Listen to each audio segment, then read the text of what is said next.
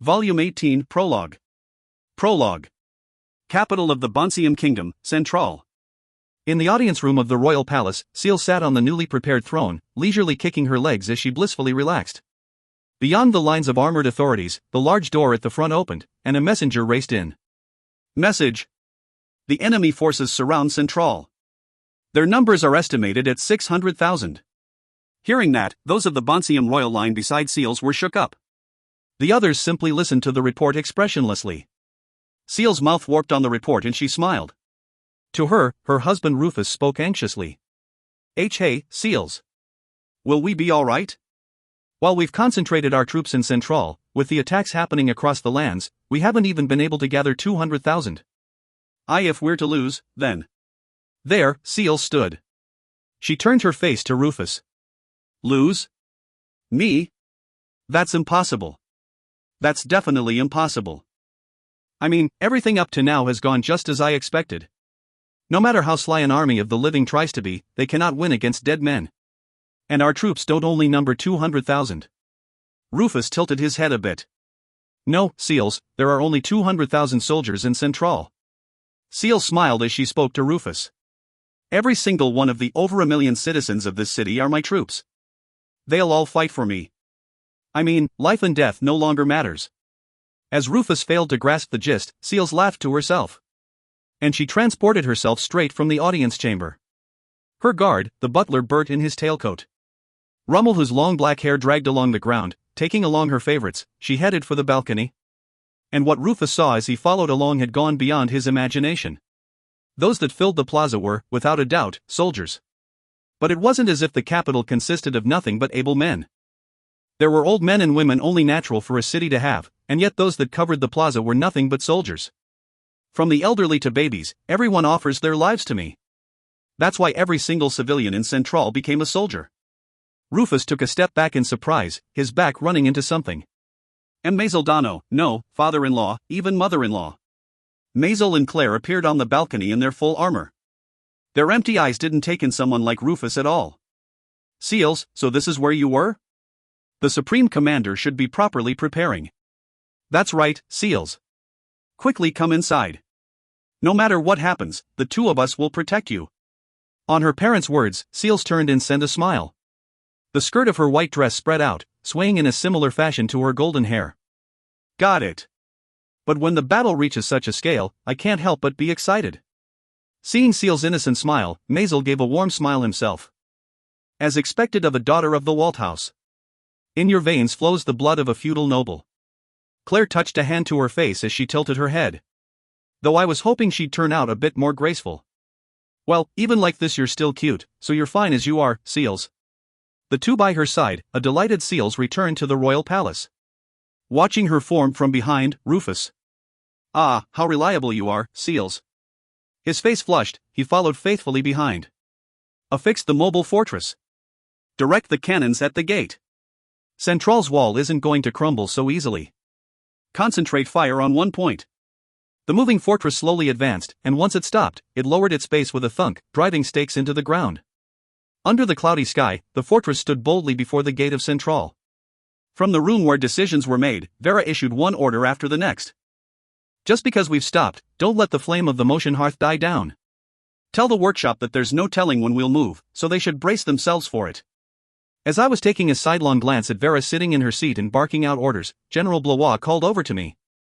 Now then, I'm going somewhere it's easier to take command from as well. Lyle Dono, properly call out to me when the attack begins. I nodded and gave a light raise of my right hand to respond before looking straight ahead. Now then, how will our opponent move on the first day? It was a large-scale battle. Will they suddenly reveal their hand to take us by surprise? Manas nearby conveyed a report. Human forms have been confirmed atop the castle ramparts. But they are not showing any reaction from your skill. They are already dead. There was a flag hoisted on the ramparts, and beyond it they were preparing to intercept. I put a hand to my mouth at this quiet beginning. How are our siege weapon preparations? Monica responded at once. Preparations are at around 70%. But there are some differences in performance among the members of this alliance. There are many armies who have yet to prepare, it seems.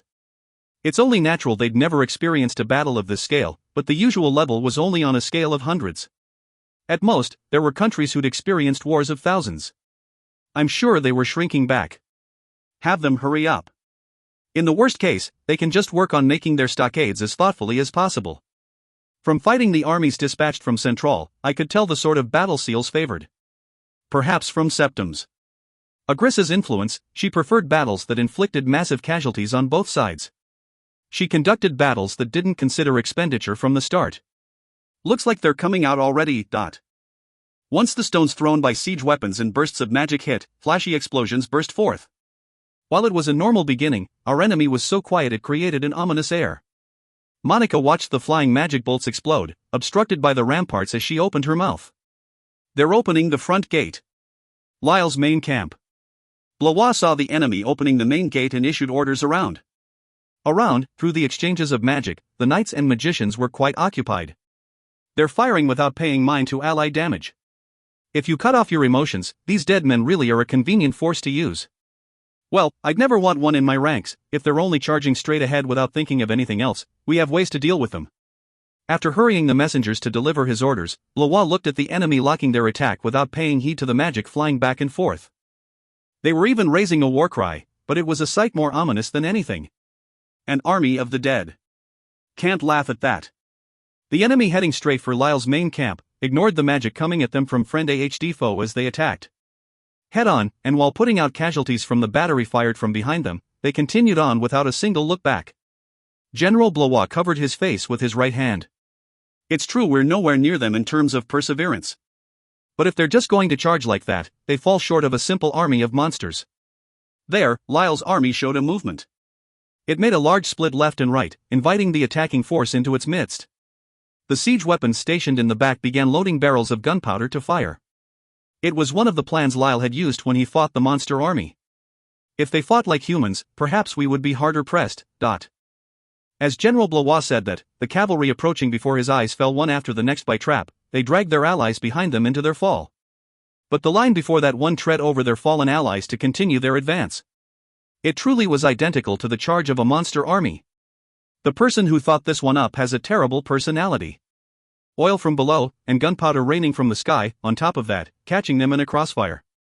The one who thought it up was Lyle, but the details were largely finalized with Miranda's proposals.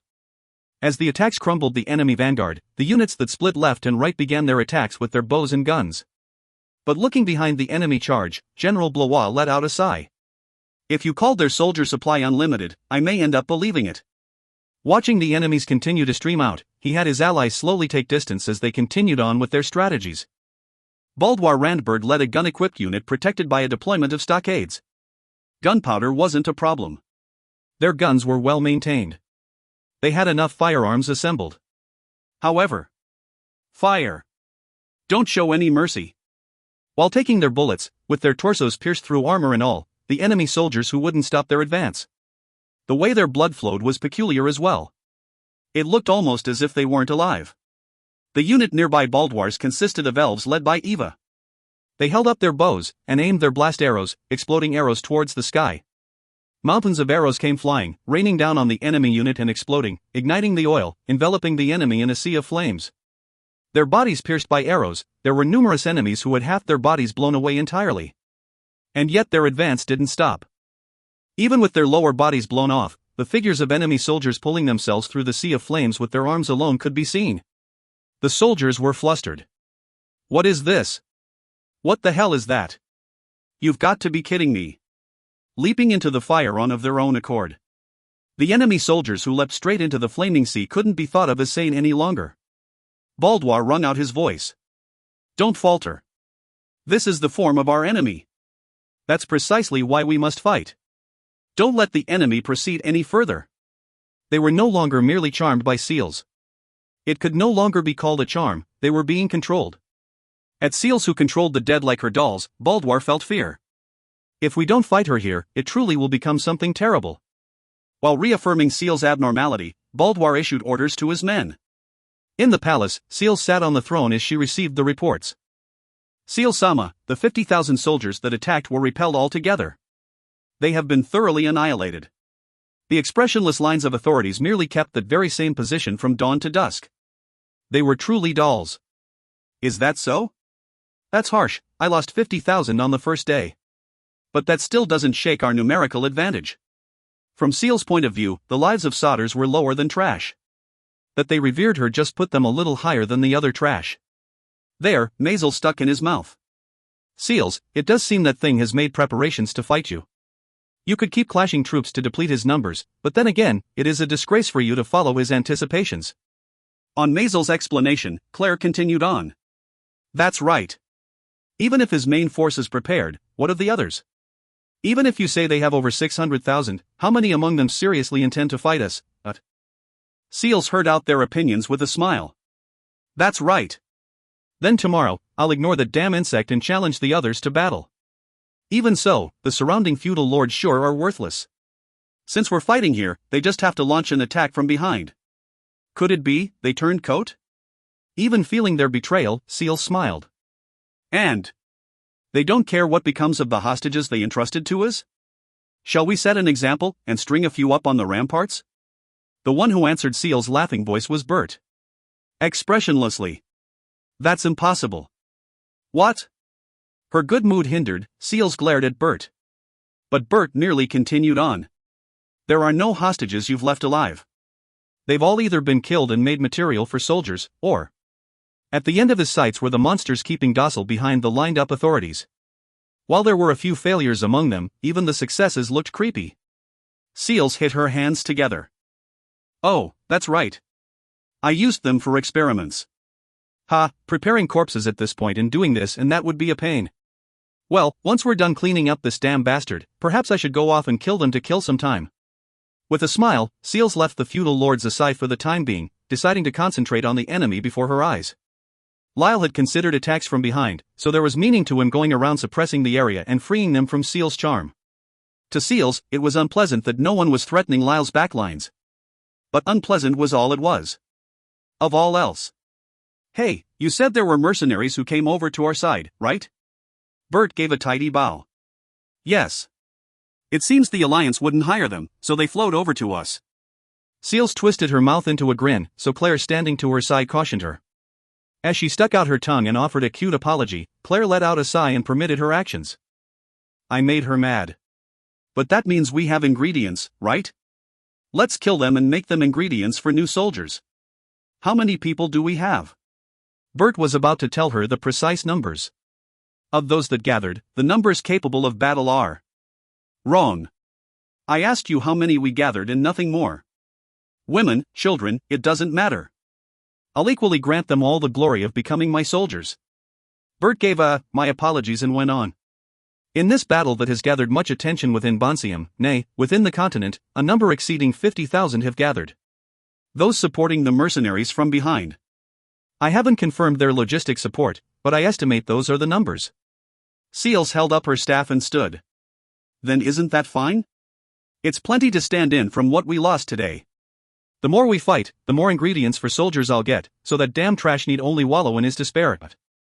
No matter how many times she repeated a pointless and futile offensive, to Seals it was always a loss she could get back on her path to victory. Now let us enjoy this battle. I want to soon see his face twist in lost hope. As Seal's laughing voice resounded through the audience chamber, the authorities who hadn't moved at all to that point began chanting praise of her. As if they were repeating a set action that had been decided from the start. Agrissa in the yellow jewel watched Seals laugh. Sitting on the jewel's throne, folding her legs, she happily watched over the girl. Adorable Seals, fight to the death all you with my beloved Lyle. I'll dote on whoever remains alive. Of course, if I had to say, Lyle's more to my tastes. As she gave a fascinating laugh, Agrissa enjoyed watching Seals with her guard so low. And she adored Lyle, who challenged Seals as well. Lyle, it will be quite a sight to see if you can defeat Seals. Even if you have Novum behind you, it won't be so easy to take down my protégé. But the moment you surmount her is the moment your existence becomes worthy of my love. I can't wait to see. As Agrissa said that and smiled, she heard Seals laugh, and laughed herself. If you find any errors, ads pop up, ads redirect, broken links, non-standard content, etc., please let us know. Report chapter so we can fix it as soon as possible. Volume 18, Chapter 1, The enemy of an enemy is also an enemy and no ally of mine. The enemy of an enemy is also an enemy and no ally of mine.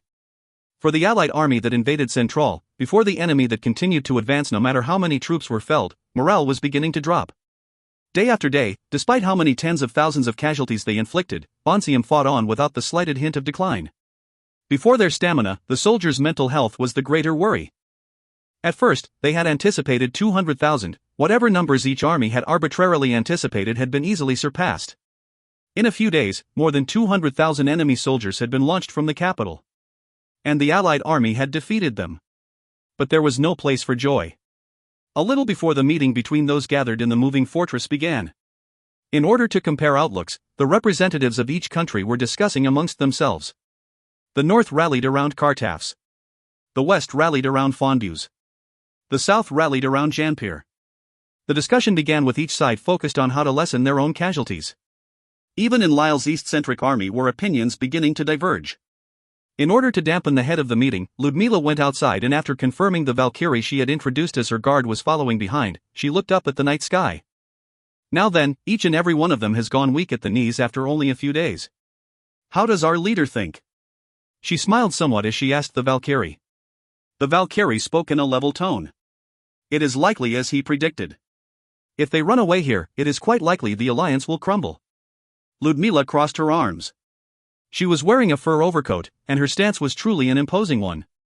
Her aubergine hair covered one of her eyes. Oh?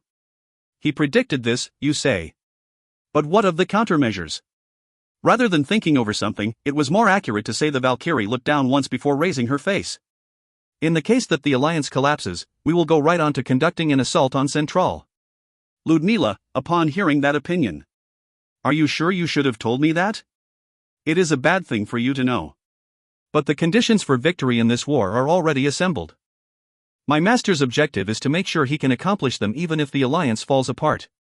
Ludmila gave a small mutter. Objective, eh? Well, that's how it goes. Ludmila had received an extent of information from Lyle. But she had to shoulder the large nation called Kartafs. The information Lyle conceded was limited, and she knew that was only natural. But she had some insight. So he's brought it to where he can contend for victory at any time. All that's left is to show us the reality of the matter, or perhaps have us crushed to lessen our power. Well, that he'll do at least that is all the more worthy of my husband. Ludmila smiled. When our leader Lyle dies, he's definitely set for hell. Well, that's only if such a thing exists. The Valkyrie curtsied. The individual himself is resolved for it. You have no need to worry. Ludmila laughed. Don't be like that. He's one to stand above others. It would be troublesome if he grew weak knees at something as measly as hell. Even if he isn't evil at heart, he's a necessary evil. I respect that. Of course, as one of the parties he plans to grind down here, I do have my complaints. As Ludmila said that, she looked up at the sky once more. The feeling of her fevered skin cooling off in the outside air was a pleasant one. My 7th day of watching the battlefield from inside the moving fortress was about to go by. Reports started coming to me one after the next. Through Monica, casualty reports from each army, and requests for reinforcements. Chicken Dickwad, Fondues has had one of their units step down. It seems the casualties exceeded their estimates. They have sent in a request for reinforcements. Gripping the jewel, I got a grasp of the battlefield as a whole, confirming that a unit on the western front had indeed retreated. With that gap pierced into, the army of Fondues was falling apart. Put Miranda in charge of the reinforcements. Tell her to bring Gracia and Elsa alone. Monica offered her opinion. Arya-san is fully prepared as well. But I raised my left hand. Arya is too earnest. Even if she's just to push the enemy back, she'll seriously try to save them with all her might, so there's a high probability she'll increase our own casualty count. Miranda's the girl for the job. Without hanging on my words, Monica instantly sent out the orders. By the firefight of magics, there were explosions ringing around, so it was considerably noisy. Looking in my direction, Vera spoke. You sure? They're allies who are helping out your cause. I shook my head. That's not the sort of thing this alliance is. It's a group that's gotten itself together precisely because the enemy called Bonsium exists. That it doesn't have a stable foundation is something everyone's come to grasp on their trek here. If I'm the only one with high casualties, there will definitely ones who will aim to profit off my battle. And even if Fondues wins this battle, they'll only regain the land they lost once before. There's a high probability they'll develop some ill-placed ambition. Those around were cooperating because the enemy called Bonsium. Seals was there, and they weren't my true allies. If they were allies, I'd use everything in my hands to save them. I wouldn't even have to purposely use seals to conduct a war to grind them down. To make sure they don't show their ambition after the war, is it not enough to show them your strength here? Vera's words were sound. Seeing the allies before their eyes perish, they'd begin to direct suspicious eyes at me, the man who was expending them. But even if they knew it in their heads, it was only human to be swayed if people were dying before your eyes, I think. I'd like to believe. In the case that I show them my own military might, there's the possibility we put them needlessly on guard, causing them to get their military together. Well, let's all get along and deplete ourselves together, is my plan. Granted, if I was in their position, I'd attack too. Better than the entrance of some warring states period post-war, at least. Once we defeated seals, it wouldn't be any fun idea the surrounding countries came to attack. And whether they be enemy or ally, beating them down when I had the chance was important. I mean, this battle was one to decide the continent's future. No, it was practically certain already, but there were some forces troubled by that decision. From the point of view of the ambition, I was nothing but a hindrance. Monica called over to me. Chicken dickwad, Miranda's unit has sortied. Shall I inform Fonbuse that we've sent reinforcements? I thought a bit. If we send notice too fast, they'll be able to complain the reinforcements were late. Delay it a bit. Understood. As I conversed with Monica, Vera seemed worried. Seeing her like that, I found myself relieved. While I was acting with the future in mind, I felt my heart get caught on something no matter how gleefully I went about it. Miranda led Gracia and Elsa's units to rush to Fonbuse's aid. Rather than the Fonbuse kingdom, it was probably a unit led by some country on the western front. Miranda with a Valkyrie on each side rushed out as she confirmed the surrounding situation. The army in the midst of its retreat was of a number that didn't reach 10,000. The small forces are putting out considerable casualties. Well, if we're too blatantly late, it'll be a pain later on, so it's about time we go. If they hurried, they could have arrived sooner, but they intentionally refrained. Arya wanted to go out herself, but having been nominated, Miranda had a firm grasp of Lyle's intent. Arya isn't suited for this sort of thing. While Arya stood out in her simplicity, from Miranda's point of view, that was also part of her appeal. Well, it's easier to work if there are less of those like me around. There, Gracia approached Miranda. Fonbuse's side's formation has crumbled. And it's continuing to break up from there. I think we should attack first and push back the enemy. The force of Gracia and Elsa's charge, thinking on an army scale, it was extraordinary. But Miranda rejected that opinion. I'll have you two give your undivided attention to command. There's an important job waiting for you, and it would be troublesome if you got injured. There, Elsa, who'd approached to verify the situation, grimaced.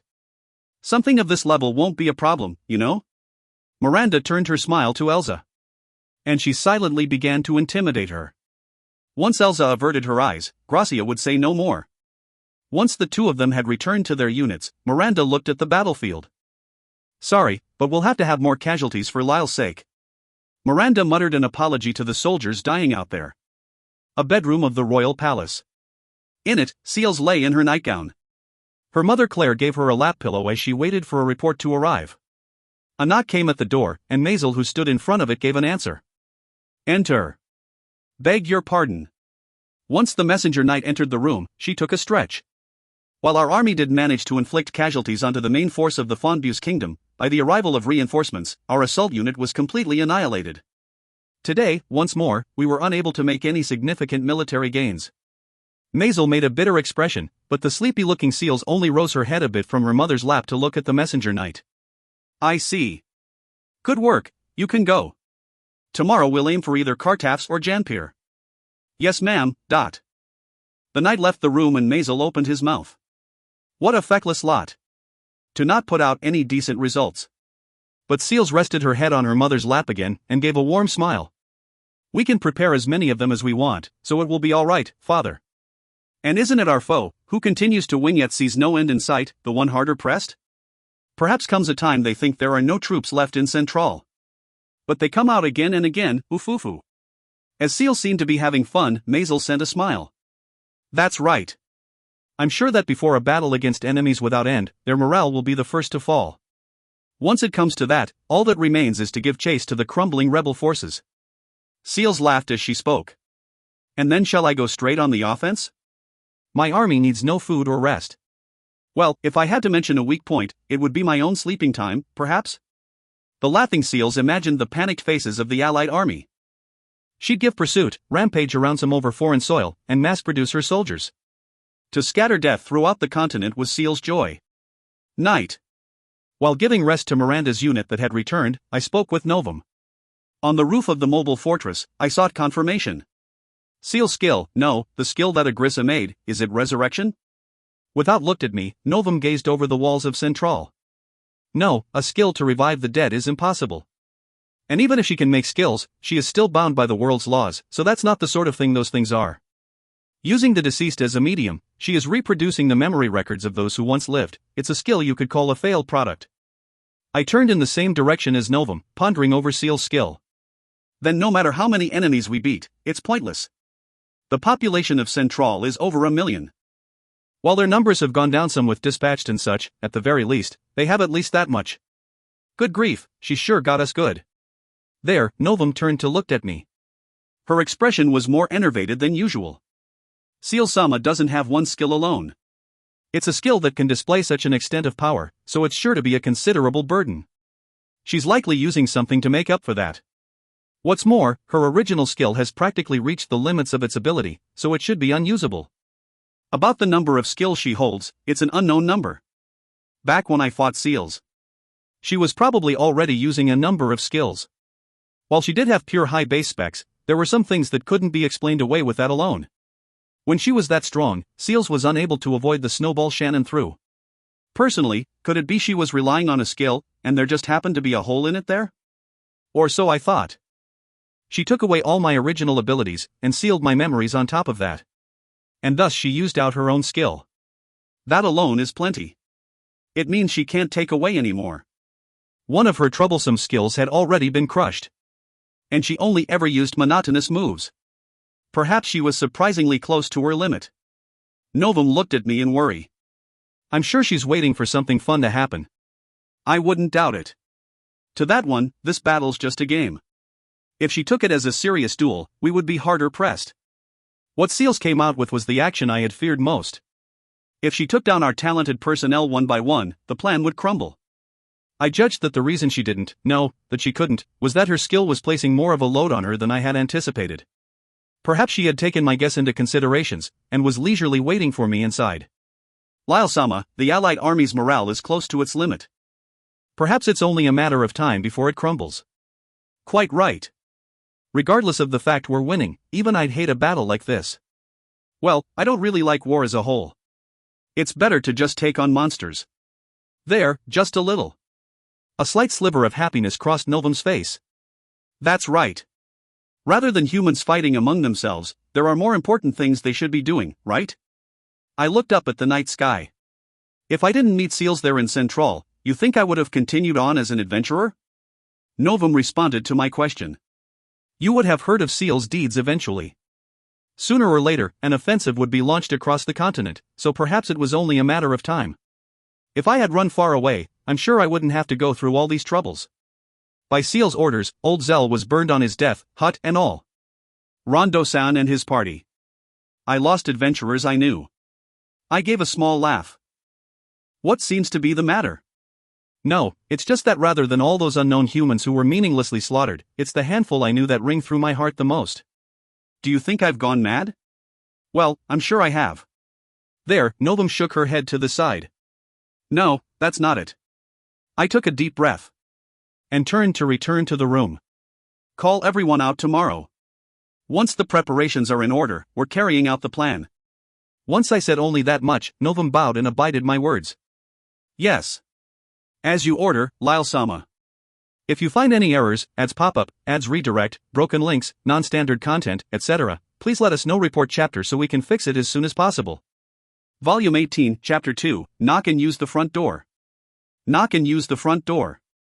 This is completely different from what you said. How long do you mean to say this situation will go on? There are already numerous countries in no state to fight on. How exactly do you plan on breaking through this deadlock? In a large tent prepared nearby the mobile fortress, the representatives of various countries gathered and denounced me under the pretense of giving advice. Before the Bonsium kingdom that showed not the slightest signs of collapse, the alliance's coordination was gradually beginning to decline. For a mishmashed group, they'd actually held up quite well. There's also how they were underestimating seals, so I was able to use these circumstances greatly to my advantage. 10 days had passed since we began our attack on Central. Expending one another as we fought, it was blatantly visible that Cleese, who held the power to manipulate the dead, held the advantage here. There was no need to panic. All eyes gathered on me. Among them were some brazenly pointing their fingers and raining down jeers.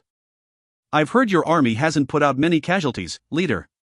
It couldn't be you're merely looking on over our expenditure, could it? And you plan to make off with all the good parts.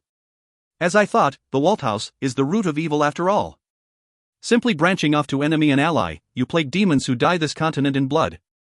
Thinking that was going too far, some did try to cut in, but I held up a hand to stop them. In all truth, if you looked at it calmly, it was only natural that my casualty count was different from the other countries. We had prepared so long for this day. Our seal was different than those countries who just tacked themselves on along the way. Of course, it's true I was looking on as they dulled their blades. I'll pretend I didn't hear the latter part. Keep in mind there won't be a next time. But before an enemy that continues welling up, no matter how many we defeat, if we fight any longer, we will face defeat. Our troop morale is on a downward spiral. For the enemy soldiers who knew they'd die from the start, there's no way they were thinking of what was to come. They simply charged and trampled their comrades, and killed the enemy before their eyes. It didn't even seem as if they felt any pain. From our allies' point of view, they were fighting every day with such a scary foe before their eyes. Their stamina was one thing, but they were quite cornered psychologically. I stood from the seat in which I sat today. The tool to destroy Central's wall is complete. In order to overcome this deadlock, we will launch an attack on Central. But if you say we're going off to take all the good parts, then I'll just have to call it such. We will be charging on Central, so those who wish to join our offensive, name yourselves here. In the city of Central, where they didn't know how many more enemies lay, when I mentioned charging straight in, those around began to stir. But there was no one to give their name. The king of Fondbues raised his hand. The walls of Central are thick, and they boast a high resistance to magic. I can't think you'll be able to breach them so easily. What's more, with the attacks we face every day, we've yet to install any decent furnishings onto them. You say breaching them is possible? I've sent around some hands to collect information myself, but not one of them has returned. And I doubt you'll say something like blow it up from inside. Looks like he did have something going for him as king. Perhaps because the 7th had put him through so much pain, it seems he thought I was to blow down the gate from within. But this time I was going to use a frontal assault. No, we're going in from the front. Because that's what we've been preparing for. I looked to the back of the tent. And the tent's insides grew noisy. It couldn't be you planned to ram that into it? But still. No, it's possible. Even if you can't breach it, it will make for a foothold. Within that rowdy tent, I gave a light raise of my hand. Once things went quiet, I poke. Tomorrow morning, my army will launch its attack. And opposing opinions? If you have an objection, you'll have to provide an alternative. If you have something to say, then put out a better plan. That was enough to shut them up. In all actuality, every force participating should have already sent people and skill holders to infiltrate the other side. But seeing as they hadn't gotten any results, it seems they were all hesitant. In order to break through the present situation, my opinion was accepted and the meeting came to a close. May raced across the sky in her Kalin form. She flew through the airspace around Central. Ah, how irritating. The one chasing after her at full speed was a black Kalin. With a horn of deep red, she silently gave chase to May. But she hadn't taken a single breath. As if she were a child's doll, that sort of Kalin. Could you cut me some slack already? Dodging to the side, a line of light raced down where she had been. On the flash of lightning, May felt a slight numbness. She doesn't get tired, and she can let off that much lightning. Both sides clad in electric discharge, they tried to pierce their horns into one another, letting sparks fly as the horns clashed. Looking into the enemy Quilin's eyes, she found they were blood red. And there were no signs of life. Can you understand my words? While she called out, the enemy Kalin showed no reaction. But as she opened her mouth, her sinister, large fangs placed all over in absurd places caused even May to feel pity. Whenever she tried to conduct recon on Central's interior, the black Kalin would get in her way. She had encountered her a number of times, and always took her on like this. But no matter how many times she pierced the black Colin through, or how much lightning she rained down on her, her foe would revive in no time at all. If May lost a limb, it would grow back, but that would take some time. When I see one of my race in such a state, I do want to save them, but I don't have the time right now. So you'll have to wait for next time. Parrying her foe's absurd power, May sent the black Colin barreling towards the ground before running away from Central's airspace. The Colin, perhaps tasked with protecting Central from aerial attacks, didn't give chase. I couldn't really do my job. My comrades aren't gathering either. How should I explain this to Lyle? A disappointed May turned to look back a little further away. From there, she could see the black Colin gazing at her.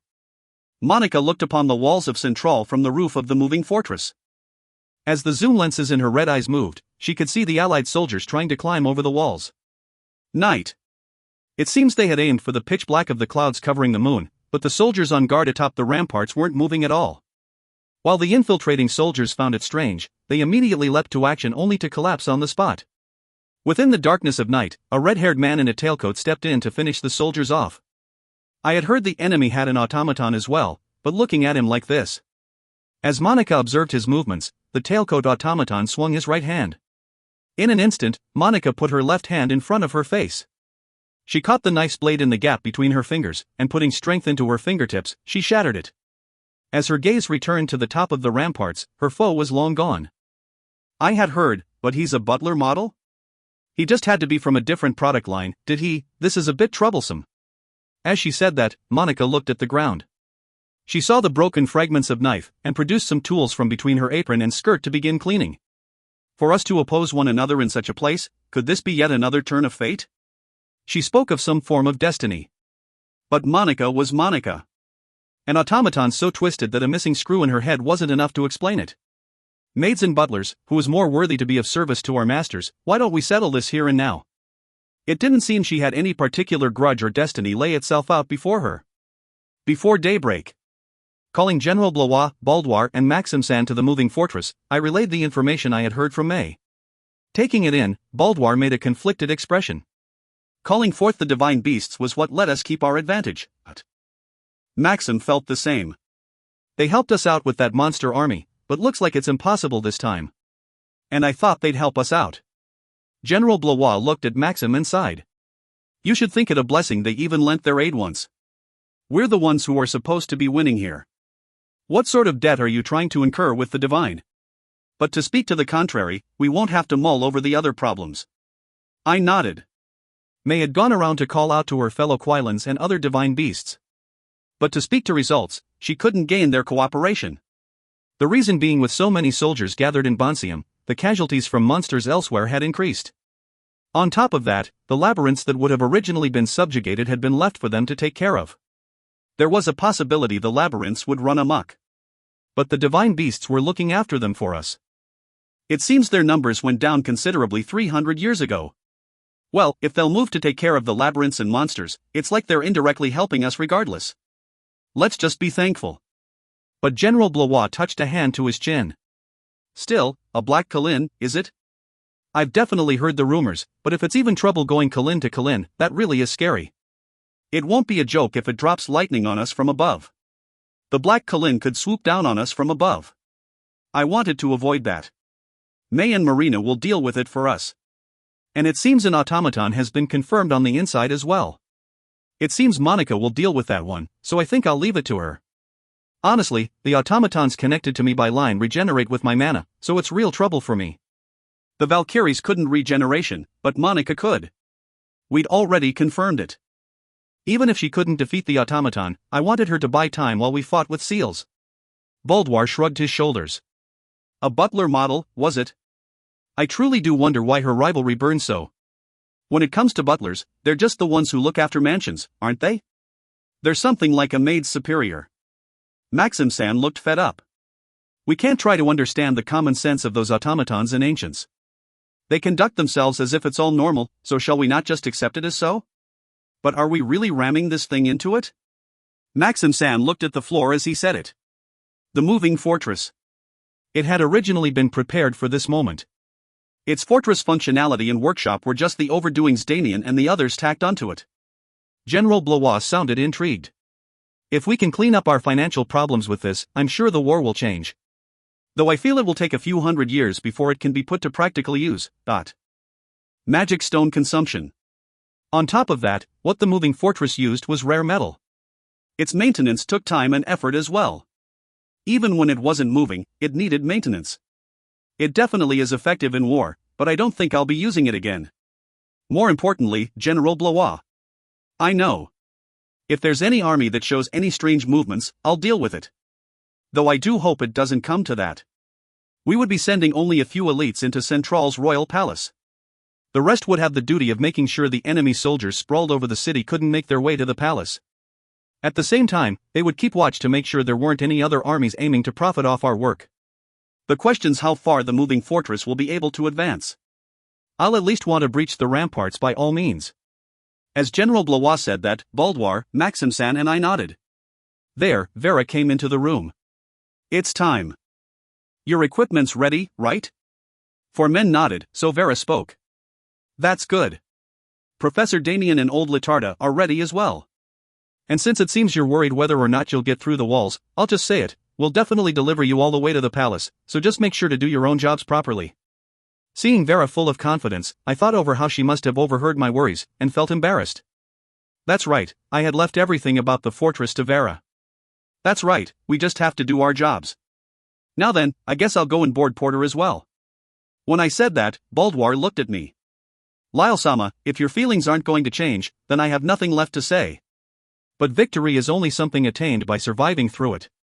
Taking one another out is the same as defeat. His serious eyes.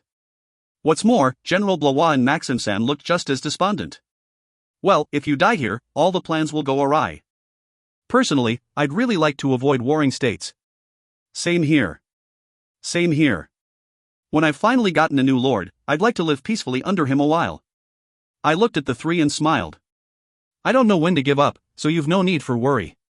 It's the bad boys that change the world, you know. Vera laughed some to herself. Now let's go. The command room of the moving fortress. In a room where nets of iron coated the windows, everyone wore thick clothing. Vera turned to her subordinates, the sailors and captain. Now here's our big job. We're going to charge this thing straight into Central. How's the motion engine's condition? A sailor confirmed it and responded in a loud voice. Optimal condition. If we don't start moving soon, the heat's going to melt it, or so they've started to complain. Vera nodded. Everyone's properly wearing their seatbelts, right? The captain nodded. Milady, when you're giving out orders, make sure you don't bite your tongue. It's going to be a bumpy ride. Belts and handrails for the impact was something Monica and the automatons proposed, while Damien and Latarta implemented. The moving fortress that was made with a premise as absurd as assault had been drafted up from day one to fulfill its role. Vera took a deep breath. All right. Charge. Blow away those walls of Central. You heard her, men. Let your guard down because we're on land, and you won't get off lightly. Show them the backbone of we men of the sea. The voices of men resounded through the room as the mobile fortress took a large lurch. The stakes that fastened it to the ground were removed, and it began to move. Damien, who sat in a chair with a seatbelt, removed his glasses and handed them to an automaton nearby. By the calculations, it should be able to break through. Sitting to his side, old Latarta's eyes were sparkling. We'll use it to destroy the ramparts and breach. When I first heard it, I thought it idiotic, but when I really got into it, 'twas a blast. Both Damien and Latarda were truly having fun. The outside scenery gradually began to gain speed in its flow, indicating the fortress acceleration. Vera's large voice rang out. Hurry the preparations on the pile bunker. There, the moving fortress chimney-like stack fell over. The large pipe falling to a horizontal, and lining it up and down were cylinders smaller than the central one. Concentrated fire from the enemy. By the fortress movements, magic fire was concentrated onto it. The fortress shook. While it had the minimum necessary magic shield up, the impact still weakened its forward momentum. We knew that would happen from the start. Get back at them. The fortress cannons blew fire straight at the walls. The distance had lessened, and breaching enemy shields, cannon shells struck the ramparts one after the next. But while they were able to spread cracks, they could never break. We're going to collide. On the sailor's voice, everyone braced themselves.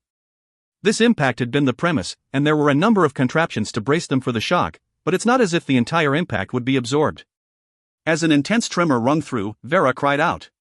"Ignite the cannons!" The captain cried, "Hurry and light it!"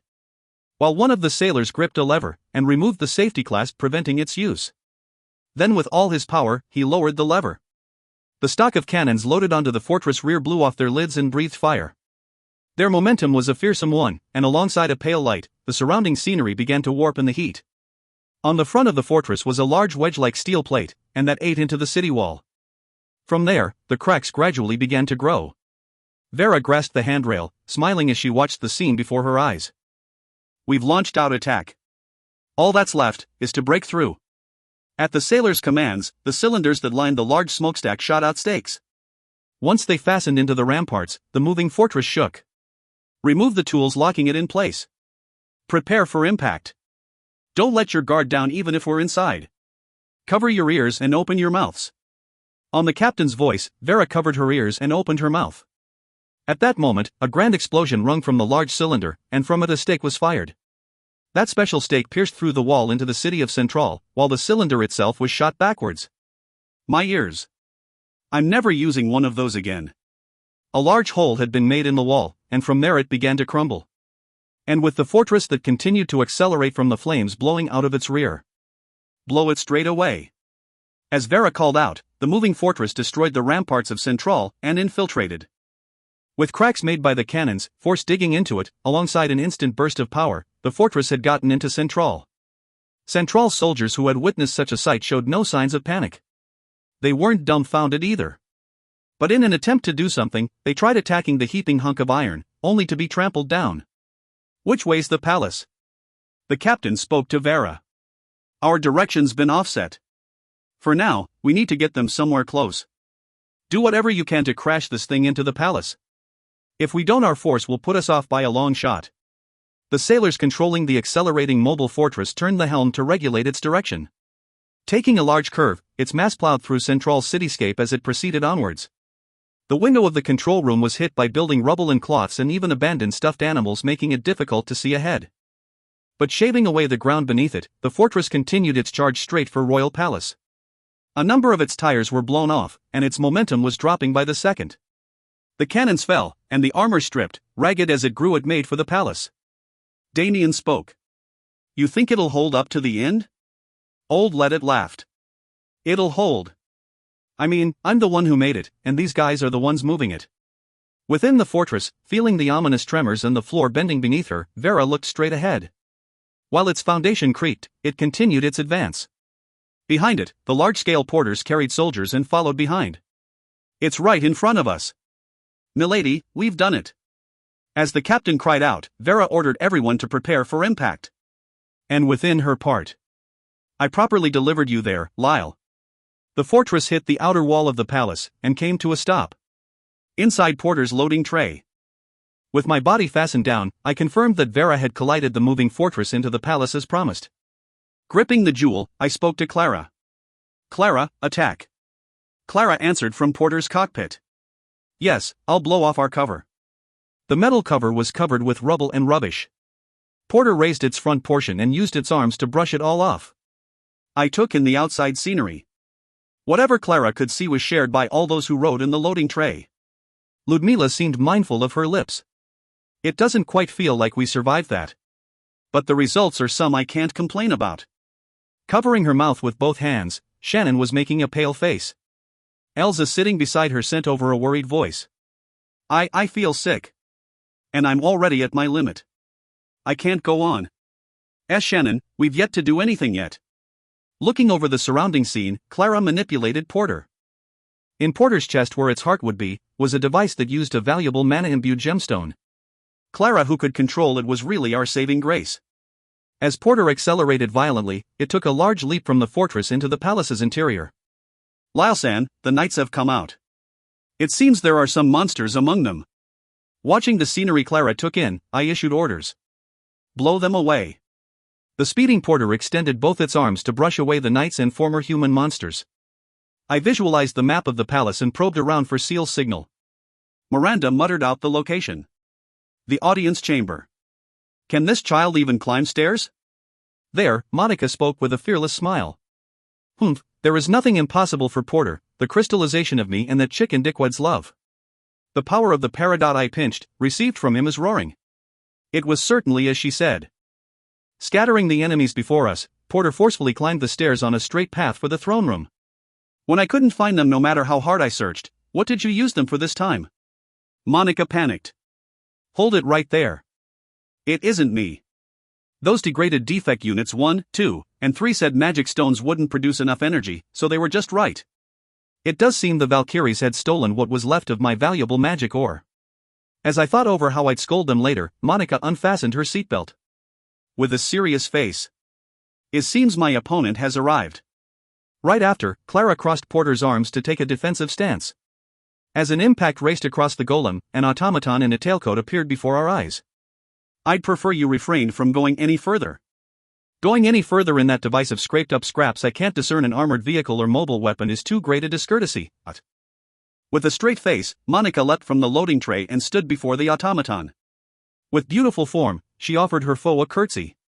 It's laughable for a damn piece of scrap who cannot understand the lovableness in this crude design to speak of discourtesy. Are you a butler model automaton? Once is enough, I always wanted to beat the crap out of one of you lot. Monica reached into the gap between her skirt and apron, producing a large hammer and a device with a drill from within. Her foe took a bow brimming with etiquette. I always hated the fakes from that country who could never do more than imitate. Very well. I shall scrap you here and show you our difference in specs and class. I popped my head out of the loading tray's roof. Monica! Go on. I'm sure my sisters will meet up with me later, so go ahead and leave this to him. What? Who would have thought I'd be able to say one of the lines I always wanted to say here? Ah, so she was the same Monica after all. You better come later. Turning to me, Monica smiled. Yes, I'll definitely follow later. For my default position is by a damn chicken's side. Saying that, she turned to face the enemy automaton. If you find any errors, ads pop-up, ads redirect, broken links, non-standard content, etc., please let us know. Report chapter so we can fix it as soon as possible. Volume 18, Chapter 3, Black Kalin Rummel. Black Kalin Rummel. The mobile fortress that had charged into Central's royal palace was on the verge of collapse. But it had successfully fulfilled its role, and no one felt despondent about it. Even its manufacturer Latarda put a hand on the wall as he muttered, "You did a good job." Damien Vaillet. Damien of the Dolls pushed up his glasses a smidgen with his fingertip to reset their positioning as he raised up the staff he held in his right hand. Going outside the fortress, his 3 armed automatons took on a defensive formation around him. Now then, shall we do our job? If we succeed here, he said he'd make me director of the National Research Institute.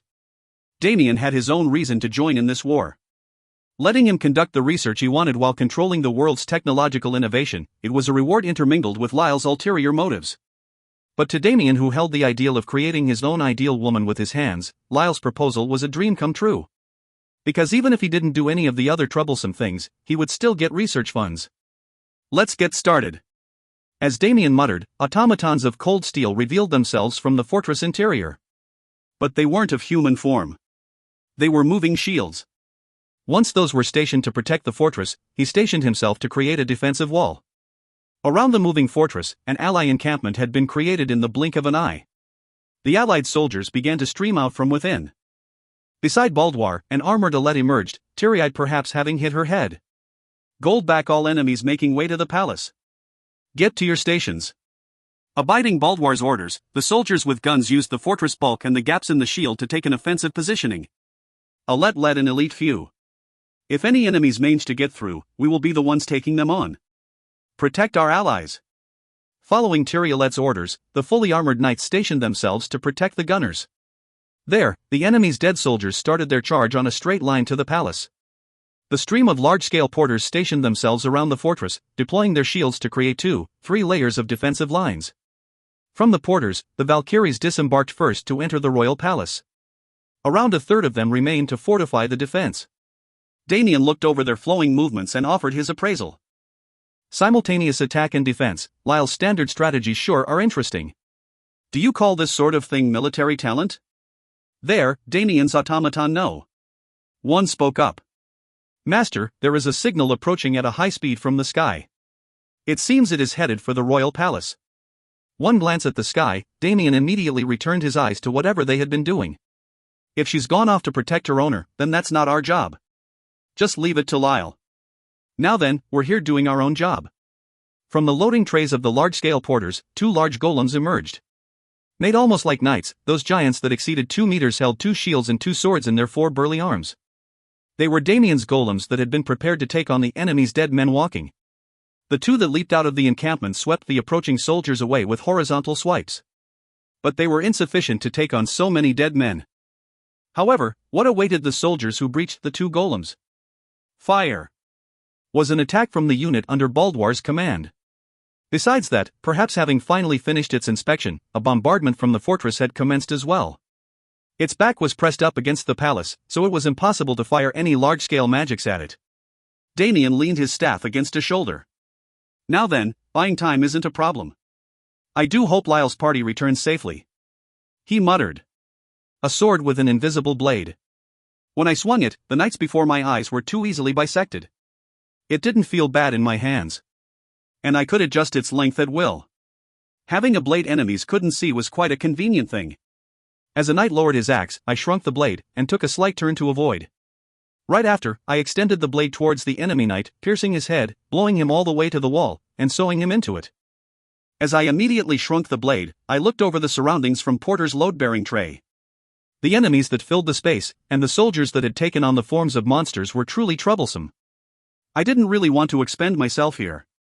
Perhaps you could call it a cipher sword. The silver weapon the third had left behind was truly easy to use. But we were surrounded by enemies, making for quite a troublesome situation. What's more, this is the worst. As I looked up, the ceiling was pierced through by a human form with long, much too long black hair. A girl whose mouth parted all across her face had appeared before me. While she trampled a few dead soldiers beneath her, it seemed such a thing was irrelevant. Opening her large mouth, the drool began to drip out. Doesn't look like words will get through. It's just as May said. As I thought to take on the Black Kalin before my eyes, May and Marina rose out of the loading tray. May stretched out her arms as she looked at the Black Kalin girl. This one's opponents are me and Marina. One-on-one is a bit rough, but if there are 2 of us, I think we'll be able to manage this rampaging child. I sent a glance to May and Marina, and the 2 of them seemed quite up for it. I had wanted to leave them as forces to use against seals. But we were short on time. I turned to May. All yours. Come back safely. It's a promise. You have to keep your promises, so I'll definitely be back. I glanced at Marina-san as well. Marina-san, you come back safe too. Treating me like an extra? Well, that's fine too. She looks like a strong one. Not lacking as an opponent. My blood's been boiling a while now. Even my spine is shaking. Telling me this one's strong. If it's not, I feel I can even go to my 3rd stage in one go. The protectors adorning her arms and legs had been reforged by old Litarda. Apparently she used a skill to turn into a beast, but even when that happened, they were made so they'd protect her body without being blown off by her changes in size. May looked at the Black Kalin. Now then, there are quite a few hindrances around. A number of approaching responses came from behind. Busting through the wall, the armed Valkyries flooded into the room crowded with enemies. May seemed impressed. Perfect timing. So, shall we be off? May was clad in electricity. As I covered my face with my left hand, Marina to her side clad herself in flames. Growing to an adult form, blue scales ran down May's arms and legs. She was getting a fell for her form. Meanwhile, Marina-san who'd grown a size larger had taken on a form you could call a beastman. I had heard of it before, but this was the first I'd even seen their serious fight forms. There, perhaps feeling provoked, their foe opened her large mouth and closed it down on the dead soldiers around her. I thought she's finally lost it, but once she'd eaten a few, the Kalin before my eyes managed to change her form in a similar fashion to May's. She let off black lightning, and the form that came out was even closer to beast than hers. Both her legs were Kalin legs. Her arms were human, but her hands were unnaturally large. She had sinister thorns growing all over. Her mouth opened even wider, and rather than a Kalin, her anatomy was closer to a Sawajan. How thorny. As I said that, May leaned over a bit. It's a painful sight. I have to end it quickly for her. Right after, May kicked against Porter's roof and sent herself barreling towards the Black Kalin. Marina-san followed behind. Ah, it's getting fun around here.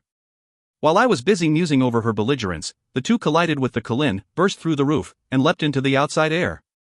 Around the Valkyries took on the soldiers. A swing of Porter's large arms sent dead soldiers flying. We made our own path as we proceeded on. At that moment was a knight who leapt into Porter's loading tray. "You're in the way." I slashed diagonally from below, extending my blade to cut my foe. As I cut through, the force caused his helmet to fall, letting me see his face. Orange hair, and I thought I'd seen him somewhere before. A young male knight who participated alongside us in the Griffin subjugation looked at me through his hollow eyes before he slowly collapsed onto the lading tray floor. Marcus San. The Surcree house. Miranda's younger sister.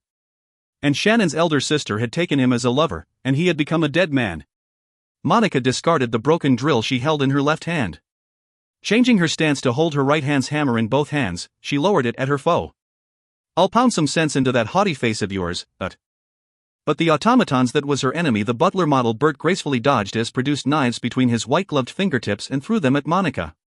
From her apron, she produced a tray to serve as a shield as she swept her hammer to the side. Bert elegantly jumped to avoid, doing a single rotation in the air as he took two handguns from his inner pocket and pointed them at the maid. Monica left her hammer behind, leaping from the spot. From the points of the guns raced lines of light, scorching the floor with their heat. In the end, you're a fake distributed to the public for civilian use. You're no match for a true one such as I. For I was designed for the very sake of protecting important personnel." His red hair swaying, he landed as he pointed his guns at Monica, letting out attacks in quick succession. But Monica rebutted. Fake, such rilings will never work. And while we imported your notions of maids and butlers, we were the first ones to develop automatons. If we're speaking of fakes, then wouldn't that have to be you? Monica predicted her opponent's attacks, dodging them as she exchanged words. They were both automatons, but as they shared no link, they carried out an analog dialogue. As Monica hid behind a pillar, Bert pointed both guns to melt it. But Monica was no longer there. Without a shred of refinement or history. An existence merely birthed of perverts whose passions grew as they saw no further than the surface. Just what's so wonderful about that? Rather than an automaton constructed with the goal of sexual service, I'm saying I hold a far greater worth. As Bert looked up, Monica swung at him with a broom-like weapon in her hands. He caught it and destroyed it with his gun. Bert showed no panic. Monica spoke. "What's wrong with sexual eyes? I can answer any form of request, what of it? I'd quite appreciate if you didn't force your sense of values on us. And, you lot are fully capable of answering sexual demands as well, goddammit." Monica launched a kick while Bert held knives in both hands to cut at her. She blocked with the remains of her broom, but her clothing was beginning to receive damages. Her foe was the faster one. The maids you call maids are no maids at all. They are no more than harlots in cosplay. Existences that demean our worth. Despicable existences. You're quite the noisy one. That's just the sort of culture we have. Before you complain about some other country, why not learn to take a look at your own? I'd like it if you didn't pin the blame for your own lack of worth on us. As he kicked Monica, she leapt back. Spinning horizontally, she landed so as never to show the contents of her skirt and glared at the butler. That they held animosity towards one another wasn't only from the relation of maid and butler. The various circumstances of the countries that manufactured them were mutually exclusive. To the space where they contested in skill, the Valkyries arrived. The ones who had come were the unit who held the same face as she, Unit 1, as well as 2 and 3. All 3 units had specially prepared bodies. The binders on their backs had grown even more wing-like. "We have come to help out, scrap metal." As Unit 1 said that, Monica spoke without taking her eyes off of Bert. "I'll give you my thanks for now. But the enemy's output is too high. He's showing specs above the data. There is a possibility he's sucking considerable power from his master." Monica took a test tube from her pocket, removing the lid to drink down the red liquid inside. It was liquefied magic stone, mana, energy. She was replenishing her energy. "I want to reduce the burden on the chicken as much as I can." There, Bert gave a grin. And he revealed the insides of his tailcoat. In it, valuable gemstones called mana crystals were sewn on in absurd numbers. Taking one in his hand, Bert crushed the gem. As the fragments sparkled as they melted into the air, the damage he incurred in his battle with Monica regenerated. She said I could take whatever I wanted from the Bonsian royal treasury. While I grudgingly serve that detestable master of mine, well, when it comes to resourcefulness, she beats out your master. Monica's eyebrow twitched. I can't let that one slide. The only one in the world allowed to speak ill of that damn chicken is this Monica. And you're reluctantly serving your master? Learn some shame. You've no qualifications to speak of elegance or worth. And the best service lies in serving those without the resourcefulness. As I thought, you've developed a negligent mindset. Towards Monica's railings, Bert's expression twisted. It was an exchange one wouldn't think was coming from automatons. Units 1, 2, and 3 opened their mouths. So in the end, that is all he is. The butler brags of his master's jewels? Really? How pitiful. For the master who has a butler like you. To the riling 3, a vein popped up on Bert's head. The real question was whether there really was a need to reproduce such an expression on an automaton. Bert took a number of gemstones from his tailcoat's inner pocket and crushed them in his hands. There, he began releasing Gatling fire from his guns. I'll break you into pieces so small regeneration will become impossible. For such unsightly imitations. Disappear. As Monica moved from that tattered space, she launched an attack on Bert. All the weapons she held were on the forefront of the era. But from Bert's point of view, they were all behind the times. Monica thought. When my energy's restricted over here, he's raging so flashily. I'm starting to doubt whether or not I'll be able to buy time. If it really comes down to it, I'll have to resolve myself. Perhaps I'll make the chicken dickwad cry again. Inside, she apologized to Lyle. If you find any errors, ads pop up, ads redirect, broken links, non-standard content, etc., please let us know. Report chapter so we can fix it as soon as possible. Volume 18, Chapter 4, Lyle and Seals. Lyle and Seals. We'll break through. I heard Clara's voice. Porter's tires spun round, ripping the carpet on the floor to shreds as it proceeded forwards. Getting into the loading tray, I nodded. Since we were connected through my skill connection, we could communicate with nothing more than thoughts. Spinning around its arms as it blew away the monsters and knights around, Porter charged on. Heading for the stairs, and destroying them as it went up, at the end of its climb a large door came into view. The audience chamber, where Seals awaited. Clara, knock it off its hinges. The cannon furnished on Porter blew fire. There were 2 cannons that could only fire a single shot loaded onto Porter's shoulders. As the fired projectile blew away the door. Novum! Porter was enveloped in a shield of light. Porter charged forth wrapped in a magic shield, through the opening to the audience chamber that was once fashioned to show off the dignity of the greatest country on the continent. In the vast room, I thought there would be enough soldiers for it to feel stuffed, but... that's quite an interesting toy. We've finally come all the way here, Seals. I glared at Seals as she gave an unmotivated golf clap. Finally, we had made it this far. So you wanted to see me so badly? I didn't want to see you in the slightest, but when I think of how I erase you from this world, perhaps it's best we met after all. Do you want my praise? Want me to say you worked really hard? But you see, I really hate you, so we won't be having any of that. On our reunion, Seals seemed the same as always. She could be being manipulated by Agrissa acting as such to dull my resolve, but that didn't look to be the case. Looking straight ahead, Seals slanted her body into an extravagant throne, taking on a brazen attitude as she Saturday. When we were the ones who barged in, she didn't seem very surprised. More than that, she seemed amused.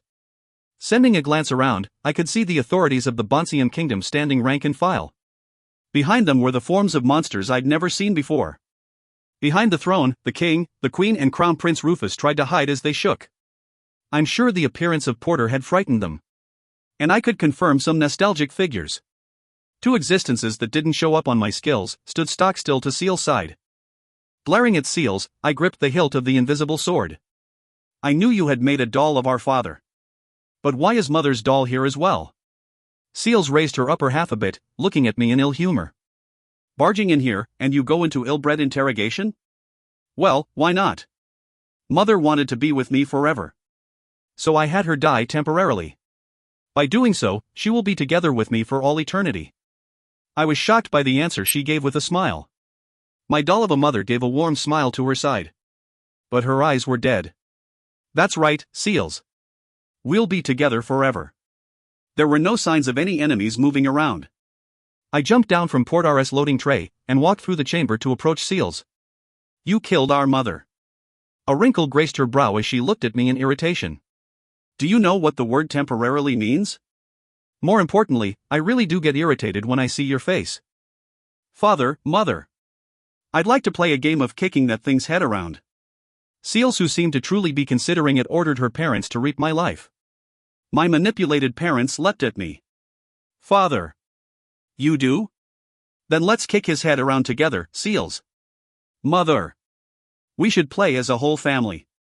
It'll be a treat, dear Seals.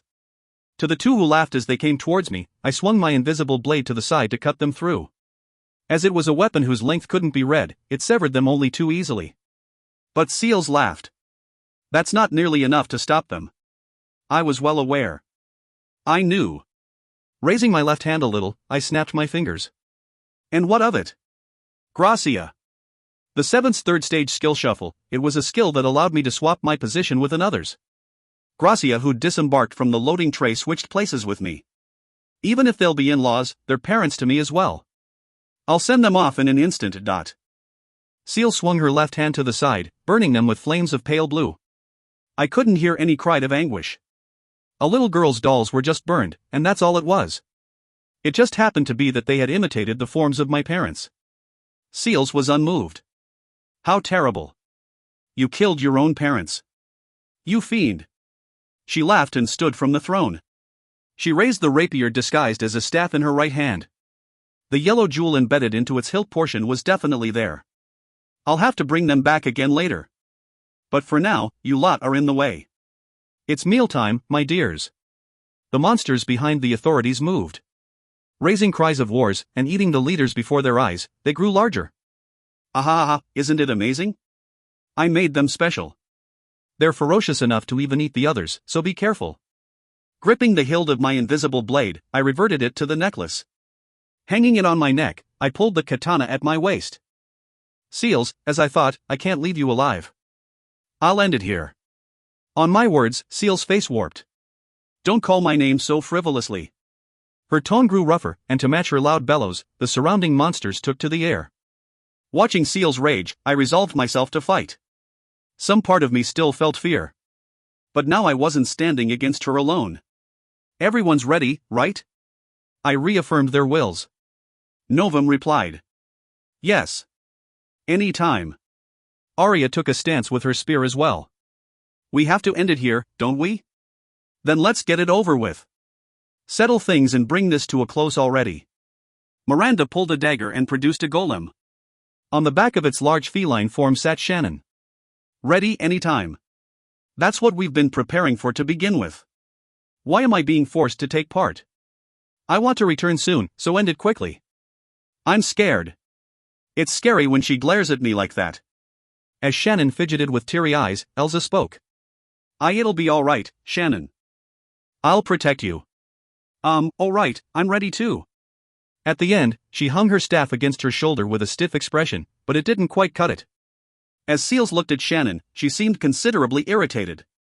Clara spoke from within Porter. Ready here as well. Porter's in optimum condition. Eva was somewhat excited. I'm delighted I can take part at the best stage. We'll definitely win and make a hero song of you. May wasn't here. But I knew she was fighting alongside Marina-san somewhere in Central. Vera was outside issuing orders. Monica was holding back the automaton. Gracia took a stance with her spear that had a buckler attacked at the hilt. A single look and I can tell. That one's trouble.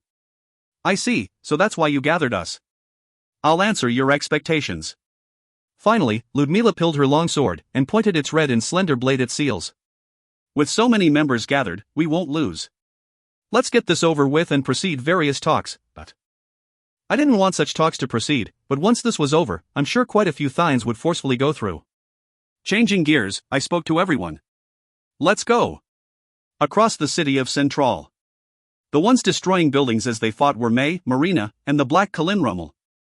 The close of Rummel's gargantuan mouth was prevented by Marina, who stepped into her jaw and crossed both her arms above her herself. This one's tough as hell. Cut up, beaten, minced or burnt black with magic, their foe would instantly regenerate. Perhaps eating whatever dead soldiers around replenished her mana, but whatever parts she lost were instantly turned back to normal. May spun circles in the air to build up momentum, launching a sharp kick backed an absurd amount of force into Rummel's neck, but how hard? Feeling a tingling pain in her leg, May parted from the beast. The impact freed Marina from her mouth, and landing while sliding across the ground, she looked at Rummel. The black Quillen's body pounded into the ground forcefully raised its limbs, some bones broken, and some parts blown away. Looking around, it called soldiers. And those soldiers quickly crept right up to her to be eaten. Making a crunching sound as she ate, and regenerating, Rummel raised a roar. Che, I thought we'd gotten rid of the soldiers in the area. Marina clicked her tongue, but the area was already overflowing with soldiers. Defeat the ones in the immediate vicinity, and they'd gather again in no time. May waved around the leg she'd used to kick, tapping it against the ground. She's even got rare metal implanted into her. She really is a doll. Rummel leapt at May, sweeping her large hands in a downwards motion. May jumped to dodge, and from her head, the horns growing backwards from just above her ears let off light, hammering magic into Rummel. An electric discharge assailed her, but it only burned the surface without any evident effects. As a K'lin all the same, it seems she did have a resistance to it. The place is covered with her feed, what's more, unlimited stamina, this really is troublesome.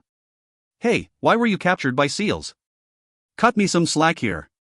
Despite the large mouth Rummel boasted, she would never answer to May's words. The single automaton Bert took on Monica, alongside Valkyrie units 1, 2, and 3. They ran about from the Gatling fire he unleashed from both hands. It was a laser optical weapon, and if it hit, it wouldn't just hurt.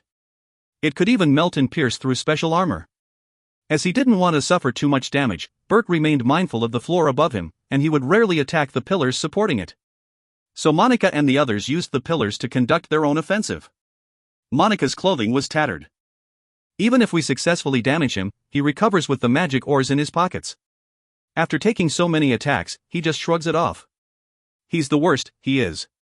Looking at a different pillar, Unit 2 had lost an arm. Up the opposite side, Unit 3 had used her binder as a shield, losing it in the process. They were all ragged. Nearby, Unit 1 had portion where the surface of her armor had melted. She spoke to Monica. At this rate, that one's going to get past us to our master. Bert circled around to attack Monica behind the pillars. Before his overwhelming firepower, Monica made a calculation and affirmed it truly was a terrible situation. That alone I shan't accept. If this one gets through to the damn chicken, even if he's cut through, there will definitely be casualties. I definitely can't permit that. If there were sacrifices, Lyle would be saddened. Monica immediately predicted it, and came out with the optimum option. From the start, we were mere constructs. Then there's only one option. As she moved to run from Bert's circling, Unit 1 followed behind. If he loses you, Master will be saddened too. Humph, that witch's Monica shall live on in his heart for the rest of his life, so that's alright. And making sacrifices of the others is something my aesthetics won't permit. Unit 1 gave a light laugh. Something the matter? No, those are quite some aesthetics. Even if the others are made sacrifices of them, selfish aesthetics that stand as long as those in your immediate surroundings remain safe. Approaching from behind, Bert called out. You sure have some leisure to chat away like that. I'll bring you to an end soon enough. Breaking another oar, he raised the output of his attack. A hole opened up in a portion of the floor, and Monica and Unit 1 leaped over the melted portion. Monica spoke to the Valkyrie. Sorry, but you'll be accompanying me. I alone am not enough to take him down, my apologies. There, Unit 1 shook her head. With the same face as Monica, the twin tails she shared swayed to and fro. I mind it not. Rather than spending it in inactivity, it's a much better use of life. For the fact that we all have meaning is something you taught us all. Monica stopped on the spot and turned towards Bert. Then off we go. Taking out and drinking down the last test tube she had, Monica took out a weapon in both her hands.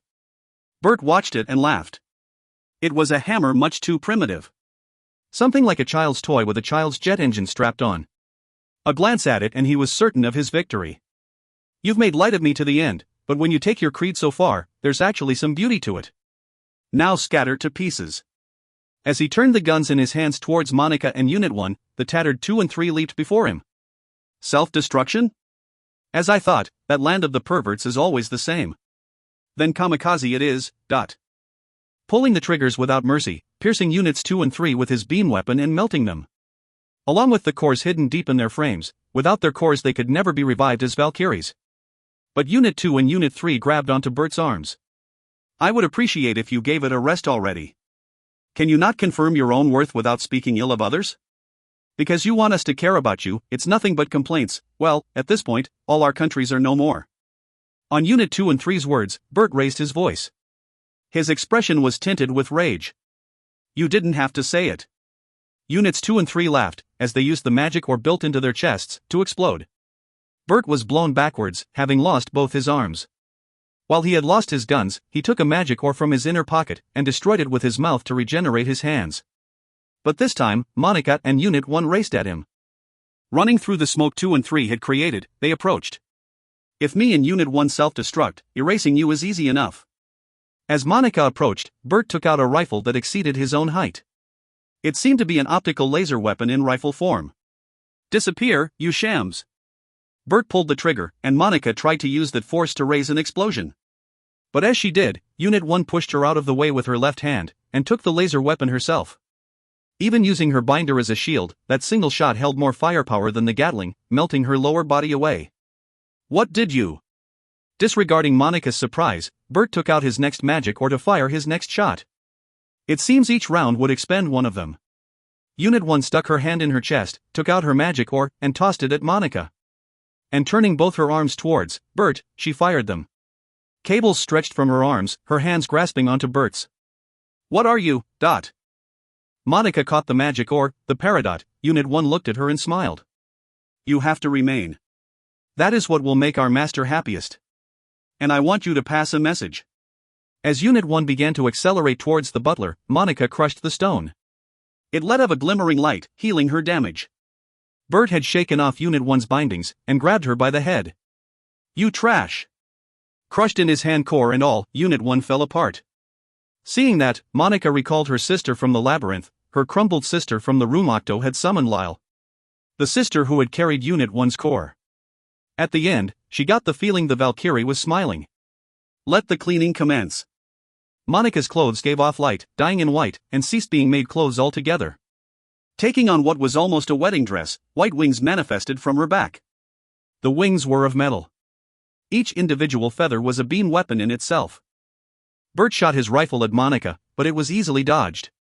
And achieving a moment of flight with her extended wings, Monica spread out her arms. Full cloth, the limited edition wedding dress mode.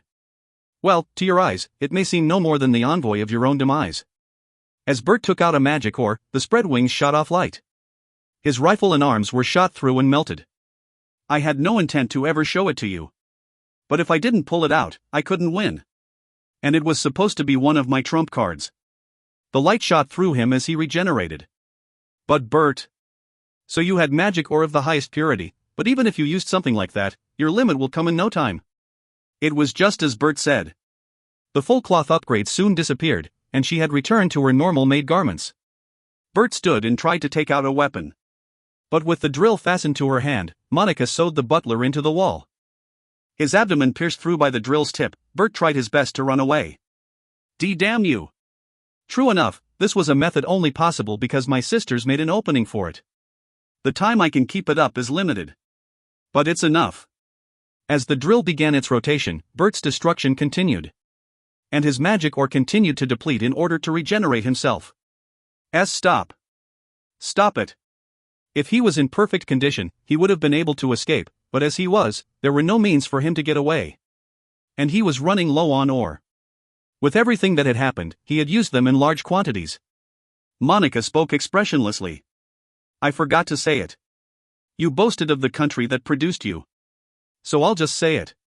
Every single one of my parts were produced domestically, but you, not even 20% of your parts were made in your homeland, right? When you're 80% foreign made, you sure talk big.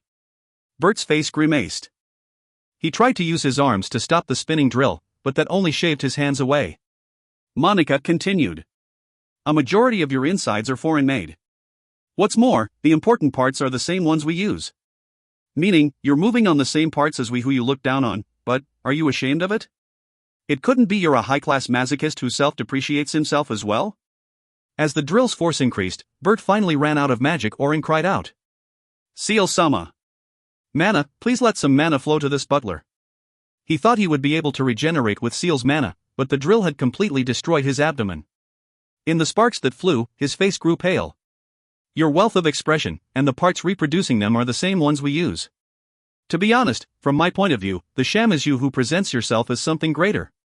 Bert tried to open his mouth, but the drill had finished its work. His head tumbled to the ground, leaving him to look up at her. Monica tread over his face. The only one allowed to look up my skirt is the damn chicken. Disappear. Bert let off a mechanical voice. His mouth no longer moved. And no. I had finally found a master of my own. I don't want to disappear, here. Searching out his core, Monica crushed it without question. Don't cause me so much trouble. Since the chicken dickwad was still sending some mana over here, he sure is a mindful one. Well, it just goes to show my master was the splendid one. During her drill use, Monica had felt some mana flowing in from Lyle. The drill let off smoke. Unhanding it, she looked around over the wreckage of her sisters. Heading for Unit 1's wreckage, Monica squatted over it. I'll definitely pass it on. I'm thankful we were able to serve humanity. Thank you for giving meaning to our existence. Monica closed her eyes, opening them before long to head over to Lyle. If you find any errors, ads pop up, ads redirect, broken links, non-standard content, etc., please let us know. Report chapter so we can fix it as soon as possible. Volume 18, Chapter 5, Lyle's Fighting Style. Lyle's Fighting Style. Within the audience chamber. In it, the humans who had become monster, the fiends, swarmed us. Looking down on us from nearby the throne, it didn't seem Seals would do anything herself. She didn't really care how many allies she lost. To Seals, what was important wasn't her allies' victory. It was her own victory. Precisely because she was too strong, she held no interest in others. At this point, even the parents who loved her so were entities she thought she could just bring back at a moment's notice. Map model, real spec. Muttering the names of 2 skills, I reproduced the audience chamber in 3 dimensions within my head. And with real spec, I got a detailed reading on all enemies around. I won't be stingy. Select. Limit burst, up and down. I used one skill after the next. The skills the ancestors left for me, I used them on everyone connected to me. Everyone had a grasp of the surrounding situation, and they received physical enhancements from the skills. You're in the way. Arya cut forward. Swiping her spear horizontally to send a shockwave, she sent a few fiends flying as she cut them through. In the red armor she wore, her movements were sharp and extremely powerful. Running ahead, Miranda had the golem to her side follow along. On the golem's back rode Shannon, and Shannon's sights were shared with everyone. The flow of mana I couldn't grasp alone was something she supplemented. Because of that, even the positioning of men long dead were properly picked up as enemies. I just have to rip them apart, right? Saying that, Miranda made a smile, sending strings from her left hand to apprehend enemies, before going right into tightening them to rip them to shreds. It was quite a grotesque scene. Yuwa, how terrible. Or so I drew back. As a fiend opened its large mouth, it fired magic off towards us. We stepped back, and the one who came forward was Novum. Holding up the Forks' heirloom staff, she deployed a magic shield to block it completely. Right after the shield dissipated, 3 leapt out. On support was Eva. As she fired an arrow into the temple of a fiend that came towards us, the arrow raised an explosion. That's enough to end them, right? As Eva said that, I confirmed it was done for. The ones who leaped out were Ludmila, Gracia, and Elsa. Those 3, to be blunt, even alone, they were a troublesome force to be reckoned with. Ludmila swung her long, red blade to the side. I guess I'll answer your expectations. The red blade looked as if it were glowing. And coming at the fiends with sharp movements, it dismembered them. Could it be what she was holding was actually a whip? Or so it let off a shockwave that gave me such a notion. Fly away. Gracia thrust the spear in her hands towards them, burning them away with pale flames. As fire erupted around, the fiends that leapt at us spread it as they were reduced to cinders. Once they're frozen, everyone's the same. Saying that, Elsa gave her staff a strong whack against the floor. As the fiends approached her, their movements suddenly grew duller. There was ice spreading up their feet, and they could no longer stir. The cold gradually enveloped their entirety. The fiends that tried to force their way through it crumbled from the waist down, leaving them in quite terrible states. Once everything was closed in cold, Elsa went around shattering them with her staff, leaving them in small shards. How trifling. They're only a little sturdier than humans. While I did find her scary when she said that, her friend Shannon cheered her on. That's the spirit, Elsa. Elsa gave Shannon a light wave. I confirmed the fiends had been cleanly taken out without me doing a thing as I looked up at the throne. Now what, Seals? You're the only one here. Making a provoking smile, I riled Seals up. With nothing more than a slight twitch of her eyebrow, Seals leisurely took a step forward, right after which, she disappeared. By the time I noticed it, she was holding the staff sheath in her left hand, gripping the rapier in her right. She had closed the distance between us in an instant, trying to pierce my chest through with her rapier. The rapier's blade let off a red light. I'm sure it was some skill Agrissa had prepared. But I laughed. Shuffle. The seventh's third stage skill. It was the swapping of positions. Seals tried to pierce me, but I swapped my placement with Ludmila. She understood my intent, and used her own sword to stop Seals' blow. When it came to swordplay, I fell short of Seals. And I fell short of Ludmila. Among us, the one with the greatest skill in swordsmanship was Ludmila. My turn. Now bear witness to your punishment, sister-in-law. Seals opened her eyes a little wider, but she didn't seem very surprised. She simply. Queen of Kartafs, I believe. Looks like you've assembled quite the proficient pieces. But, you sure learned to run your mouth as you hide in a woman's shadow, trash. Then I'll start by taking this one out. Seals immediately took distance from Ludmila, letting out attacks with her enhanced rapier. But Ludmila laughed. She's definitely strong. But, not at a level where I can't win. When it came to swordplay alone, Ludmila didn't lose to Seals. There was also the influence of the skills raising her abilities a few times over, allowing her to put up a fight. Seals accelerated and circled around to Ludmila's back. Don't let it get to your head. But now with clear aim, Eva fired an arrow. Seals parried it with her rapier, but the arrow exploded, causing her to jump back. As Ludmila closed the difference, Seals directed her left hand that held the staff towards her. I watched that action, and gaining information from Shannon's eyes, I could anticipate she was about to fire something off. Shuffle. Elsa, make a wall. I swapped Ludmila and Elsa's positions, and Elsa swung her staff to the side. A large wall of ice manifested, lowering the temperature of the room in an instant. And on the other side of the ice, I could see fire breaking out. Elsa was a little surprised. That's amazing. Her output's close to Gracia's flames. Meaning her firepower was less than Gracia's. Understanding she wouldn't be able to melt the wall of ice, Seals forcefully broke it down.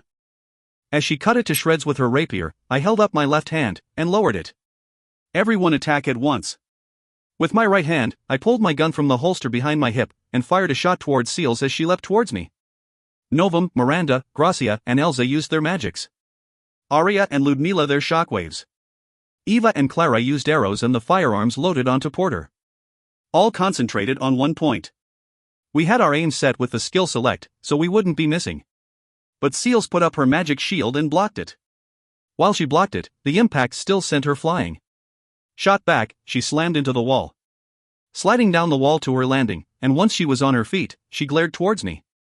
Hiding behind women, and that's quite the grand attitude you have. Could it be you think you can win just because you have so many comrades around you? Disregarding the fear I felt at her flare, I put the gun away in its holster. And here we are, winning. It's not like it's embarrassing or anything. It's a fact that I lost to you, but I just couldn't win one-on-one. More than that, it's your fault for surrounding yourself with nothing but small fries. Did you think this would come down to one-on-one or something? I riled her. I riled Seals. It was for the best. Seals gripped her weapon and glared at me. A yellow mana let off a glow to cover her and heighten her abilities. Damn trash. Just because you can't win, don't think you'll get off just by hiding in the background. Seals put out a speed even greater than before as she approached me. I parried her blow with the katana. Seals made a surprised expression. Sorry. I've grown some from before. And? While Seals had leapt at me, Arya was following her from behind. Poised with her spear, she swung it horizontally, and noticing her approached, Seals used her staff to block the attack. But as her stance crumbled, I kicked her away. My kick hit right into her stomach, blowing her some distance. She's way too hard. It felt as if I kicked solid stone there. Feeling a pain in my kicking foot, I complained as I looked at Seals in the air. She corrected her posture mid-air, expressionless as she landed. Her eyes moved to rest on Shannon. So it's you. It looks like Seals noticed. She moved to crush our second eye, that was Shannon. I don't think so. Shuffle. The one who I switched out with Shannon to go before Seals was Gracia. She produced flames right in the way of Seals' advance. Giving up on a frontal assault, Seals stopped in her tracks, only for Eva to fire an arrow there. Wary of an explosion, Seals jumped out of the way, only for Ludmila to circle around. Even if we kept silent, we shared a skillful coordination. That was the power of connection. It's true my chances fall considerably in one-on-one. But we can all endure your charm, and everyone's a big shot. It's not like there's any need for me to fixate on making it my own victory. That's the answer I came out with, Seals. It's true Novum was the one who originally started the preparations, but now it was my answer as well. It was idiotic to injure myself trying to do the impossible. I'm sure a true hero would take on Seals alone here and grasp victory. But that wasn't my way. Seals was enraged. You're trash. As I thought, I hate you. Even with everything taken from you, you still dare to stand against me. As I thought, I should have just erased you. Saying that, Seals plainly headed for our ranged support Eva, so I snapped my fingers. Shuffle. Novum. As I switched Eva and Novum's positions, Novum caught the rapier with her staff. I won't let you, Seal-sama. Na vi meme. Seal's face warped greatly. That I could see hatred and conflicted emotions whirling around was thanks to Shannon's eyes. And Seal's air changed. Each and every one of you is a damn pest. What Seals let out were masses of mana in the shape of beasts. Once they manifested, they started a charge on every one of us. Shannon cried out. Those ones explode. They were bombs of condensed mana. Was it a magic Agrissa had produced? I put the katana away, gripping the jewel to prepare the bow. When I fired arrows of light, Seal sprung up to the ceiling of the audience chamber. As if I'd let you, fool. Saying that, she swung her rapier, raining beads of flames to destroy the arrows, preventing the destruction of the beasts. Coup. Everyone intercept individually. Everyone tried to destroy the beasts, but they dodged attacks and magics as they approached their targets. A few of them exploded, showing quite a considerable output. And Miranda cried out. Shannon! Eh? A monster of mana who leapt through the blast tried to take Shannon with its fangs. I hurriedly reached out my hand, but the distance was considerable. I tried to use shuffle, but there was a monster coming towards me as well, and I was firing arrows with my bow. Seals remained plastered to the ceiling as she raised a laugh. Ah, see that, that's the first one down. As Miranda cried out, the magic beast's sharp fangs pierced deeply into Shannon. The city of Central. Ragged as she became, Marina slammed her fist into Rummel again and again. Her fists were covered in blood, and her metal gauntlets had been destroyed. Drop, dead already, damn it. Even taking Marina's blows powerful enough to rock the surrounding air, Rummel instantly regenerated, swiping her large hand to the side to brush Marina away. Marina broke through the wall of a building, even barreling inside. Rummel regenerated the parts beaten and crushed, and where the flesh had been blown away. Kfu, gufufu. With the continued regenerations, there were subtle changes branching from her initial form. For each place that swelled strangely, there were places where thorns protruded out. Within all of that, with her forehead cut and one eye unable to open from the blood, May stood before Rummel. She was out of breath as the Kallin faced one another. Around them, there were fewer buildings left standing. May's right arm let off a faint light. I had Marina by some time, but I finally have the preparations in order. Good grief, you're way too tough. Because of that, you forced me to use my trump card. Saying that, May made a fist. Both of Rummel's much too large eyes focused on May's fist. You curious? Wanna know? I see, then I'll teach you. As she tread into the ground was gouged out below her. Both Rummel and May leapt forward to meet, the black Kallin opening her large mouth to swallow May down. As there were fewer dead soldiers around, she was trying to eat May to recover. But that was most favorable. So there was some worth in going around and crushing soldiers. Good grief, and I hate pain here. As she thought that, May stuck her right arm into Rummel's mouth. As she grabbed onto the black Quillen's ominous tongue, her mouth closed with good momentum. May's right arm had been severed at the elbow. Holding her shoulder, May endured the pain. Now die from the inside. She put up a false front as she laughed. As she jumped back, Rummel, who couldn't understand a word she said, swallowed the arm down. She swallowed it whole. And May held onto her open wound with her left hand. If only you were just a little smarter. But perhaps you're only so strong because you don't have the head to think. Right after, Rummel's upper body was blown apart. Blood spouted out, and the chunks of flesh splattered across the remaining buildings. Both May's and Rummel's bodies were dyed red in blood, but May instantly produced some water with magic to wash herself off. And slowly hobbling out of a building, Marina breathed heavily with her mouth as she pummeled Rummel's remaining lower body into the ground. Both women were panting heavily.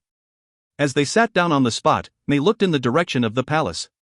She could still hear the sound of guns and cannons, and she had felt the tremors a number of times. Seeing a portion of the palace blown away, May muttered, "Shannon." Opening her eyes wide, May unsteadily stood. She slowly walked forward towards the royal palace. Marina hurriedly stood and grasped May's shoulders. "Idiot, you've got to seal that wound at once. It's dangerous if you just leave it because you're a Kalin." May stared at Marina's face absent-mindedly. "You're right. But I have to go." Since May was going to go even so, Marina offered her a shoulder, and for now, chose to set out for a place she knew they'd find allies. "If you find any errors, ads pop up, ads redirect, broken links, non-standard content, etc. please let us know. Report chapter so we can fix it as soon as possible." Volume 18, Chapter 6, Laughing Seals. Laughing Seals. Shannon.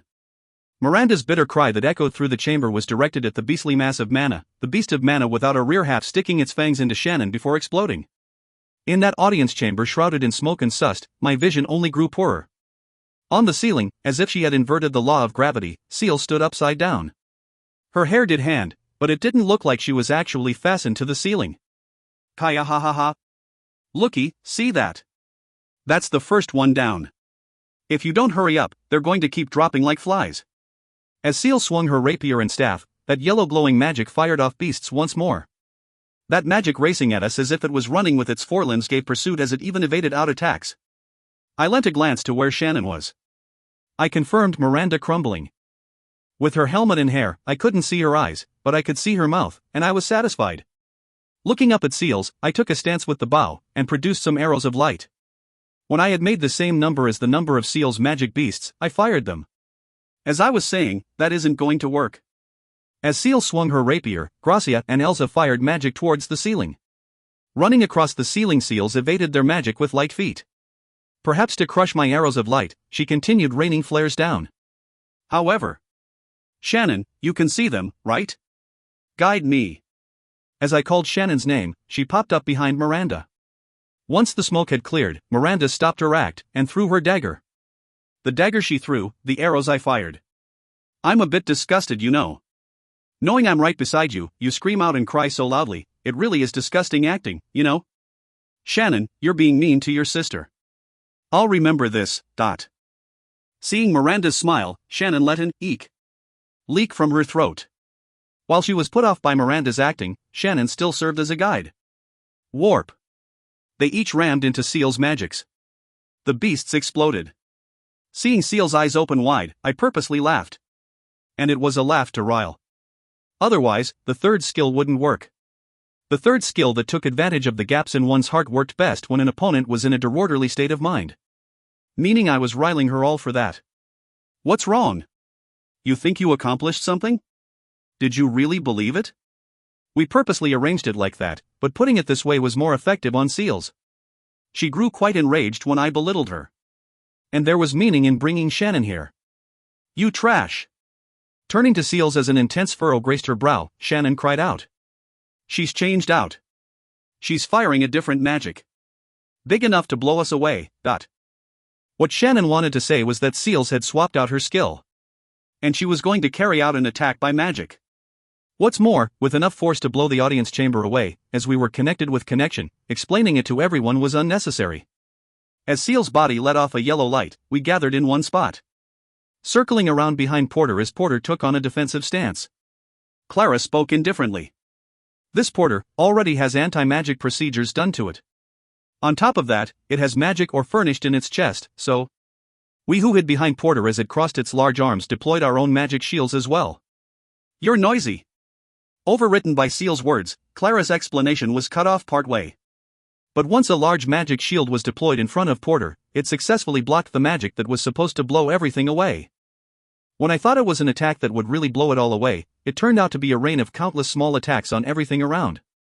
As the audience chamber itself also had anti-magic procedures installed, not everything was destroyed, but it sure was left in a terrible state. While the walls and pillars were ridden with holes, we were safe. Ludmila went out in front of Porter, holding her own sword against her shoulder. That was powerful. But you couldn't forcefully blow us away?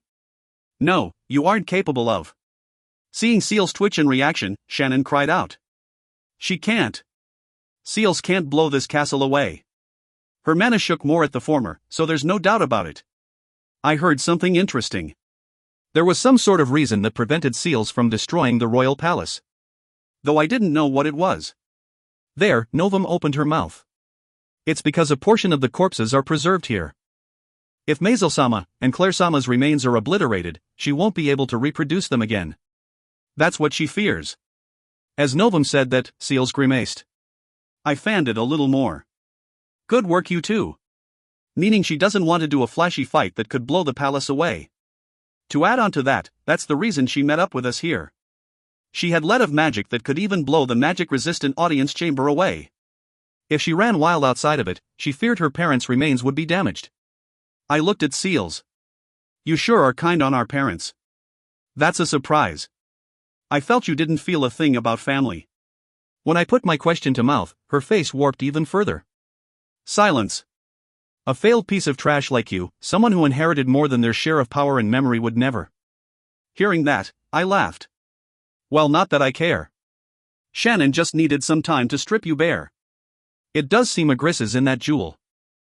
From here on, we'll be getting serious. As I said that, everyone readied their weapons. Seals dismounted the ceiling and landed on the floor. Her speed would likely make her invisible to the average eye. Right, average. And there was barely an average person here. Trash shouldn't run their MO.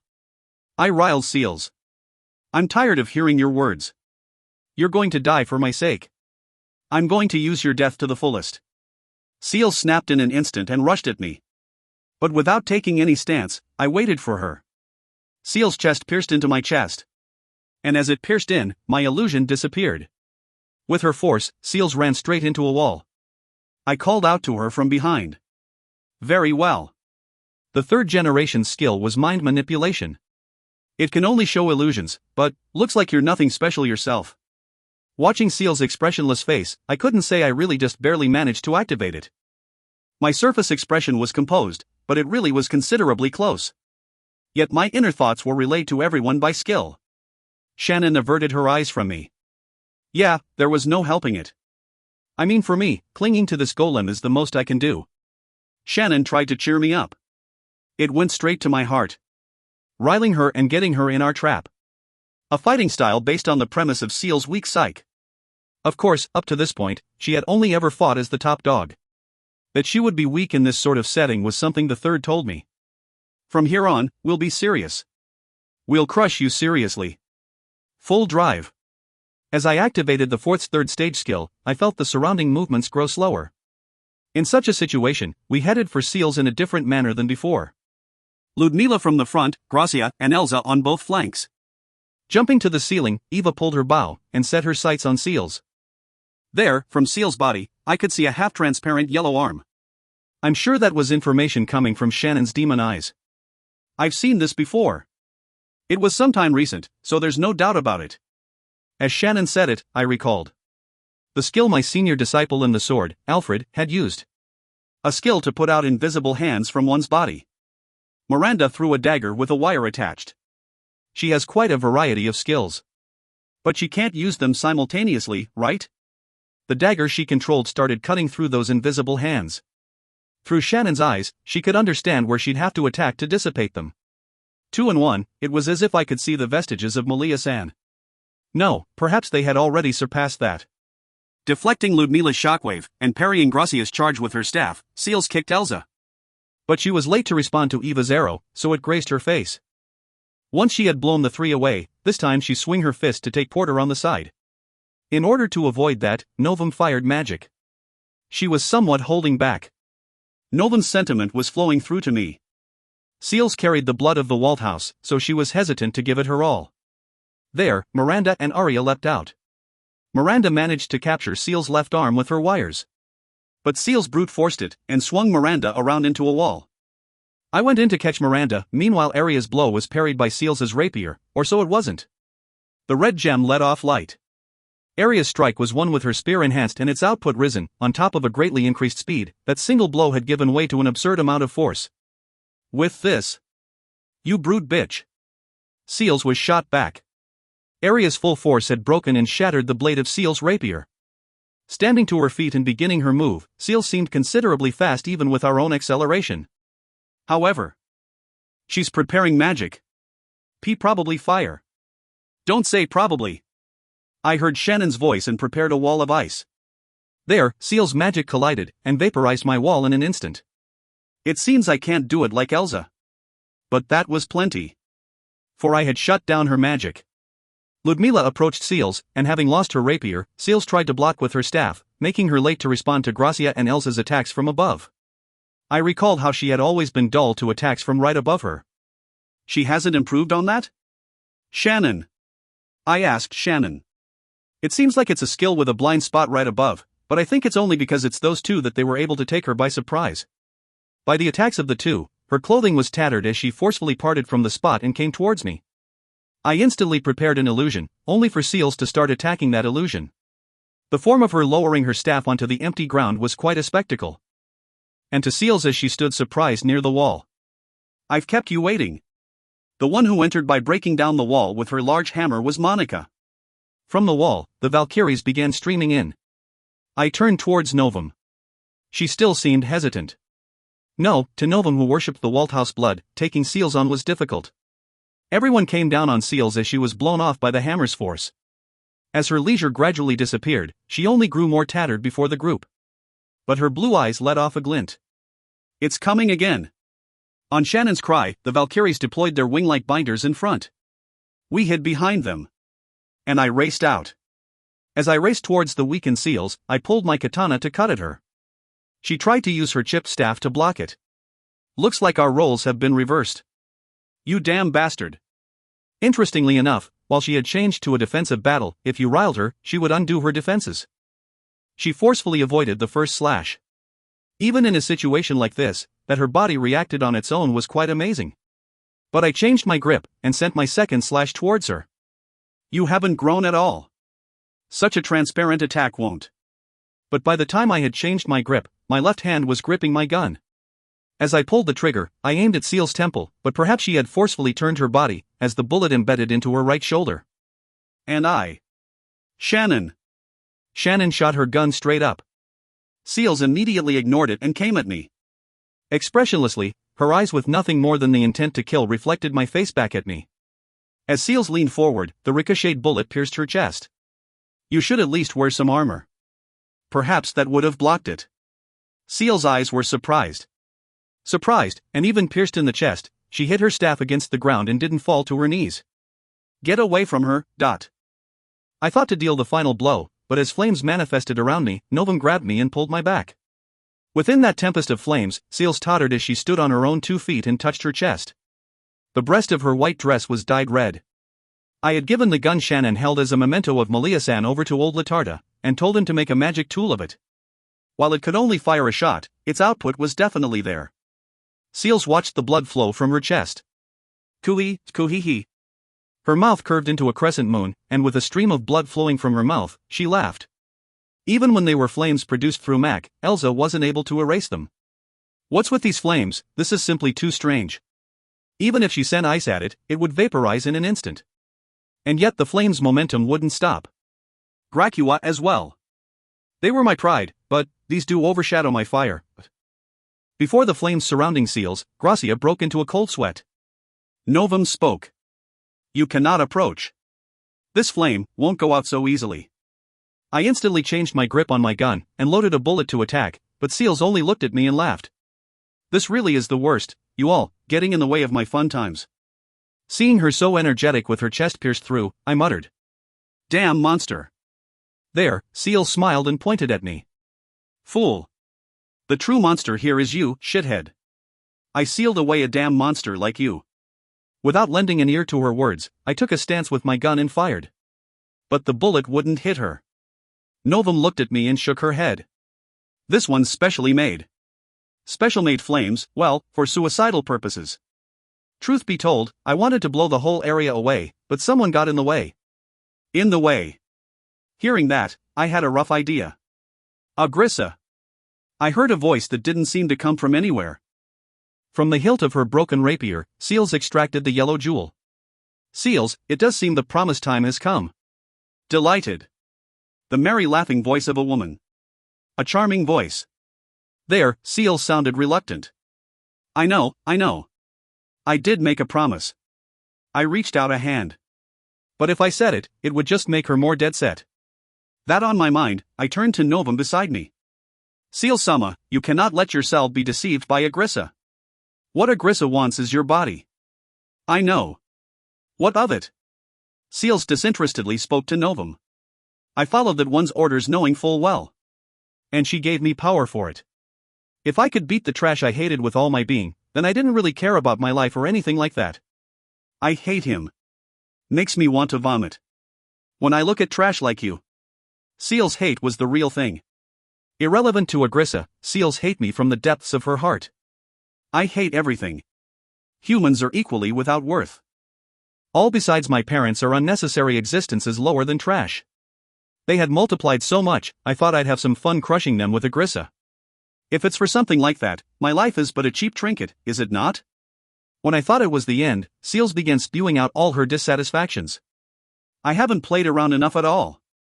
I wanted to torture more people and see them suffer. I wanted to play by killing their loved ones before their eyes, and forcing those who hated me into submission. There are still loads of fun ways to kill I haven't gotten around to trying. But it's fine. Because it's a promise. Promise? Weren't you being tricked? As I said that, Seals burst into laughter. Watching her spitting blood from her mouth as she laughed in the flames, I felt as if I was seeing a laughing apparition of hell. The price for so much fun was my body. That wasn't all I got from it. By doing it, I could surpass you. Steal, seal, and put you through pain. It was the best time of my life. While there are things I've left undone, I haven't regretted a second of it. More than that, why is there any need for me to be tormented and beaten by any you? When I'm feeling so refreshed over here. Seals began to dance. I'd never seen a human so elated over her death to come. No, was she even human? UVE made a misunderstanding. I definitely did call out to Seals. Just as I did to all my descendants in my many generations of imprisonment. But even I'm soft on my family. I didn't have the mind to force her into anything. Agrissa's words echoed through the chamber. I gave orders for everyone to stand down. I proposed my desired conditions to Seals. In the case that you lose, your body will die, so hand it over to me, I said. And when she did, my adorable Seals. A price of that level wasn't even worth considering for me. More than that, I was suspicious over whether that was really enough. Perhaps she was tricking me, I thought. It was quite a trial to correct that misunderstanding. I never thought she'd think so little of that life. Even I was surprised by that one. That's precisely why my Seals is adorable. The time I spent with you was a blast, Seals. Yes, I had my fun too. My only regret is that I could have played more. But perhaps it's fine like this. If I found satisfaction, I'd grow tired of it all. Perhaps it's best it ends while I still think it's fun. You really are cute, Seals. The two laughing voices resounded. I neither thought she'd be able to live with her heart pierced. As I thought I'd made a blunder, Agrissa laughed aloud. Dear Lyle, your face speaks that you're blaming yourself. But you've no such need. Even if Seals was to become mincemeat or ash, or was obliterated entirely, I would have fulfilled our promise. What you should have planned for was how to destroy me.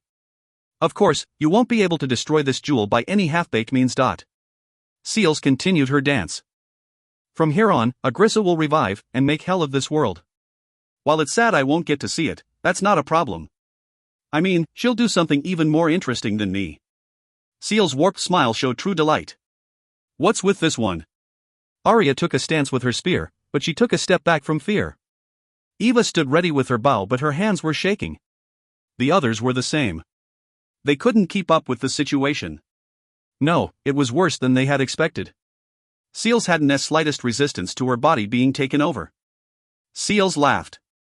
All your desperation ever did was call forth an existence even greater than me. It truly is a sorry sight. Not that I care. I concede my loss. I'm sure you'll be coming over to this side in no time, so when you do, we'll play some more. See you all in hell. Seal smiled as she swallowed the jewel whole. If you find any errors, ads pop up, ads redirect, broken links, non-standard content, etc., please let us know. Report chapter so we can fix it as soon as possible. Volume 18, Chapter 7, A Goddess Revived. A Goddess Revived. Seal swallowed the jewel whole. She had expected some resistance as it passed through her throat, but without such a thing as if melting its way through it settled comfortably in her stomach. She had looked up to swallow it down, but now she slowly returned her gaze to Lyle's party. The flames of high-density mana whirled around to protect her. It was a skill that had been made for suicide, and those flames had stored mana from Seals. A being with enough mana one couldn't think her human over the course of many long years. There's no way Lyle's party would be able to lay hands on it. For an output large enough to blow the Imperial capital away was now being used to protect her body. It was a skill Agrissa had granted to Seals, and from the start, they were flames prepared to illuminate any hindrances. Seals, are you ready? Agrissa's voice was kind. Seals nodded. Yeah, I'm ready. It was a promise, after all. Seals recalled the events of that day. It was back when Els was 6. Carrying on the memories of Septem, she strongly inherited the recollections of her oppression under humanity, just as Agrissa before her. Having been born carrying those memories from birth, she couldn't help but think of all those besides her parents as trash. They were all nothing more than noisy insects she could vanish with a touch, and that's all she could see them as. To Seals, whether she liked them or not was all that determined a bug's worth. That's what she had thought. But that thing alone I won't forgive. I definitely won't forgive him. Her brother Lyle had somehow managed to succeed all the memories of Septem. And even as he carried them on, he definitely held an existence he could call his own self. Saying he wouldn't look back on the past, he even found out how to seal some of the memories of his own accord. He was talented. He had surpassed Seals. And just like the Septems of Seals' memory who had always been pushed down and trampled, Lyle was kind to those around. He answered to his parents' expectations, and was loved by all. Even if he didn't rely on Septem's power, Lyle was loved. Just like a shadow to the sun, the stronger Lyle shone, the darker grew her darkness. And usually hiding behind a cheerful facade, Seals would detest him. What only served to strengthen her hatred was that Lyle had noticed it, and even so he was kind to her. Beyond the tempest of flames, she could see the others looking her way, frustrated they were unable to raise a hand. When she saw Lyle without his smile of old, Seals' feelings cleared up. Under Lyle's continued kindness, while her sense of overwhelming inferiority tormented her, the moment the jewel she found after her grandmother's death whispered to her, she felt her fate was calling. She had entered her grandmother's room, looking around to see if she could find anything interesting. She found it disgusting to see everyone around grieve so. To Seals, that's all her grandmother was to her. Of all else, faint as it was, her grandmother had noticed Seals' abnormal nature as well. It was boring.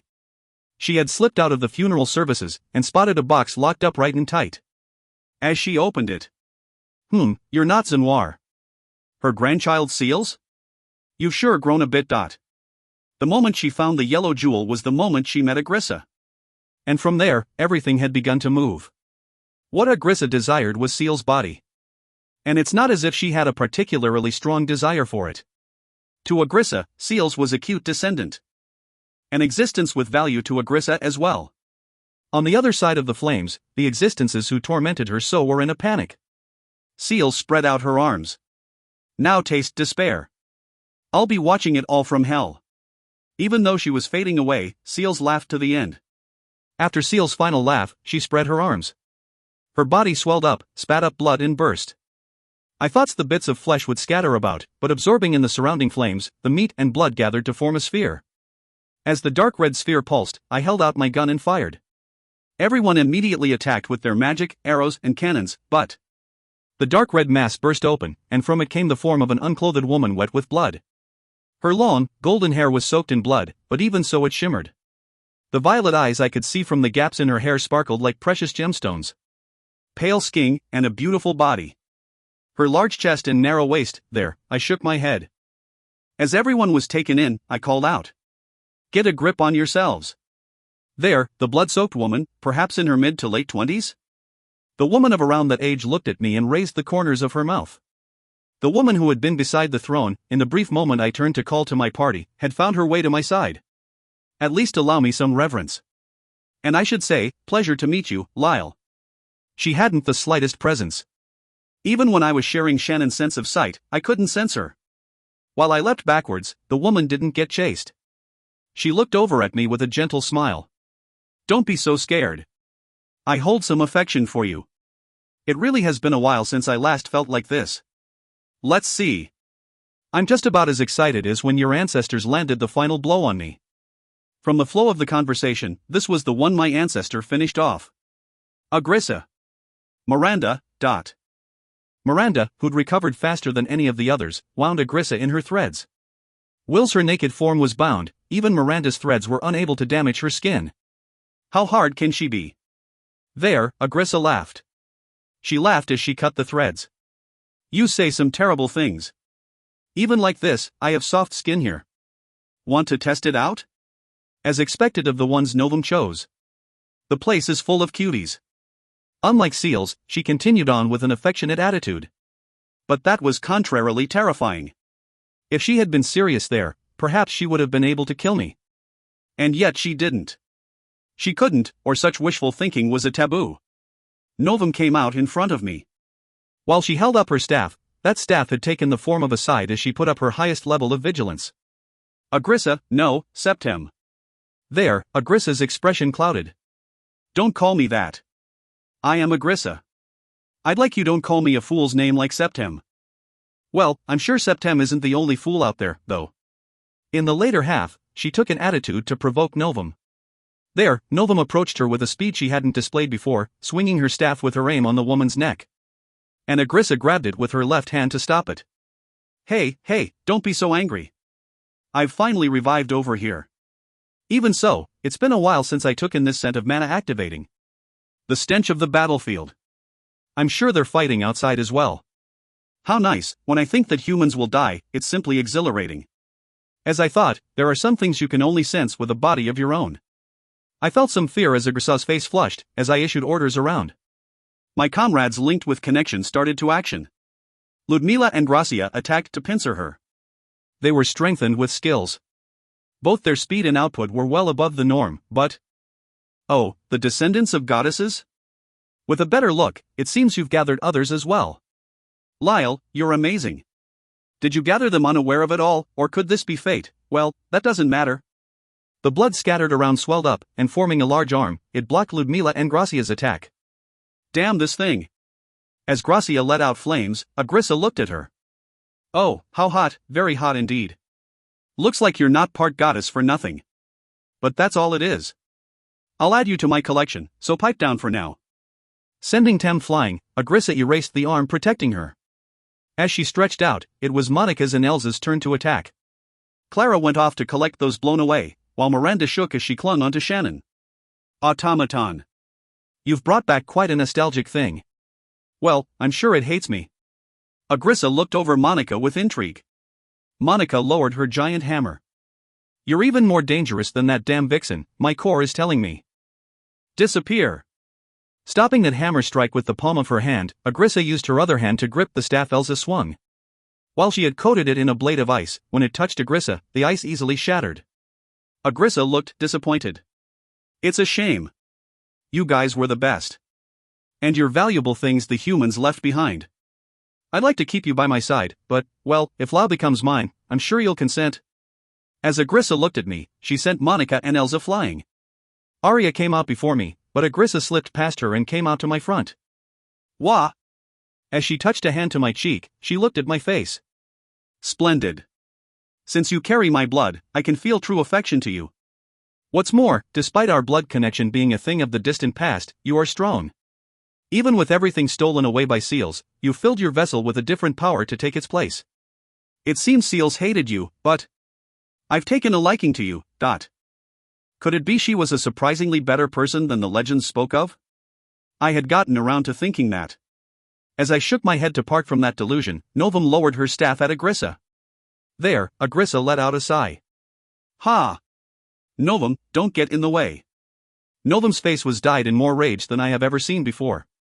When you've killed Seal-sama, you're... As the staff of scythe form caught ablaze, Agrissa hurled her away. But Novum cut at her. Her movements were even faster than the last time. As if Novum was gradually beginning to change. It's something seals wished for. In the first place, you made good use of what we were trying to do, did you not? You didn't want my blood to get into Lyle, So you used seals to rid him of it. Shut up. Novum's violet eyes looked as if they were glowing. Mana welled up from her, and her power, I saw it as the same sort of thing as Agrissa's. So you'll exceed humankind. Interesting. My base this time's a more talented one, so don't think I'm the same as before. I could tell Agrissa's provocations were enraging Novum. From the line that joined us, so much of Novum's emotions flowed and I couldn't even process it. I held my chest. Novum had forcefully severed out line. And Shannon cried out. Stop Novum! Agrissa! Agrissa's aim is Novum. We approached Novum and Agrissa at once, but while Agrissa looked a little disappointed for a moment, she instantly changed it to a smile. How unfortunate. I thought I'd be able to find love in your figures of despair as well, but you have a perceptive child among you. Though you're too late. Novum spouted mana, her storm of magic sweeping the audience chamber in its midst. Looked it from a side, perhaps it would merely look like a wind was blowing over the room. But in our eyes, we could perceive the flow of mana Shannon saw as well. I looked at Novum. Novum is changing. It looked as if she was changing into something inhuman. While she remained her human form, the same something as the Agrissa she raged at and despised, so, around Agrissa, two giant hands of dark red amassed. Septem. In her rage, Novum could only see Agrissa. So you've gone into a rage at my ending of seals. It looked as if you put on airs when in Lyle's presence, but as I thought, this is how you've got to be. The same as that time. The time that you killed me. You haven't changed a bit. Seeing Novum's anger, Agrissa laughed. We were blown away by the wind, and collided with the walls. The Valkyries received us, while the large hands enveloped Agrissa and Novum in their palms. Those swallowed too, and forming a deep red sphere once more, Agrissa showed her form from within. What's this? The hell is all this? Agrissa before my eyes had grown larger. Her womanly form showed no change, but speaking to height, she exceeded 4 meters. And at her chest was Novum, her head lowered languidly. At her arms and legs rose vessels of blood, changing them to limbs of hardened deep red partway through. On her back, what I couldn't call wings, a number of horn-like something stuck out. I can't get used to this. It'll take some more time, but, as expected of Novum. So she had her memory handed down in its entirety. With this, I can cleanly fill in whatever parts one was lacking. The enlarged Agrissa looked down over us. And her expression turned to a smile. What's wrong, Lyle? Why do you look at me so? I pulled my katana and took a stance. What did you do to Novum? Don't be so angry. I merely took her in. I'll have her become my flesh and blood. Though there's no salvation for her even if she suffers such a fate. You want to hear? Of what Novum did? You want to know? Of what the existences called goddesses really were? I looked at Agrissa's chest. My skills told me Novum was still alright. But I couldn't think she'd be safe forever like that. Arya looked up at Agrissa. Goddess? This thing is. There, Agrissa glared at her. Yeah, that's right. This wretched form is what man once revered as a goddess. It was humans who worshipped we made by man. And so we became their god. So, the slaughter here to come is the retribution God decided. Agrissa leisurely raised her arms, and in lieu of Shannon, Miranda cried out. She directed her voice to everyone connected on the line. Have everyone evacuate. At least make them take refuge. From the flow of the mana wafting around, and the result of Shannon's reading, I was shocked. Everyone, evacuate at. Everyone didn't just mean the people right here. She meant our entire army that had invaded Central. But Agrissa laughed. I'm going to go easy on you. But it's far too late for that. The light fired from the hands she raised ahead tried to blow everything away. Its output held all of Central in its effective range. Porter immediately moved to cover us, but determining that was insufficient, the Valkyries leapt up front and all deployed their binders. At the moment all was enveloped in light, all I could hear was Agrissa's voice. I'll dye this continent in blood, and this time it'll be my turn to take the rule. Novum, I'll give you a box seat to watch the spectacle. Now watch from there as your beloved humans fall to ruin. I gripped the jewel. If you find any errors, ads pop up, ads redirect, broken links, non-standard content, etc., please let us know. Report chapter so we can fix it as soon as possible. Volume 18, Chapter 8, The 7th. The 7th.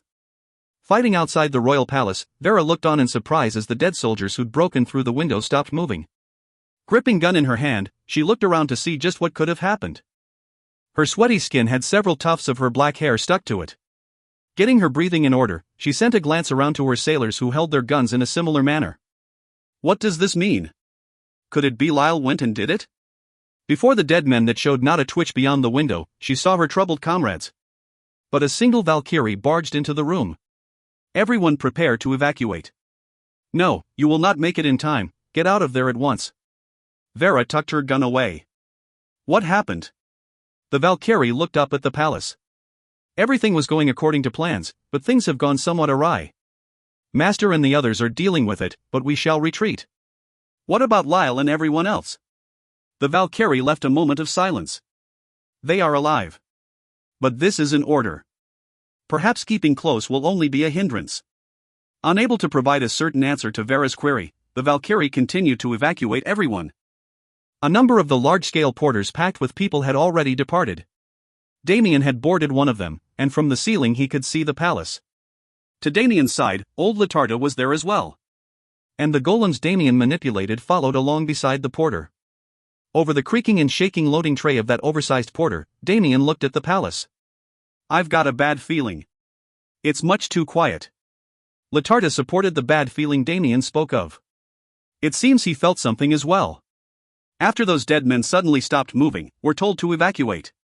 This means something terrible's going to happen, right? Baldwar climbed up from the loading tray. Evacuate and leave Lyle Sama behind, you say? Clinging onto his hips was Alette. Alette was grabbing him and making sure he didn't get away. Wait. I'm sure he'll be just fine. Abandoning my lord under such speculation. There, the three automatons near Damien noticed an aberration.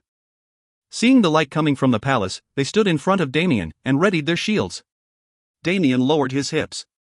Something's coming. Right after, when a white light blew the ceiling off the palace, that light expanded to cover the royal capital, the entirety of Central.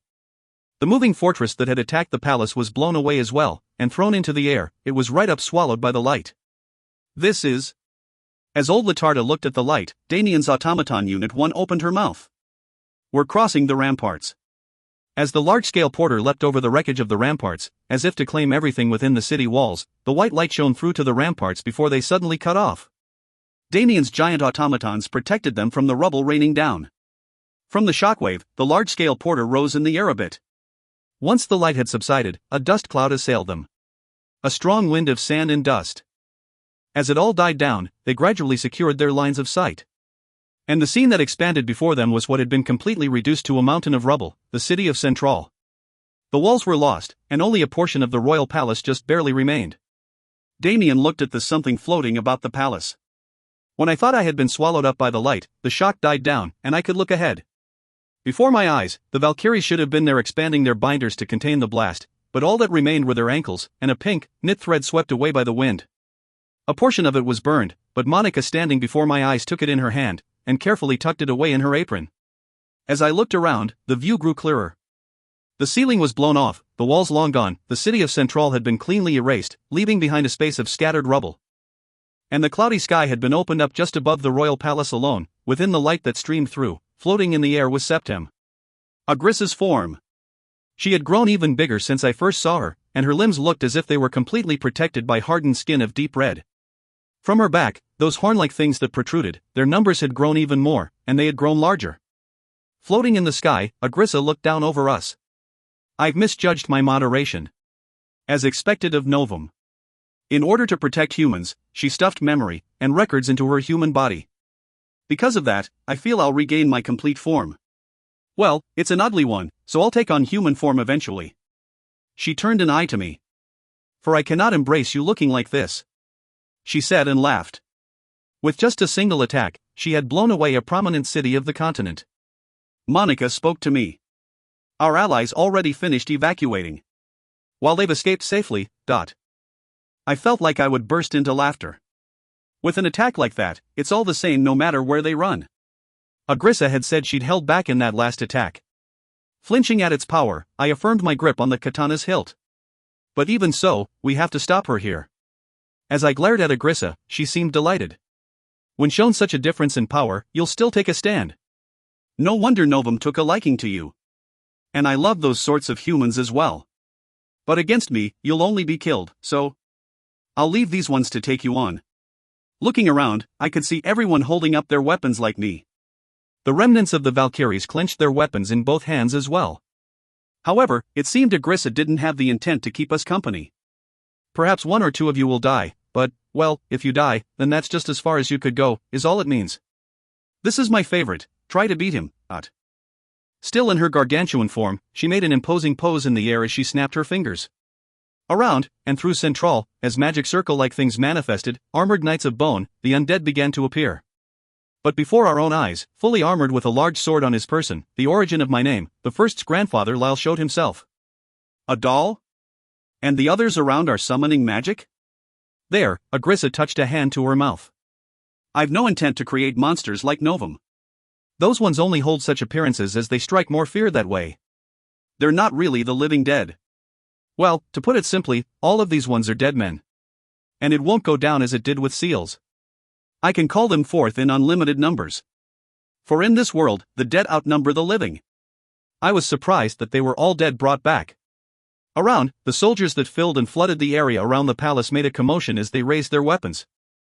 You assembled a force of 600,000. So I prepared one tenfold. 6 million soldiers. As a start, they'll sweep away the surrounding trash. I could just wipe them out myself, but it's more fun to take my time. As Agrissa laughed, she seemed to be having fun from the depths of her heart. You're just playing around. There, Agrissa smiled. Yeah, so? Sorry. You're all just too weak for me to take you seriously. But it's no fun if you crumble either. I'll leave a tenth and regulate the population of the continent, no, the world. I just can't wait to see how long it will take to reach 10%. I gripped the hilt of my katana, and as I took a step forward, Agrissa spoke. Touched her lips with her fingertip. I'm happy you're looking at me so, but as you do your ancestor comes to kill you. As I abruptly directed my attention back down, the full-plate knight with his greatsword thrust towards me. I was about to parry it with the katana, when Monica pushed me out of the way and rammed her hammer against it. Fu, Tile. It was shocking to hear a dead soldier speak, but it was surely the voice of the Walt house ancestor I saw within the memories, that of the hero who vanquished Agrissa. Bastard! Monica unhanded the hammer. The greatsword cut it through. From above, Agrissa spoke. Without any magic tools. A warrior of an era where gems weren't commonplace. It was only natural for him to train himself. And he pushed his own skill to the very limit, polishing his craft to reach the pinnacle of fighters. That man's a strong one. For he was strong enough to kill me. I confirmed Agrissa wasn't going to attack before slashing at my ancestors. Arya circled around and tried thrusting with her spear. Fu, Tile. As he said that with broken words, he swung his sword and took a full turn. Repelling my katana, and repelling her spear. Eva fired an arrow, and he grabbed it with his left hand. No way. As Eva cried out, Elsa jumped. Then I'll freeze him with magic. While arrows of ice rained down on him, Agrissa laughed from above. The past me excelled in magic. And he's someone who took me down. This isn't a matter you can just brush away like that. It was just as she said. UIAAAAAAARRHH. As he raised a war cry, perhaps he was raising his body enhancements to their limits as he brushed away Elsa's ice with his sword.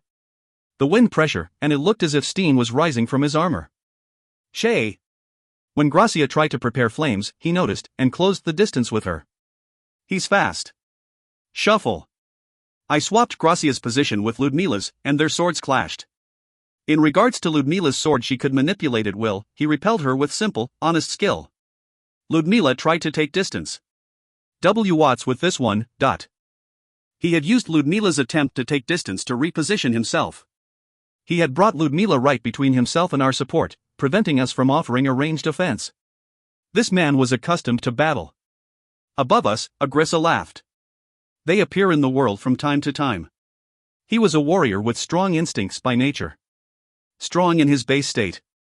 And he had polished his power in order to defeat me. Exhilarating, isn't it?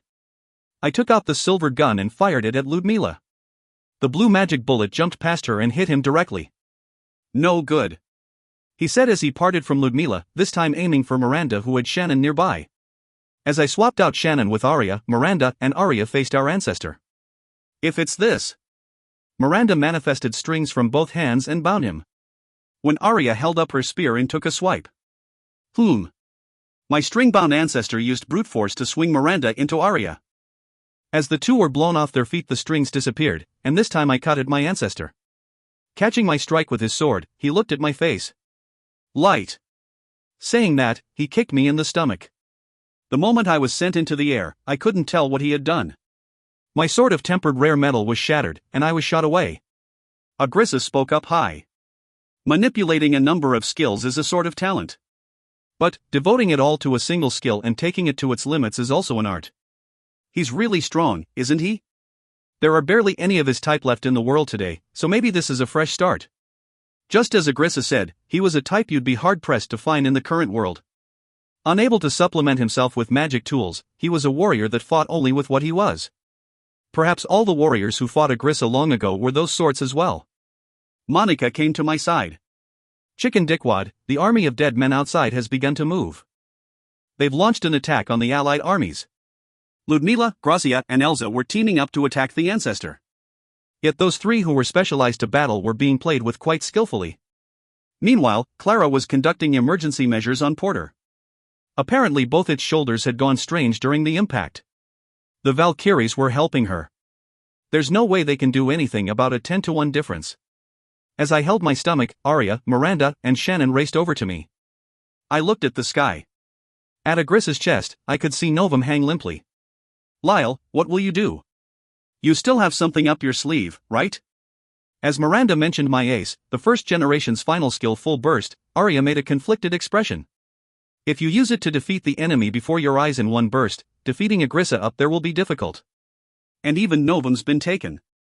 Arya looked up as well. Eva offered support to the fighting three. I could feel the pain in my stomach reside. Rather than her own injuries, Miranda was prioritizing me and casting healing magic. Shannon spoke. No matter how you go about it, defeating that thing is impossible. She's in another league. All the mana all around is gathering to her and obeying her. I stood from my knees. Even so, we have to do it. Having come so far, there's no way I'll let anyone become part of Agrissa's collection. And I still have something I have to say to Novum. Looking up at the sky, I reverted the gun back to the necklace and gripped the jewel. Monica informed me of the outside situation. Battle with the dead army has commenced. May and Marina are with them, so our own army is able to buy some time, but a portion of the other armies have run away. In such a situation, I can only say they'll crumble. Before a force of such numbers, the alliance was collapsing. We had prepared for this moment, but I never thought a goddess who'd regained her powers would be this troublesome. I wanted to settle things before it came to this. As the leading power, I wanted to settle things before it collapsed. And as an individual, I wanted to defeat Seals and end it all. Right, as an individual. Yeah, I'll have to use my trump card. Saying that, I laughed only to get a few worried looks. I didn't want to use it for personal reasons. If I used it, the jewel would go back to being just a gem. And if I used it, all I'd built up to now would disappear. On top of that, I really hate it. Why do my skills have to be so hard to use? The first one didn't show any effect and yet it just kept stealing away all my mana. Experience, a constantly active skill that let one gain loads of experience. At the start, it had activated halfway, becoming a useless thing that accomplished nothing more than sucking my mana away. To use connection, you need to kiss first, what's more, a deep one. As I turned bashful, Miranda smiled. And because of that, you've become quite skilled at kissing. Really, why do my skills have to be so terrible? Could it be they actually hate me? My last skill has me lose too many things. There, Monica looked at me. I'd like to confirm it beforehand. For if you say there's a need for you to throw down your life here, this Monica will forcefully choose the road that allows a damn chicken's survival. Arya spoke with rage. Hey, you should think about Lyle's feelings. You mean you'll let Lyle live on as Agrissa's little doll? Monica. If he endures even so, perhaps the chance will come one day. If I let the chicken dickwad die, I would never be able to forgive myself. I would never be able to look my fallen sisters in the face. I spoke to everyone present. No, it isn't my life. How should I put it? In a sense, it's like being dead, but what it takes isn't life. Shannon looked at me and covered mouth. Then your memories. That would be infinitely better. Perhaps it would be best to just lost my memories of it all. Everyone looked at me with eyes that shouted for me to say it already. Ludmila and the others fighting wanted us to hurry up with it. It seems their hands were full with containing my ancestor. I stood and gripped the jewel. What I lose is, damn it, I didn't want to use it. Why didn't I want to use it? There were two large reasons. First off, my final skill forcefully brought about a single growth, though my body wouldn't go through the usual pain beforehand. However, as a penalty, it held a condition of never being able to go through growth again. Honestly, I didn't care about the latter part. The problem was if I used it, I would have a growth. Ah, goddess. All of you, don't laugh. You definitely can't laugh. If you laugh, I'll hate you for the rest of my life. Saying that, I gripped the jewel. The greater reason I didn't want to use it was the second one, but I thought there was no choice but to use it here. As the jewel glimmered, a pale blue light wrapped around me, raising a wind. While Agrissa's eyes narrowed, it wouldn't take any time for it to activate. Ludmila, Gracia, Elsa. Eva, everyone stand down. Don't raise a hand. And enveloped by light, I called out the final skill's name. The final skill. Sevens activate. A gentle breeze swept over the land. If you find any errors, ads pop up, ads redirect, broken links, non-standard content, etc., please let us know. Report chapter so we can fix it as soon as possible. Volume 18, Chapter 9, Sevens. Sevens. Sevens activate. Reacting to my voice, a wind of blue light swept over the area. The jewel showed off a glimmer to an extent it had never shown before. Like the final flicker of a candle's flame. Damn it, I didn't want to have to use it. It forcefully induced an immediate single growth. To me, that meant my memories I didn't want to remember would be put into mass production again. Well, no matter what I do, I'm damn cool, so there's no helping that the others carve it into their memory. But there was something I couldn't forgive. It was that the jewel would lose its power, and return to being a simple gem. It meant the jewel that had accompanied my travels to this point would be reset. It would go back to being a gem with only the skills recorded onto it. If you think about how the skills would remain, perhaps that was for the best, but there was something more precious. My thought patterns gradually cleared up. The sensation of power flowing up from the depths of my body blew away all the fatigue I had built up. And with the mana expanding and acting up within, I was a sensation you could call reminiscent of libido. Hear it, Kumiamis. As I cried out, from the jewel, 7 weapons manifested around me and pierced into the floor. The first's giant sword. The second's bow. The third sword. The fourth's daggers. The fifth's gallant blade. The sixth's halberd. The seventh's gun. They all stuck into the floor as if to surround me, and Agrissa looked down over me from above. Her eyes narrowed as she inspected my figure. You forcefully raised your adaptability level. No, they call it growth in this era. And that skill, so it's a type that lets you master 7 weapons. That's an interesting skill. To Agrissa's face full of confidence, I gave a light laugh. Perhaps Agrissa was holding him back, as my ancestor Lyle held up his weapon and took some distance. I turned to Agrissa and spoke. That's where you're wrong. It's 7s because I can use 7 weapons? I'm not so simple of a man. And come down here already. If you float naked like that, it feels as if I'm peeping on you, does it not? You'd be much cuter if you showed some more modesty, Agrissa. I said as I brushed away my bangs and got my hairstyle in order. Agrissa looked down over me with a little surprise. Arya looked at me and lowered her shoulders. Hey, could it be your skills actually? Before Arya could say it. Let me take a guess at what's on your mind. You think it's a skill to forcefully manifest me in my flawless, perfect form, don't you? Don't say it, I know. I mean, we all share a bond of love. But Shannon, on those words. No, we're linked with connection, so it wouldn't be strange for you to read. But the one who cut her off was Monica. To think it was a fever time. But with this, our chances of victory rise a bit. For the chicken dickwad has never lost once while in this state, but... To Monica's delight, I shook my head to the side. That's wrong. At the very point I came here, it was my victory. For I'm a man loved too much by the goddess of victory. There, Agrissa raised a grand laugh. Ah, a post-growth brings about mental instabilities, so that's how it affects you. I see, how interesting. The elevation of power from your growth brings an influence to your mind. But, it's unacceptable for you to think you can win. Right after, my ancestor cut in my direction. But I didn't move. My lovable wives around tried to move for my safety, but I stopped that action. You don't have to do anything. Well, just you watch, it'll be over before you know it.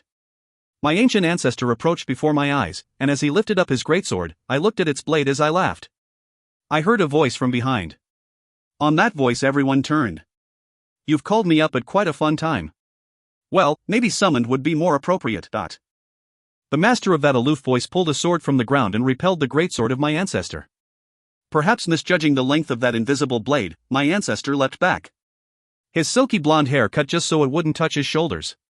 Wearing a short, green mantle, holding the invisible blade against his shoulder, the third looked around. Even so, he leaps around quite flashily, he said and laughed. And the next voice to call out was the seventh's. Drawing out the gun stuck into the floor from the bayonet attached to its muzzle, he fired off a number of rounds into our ancestor, who had started to motion once more. Those bullets he tried to sweep away warped and opened a number of air holes in the ancestor. As he was undead, they would probably close up, and that was only a matter of time. Lyle, you did well. This is an appropriate timing for you to use your trump card. The footsteps stopped just before they passed me by, and a hand rested on my shoulder. His other hand was clasped around the Galient blade. If you could drive her so far, then you've done well. We'll cooperate for the rest of the way. And walking off, the fifth swung his sword, winding its snake-like blade around the ancestor leg. In his opposite leg, a dagger stuck in. His mid-length blue hair swaying in the wind, the one making a movement to push up his glasses was the fourth. You've grown quite hardy, Lyle. Well, normally I'd want to tell you not to rely on the dead, but if you're taking on the dead all the same, perhaps there's no helping it.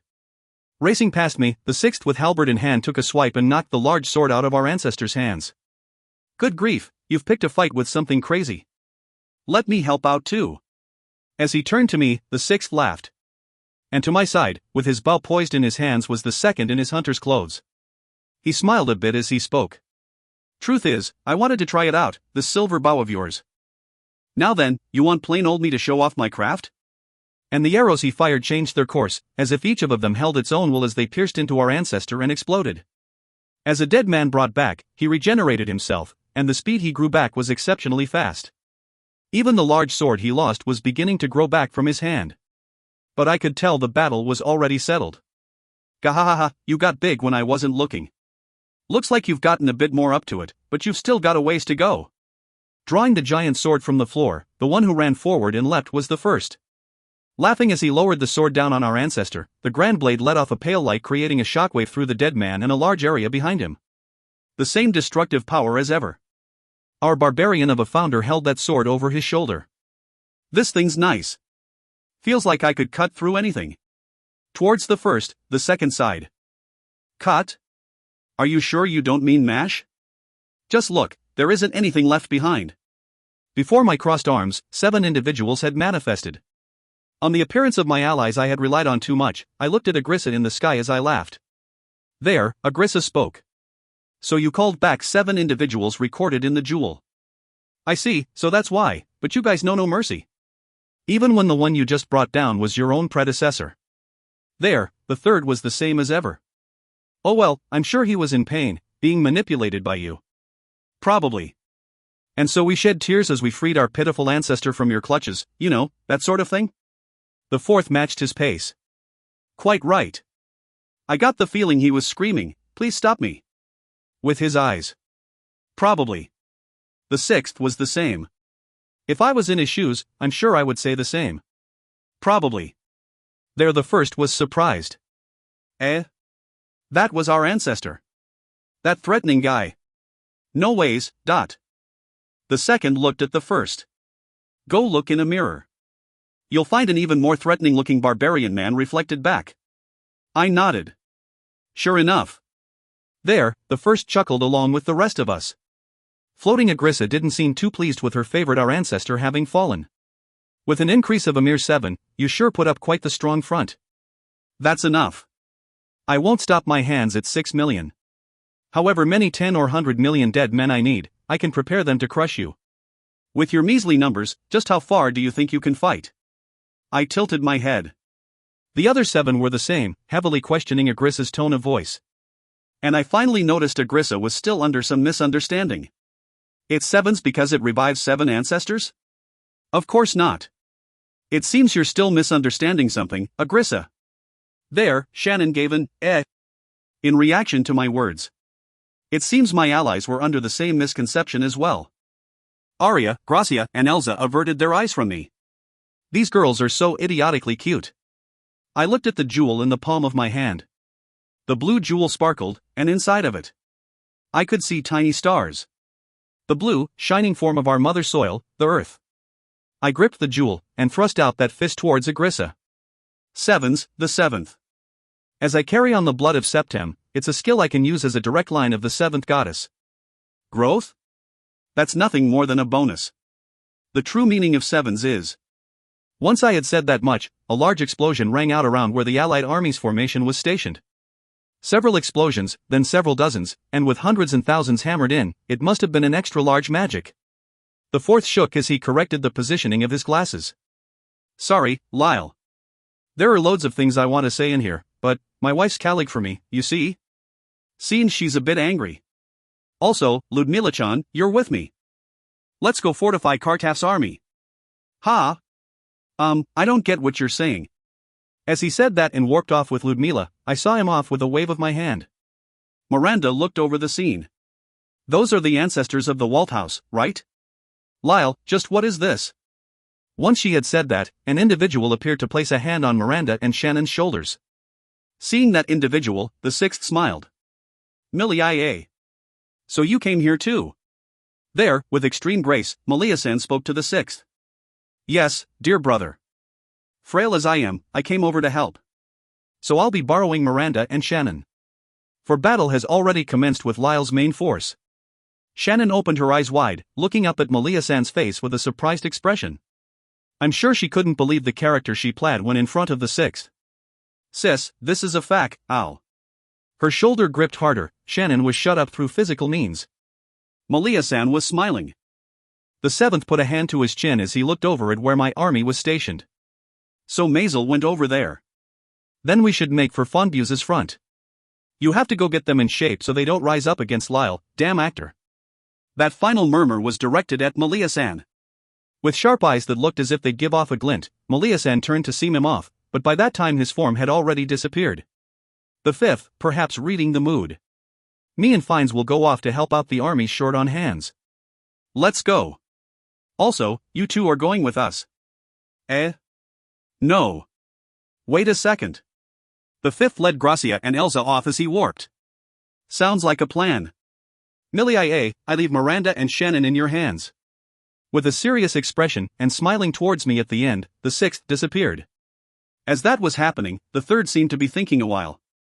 Then I'm going to go off and do the job no one else is doing. That's how it is, have fun. He said and faded away. The remaining first and second looked at Millie-ia. Hey, who's she? Like hell I know. In that dubious air, Malia-san gave a curtsy. It was quite a neat and tidy one. Pleasure to meet you, founder and second-generation head. I am Millie-ia, one of Frederick's daughters. I'm in a bit of a hurry, so I'll be borrowing these two. And she looked at me, closing one of her eyes. Lyle, go with a bang. You've got the Walt house behind you, so have some peace of mind. She disappeared as she led Miranda and Shannon off. As I waved my hand and saw them off, the first and second stared blankly. Somehow, seems there are a lot of things we don't know. Well, we were the first ones to disappear, after all. And up in the sky was an irritated presence. 'Twas Agrissa. I see. So that's what it means. I cleared my throat. In order to give the explanation of my skill I couldn't give before. That's right. This is my final skill. Sevens, a skill that allows me to take over the complete management authority of the jewel system Septem created. This one's amazing, I mean, it lets me use the jewel's full power with all its restrictions removed. Arya, Clara and Eva made expressions to say they didn't get it. But Monica and the Valkyries nodded. So that's what it is. Management authority, then this mana flowing into our systems is also a byproduct of that. For now, we should give our thanks. The Valkyrie's armor glowed. What was originally Tressie, the trident serpent? Made of a monster once called the god of the seas, those girls who were a mass of rare metals were beginning to be affected. Their wings spread out, and they had begun to float in the air. Monica was the same. Cloaked in a white dress, she was floating as well. Oh, so you quit being a maid to become my bride? As I said that, Monica smiled. Yes, so you'd better take me. She sure is an idiot. Are you an idiot? You're already mine. It's not even a problem of taking you or not. There, EBA looked at me. Why is this guy always so obstinate? When he's usually such a wimp. The first looked over at me. Are you alright? And wait, where's Novam-chan? Ah. Arya-chan. Arya with the first waving at her gave a light wave herself. The first was pushing for Arya, so I'm sure he was happy to meet her. The girl in question. Eh? Why does he look too happy? There, Agrissa who had watched us carry on that farce without an end in sight. You sure know how to parade your leisure. But it seems you've gotten a little too stuck up. Lyle, it looks like it would be best for me to fold your heart first. PFF, I gave a small laugh. If I, Lyle Walt, had a heart that folded so easily, I'd never think to kill a god. I fear the strength of my own mentality. If you think you can fold me, just try it. Perhaps angry, Agrissa spread her arms. From within Porter, Clara. Though once you regain your sanity, you'll fold on your own. Spewed some sarcasm. I think that part of her is cute as well. Then I'll take you up on that offer. Try this on for size. Right below Agrissa appeared a giant ape, white with a reddened face. While there was no fur growing on its pectoralis muscles, that monkey with a beautiful white coat covering all else was even larger than Agrissa. That'd have to be a good 10 meters. As the first said that, the second, I think you mean 20. Immediately corrected him. To add on to that, skeletal knights over 2 meters each had begun sprouting up from the floor. Agrissa called from above. Learn the shame of your blunder, putting on airs from mere administrative privilege. Lyle, I'll prepare a bit of a harsher punishment for you. I'll discipline you until you weep as you swear loyalty to me. I hung the jewel around my neck. And I held out my right hand to Monica. As she tossed my spare katana at me, I accepted it as I spoke. That sounds fun. I'd like to try that once, but I want it normal the first time. Even if I look like this, I'm a virgin here. I'd be troubled if you made it too stimulating. I'll at least permit ropes and whips, though I'd prefer to be on the giving side. Agrissa opened her large mouth. Shut it. I don't think I like you when you're like this. I smiled. But I like you. Well, I at least find you pitiful. That why, so you don't go through any pain, I'll end you here myself. The large ape lowered its fist at us. Unlike a monster, it seemed to be closer to a Kalin or whale. It spit flames from its mouth as it intimidated us. Those flames lightly singed the first straight mark for a pelt. The hell do you think you're doing, damn ape? You've got yourself a fight, let's take this outside. The second took a stance with his bow. Dad, we're already outside, dot. The roof and walls had been blown away, the lower floors crushed. I see, we really were outside. The three of us chuckled amongst ourselves some more. There, the first made a serious expression. Well, looks like things'll be bad if I don't get serious, so I guess I should. Come out, you lot. There, behind the first, what was once his door of memories appeared. From it streamed the soldiers and barbarians who had once followed his rule. While I couldn't see him as anything but a barbarian chieftain, that was the founder I knew. The second spoke in a low voice. Should I call mine too? I can at least take care of the smaller skeletons and provide support. Soldiers that had gotten themselves a little more organized appeared alongside the manifestation of the second's door. In their hands they held bows and hunting knives. The first let a ferocious smile grace his face. So you've learned to say it. Crassel. Lyle. Yes? Leave this ape and the small fries to us. You go and knock Agrissa down a few pegs. And where's Novam-chan? Oh, if you're looking for her, she's in Agrissa's chest. She was captured. Ha! Why you, what do you think you're doing, dammy idiot? As the first cried out, the white monkey raised its war cry again. Perhaps it thought the first was trying to intimidate it. I held the katana over my shoulder. Well, I'm going off to save her then. Arya, Clara, Eva, and Monica and the Valkyries follow my lead. It's fun god-slaying time. Arya held up her spear. There's definitely something a little off with you. No, definitely something off period. Why can you enjoy god-slaying like that? I spoke. Fool. By killing some sham of a goddess, we get the Godslayer title for ourselves. It'll make future rule much easier. Clara, Eva, don't let my gallant form slip your eyes. Clara and Eva pulled back a bit. Rather than a little, what the hell is he saying at a time like this? Is the feeling they were giving off? I was sure they would have liked that one. But Monica and the Valkyries were all for it. Hooray! Now I can finally fairly beat the hell out of them. This Monica will follow Lyle-sama to the end of her days. She sure knows what to say to make a man happy. I turned to Agrissa with a provocative smile. And she looked down on me in irritation. Now, let's have some fun with it. If you find any errors, ads pop up, ads redirect, broken links, non-standard content, etc., please let us know. Report chapter so we can fix it as soon as possible. Volume 18, Chapter 10, Army of the Dead vs. Army of the Dead. Army of the Dead vs. Army of the Dead. Lyle's army. Its main body had immediately set up stockades, using magic to prepare a moat. From within the stockades, taking on the dead army so they could approach no further, even though Lyle wasn't among the forces that had returned from the city, General Blois wasn't perturbed. In the remains of Central's royal palace, even now there were some figures visible, and some sort of battle was carrying on. Then they were fighting on. Lyle's survival was a possibility, is what it meant. But these numbers are. The army of armored skeletons in numbers to bury the scenery before his eyes came out of the ruined ramparts one after the next. What he learned from fighting them, their strength was nothing special. But receiving normal attacks, they would just regenerate.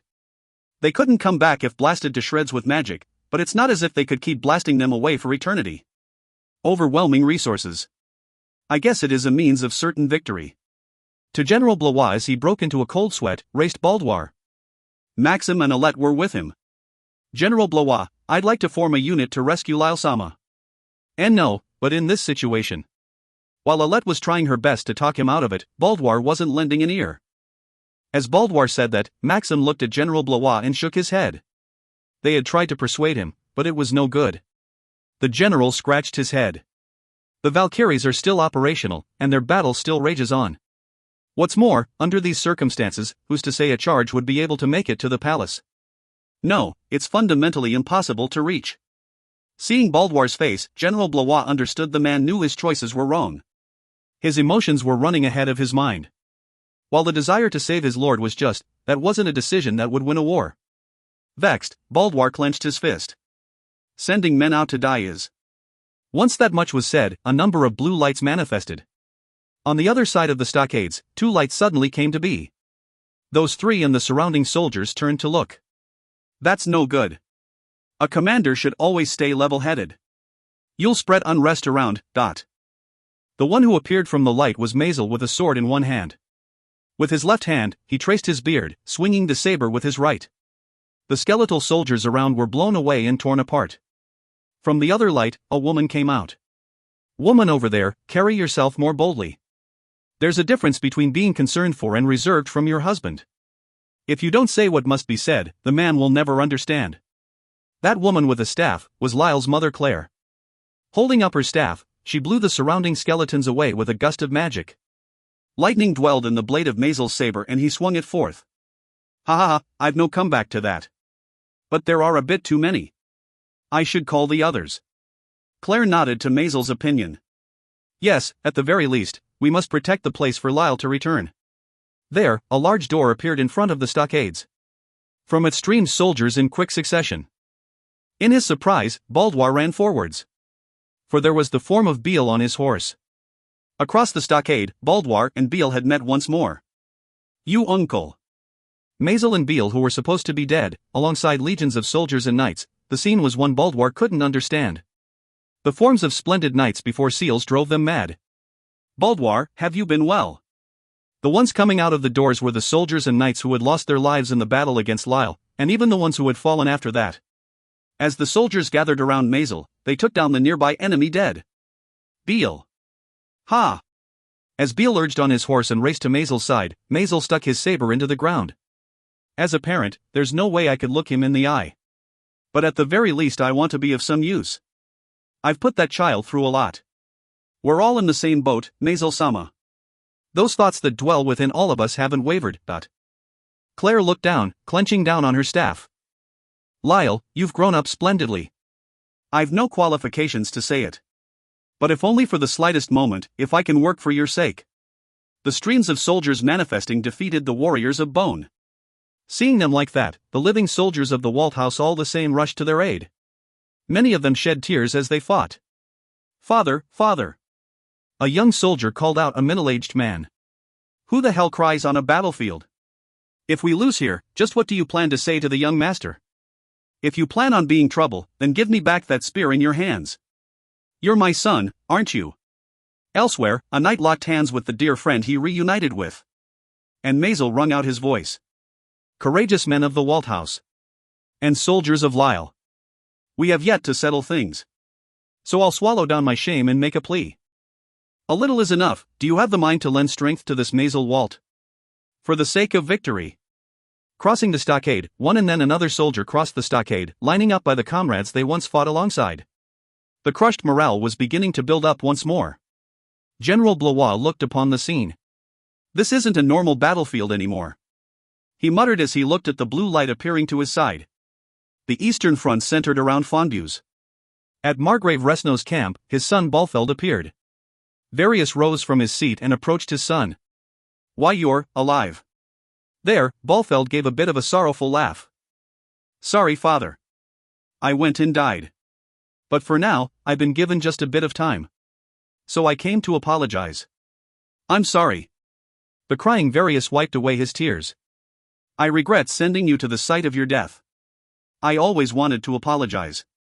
Sending you to the likes of seals. I'm sorry, Dot. Balfeld placed a hand on the crumbling Varius' shoulder. Father, lend us your power. We can't leave that one be. If we let her run rampant, it isn't just the continent. The whole world will end. Father, please lend us your strength. Varius stood. And he looked at the end of Balfeld's gaze, at the something of human form floating up in the sky. Understood. Leave it to me. And Parcelina and Blabre are in good health. Hearing that, Balfeld, the heir to the Margrave of Resnau who had been sent to Bonsium royalty as a hostage, laughed. I see. Then I can rest at peace. At the Fonbuse camp, the king and his close associates had gone weak at the knees. Before their eyes was the demon who once chased them about and cut their land away. His name was Broad Walt. 7th generation head of the Walt house. It's been a while, whelp. You've grown quite a bit. By the way, there's something I must ask. Why is it that your army is making preparations to flee? Around the 7th were the soldiers of the Walt house, sprinkling their glares around. The 7th didn't really need them right now, but they increased his intimidating air, so he had brought them along. That's. To the trembling king, the 7th sent a gentle laugh. But his eyes weren't laughing. You can't mean to say you'll leave your leader, my grandson, behind and run away yourself? For argument's sake, I'll tell you, if you run, I'll chase you to the ends of the earth. I do hope you still have that swiftness of foot you showed me on the battlefield. Saying that, the 7th left the tent and stood before his own army that had gathered. What a spectacle! As expected of my armies. Before the army he had trained and organized himself, the 7th was satisfied. And before his soldiers. Elites of the Walt house. If we stay silent at this crisis, it will threaten the lives of our grandchildren and great-grandchildren. It's not so good a thing for the dead to make a ruckus, but my grandson taking on the goddess, for Lyle's sake, I'd like you to lend me your power. Without a thread's breadth of disjoint in their movements, everyone corrected their posture. The 7th nodded and looked to the young man leading his horse. It was old man Zell in his younger days. Straddling the horse, the 7th spoke to Zell. Zell, my grandson's been in your care. I have one more job I'd like you to do. Will you accompany me? It's an important battle for the young master. I'll happily tag along, Broad Sama. His horse trot down the center of his lines of men. The soldiers took right about face and abided his orders. Right ahead of them, an army of skeletons closed in. The 7th held up his gun. Attack! As the Walt house's army moved the action, the troops of Fonbuse watched the scene with their mouths hung over. The skeletal soldiers kicked and blown about. The king of Fonbuse sobbed in the tent the 7th had left behind. Damn it! Damn it! This is why I didn't want to get involved with the Walt house. Those guys torment Fonbuse even when they're dead. Just how far does he plan on chasing me? His trauma of the chase in his past revived. What's more, this time the man himself had made his appearance. Those around were unable to caution the king. For they held the same feelings themselves. There a blue light appeared once more. The king, kicking and squirming on the ground, raised a scream. Again! Who is it this time? Is it Fines? That legendary demon. Instead of Fines, who the king called a demon, the king's father, the young figure of the previous generation's king appeared. A man of valor who matched blades with fines. What's with that shape? The authorities around opened their eyes in a different form of surprise to what they had shown the seventh. While he had lost to fines, he was still a splendid man and king. Many of the authorities had looked up to him in their youths. Father. Before his aged son, the previous generation's king crossed his arms. He stood dauntingly. You've lost your spine at such a vital point. At your age, you're sure to have children, correct? Where are my grandchildren? Why aren't they here? The king of Fonbuse averted his eyes. And no, you see, my sons all have their own business to attend to. The previous generation lowered his fist at the king. It seems he had seen through what the king of Fonbuse was scheming. You're doing something petty again. What do you think you're doing at such an important time, you fool? That's enough. Get the troops together at once. Know that this battle shall become a legend our descendants will speak of for eternity. Oi, whelp over there. The white-streaked knight captain in splendid armor had earned a new title of whelp. He corrected his posture. Why yes. I have troops of my own as well. Come under my command at once. When even that Fines is here, there's no way I can keep silent. Let's show them the backbone of Fonbuse. The tent was in quite a flurry. Lyle's main camp. The back lines. Hop, step, right straight. The one sent flying by Malia's right fist was the one who had gotten Central's imperial nobles together in a joint attempt to flee. A certain Ralph. Miranda and Shannon were watching from behind. The two of them were drawing back. Be bastard. Imposter. Ralph yelled at her, but holding his face with his right hand, his legs were shaking, and he couldn't stand. He had been hit with considerable force. With a smile, Milia drew her gun and fired a shot nearby his right ear. Eek. What's this? Have you forgotten little old Malia-chan who scolded you whenever you were up to no good? What a terrible grandson. Granny is so sad her hand might slip next time, but... With the gun in her hand and her tone, Ralph remembered that the individual before his eyes was his grandmother Milia. And my grandmother is dead, and she was never so young, eek. Another bullet dug in near his body. Milia spoke as she reloaded bullets into her two guns. Using your daughter to rise up in the world, well, fine by me. You're an imperial noble, so I'm not particularly angry at that one. You Grandma? While Ralph made a stately face, his complexion spoke for itself. Seeing that, Miranda and Shannon clung onto one another. They were afraid. But you see, looking at the result, you've lost any and everything, haven't you? Doesn't that mean you failed? And you have the guts to take that failure and act like you never had those daughters at all.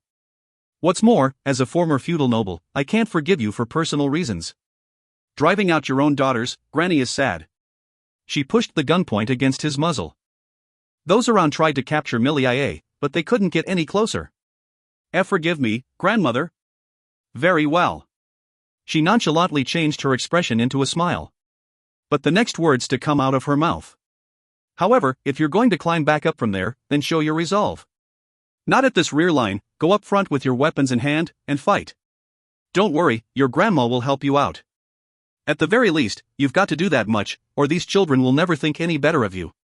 And, fulfill your obligations as nobles, you shitheads. She threatened the imperial nobles who had tried to flee at the shots ringing out in the air. Without doing a thing, you don't intend to merely gather together like parasites, do you? When you're putting your lives on the line, you'd better do it properly. Those who simply sit back and drink the good stuff, I hate them enough to want to kill them. As everyone hurriedly held their weapons, Milia turned to Miranda and Shannon. Girls, with this, your futures are a little more stable. Now all that's left is to earn Lyle's affections, and you'll be able to stand against the others. Also, you all better risk your lives to support these children. Betray and you're dead. Hold them back and you're also dead. Remember this. Women of the Walt house will chase you to the depths of hell. A smile to Miranda and Shannon, a sharp glare and low threat to the rest. Sis, our great-grandmother is scary. Shannon clung onto Miranda as she said that. Miranda as well. That's right. I'm scared too. There, Milia looked a little sorrowful. Goddess, you two are terrible. When I went out of my way to earn you allies for your future. Humph, she gave a cutesy angry gesture so vivid you could almost see the sound effects. Kartaf's front. A single man of light blue mid-length hair was kneeling before a woman of small build, who could be taken as a little girl by circumstance. I'm deeply sorry for being late. There were lots of things I wanted to talk about. There, the small woman sat in the seat she's prepared, snapping the fingers of her left hand. A glance from a stranger was enough to tell she was angry.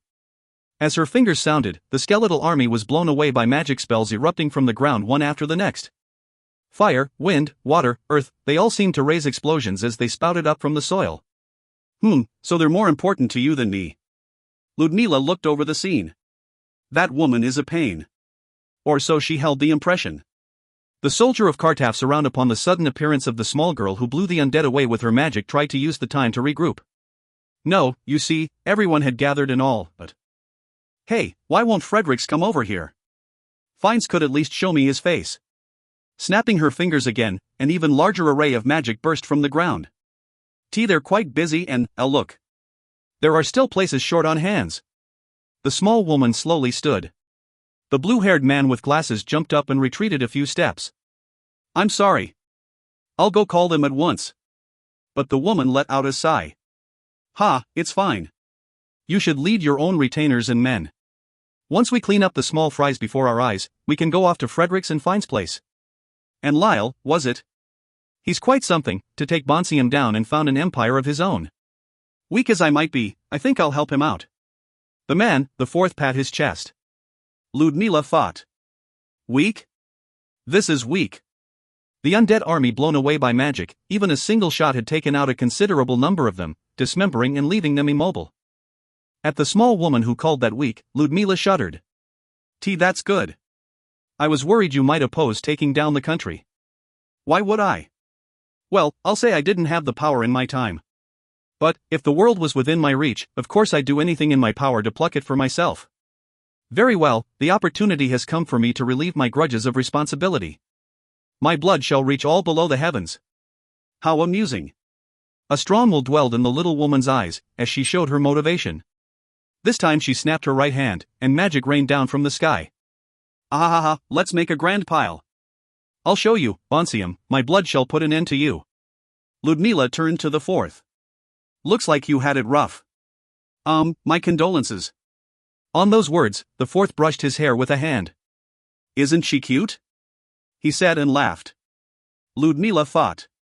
Well, maybe they're made for one another. Though I don't want this sort of coupling for myself. As she thought that, the small woman called out to her. And you over there. Something the matter? If you're to become a bride of the Walt house, you'd best resolve yourself. I had my troubles too. Why the woman who was blowing all the dead before her away was troubled was something Ludmila couldn't understand. To her side, the fourth tilted his head. You think? I think we were a relatively cozy generation. The woman covered her face with her hand. Cozy? That was cozy? I was put through hell by mother-in-law, you know? Well, whatever. Let me check and see if you're worthy of being a bride of the Walt house. Follow me. As Ludmila was dragged off by the hand, the nervous soldiers of Kartaf's followed her from behind. If you find any errors, ads pop-up, ads redirect, broken links, non-standard content, etc., please let us know. Report chapter so we can fix it as soon as possible. Volume 18, Chapter 11, The Shape of a Family. The Shape of a Family. Before the army that constituted the main force of the southern front, two additional armies had appeared. Jules, the king of Janpir, removed his helmet, sweeping his hair to the back. Good grief, it's almost like I'm seeing a dream or something. This is just like a battle of legend. To his side, the man serving as his adjutant looked at him with worry. Your Majesty. Worry not. The ones before us are allies. Yep, let's pray they're allies. And don't you think this is an opportunity? At present we are quite possibly casting our bodies into a battle of legendary, nay, mythical proportions. It will most likely become an honor to last through eternity.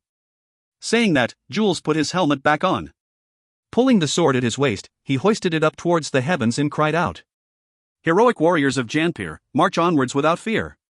As Janpir began to move, the surrounding countries began pressing forwards as well.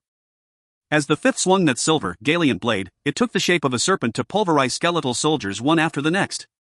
To his side, the sixth swept them away with his silver halberd. Once the two had finished cleaning up the surroundings, they looked around. The fifth let out a light breath. When he turned, the lines of soldiers were in an offensive formation. Now then, it looks like the preparations are in order. The sixth pierced his halberd into the ground. Right you are. But what shall we do from here? If we're going to direct an attack on Central, it would be best we get all our forces together. The fifth shook his head to the side. Your army is built around my sons. There's no way in hell we'd be able to coordinate our attacks. You be the main shaft, and I'll go around to support. The sixth crossed his arms. That's so, but we can't be having that. The fifth looked at the sixth, leaning his Galient blade against his shoulder. We're in a hurry. If you've something to say, can't it come later? There, two armies assembled around the fifth. The same fighting style, and moving by the same training and regulations, those armies without the slightest difference in their motions gathered around the fifth. And a number of mounted knights rode their horses to surround him. Everyone held a weapon, turned in the direction of Central. The fifth. You're all. The sixth, his force finally arriving, mounted it and wrung out his voice. Pops, this is the army you trained. And this is our consensus. The knights gathered around lifted the visors of their helmets, lifted them up and looked at the fifth. Our mothers are watching. Hurry it up. Well, we were told a few things after you died. Though I'd have preferred you dealt with us more decently. I got a lot of thinking in after I had a child of my own. Bashful and fed up, yet still they all gathered around the fifth, awaiting his orders. Once the two armies had gotten together, the fifth hit his face with his left hand. You're all way too skilled to be my sons. You must take after your mothers. Not only the sons, the grandsons took part as well. The army the fifth built up, linked by the firm bond of blood, amassed and showed its completed form. Good grief, so it's true what they say. When the parents are no good, the child's a genius. As he said that, a blue light manifested nearby the fifth. Starting with his horse, the animals the fifth had doted on. And 5 women made their appearance. The surrounding knights corrected their postures, while the sixth straightened his spine. Fredericks, we'll help out too. Frail as I am, I'll lend assistance in the Walt house's time of crisis. At such an important scene, it's not like I'm going to hide just because I'm a woman. The hammer of retribution falls on Bonsium who abandoned us in our troubles. Your daughters are ready too. Millie alone left for elsewhere. The fifth's legal wife and mistresses. They wore dresses, pinching the hems of their skirts and lifting them to present a tidy greeting. The fifth looked a little embarrassed. Why yeah. He replied. The animals watched him as well. There, around the sixth, blue light began to appear. He burst into a cold sweat. Oh goddess, me too. As he leaked that complaints, from nowhere in particular, one of his younger brothers said, unfortunately, yes. The one who appeared from the light was a beautiful woman of blonde hair and blue eyes. But the look in her eyes was scary. From behind her, 2 women in ill temper came out. Both of them fidgeted with their air, showing off quite a terrible attitude. The blonde woman looked at the sixth. So you didn't want to see us so badly? The sixth forced a smile as he turned to his wives. What are you talking about? With your strength, we've the force of 100 men. It's as if we've already won this battle before it began. Right, Pops. The fifth averted his eyes. Yeah, something like that. And from around, some fed-up gazes rested on the sixth. Those who shouldered large familial problems, the fifth and the sixth. While they shared that trait, the relationship between husband and wife seemed more tranquil on the fifth's side. The fifth whispered. That's why I told you multiple would be hell. Ha, you think Lyle will be alright? The fifth's worried eyes turned to the remains of Central's royal palace, to Lyle's party squaring off against Agrissa. Whatever the case, let's make it flashy. The dead are just overflowing out there. Let's charge right up close, solidify our defenses there, and start crushing them down as soon as they appear. Easy, right? Much easier than a fleeing band of bandits. As the fifth said that, everyone prepared their weapons, entering a formation for offense. There, the female camp. Then let us clear a path before your charge. Saying that, the women who appeared were the fifth's daughters. His granddaughters were among them. The fifth's legal wife raised her hand. Do your best to support Fredericks. And put on a good show. This is an important battle for the Walt house. The fifth mounted his horse. Charge! Instantly responding to his call, the army of a few 10,000s charged towards the dead. From behind, the female camp's support was. The bastard ran away. At the very least, he could have made it clear who the number one was at the end. Burn it all to the ground. Ah, my powers are swelling within. I can only use plain magic here. The type that drags them into the dirt. Ha, I really am plain. The charging men directed their eyes at the sixth. One of his brothers spoke. Oi, whose wives are they supposed to be again, bro? It's always hard to believe. At least make it clear at the end. Don't run away to the battlefield. Even when you were alive, you were always like that. Receiving the criticism of his brothers, the sixth forcefully laughed and gripped his halberd with both hands. There, the halberd split in two. Come at me, and learn what it really means to be dead. All you bastards out there, this finds Walt will take you on. Swinging both his halberds around on horseback, he charged to the front lines. He had the physique and majesty, making him look needlessly reliable. Damn it! He ran away again. Chase after him. Teach him just how much trouble he caused us in life. Perhaps tormented by the strife the sixth's wives brought about in their lives, the sixth's younger brothers charged out as well. The fifth let out a sigh as he relayed precise orders to his army. The army followed his will, showing movements as if it was all a single living being. When the path was cut off by soldiers of the dead, the rounds of magic fired from the rear in great number would never strike an ally. So precise was he that army pressed on as if it knew no fear at the extra-large magic raining down from above. But the fifth. That one was dangerous. Who was it? Who was the one who tried to drop magic on us? One of his sons spoke up. It goes without saying it was my sisters-in-law. Damn it. If I was anywhere close to my brother, I'd have been dragged in. This is bad. It was as bad as he said. From behind, an ominous oversized serpent with a body of black flames appeared. It slithered across the ground as it swallowed in dead soldiers, burning them away as it made their way towards them. The fifth cried out. Press forwards. Whatever happens, press forwards. Fines, you pull back and deal with your wives already. Oi, I know you can hear me, but... The fifth cried out, but the sixth purposefully gave a grand laugh as he cut forward. No, he ran away. Ah, there's nothing but small fries out here. In contrast to the flashy rampages in Central's circumference, there were few dead to be found in its central districts. It was a situation almost like a donut, and the space near Agrissa had cleared up to make a place of scarce population. The one proceeding through such a space was the third with a few hundred soldiers. The knight who was the progenitor of the Randburg house called out towards him. Slay-sama, we found them. Bonsium's royalty. The third was leaning his invisible blade against his shoulders, treading lightly over the mountains of rubble. I did think they'd be alive, but unharmed, eh? As expected of royalty. Seems they brought quite a bit along with them. Magic tools and other special equipment. While Central had been blown away, the royal line had survived. Of course, the third had anticipated that. They were royalty. They'd at least carry some special tools on their person. There was the king, the queen, and crown prince. The king turned the bracelet that enveloped his right hand towards the third. Are you dead men as well? Don't come any closer. A golem appeared, likely summoned from the bracelet. No, it was dubious whether or not it was a golem. A something of humanoid form a few meters high and made of stone came at the third's party. Is that what you used to defeat the dead soldiers? Well, I'm happy you survived. I mean, it would be most troublesome if your whereabouts became unknown. Everyone took a stance with their weapons, but a blue light made its appearance behind the third. From it, a large steel ball about the size of a human head shot out, hitting the doll's abdomen and piercing it through. That human form crumbled away. The ball was connected to a chain, and making a clanging jingle, it was sucked back into the light. Once the blue light died down, there stood a single woman. Good grief, you're always flaunting that leisure of yours. You look plain unreliable to those watching. The woman holding the chain connected to the steel ball was the third's wife. I'm sorry. Well, you think it would have been dangerous if it came to my sword? All right, more importantly, let's tie up the royalty. If they get away, it'll be troublesome when they become the banner of a rebel force. The third had searched out the royalty, or perhaps tried to find traces of their deaths. For they would be a hindrance to Lyle's rule. There was a possibility they could run away in this situation, so he wanted to restrain them swiftly. What's more, it looks like they're still alive, so we can even make them take responsibility.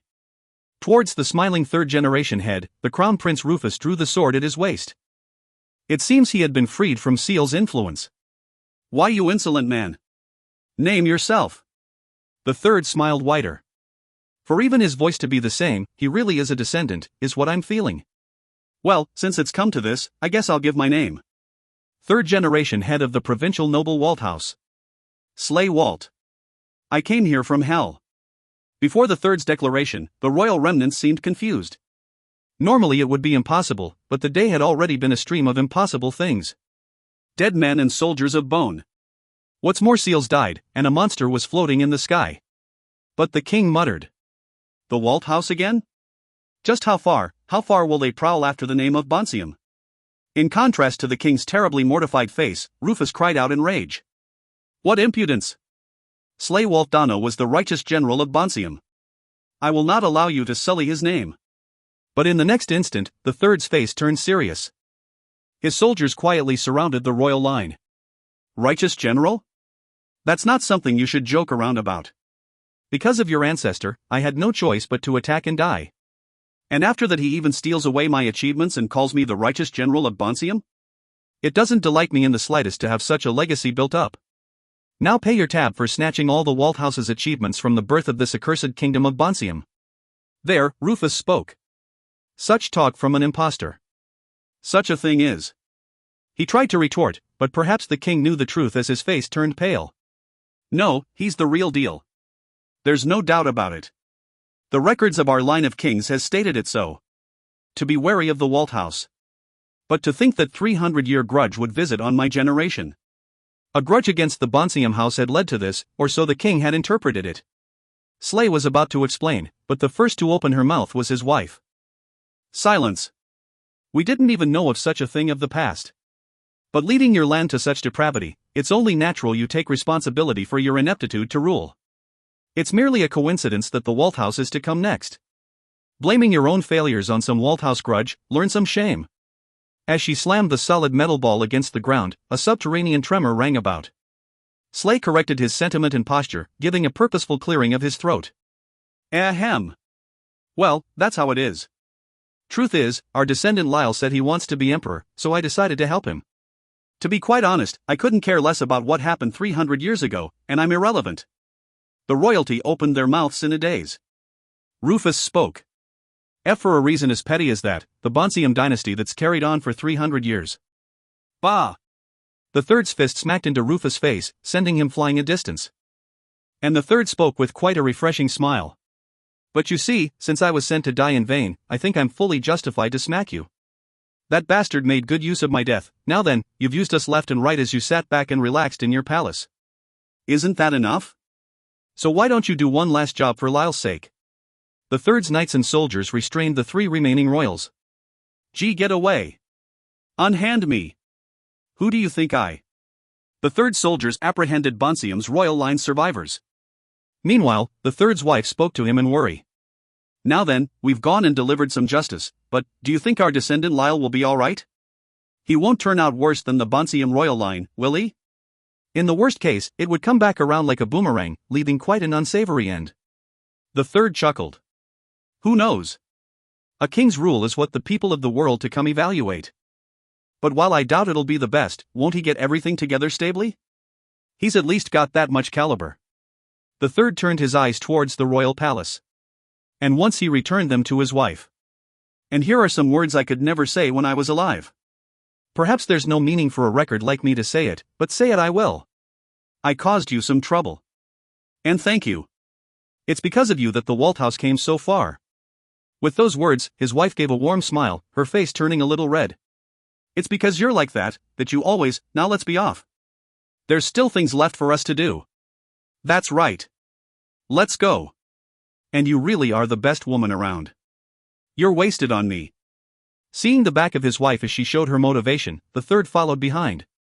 Third generation head, for all everyone sure has it rough, LOL. Sixth generation head for all, third. The trick. Please give me the trick to a stable relationship, ... Third generation head for all. Earnestly devote your love to a single woman, perhaps? Well, you're already too late, so no need to worry about that one, lol. Sixth generation head, If you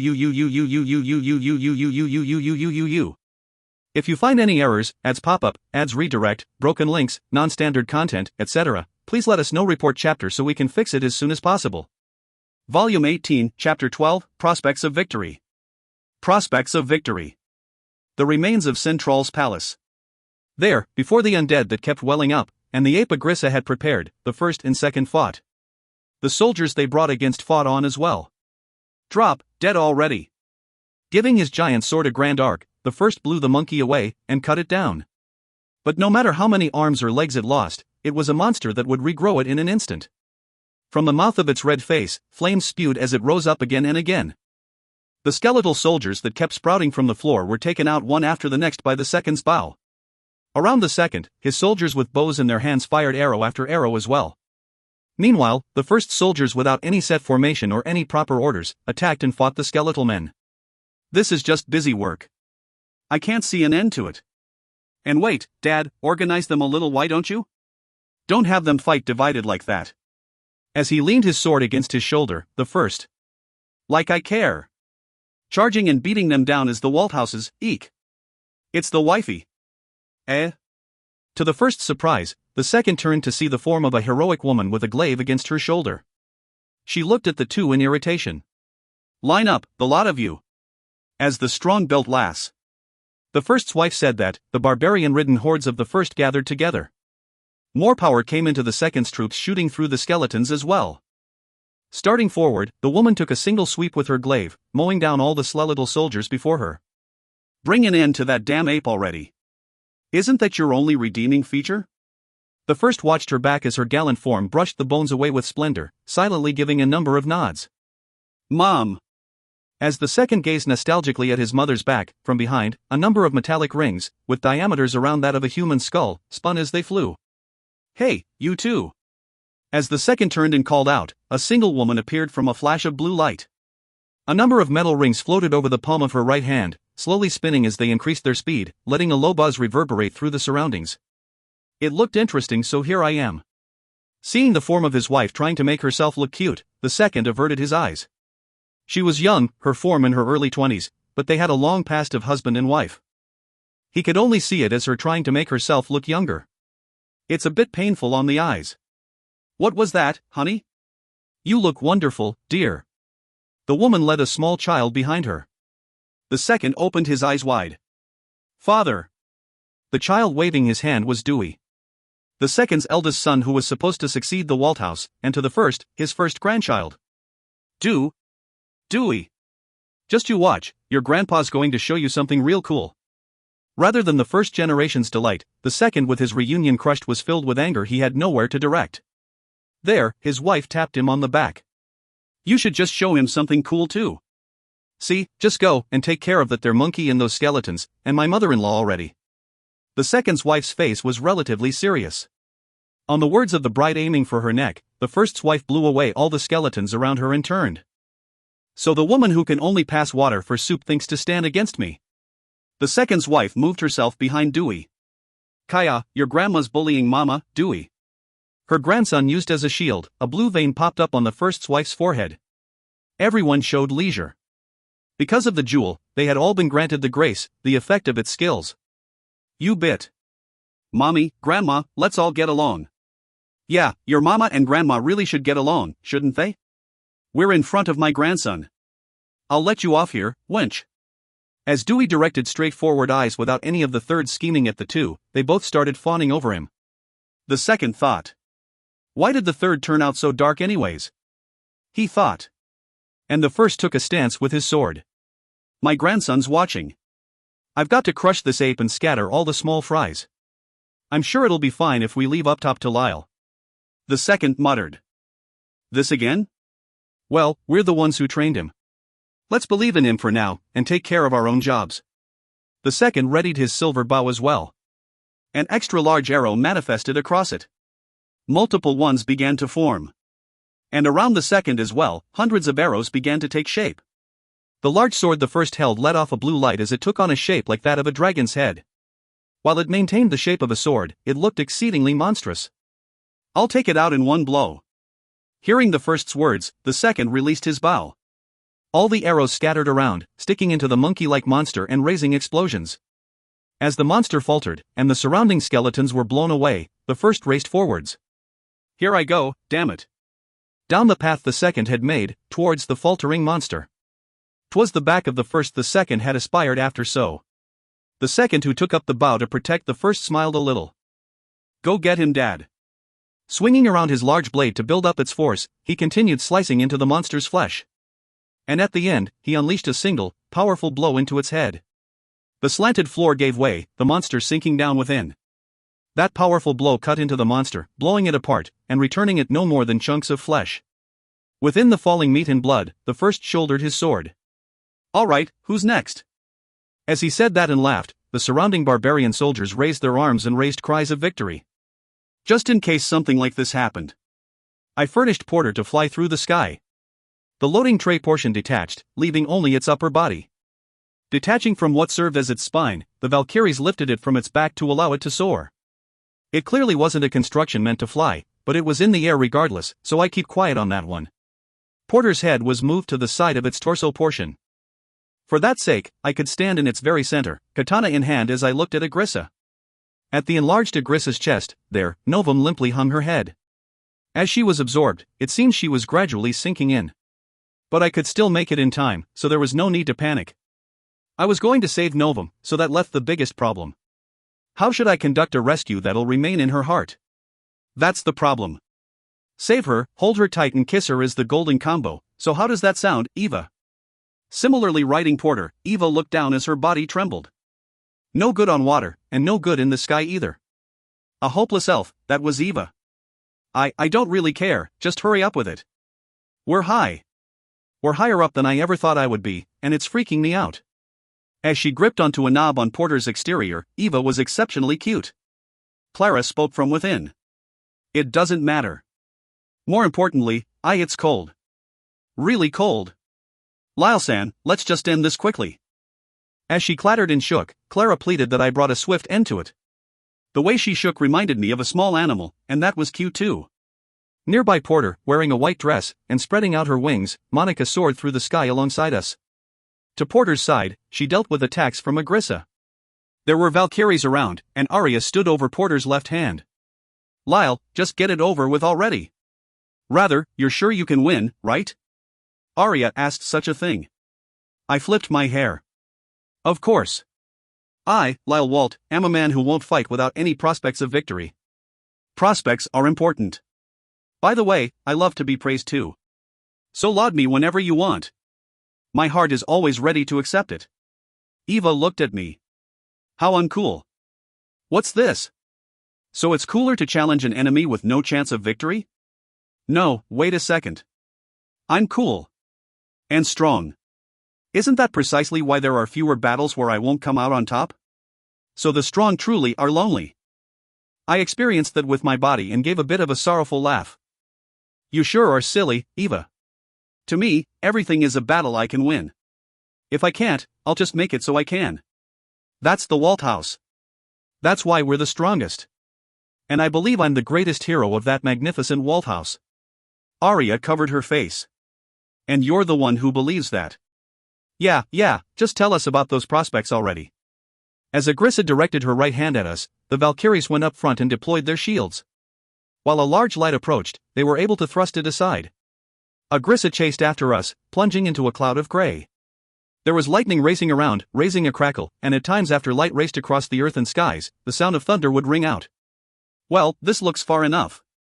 Having pulled Agrissa away from Central, I signaled Clara to turn Porter towards her. There, Agrissa stopped her game of chase and floated up before us. So you stopped running away, Lyle? What do you think will happen by pulling me away from Central? She showed a smile of leisure. Her pride pierced through to the end. As I thought, a kiss is best for a sleeping princess. Its effect's been worn down by the mainstream, but even so, I love those sorts of situations. Eva trembled. Why your conversation isn't meshing, Lyle. Sorry. I can't help but wonder how I should save Novum so that she'll fall for me from the depths of her heart. This is no good. When she was always the one closest to me, for me to be unable to hold onto her heart, well at times, it's good to have a woman who isn't too easy. Everyone else was relatively easy, so I thought it was alright for there to be one with a higher difficulty level. Arya threw the tool in her hand at me. Don't call me easy. As her face turned red, I consoled her. Don't be so angry.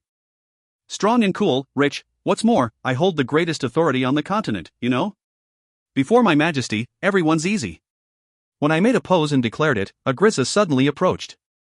Monica went up front and spread her wings, several hundred slender lights firing off from them to attack Agrissa. A defensive weapon, you even brought out something like that. You must be a protector of the grave on the moon. As Agrissa said such a thing, the beams only mildly singed her surface. She instantly healed up, while Monica let her blonde twin tail sway in the wind. How terrible to treat me as second-hand goods. Even like this, I'm fresh off the line. I got these tools from my sisters. The automatons who constituted the Valkyries' corps once protected a gravesite on the moon. Whose grave was it? Having destroyed everything, Novum and Octo sure know how to act high and mighty. But you don't think that's enough to claim victory, do you? Agrissa spread out her arms, producing a number of lights. The orbs fired off from them were all masses of high-density magic. I put my left hand in front of my face and snapped my fingers. It's true I might die out if it hit. So I just need to make it so it doesn't. The lights fired off from Agrissa, unlike Monica's, were thick clumps that came at us rapidly, but warp. Before they could make contact, they were all sucked into space, and Agrissa hardened her guard. Are you mocking me? From the airspace around Agrissa, the high-density magic she fired off came at her. As expected, they inflicted more damage than what Monica had shot. I looked at Agrissa as I narrowed my eyes. As I thought, pulling off all skills at once is impossible, even for you. Since you said you could make skills, you put me on guard, but at best, you're the same as seals, and the most you can do is change out the skill you're using. While your output's in another dimension, there are plenty of ways to go about it. Showing my leisure, I laughed as if to belittle her. Perhaps I had hit the mark. Agrissa spoke up. And what of it? Don't think any of your attacks can defeat me. Even if I fall short of my days of prosperity. I held up the katana. There, the surrounding lightning gathered around it. Are you forgetting something? I carry the blood of Septem as well. A feat like this is simple with the support of the jewel. Clara, throw me. As I hopped onto Porter's right hand, I was tossed straight at Agrissa. Controlling the surrounding lightning with my magic, I hammered that energy into her. That was my plan. Yeah, so? She dodged quite easily. I was sent sprawling through the sky, and having lost my destination, all that was left was for me to go into freefall, or not. The reason being, I'm damn strong. That's why I said you were naive. Shuffle. Switching places with the Valkyrie, Agrissa drew near. I cut straight at her. As expected, the energy of nature was vast. I severed the right arm she had put up to guard. As she collected up her severed arm, she immediately stuck it back on, clenching and flexing out her hand.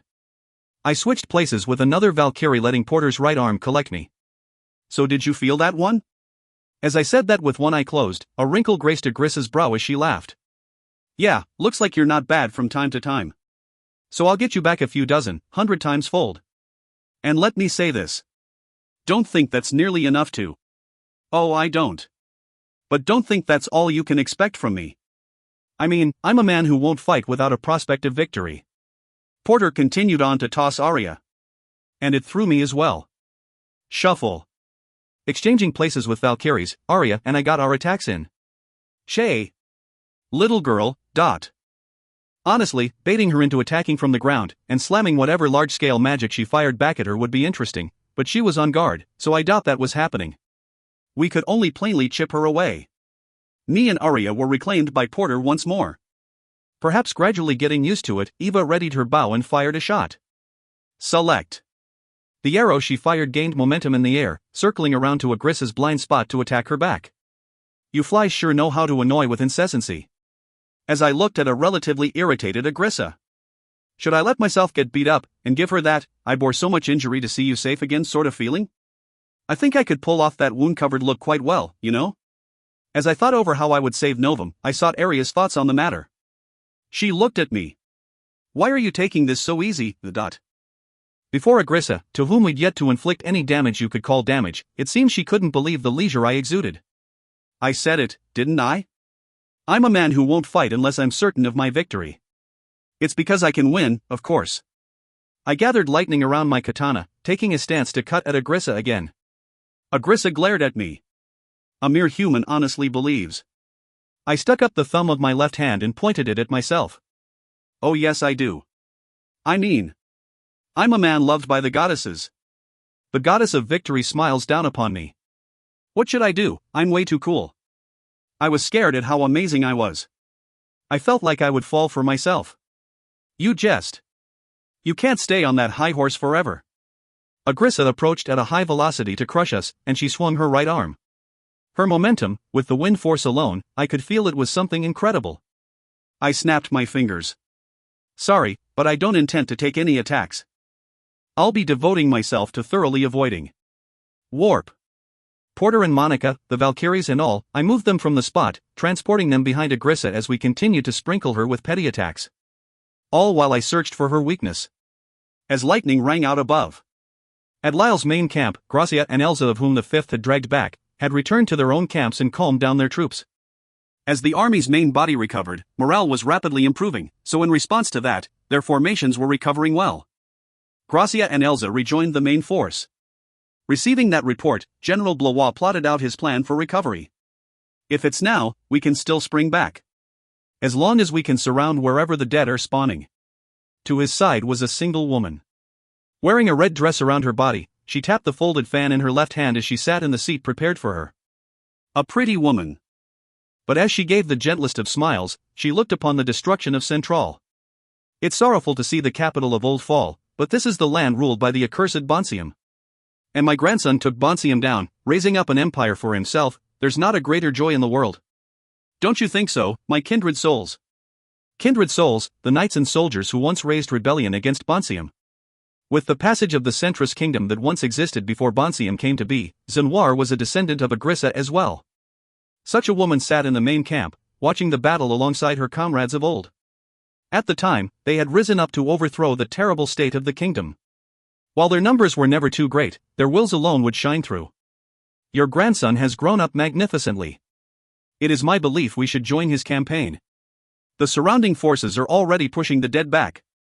I'm sure they're the heads of the Walt house. The preparations are in order.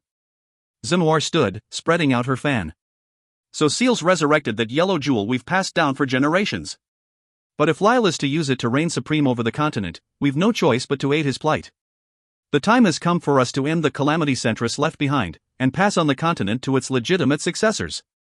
The ones who watched the lines of armed men were Gracia and Elsa. When they had returned to camp, they opened their eyes wide at the commotion. General Blois looked at the two. Madam, those two are Lyle Donno's bridal candidates as well. She was making quite a ruckus, so General Blois had passed the problem on to Gracia and Elsa. There, Zenoir turned, looking over the two as she narrowed her eyes. Lyle's wives? There are quite a few of you. Well, if he's ascending to the crown, there won't be a problem no matter how many there be. We're launching attack, so accompany our charge. As Zenoir said such a thing, the two were quite perplexed. They had returned to seek orders from the general. But General Blois kept his eyes averted. He sold us out. As Gracia said that, Zenoir folded up her fan, grasping the two girls' heads and pulling them closer. Hurry it up. I don't want to get in my son's way. And we'll be meeting up with Broad. For that man doesn't know how to be tactful. Gracia and Elsa squirmed as they were pulled off. Wait, she's even stronger than me. Let me go. To the two wriggling ladies. If you come along, I'll tell you all about Lyle. And I'll check to see if you're worthy of the Walt house. Zenoir said something quite like the fourth's wife. Perhaps it was something like a custom passed down through the women of the Walt house. And quite a terrible custom it was. If you find any errors, ads pop up, ads redirect, broken links, non-standard content, etc. Please let us know. Report chapter so we can fix it as soon as possible. Volume 18, Chapter 13, The True One. The True One. At the head of Kartaf's armies charged towards the dead was the form of the fourth. Central stands right before us. Now then, I can't let my wife do all the work. When I've gotten my hands on weapons like these, I've at least got to try them out. Holding a dagger in each hand, at his back, with their blades pointed out, the extra daggers moved to trace a circle. As the fourth lightly tossed the daggers in his hands upwards, he reaffirmed his grasp on the timing they took to fall. Full drive. He muttered. His form disappeared from the spot, and in the next instant, the army of the dead began to fall, be cut up, pierced, blown away one by one. Multiple daggers were pierced into the heads of the fallen. With a path presumably made by the fourth formed in an instant, his army and the legions of Kartafs entered formation to tread down it in their march. The fourth's wife. Hey, give an order already. I know. Forward march. Urged on, Ludmila launched her army of over 100,000 down the path the Fourth had carved out. The ones stationed at the very front lines were the Fourth's army. Avoiding a swipe from a skeletal soldier, the Fourth used the minimum necessary movements to cut them down one after the next. His movements were truly light. The Fourth's wife watched his movements as she held up her right hand and snapped her fingers. In a space a ways away from the Fourth, two magic circles appeared in the sky, raining fire magic down. Look, we're closing in on Central. You'll set up an encampment, won't you? Get to it. Standing to Ludmila's side, the Fourth's wife gave out orders. Ludmila wasn't accustomed to this setup, and she couldn't help but hate the feeling she was being watched and tested. I know. Don't talk back. Do you think you can become a Walt House woman like that? On the manifestation of her nagging mother-in-law, Ludmila was irritated. But on top of the woman boasting true ability, this wasn't the place to squabble. On top of understanding all that, the Fourth's wife continued her petty nagging, enjoying it in her own way. Even so, as expected of Max. He really is reliable. On the frontmost line, cutting down one undead after the next, at times he would disappear, and the surrounding enemies were blown away. The Fourth's wife gave her impression upon seeing him in battle. Lyle's main camp. In a place stationed to the side, the former Bonsemian officials who were only there to gain the fact they were there, held weapons in their hands as they fought skeletal soldiers. But without even trying to reach past the stockades, they were ready to flee at any moment. They had gripped swords in their lives, and at least had the fundamentals down. But their bodies had slackened with their long years spent at the desk, and working only under threats, they weren't quite up to form. Millie looked over them, breathing out a sigh. Ha, they really are useless. As she discharged the guns in her hands, the bullets pierced through the enemy's weak points, cleanly blowing their heads away. To Millie, who could tell what part was weakest, such a task was no trouble at all. While she had left the stockades and found herself surrounded by foes, she continued defeating them one after the next. Throwing down her fired gun, she cut apart the enemy that came close with the bayonet attached to its barrel. She was wearing a dress, and her skirt lightly floated with her. It was almost as if she was dancing. At times she would kick the skeletons in their skulls. I wonder how I can make them work harder. As she said that, she sent a glance to her grandson Ralph on the inner side of the stockades. But while Ralph did hold a weapon, he was only a little more decent than the others. Even if he was strong over a desk and at laying the groundwork, you couldn't call him proficient in direct combat. And at that moment, Miranda and Shannon, who'd been receiving healing behind the stockades, came out. Sorry to keep you waiting. We're ready anytime. Anytime. Riding the feral cat-shaped golem Miranda produced, Shannon also straightened her back as she called out to Millie. Millie smiled as she blew away the head of an enemy soldier with her gun. The bullet went through, and pierced through the head of a second one behind it. Oh, you could rest a while more, you know? But it seems you're motivated, and that's a delight. While you're at it, why don't you get a good look at the abilities of the ones who tried to use you, Millie glared around. Miranda looked at Ralph and the others. A heroine like Millie had married into the Circry house, and Miranda carried on her blood. Shannon carried down her demon eyes. The ones who inherited her blood most strongly was definitely those two. Miranda produced threads from both her hands. Those strings made with her mana wove around one another as they wrapped the golem Shannon rode. Wire frame. As Miranda muttered that, the golem gradually grew in size. As it took on the form of an armored warrior with the head of a lion, Miranda hopped onto its shoulder. Its degree of perfection was even higher than the golem she had used when she fought against Novum. The wires she produced created a framework, and by passing them through the dirt, its movements had become smoother. What's more, it allowed her to make it even larger. It was a form she could only complete with Shannon's support on reading the finer flow of mana. Shannon was properly helping out as well. As the manufactured golem let out a roar, arms sprung out from its back. Various weapons were held by the arms it grew from his back. Oh, how wonderful. Looks like you know what it takes to be a Walt woman. You have to at least be able to do this much.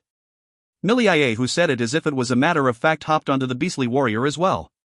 It's nice to see the scenery from above, or so she said, but to the demon eye holder Millie, there was no way she should be able to see the actual scenery. As Miranda was about to open her mouth. Yes, I can see. I mean, I'm receiving the support of the jewel. Yep, it's quite a fresh feeling. Well, the sight of Central, the city I lived for so many years, falling to ruin is, oh my, I'm not actually sad at all. While she looked a tad sorrowful at the start, even when looking over the ruins of Central, Millie seemed fine. More than that. Now trample it down. Full speed ahead, dot. As she watched Millie enjoying herself, Shannon spoke. The Walt house is crazy. Miranda seemed to share her opinion. Looking down on the battlefield of magic and skill bombardments, she nodded. That's right. They're much stronger than any of us. No wonder Novum was lost for words. Well, it seems they're going to help Lyle out, so we should do our part as well. If we quit while we're ahead, we'll never achieve victory. If they fell here, Lyle would carry a wound for the rest of his life, and Novum would come out the victor, harem-wise. Miranda was wary of it. We've got to properly settle things. To Miranda, as she said that with a straight face, Millie seemed exhilarated. Very nice, Miranda. You've the makings of a Walt in you yet. Shannon looked at their father, watching them from the ground. He had his mouth open with a blank expression on his face. As I thought, that's the normal reaction. The Walt house is strange. I'm getting the feeling it's definitely impossible for me. To Shannon, Millie. Don't fret. Everyone says that, but they get used to it in no time. She received some information she wasn't very happy to hear. Confirming some flashy battle was breaking out on the ground, I cut at Agrissa. While I was definitely inflicting damage, it was lacking in anything decisive. Novum was being sucked into Agrissa, and her head was still exposed outside, but therein lay the problem. That was definitely her weak point, but she was covering it with Novum. That was plainly malicious. This woman definitely has a terrible personality. Agrissa, you have a terrible personality. As I said that, Eva cried out as she clung to Porter. You finally realized it. Of course it's going to be terrible. As I shuffled to change my position with the Valkyries, I appeared right above Porter and made my landing. You can't judge a book by its cover. Maybe, just maybe, at a considerably low probability, I thought perhaps she was actually a great person deep down. Though I treasure Nova more, so whether she be good or not, I'd cut her down. As I said that, Arya appeared over Porter's left hand, out of breath. Why you, cut it out already. While we've wounded her, I don't have the slightest feeling we can win. Agrissa's wounds instantly regenerated. She directed both her hands towards us, manifesting over a few thousand balls of light. They were all masses of high-density mana. You incessant flies, I'll end you with this. One of Agrissa's eyes was open a little wider than the other, a blue vein beginning to surface on her forehead. Apparently you develop wrinkles easier when you're angry. When I gave her an honest warning, Agrissa grew even angrier. If you think you can handle this many, then just try it. And regret that last remark you directed at me. The few thousand lights coming at is. Sure enough, this wasn't a blind spot I could warp us into. Then I'll just swap out with you. Shuffle. What? Agrissa took on the few thousand attacks she made herself. As I thought, she protected her chest portion where Novum lay. Attacks continued to rain down on her, enveloping her in explosions and smoke. I was a little relieved. So it's there after all. That's good. If it was her lower parts or rear, I thought it wouldn't make for the right picturesque scene. Really, if that was her weak point, I'd have been troubled. I'd have no choice but to send Arya to attack. I wouldn't want to either. As a man, it would make me look indecent. If Arya did it, I thought it would barely stay in the safe zone, but seemed extremely reluctant. There's no helping it. Then if it came to it, I'd. Clara let out a relatively serious voice. Please stray from that topic, Lyle-san. She said, so I could only close my mouth. Well, if I was the one doing it, no matter how obscene it was, I'm sure it would transcend to the realm of fine art, so it would work out. More than that, am I not already fine art myself? Even if I exposed my bare form, the perfect work of art that wouldn't be seen in indecent eyes. Right, if I'm living, breathing art, then. Come back. Get out of the land of delusions and come back to us, Lyle. Hearing Arya's voice, I stopped the train of thought. Alright, when I found my empire, I'll adorn my capital with bronze statues of my naked form. I'm sure it'll be spectacular. Ah ha ha ha. As I raised a grand laugh, I heard an ominous voice. It was Agrissa. She had been wrapped in explosions, and once the smoke had cleared, she looked as pitiful as I'd expected. There were even portions I could see the bone through her flesh. Lily. A deep wrinkle was carved into her forehead, as her body instantly repaired. As I thought, she was firing attacks she knew she could survive herself. How ill-natured. I sighed. Ha, good grief, looks like I've no choice but to use my trump card. Trump card, or whatever, just do something quickly. It's cold. Really cold. I couldn't tell if Eva was shaking from her fear of heights or the cold. I looked over at Novum. Her head hung limp, and everything below her collarbone had been taken into Agrissa. Well, what we're doing is simple. I mean, waking the sleeping beauty is always the job of the prince on his white horse. Well, I'm a future emperor, so there's a subtle difference there. I'm not a prince or an imperial prince. But since my very existence is special, there shouldn't be a problem. I mean, I think I'm a much rarer find than any prince or imperial. An eventual emperor, what a premium ring it does hold. The premium sense of being future emperor is nothing to scoff at. As I said that, Monica floating next to Porter. Premium, is it? That could also just mean an additional fee, but as expected of our damn chicken. Right, my very existence is special, and a title like emperor is nothing more than an added bonus. That's how it is, so I'll be off to wake my sleeping princess, rather, my sleeping lover. Just do whatever you want. I could hear Clara's fed-up voice. I'm sure she was jealous. I'll follow up with her later. I'm a man who never forgets to follow through. But my skill that connected us with a deep kiss. As I thought, I'm a man who's got it. As a chosen one, I'm different after all. As I thought that, I kicked off Porter and soared through the air, extending a hand to Monica. Monica grasped my hand and set off right for Novum. I wanted a monopoly on the sleeping princess trope. It was my first precious memory. To Monica's complaints, Agrissa turned both her hands in an attempt to launch an attack. I laughed. It's the most effective method. I'll link with Novum and call back her consciousness. Oh, so you've actually thought this through. I was sure you just wanted the kiss. Naturally, it's a conclusion I came to considering both points. Agrissa shot off a few balls of magic, and we proceeded through them. Monica dodged, and when she couldn't, she'd spread her wings, firing off beams to shoot them down. With all her sudden movements, Monica carried me as she soared. Rises and nosedives, even spins thrown in, it was truly a blast. Lowly automaton. Seeing through Agrissa's irritation, I plainly warped some of her own attacks to hit her. The Valkyries were also peppering her with blasts, and I'm sure her annoyance was rising to a peak. I laughed. Hey, what's wrong? I'm over here. Agrissa-chan. When I teased her, perhaps she had finally reached the end of her patience, as horn-like things protruded out from all over her body. That's enough. Not even dust shall remain, disappear, dot. As a giant mass of mana manifested, she fired it towards us. Its size was enough to swallow me, Monica, and even Porter and the Valkyries behind us. On that attack fired off towards the sky, we were swallowed whole. When you're away from your comrades, you can't use your warp so freely. From the airspace above Agrissa, I had Monica release me so I could approach. Real sorry. That over there's an illusion. When you're the one who made skills, you still fell for that one? How cute, Agrissa-chan. I continued to fall, coming before Agrissa's eyes. As I saw my form reflected in her massive pupils, I swung my katana in a horizontal line. A line of red ran across them as I cut her eyes through, blood and a muddy substance spurting out. Agrissa covered her face with both hands. As she writhed in pain, I made a landing near Novum, extending a hand to her chin. Lifting up her face, I put her in a position easy to kiss, and went right on to lock our lips. It was the moment a line was formed between us. Novum, you're. Novum slowly opened her eyes. Her violet irises gave off a faint light.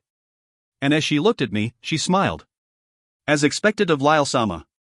To corner Agrissa. Septem so far. You really are the gentleman I thought you were. It was a gentle vice. But through the line that connected us, I swallowed my breath at the information that flowed in. Monica. Roger. As I leapt away from Novum, I landed on Monica's back in midair. Right after, Novum, who'd opened her eyes, slowly took a deep breath. Eva, clinging to Porter, turned to me. Hey! Why didn't you save her? I issued orders to Clara. Clara, use Porter's arms. Arya and Eva, let the Valkyries carry you. The Valkyries grabbed Eva and Arya, removing them from Porter, while Porter extended its two large arms towards Agrissa. While Agrissa covered her eyes, Novum took a deep breath. How long did you intend to play around? Flustered by something so insignificant, this is why you guys were no good. As Novum narrowed her eyes, Agrissa suddenly moved. And my body is. Porter's extended hand grabbed onto Agrissa's arm. And with her contained, I cried out to Clara. Do it! Clara used the weapons furnished on Porter's two arms. Those arms detaching from the main body, the Valkyries pulled the torso portion back. Novum looked over the scene and laughed. You've stuffed a lot of things into it. Whenever you fiddled around with Porter, you always seemed to be having such fun, and it was fun for me to watch. How pleasant. Novum smiled. In the next instant, Porter fired the stakes furnished in its arms. The gunpowder stuffed inside them ignited, blowing Agrissa's arms off. Agrissa tried to open her mouth to scream, but from her body, a mask-like protrusion came out to seal up her mouth. As Agrissa squirmed, Novum slowly raised out her buried body as if getting out of a bath, exposing her naked form as she stood. Her hand was clasped around a magic tool. As Agrissa wriggled in pain at the loss of her arms, Novum stabbed her staff magic tool into her body. Arya looked upon the scene. What's this? Could it be Novum got captured because she could? I turned to Arya and everyone around. That's not it. Novum purposely got caught by Agrissa. From the start, she planned to end Agrissa at the cost of herself. She planned to open her eyes and restrain Agrissa for us.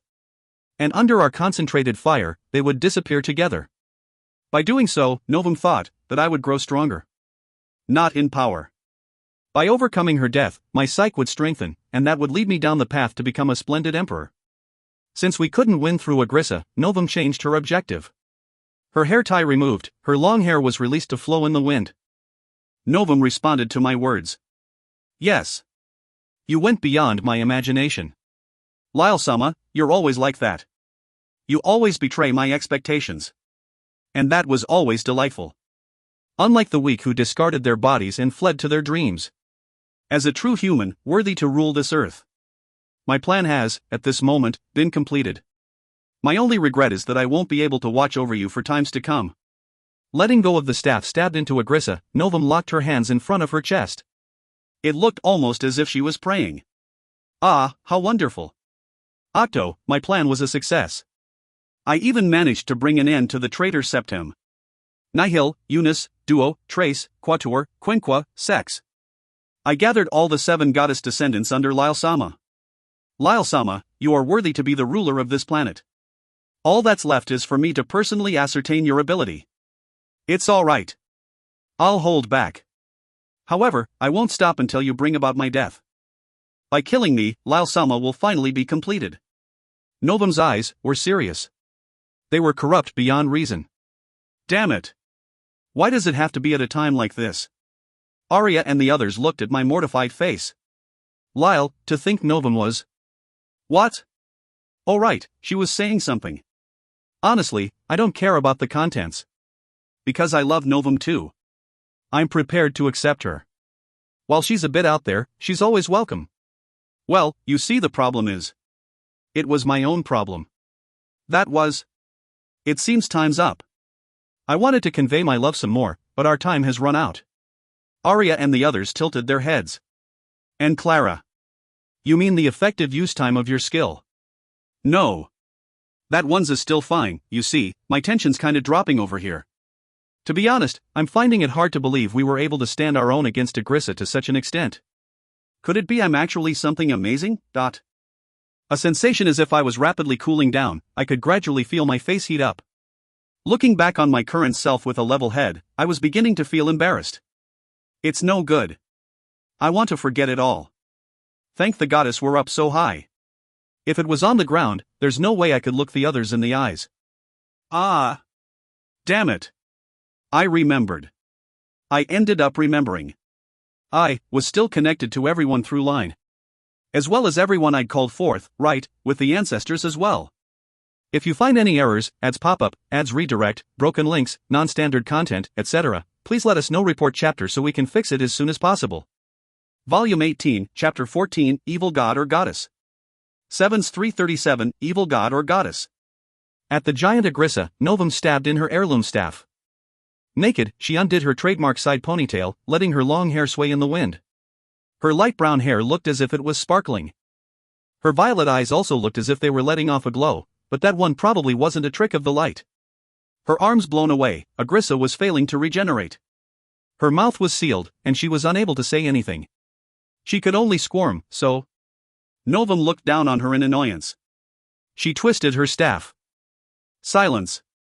We're talking about important things here. Agrissa's body twitched. A silver metal spread from the tip of the staff, destroying her body from the inside.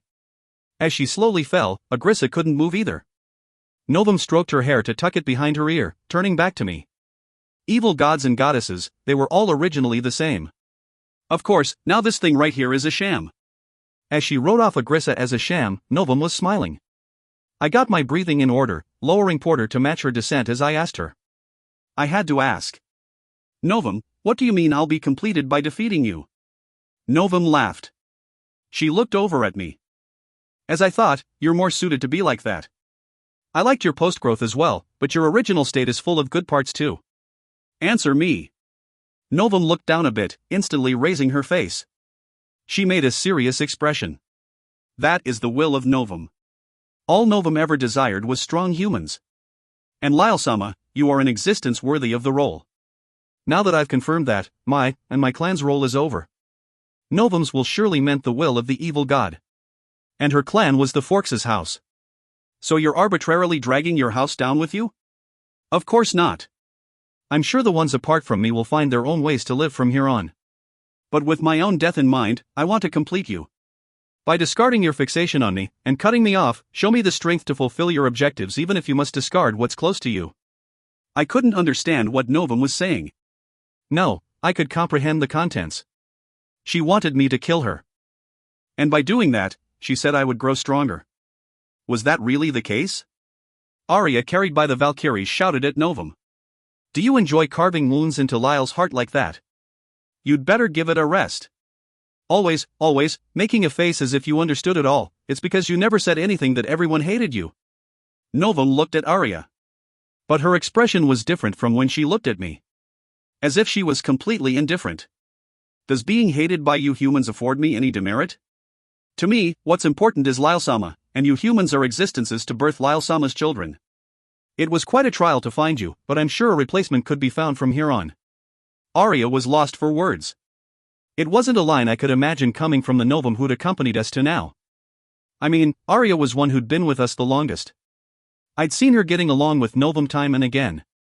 Yet to her, Novum spoke disinterestedly. I turned to Novum. Is that really how you were thinking of them? Hey, Novum. If you put together my statements, it shouldn't be strange for me to think like that. She directed a smile at me. Eva to Novum. Why? I mean, you were so kind. Because doing so had merit to me. If that wasn't the case, I wouldn't be kind. All my kindness is for Lyle-sama. Don't misunderstand. Clara wrenched open the door on Porter's chest and stuck out her head. The strong wind put her hair in a disarray. Novum-san, what you're trying to do is mistaken. You want Lyle-san to shoulder such a burden. When you thought of Lyle-san so. Novum touched a hand to her chest. If it's Lyle-sama, he will be able to overcome my death. My worry is unnecessary. On the contrary, I wanted to ask why she was evaluating me like that. I don't think I'm that amazing myself. If I was mentally stronger, I think I could have gone about this much more skillfully. Monica carrying me spotted the ground below, and slowed the speed of our descent. I hate you after all. Novum looked at Monica. And I hate you too. You're a machine to bring depravity to humanity. But you're also a tool necessary for Lyle-sama, who's to be an emperor. So I placed you by his side. The goddesses starting at Nihil and ending at Novum. It seemed as if Novum didn't have the sense of values of a human. Carrying on memory, and carrying on power, like that, she had looked over us for so many years. Perhaps it would be stranger if she didn't go mad. But even so. I don't want that. I can't kill you. There, Novum made a troubled face. As she touched her staff to Agrissa's body that lay limp on the ground, the silver blades that stuck out shredded the body to pieces. Agrissa faded away. As Novum landed on the ground, a red light manifested to cloak her body. Almost like a dress, like armor, coated in such a thing, Novum changed her staff to its scythe form and looked at me. She reached her left hand to her side. There's no helping it. For you are kind. But that kindness might prove fatal. Where she directed her left hand with a smile, space split and burst. From there, Shannon's form was reflected. Shannon. I could hear Shannon's voice as she noticed the rift in space. And Novum gave a grin. Speaking to the Walt house's precepts, Shannon's base state is disqualified. If I were to kill anyone, she would have to be the first. Lyle-sama, if you don't kill me, the girls will die. From her left hand, a light of magic gathered, forming a high-density mass.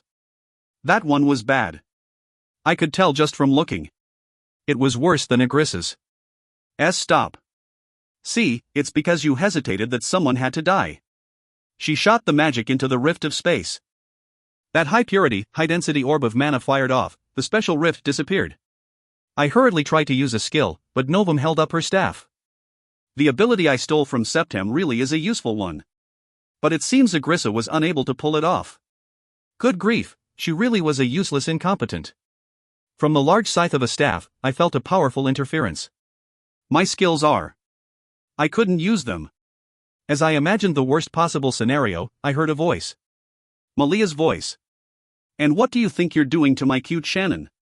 The ones on the shoulder of the giant beastly warrior golem were mean in Shannon. As well as Milia. As Agrissa fell near the palace, seeing her disappear, there were cries of joy being raised below. On top of that, the form of the golem trampling skeletal soldiers and mowing them down gave their allies some courage. Miranda put out strings from both hands to manipulate the golem. There are too many of them. And even when Agrissa disappeared, these guys don't go away? Shannon held up her right fist.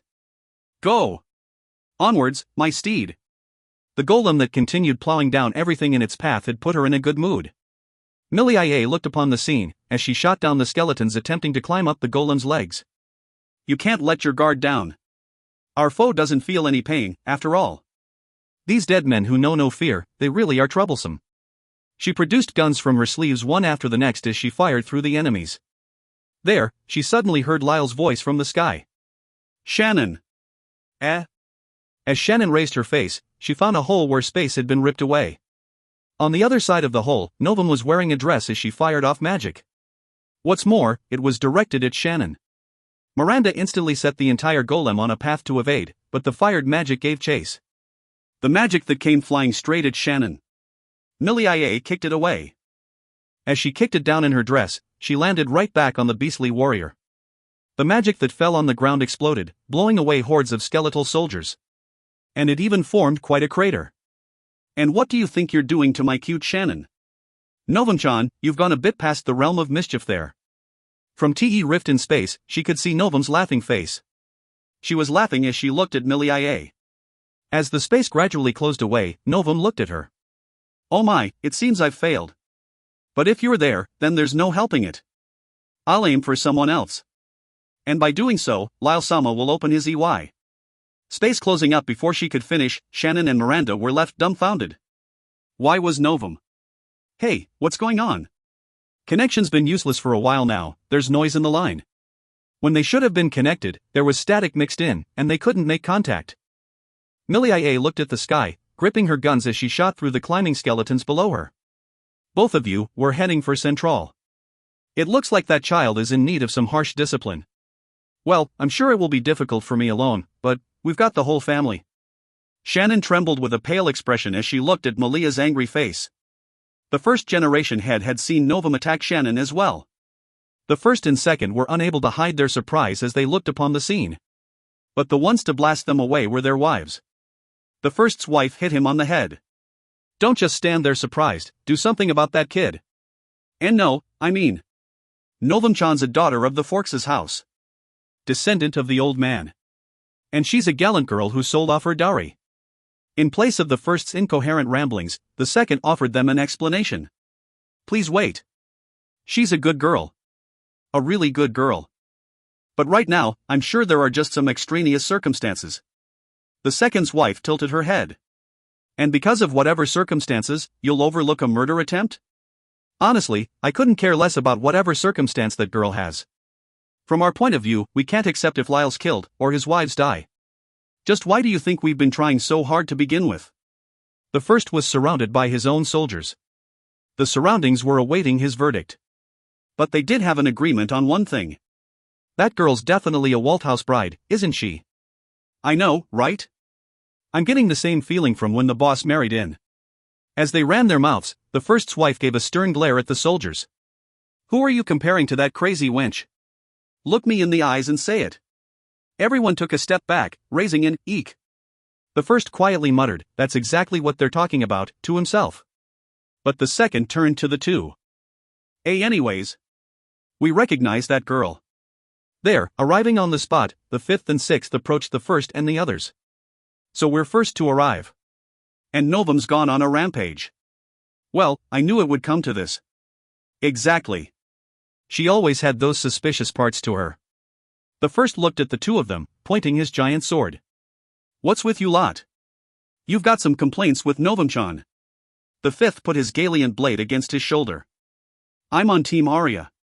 There, the first and second looked surprised. Really?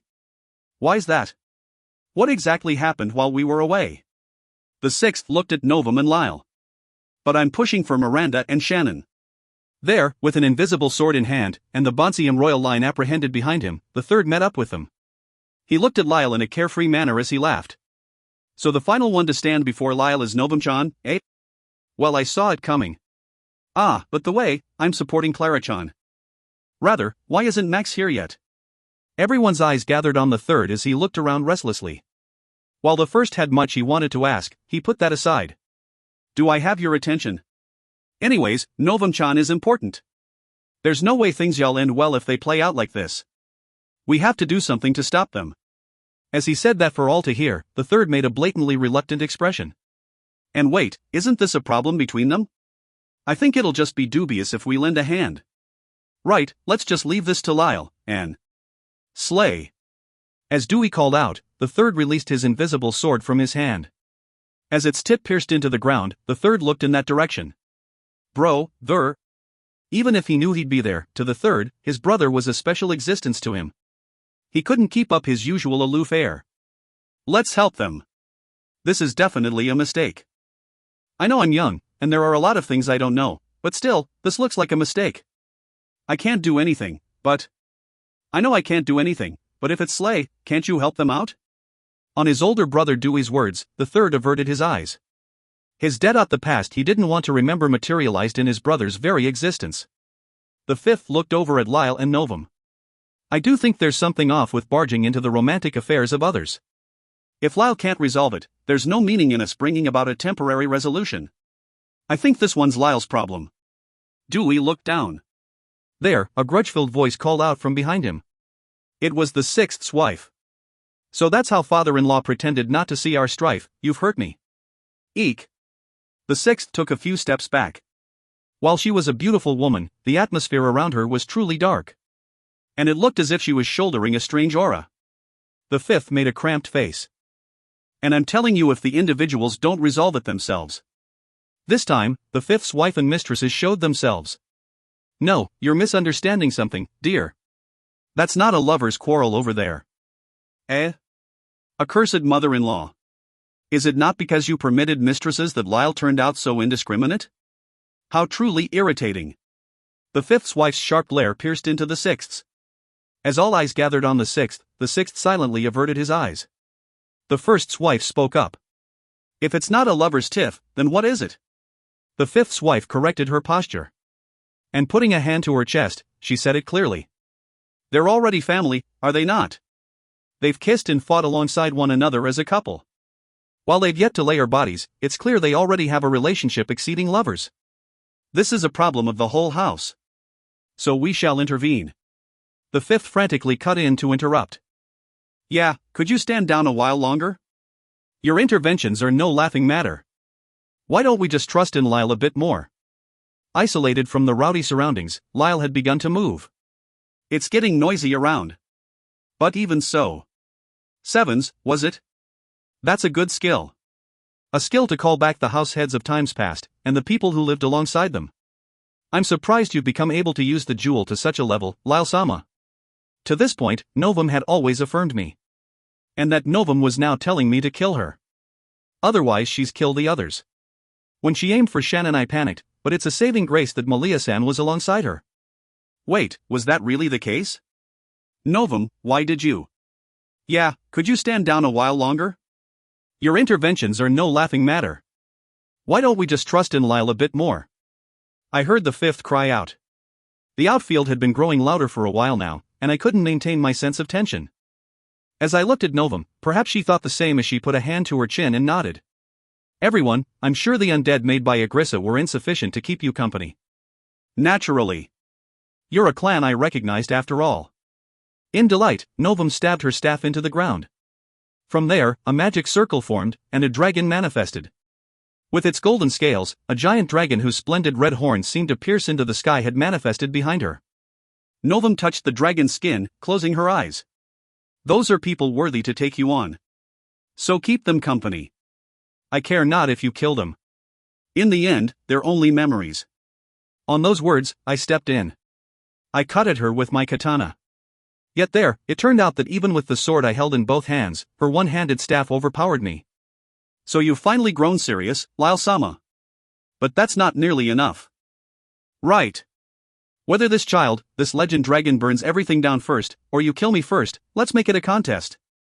For this child is strong. Hearing legend dragon, I sought confirmation with Clara. The noise was terrible, but she was near enough that conversation was possible. I don't know it. Such a dragon. I've never even heard of it before. Clara replied instantly. Novum smiled and nodded as if it were only natural. It's a boss of a floor humanity has never once managed to reach in their brief existence. A guardian, floor boss, call it what you will. Beyond the 100th floor of the labyrinth, it's one of the strongest monsters guarding the innermost chamber. Well, there are other troublesome monsters as well. As the golden dragon turned to the heavens and let out a roar, that was enough to blow us back. Novum stroked its face, the legend dragon spread its large wings and took to the sky.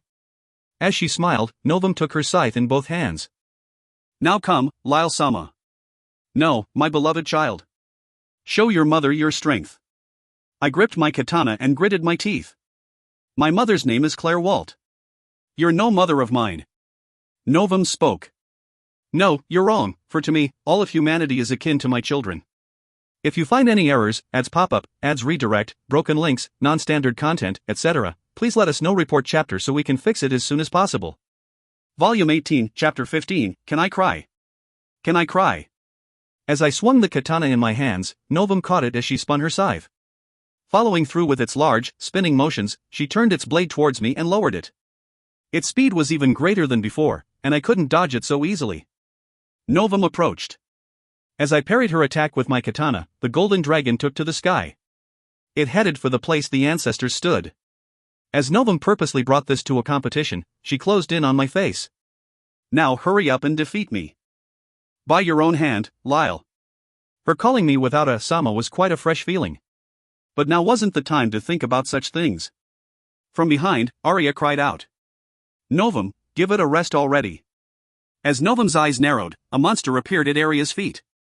While it looked as if a land dragon had surfaced, its scales held a golden glint. I could see the blurry, staticky image through Arya's field of vision. That something that looked like a land dragon emerged from the earth to stand before Arya. What did you call out this time? When I forcefully separated myself, Novum purposefully leapt back. I could only feel as if I was being played with. It's a subspecies of land dragon. It wouldn't be any fun to call out a normal monster when we have a labyrinth's boss among us. She doesn't have a part in this, so I got something to pull her away. It's strong. Arya may lose and die. Arya took a stance with her spear, confronting the land dragon. Eva, Clara, Monica, and the Valkyries went in to support her as well. Monica looked over the whole field, offering me support as well. As lines of light came down on Novum, she simply took them with a calm look on her face. The parts that were hit let off a red light. She was putting up a partial magic shield. Shay! Damn vixen! Novum looked at Monica in the sky. Do you have the leisure to pay mine to us? I don't think Arya and the others are enough to triumph over that child. It was just as Novum said. The non-magic-centric Arya was mismatched to deal with a beast that boasted metallic scales. While she swung her spear, its blade wouldn't reach. Eva supported, but she looked to be at a disadvantage. And while Clara was specialized at support, offensive magic was her weak suit. Monica narrowed her eyes before going off to aid Arya. Novum smiled. Now with that, the hindrances have gone away. It's just the two of us. You should save a line like that for someplace with a better ambience. That was the best comeback I could come up with. As I cut forward, she dodged by a paper-thin margin. I prepared magic in my hand, firing it off at close range as she passed me by, but she deflected that magic with her bare hands. Her scythe was coming closer, so I turned it aside with my katana, only to feel a strange sense of unease. On top of a creek. Shay. Novum sounded disappointed. I should have prepared a stronger weapon for you, Lyle. Well, you'd best be careful from now on. She skillfully lifted up my blade with her scythe. Once the sword had left my hands, I prepared magic in both hands. Fire bullet. When I shot out low-class fire magic from my hands, she cut it through with her scythe. Aiming for that moment, I leapt in and embraced her body. I had thought to lead into a submission or strangle hold. But even with my full body's weight against her, Novum didn't even flinch. If you don't have a weapon, go for magic, and if that doesn't work, your bare hands. How wonderful. She lifted me off with her left hand and threw me a distance. I rolled and stood only to find she wasn't before me anymore.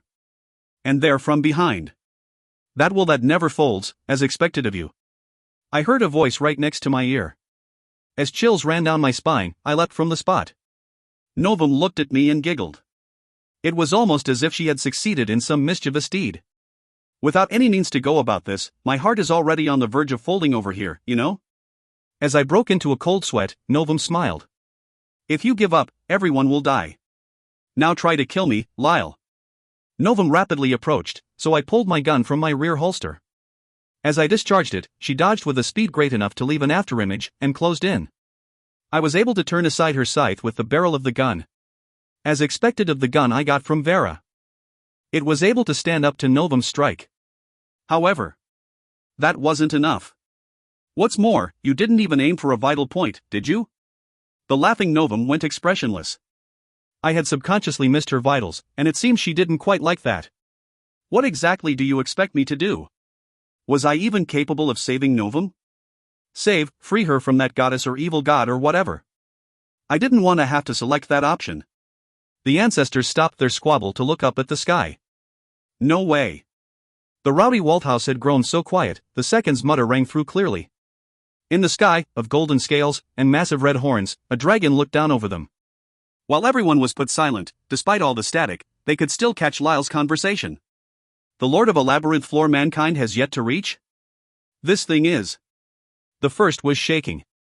That dragon's presence was truly one to rule over all the lands while remaining in the sky. Its sublimity spoke for itself. It was a monster humanity hadn't yet a name for, but Novum had called it a legend dragon. It truly was a legendary class monster. The sixth quietly readied his halberd. The third silently watched the legend unfold in the sky. To such a place. That dragon's my prey. As the seventh rushed off on his horse, he pulled his silver gun and discharged it at the dragon. But from the opposite side, someone had gotten the idea even sooner than him. Too bad. I'm first. Pushing up his glasses, the one who kept on stabbing daggers into the dragon's presumed weak spots was the fourth. The first cried out. Bastards! I'm the one who saw it first. I'm the one who'll take it out. Oi, you lot! The first soldiers raised a war cry, while the second soldiers urged him on. The second sighed as he sent a sharp glare at the dragon. If I beat that thing, I'll be a legend. Meaning I'll be the strongest in history. The books will finally have something to say about me. On his words, the sixth let out a hearty laugh, as he leapt up to slice at the dragon. On his grand strike, he managed to damage the dragon's scales. The strongest is me. There, the seventh yelled at the sixth. Father, I'm going to stuff it, so could you please not damage the surface? I'm going to blow it up from the inside with these bombs, and make a splendid mantelpiece. In the seventh's gleeful preparations, the one handing over the bombs was Zell. There, extending his gallant blade to wreath the dragon's neck, the fifth hopped onto its back. Oi, that's playing dirty. The first called for the fifth to get down, while the fifth mounted the dragon, reverting his gallant blade to its original sword form. It's first come, first serve. You think poison will work on it? As the fifth tried to pour poison into its open wound, the sixth cried out. Pops! You're always like that. You try and end things too quickly. Savor the moment some more. The fourth used his floating daggers as footholds to approach the beast. The dragon that started thrashing due to the fifth's presence on its back began gathering magic in its mouth to blow away the surroundings. I was waiting for that. Channeling his magic into his daggers, he threw them one after the next. Preemptively setting off the magic it had gathered, an explosion rung out in the dragon's mouth. The fifth was blown away as well. Damn it, Dad. The one who approached the blown-away fifth was a pretty woman. She had horns, and while she'd lost her right arm, she had scales over her other limbs. May caught the fifth and landed on the ground. Unlike before, she was in her grown-up form. Seeing her like that, the fifth. May. What happened to your arm? He looked like he was going to cry. His eyes actually were tearing up. The sixth looked at him. That Colin is? I get the feeling she was supposed to be a little younger. The fifth glared at him. But when he was in a princess cradle from a taller woman, his glare didn't hold the slightest bit of intimidation. Ha! Quylans have all sorts of characteristics. And there's no way it could be anyone but May. Are you sure your eyes are properly working? May lowered the fifth onto the ground. Yeah, my arm was taken to the other side. But it'll grow back in a few years. So you'll be like that for years. That Lyle, what the hell is he doing? Seeing the fifth's rage, his wives whispered amongst themselves. When he's mistaken his own sons and daughters before. Why is it when it comes to animals? If only he didn't have that part to him. Seeing the fifth's wives unable to speak out too strongly against him, the sixth's wife laughed. Ha! It's that passive tone of yours that's no good. Because of that, you even brought trouble to us. When she was confessed to and married, the man brought along mistresses as if it were natural. She had grown quite enraged at the sixth's attitude. And as a result, he had 2 mistresses, and she had become quite irritated at his mother-in-laws who didn't criticize him for it. The sixth silently cut at the dragon. His form was gallant, but it was courageous, but it could only be seen as if he was trying to run away. The fifth's and sixth's soldiers. And the sixth's brothers and sisters looked at the dragon in high spirits. I'll go at it too. It's a dragon hunt. You think I should have a whack at it? The soldiers prepared ropes, fastening them to nearby rubble as they tossed them to capture the beast. The dragon tried to escape into the sky. I won't let you get away. The second fired off arrows of light, incurring a rain of arrows down on the dragon. When those sprinkled arrows hit, they raised explosions, preventing its upwards flight. The seventh also turned his gunpoint, opening up holes in its wings. We can mend the wings later. We'll take this dragon down and stuff it. And if we make it the symbol of Lyle's empire, I will become a legend. Zell led his battalion. Support Broadsama. Those who wish for the title of Dragonslayer, don't be sparing with your lives. The soldiers who leapt one after the next. There, leading Ludmila along, the fourth's wife met up with them. Hey, hold it. Don't stuff it. You need to preciously preserve it, and the next time you need to borrow money, you can just use it as collateral. I'm sure this thing's materials and magic stones will make for a splendid deposit. The fourth seemed to be in agreement. So he turned to the second and seventh. We're going to cleanly take it apart. And don't think you'll be able to put it together again. We'll take it out in one blow if possible. The fifth yelled at the fourth. Bastard, just recall what you just did. And this thing isn't so fragile. You have to beat it to Fredericks. The fourth's wife leapt at the fifth. His face rubbed, and being in front of everyone, he shied back. Mama, stop it. There, to the seventh, late as he was, the previous king of Fonbuse arrived. And upon spotting the sixth. Damn old man Fines. Today is the day I deliver your requiem. As the prior king of Fonbuse attacked with his spear, the sixth raised his hand with a smile. Oh, the whelp from back then. How nostalgic. From the other party's point of view, the sixth was an existence he couldn't forget about if he wanted to. He jumped down from his horse and lowered his spear. Here I'll put an end to our cycle of fates. But the sixth he competed with laughed. We're both already long dead. And you see, your granddaughter's engaged to my great-grandson. So can't we just let it be water under the bridge? The past king of Fonbuse opened his mouth blankly for a moment, after which, his face turned bright red. As if I could accept that. He raged. The sixth looked quite troubled. Wait. Just wait for now. Else the other ancestors are going to take that thing down. Just give me a minute, Kay? The sixth troubled by the king of Fonbuse. Ludmila stood still as she took in the scene. Before the dragon that clearly had an aura of majesty, seeing the Walt house members gleefully stand against it left her taken aback. Of all else, they didn't even know what means of attack their enemy held. And yet, me, they all tried to be the first to cut at it. The only one looking on calmly was the third. The third's wife spoke to him. You're not going to take part? The third smiled. Me? Oh, I'll be there to take the final blow. As I thought, at a time like this, it's most efficient to steal and later for the kill. Dewey looked up at him. Slay, I think that's a little wrong. Hearing that from his brother Dewey, the third seemed quite flustered. And... oh my, how interesting. A golden dragon, truly marvelous. The seventh, who gleefully discharged his gun at the legend dragon, reacted to that voice. Zenoir.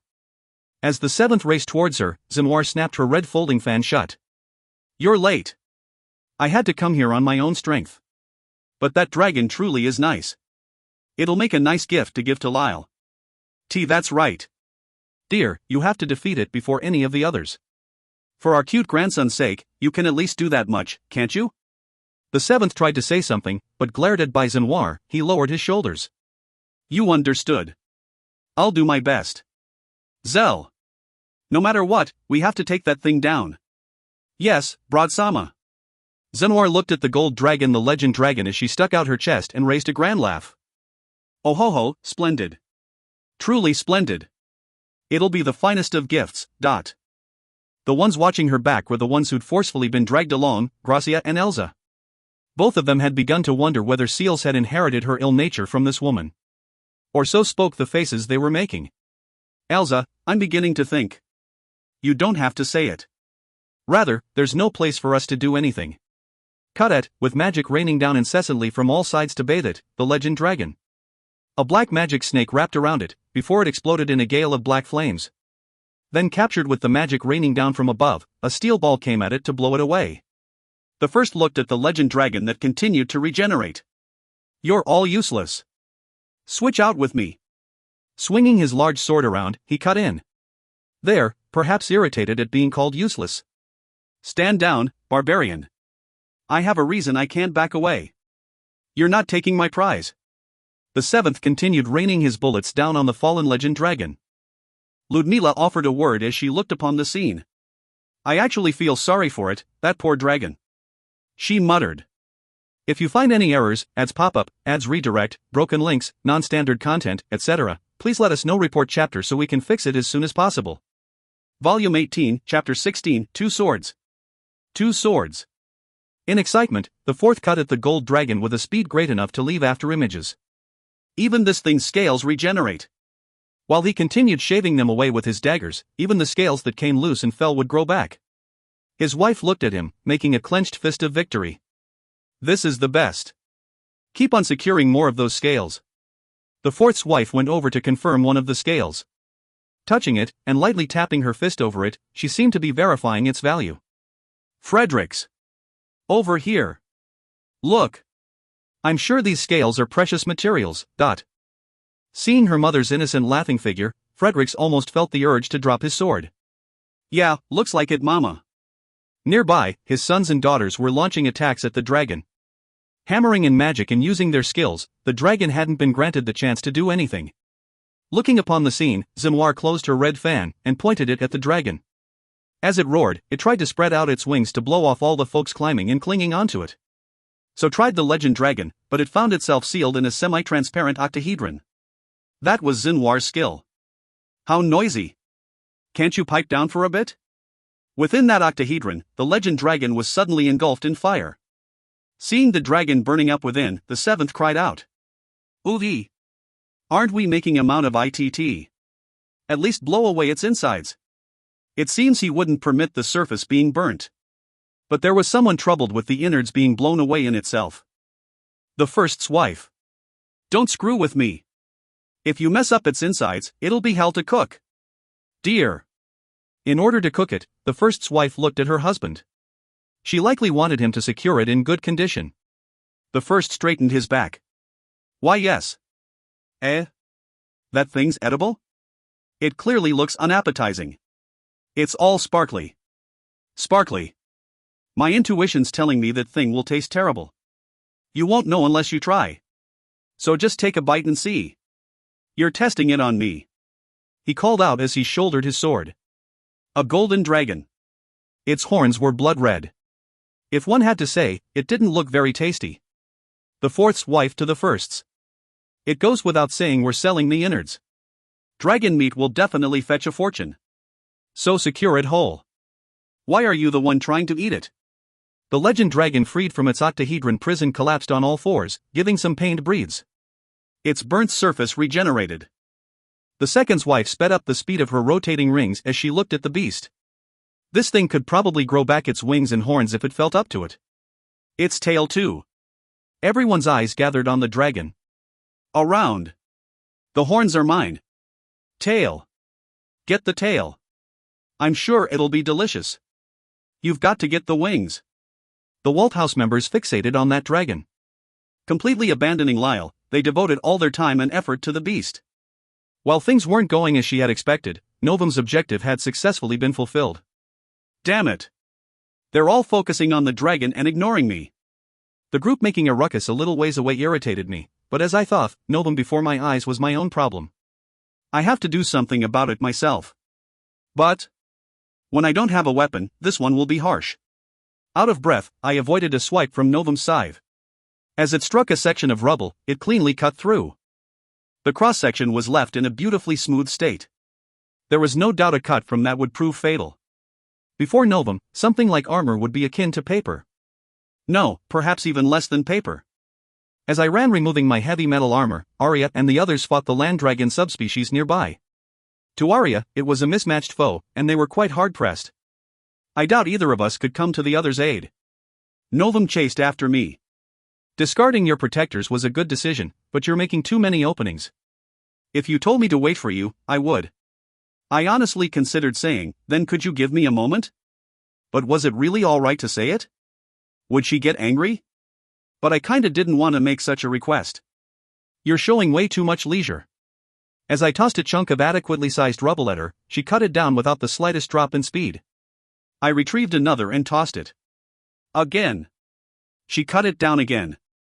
But inside was one of the tools I carried around, and once that tube was cut through, it released some irritant smoke. It was a smokescreen. Ha, got you. Novum instantly ducked out of the smoke, and lowered her scythe at me. Her aim was subtly off from my vitals. But still, the scythe stuck in.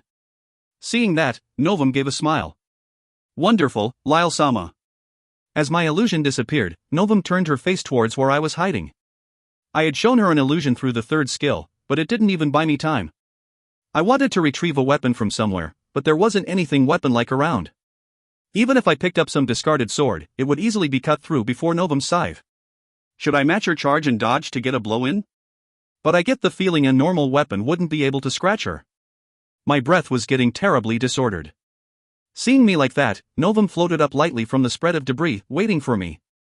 What are you trying to do? Fufufu, it seems I've grown tired too, so I'm resting. Seeing her laugh, I muttered, horse feathers, within.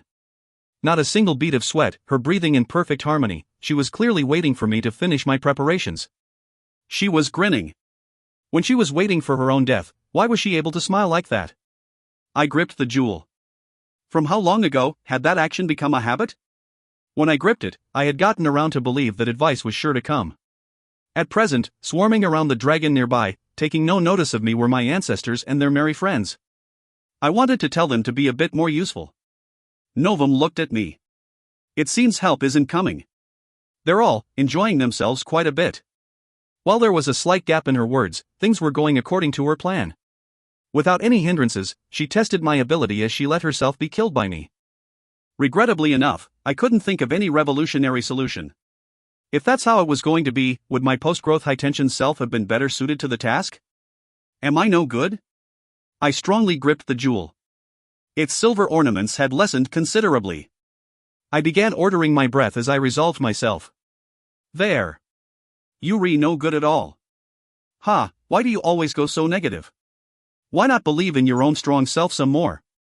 I heard a voice. A young voice, the voice of Lyle who had disappeared. It couldn't be. Novum's eyes narrowed. She seemed irritated. So I've come out again. Even so, for you to be my opponent. As a blue light appeared before my eyes, the one with the form of my 10-year-old self, Lyle, came out. His hand gripped the treasured saber I had received on my birthday. That in hand, Lyle stood before Novum. And giving a laugh, he spoke. I'm not sure what to say about you, Novum. Even I'm getting turned off here. Proclaiming yourself as everyone's mother, and saying Lyle will be complete if he killed you, you're quite a twisted one. Before Lyle's smile, Novum swung her scythe. I ask you, don't get in my way. To me, the one I prioritize isn't you, but the real Lyle behind you. With his saber, he parried the scythe, getting in a kick. Seeing the scene, I couldn't conceal my own surprise. Wait, can you beat her? On my words, Lyle turned to me as he avoided her swipe. Ha! Don't be foolish. That's definitely impossible. My specs are stuck at 10 years old, and I'm just your memory of me. What I can do is buy some time. And that was my intent to begin with. He had come out to buy time. But what was he trying to do? There, as he took Novum on, Lyle spoke. What are you gripping over there? Broaden your field of vision some more. And believe in yourself. The reason you can exhibit your power in your postgrowth is definitely because you believe in yourself. Right now, you've given up somewhere in your heart. On Lyle's words, Seal's face floated up in my mind. Thinking I definitely couldn't win alone, I had defeated Seals by gaining comrades. That was because I had accepted I myself wouldn't be able to win. Novum cut at Lyle. Don't get in the way. Sacrificing his left hand, Lyle struck some magic into her. While he didn't bleed, his left arm turned to beads of blue light, disappearing as if blown away by the wind.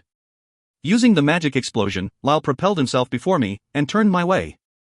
You have possibilities in you. And they're right in your hands. Try to remember, the ancestors' weapons all had their characteristics, right? The weapons they specialized in, reflecting their own characteristics. To summarize. There, a single line across Lyle's body. The slash from Novum's scythe had drawn a line across him. As Lyle faded away, he looked at me. You've activated your third stage skill. Lyle, you have the qualifications. Now wish for it. If you do, the jewel will surely answer. He disappeared into grains of light. Just to say that, he had gone out of his way to stand here. Why do you have to be so nosy? As I gripped the jewel, Novum seemed a bit impatient. Perhaps she didn't want any more irregularities to occur. Lyle, let's settle. There, 3 more blue lights emerged. The ones who leapt out from them were the 3-man team who got along with us back when we were still in Dalian, Rondo, Rachel Landrahu. The 3 killed by Seals. I won't let you. Novum, give it a break already. Hey, here I come. The 3 of them launched attacks onto Novum. But those 3, from Novum's point of view, were nothing more than small fries among minnows. Before they could become strong, they had lain down their lives. Why are you here? Rahosan laughed as he was cut through by Novum. Fool, it's because we want to stand out. We wanted to have an adventure of our own. On the side's return, Rachel-san was put down as well. Lyle, our dreams were left ungranted part way. So if you're still alive. Rachel-san disappeared. And Rondo-san was bisected, sword and all. If you're still alive, then don't give up. That's all I wanted to say. We were acquaintances. No, friends. The friends I made after going to the outside were cut down by Novum all too easily. I gripped the jewel even stronger. Nothing but hindrances. But no longer. Novum looked at me. The jewel's blue light strengthened, its silver ornaments answering my prayers and changing form. A ripple ran down its silver curvature. Its pretty blade was almost like a mirror. The jewel embedded in its hilt, my silver katana showed its form. And even shorter than the one in my right hand, a second one only half its size manifested alongside it. I see. So that's what sort of weapon it is. As Novum cut at me, the silver weapons met. It seems you've gotten your hands on a nice weapon. I'm delighted. Now cut at me with that blade, Lyle. I grinned. Then I guess I'll have to answer to your request. I swung the swords in my hands. Wait, and the feel they gave when I held them. They all matched up with my style, making them exceedingly easy to swing. As I cut at her consecutively with my 2 blades, Novum circled around to defense. I need to go faster. Coo. Novum grew unable to manage with her scythe. I jumped up. As I moved over Novum, I spun to build up speed. Looking at Novum as she tried to dodge, I tossed the short sword in my left hand. The sword was deflected. But in the next instant, I was gripping the deflected sword in my hand. Nearby Novum, that was. While the noise is terrible, I can use skills to an extent. With the katana, I cut at Novum's back, a diagonal cut from her nape. I could feel the blade pass deeply through her body. Novum laughed. Splendid. So amplifying your skills is that weapon's property. It's a wonderful weapon most suited to you, Lyle-sama. Novum laughed, but I laughed along. A weapon in order to pull off skills, sure enough, it was a weapon for me, who had gotten all the way here by relying on my ancestors' skills. But no one said that was all there was to it. Too bad, Novum, what I cut was. Novum opened her eyes wide and took some distance from me. Once she had moved in an instant, she touched her own body to confirm. When she should have been cut, there was no trace of it. That can't be. I set my body not to regenerate, and I'm sure that. Yeah, you were cut. I swung my 2 katanas to the side, taking a stance. The goddess, and evil god Novum was. As I turned the blades towards her, she made a face as if to say she couldn't believe it. My silver weapon, the 2 katana only cut what I wanted them to cut. The skill assist was nothing more than an added bonus. I'm going to cut it all off, pull it all off, and... Novum, I'm going to strip you bare. Novum glared at me as she cut forward. It seemed she was trying to destroy my weapons. But if I knew her objective, the rest was easy. I predicted her side's trajectory, and cut her again. Within my heart, I cried out. I can do it, if it's me, I can do it. I can save Novum. If it's me, because it's me, I can. Just like when my tensions were high, I had to believe in myself. To exhibit my powers to their very limits. For that sake, first. What's wrong? That's the second one. If you're going to let yourself be cut up like that, you'll be naked in no time. I tried riling her up. If you find any errors, ads pop up, ads redirect, broken links, non-standard content, etc., please let us know. Report chapter so we can fix it as soon as possible. Volume 18, Chapter 17, The Walt House is number 1. The Walt House is number 1. The katanas in my hands sparkled. The blue light created shockwave tails to my strikes, and when they hit against Novum's scythe, they glistened with blue sparks. We both increased our speed, and as her desperation had grown slightly from before, I could see panic and anger grace Novum's face. As she took a horizontal swipe, I passed underneath, crossing my blades over, and pulling them from inside to out.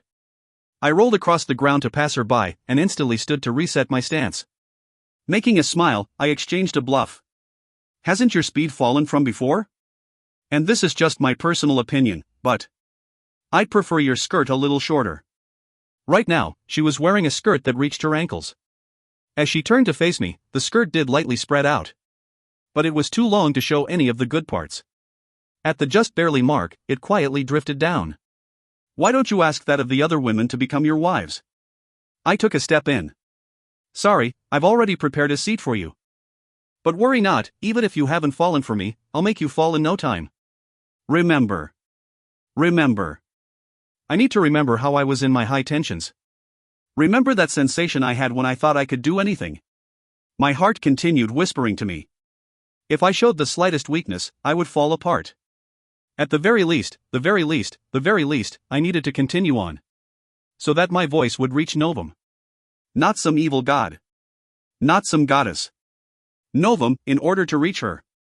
I parried her blow with the short sword, piercing through her heart with the katana. She didn't spurt any blood. Seeing that, Novum's expression warped.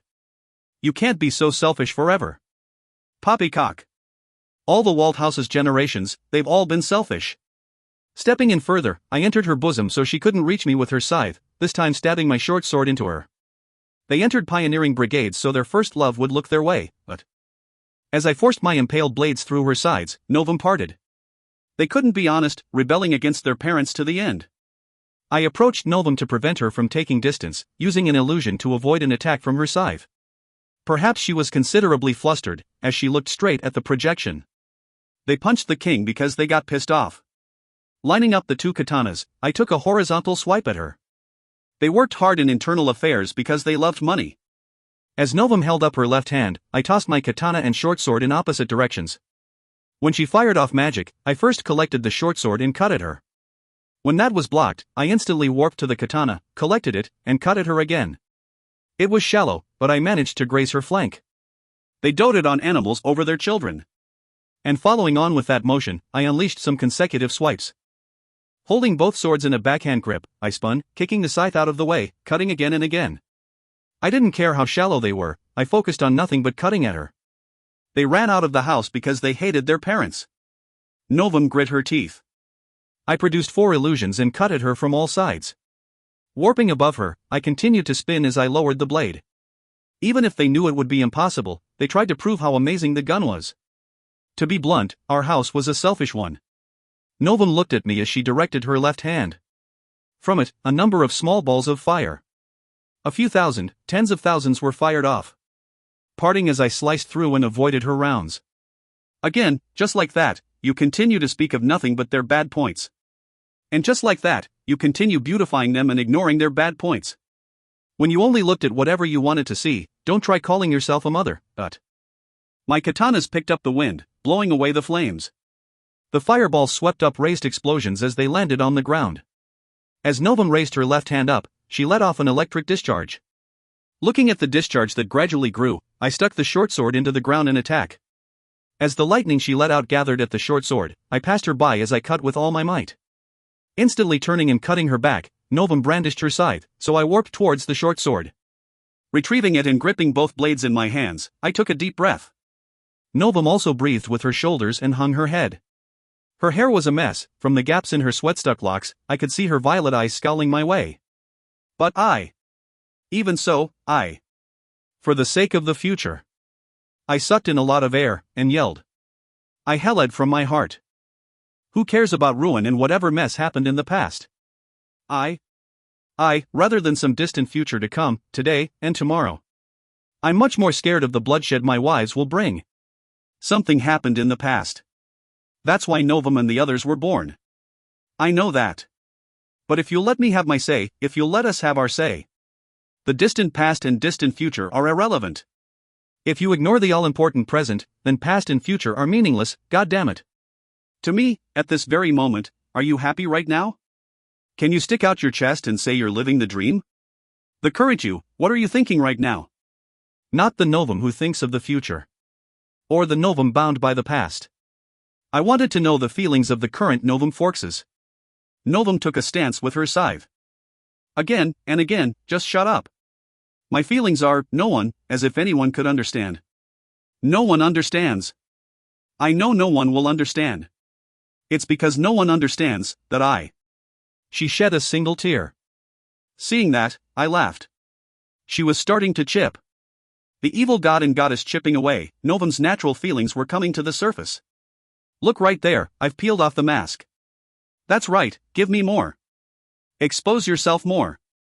Expose it all before me. And when you do, I'll accept it all for you. As I directed the points of my swords, Novum took a large step towards me.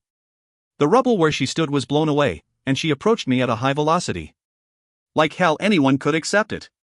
I instantly swung my katana, the blade passing through her as her body went by. Protected by hard scales, before the metallic land dragon, Arya was breathing hard. Her red hair in disorder, sweat was dripping down from her body. The spear she gripped was also in tatters. Before the land dragon protected by sturdy scales, Arya was mismatched. Good grief, when I want to go help Lyle out. I really am lacking in power. Did she want to cry or to laugh? Arya didn't know her own feelings. Clara held up her staff and directed a strong light at the beast. While its sight was lost, Eva fired an arrow. While the arrow that stuck in between its scales exploded, the land dragon didn't even flinch. From the sky, Monica and the Valkyries hit it with their attacks, but the most they could do was seal off its movements. Novum had selected the perfect monster to buy time. In the sky, Monica clicked her tongue. How persistent. She rained a few hundred lines of light down on the land dragon, but the dragon curled up into a ball and endured it. While its surface would turn red from the heat, it would instantly cool and return to its original hue. Arya got her breathing in order, regaining a firm grip on her shaft. In her left hand, she gripped her red gem. How many more times? No, I'll attack with all my might however many times it takes. Even now, her body was screaming out. From an excess use of skills, her burden was becoming too great to carry. The burden from consecutive use in a short space of time was weighing in heavily on her. Stepping in with her feet was an annoyance. As she was in such a state, a hand touched her back. The feeling of 4 right hands, alongside a red light, a gentle voice enveloped her. Do your best. Show them the power of the Lockwood House. We've all seen how hard you've worked. And at the end, a voice that reminded her of her own. That man's descendant and my own were able to meet. I'm sure this is fate. So Arya, we will lend you power, the power to take one more step forward. As the red gem's glimmer strengthened, the fatigue was blown away from Arya's body. And an explosive burst of strength broke out from within. A red light impregnated the Sprea in her hands. Just a little more, a little further. But the land dragon before Arya's eyes sensed the danger, and attacked. It intended to crush Arya with the highest priority. Arya! Eva's arrows came at the dragon's eyes, and hit dead on. But perhaps the land dragon felt an even greater danger from Arya, as it continued its charge. Even with Monica and the others attacking from the sky, it wouldn't falter at all. Laser weapon-centric Monica called out. Live rounds would be more effective. Clara looked around, and looked towards Porter's debris-buried loading tray. Porter, please. The loading tray portion blasted off the rubble and made a sudden departure. As it rammed into the dragon's flank, the land dragon trampled over it with its large forelimbs. There, attacked to its round pillar of a head, Porter's two eyes that were supposed to be mere ornaments started to glow. Raising its face, the magic ore embedded in its chest let off a strong light. Raising a wind, and just like that, Porter's upper half attacked the land dragon. Forcing it to retreat, it went and instigated an explosion. The grand explosion scattered rubble, and made all present feel the shock wave. Once that had passed, Clara was left dumbfounded. No. I never gave such an instruction. Monica from above. I didn't program such functionality, did it go haywire? I guess that's what I get for forcing on so many modifications. From the smoke, the worn-out land dragon took a step forward. And dragging its body behind, a second. Opening its mouth, the dragon spat up blood. But even so, it advanced. Arya opened her eyes wide. In her violet pupils dwelled a red light, and she felt as if her back was being supported up. Show them all. And never hang your head. You're a splendid daughter of the Lockwood house. As a red light enveloped her, rubble flew from the land she kicked off from. The girl rose into the air, and even the sky. The land dragon was unable to keep up with Arya's speed, only raising its face to the sky in an attempt to follow her. There a single line of red light. The land dragon was cleanly bisected, slowly splitting into halves. And standing round the split portion was Arya. Her spear leaned against her shoulder, while clad in a red light, she spoke to all. Let's go. I won't be able to calm down until I knock a good one into that idiot Novum. At the end of Arya's eyes were the forms of Novum and Lyle. Monica swooped down over the ground, collecting up Porter's distorted head. Clara raced over to Monica's midst. Eva called out to the two. I'll be going ahead. So together with Arya, they headed for Lyle. The Valkyries followed behind them as well. But everyone lent a gaze to Porter. Mona's clutched its head tight. I can't just write it off as a haywire machine. You were also our splendid comrade, Porter. Clara offered a silent prayer to her partner who'd accompanied her so long. Before what was once Central's front gate, the 8th-generation head of the Walt house, Mazel Walt led his army, scattering skeletal soldiers as he entered the city. The 8th watched the fighting in the middle of Central. We're too late. But it isn't over yet. To his side, his wife Claire nodded. Yes, it has yet to end. We must give a proper apology to Lyle. Much of the enemy forces had been concentrated at the front, so Mazel's unit was the last. Around was a beastly warrior, and the figure of Maxim in his armor of sand. The beast warrior surpassed the ramparts in a long stride. AHD hurried ahead. On its shoulders were Miranda and Shannon, and Millie. Millie looked at the multiple battles going on in the distance as she spoke to Miranda. We're heading for the Golden Dragon. Shannon looked up Millie. What about Lyle? Millie lightly shrugged her shoulders.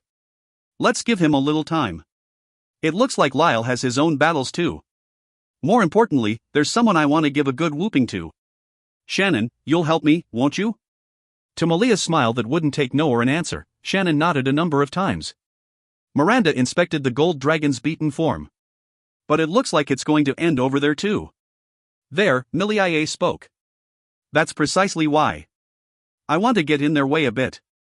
Millie gave a grin. While there were legions fighting the legend dragon, it was generally the 7 ancestors conducting most of the attacks. The first swung his giant sword about. You coward! Coming out so late in the game. Extending his invisible sword, the third laughed as he inflicted a deep wound on the dragon. Now then, what could you be talking about? Man, if things go this way, then I'll be the one landing the finishing blow, won't I? Golly, that sure would stand out. You think that would make me the strongest of the heads of history? Well, I'm the one who stayed in the duel to the end, so it's only natural. As the legend dragon opened its mouth, the third shortened his sword, before extending it to deeply pierce through its throat. Having Fonbuse's previous king step down, the sixth who had finally returned to dragon slaying cried out in horror. At the legend dragon. Endure it. You've still got fight in you left, legend dragon. Shatter that cowardly blade of his. The fifth looked at the third. That bastard's plainly strong. If it's just swordplay, he's quite high up there. Who in the hell thought it was a good idea to give a guy like that a weapon like that? The second readied his bow. It's because you always sneak around the important matters, . The fourth seemed vexed. But wasting any more time would be. The seventh tried to aim his gunpoint at the third. Unhand me, Zell. I'll shoot him down here. You can't, Broadsama. As the third retracted his sword in midair, he gave his body a spin. And with a bit of centrifugal force, the sword he sent through its neck moved to cleanly lop it off. Ahahaha, my bad. What? But an impact run against his blade partway, and the third's balance broken, the legend dragon nailed to the ground got to live a little longer. Looking down on the third was a beastly golem. On its shoulder was Millie, who was handing a one-shot musket to Shannon. What's more, she was smiling. That woman. She still holds a grudge for me teasing her. On that, even the gentle third flew into a rage at his attempt at the Dragon Slayer title impeded. There, the sixth looked at Millie. From the sixth's point of view, it looked as if Shannon had fired the gun. So she missed. But good work. Millie, you made it in time. Looking at the sixth, Millie smiled and waved. But when she looked at the third, she directed an uncouth grin. Silently opening her mouth, she conveyed a message of, how? About. That. To the third. The legend dragon opened its large mouth, wringing out its final spurt of strength. Soaring high above it, a single heroine, the first's wife held her glaive in both hands, putting all her power into a single blow to sever its head. And landing on the ground, she impaled her polearm into it. Good grief, just how long did you plan to take? I'm already done over there, so let's have some grub. And I'm going to go call that young'un who's still fighting over there, so you all follow along. Make sure you properly cut up the dragon. Make sure to drain it too. Around, the barbarian-looking men all responded at once. Yes, boss. They all lowered their heads. With all the achievements nabbed away, the ancestors reluctantly followed behind the first. Grandma, I'm coming too. Okay, stay close to your grandmother. Good grief, how long are they going to be flirting like that? I'm going to work them hard in preparing this banquet. While I'm at it, I'll tease them too. Yay! As I thought, my grandma is amazing. You'd bet it. Otherwise, there's no way I could be a Walt housewife. Look, be careful where you walk. There's lots of rubble around. Rather than lots of rubble, they were on a mountain built of it. The first's wife and Dewey held hands. Harsh as her mouth was, her expression was gentle. And continuing on with the first's wife who proclaimed Lyle was flirting around, the ancestors and their wives followed behind. The first lowered his shoulders. What's with this? She could have at least let me have the last blow this time. The second put his hand on his shoulder. Hey, let's go. Once we get Lyle, we're having a banquet. The first locked shoulders with him. Banquet has a nice ring to it. Let's have a grand feast of dragon meat. But I still can't think it'll taste any good. Father and son laughed together. And looking upon their form, the third walked with the fourth and the fifth. My plan was ruined. That one made me draw back. Please reflect on your actions. Even for me, that was too much. Repent. The third's, fourth's, and fifth's wives walked behind them. They didn't jump into their husbands' conversations. The fourth's wife alone carried loads of pretty scales under her arms, appraising their worth. The sixth and seventh cowered at the wives following behind. Why am I the only one with this grating air? You reap what you sow. When it's hell even with one, it's your fault for marrying three. There, Senwar closed her fan with a snap. With a gentle smile on her face, she intimidated the seventh. Dear, . Just kidding. I'm happy that I married the best wife in the world. The sixth looked at the seventh and laughed. And Millie, who descended the beast warrior, met up with him. Brother, let me accompany you. Oh sure, come along. I'm sure you're curious about Lyle and know them too. There, in a beaten-up state, the previous king of Fonbuse raced over to him. Damn old man. What do you mean my granddaughter's your great-grandson's mistress? The sixth fled with a smile, and Millie followed behind. So too the past king of Fondviews. The seventh sighed as he looked over the three. Good grief, they sure are lively, he said. Ludmila and the others were left behind. Elsa looked around quite troubled. Those around had started to dissect the legend dragon. Oi, how are we supposed to dissect it? I think you're supposed to eat it from the innards. Bring some ale. Ale. By the barrel. There has to be some somewhere. If the armies were here, there's surely some around. Gracia was also troubled over what to do. There, Miranda undid her golem and landed on the ground. Shannon turned to everyone. What are you doing? Let's get going already. If we don't get this over with, the banquet can't begin, she said. On her friend Shannon's words, Elsa walked off.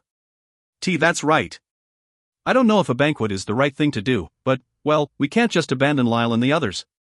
Gracia spoke, intermingled with a sigh. Goddess, when I've come so far, I might as well tag along to the end. Throw anything you got at me. Miranda made a tired and reluctant face. While sweeping her hair behind her ear, she started walking. If there's any more of this, I'd really like some slack. And if we don't make a few things clear, I'll be irritated. I've got so smacked Novum around a bit too. Ludmila held her sheathed longsword in her left hand as she looked at the group heading forwards. They're way too out there, that Walt house. Rather than strongest, they're plain absurd. If you find any errors, ads pop up, ads redirect, broken links, non-standard content, etc., please let us know. Report chapter so we can fix it as soon as possible. Volume 18, Chapter 18, An End and a Beginning. An End and a Beginning.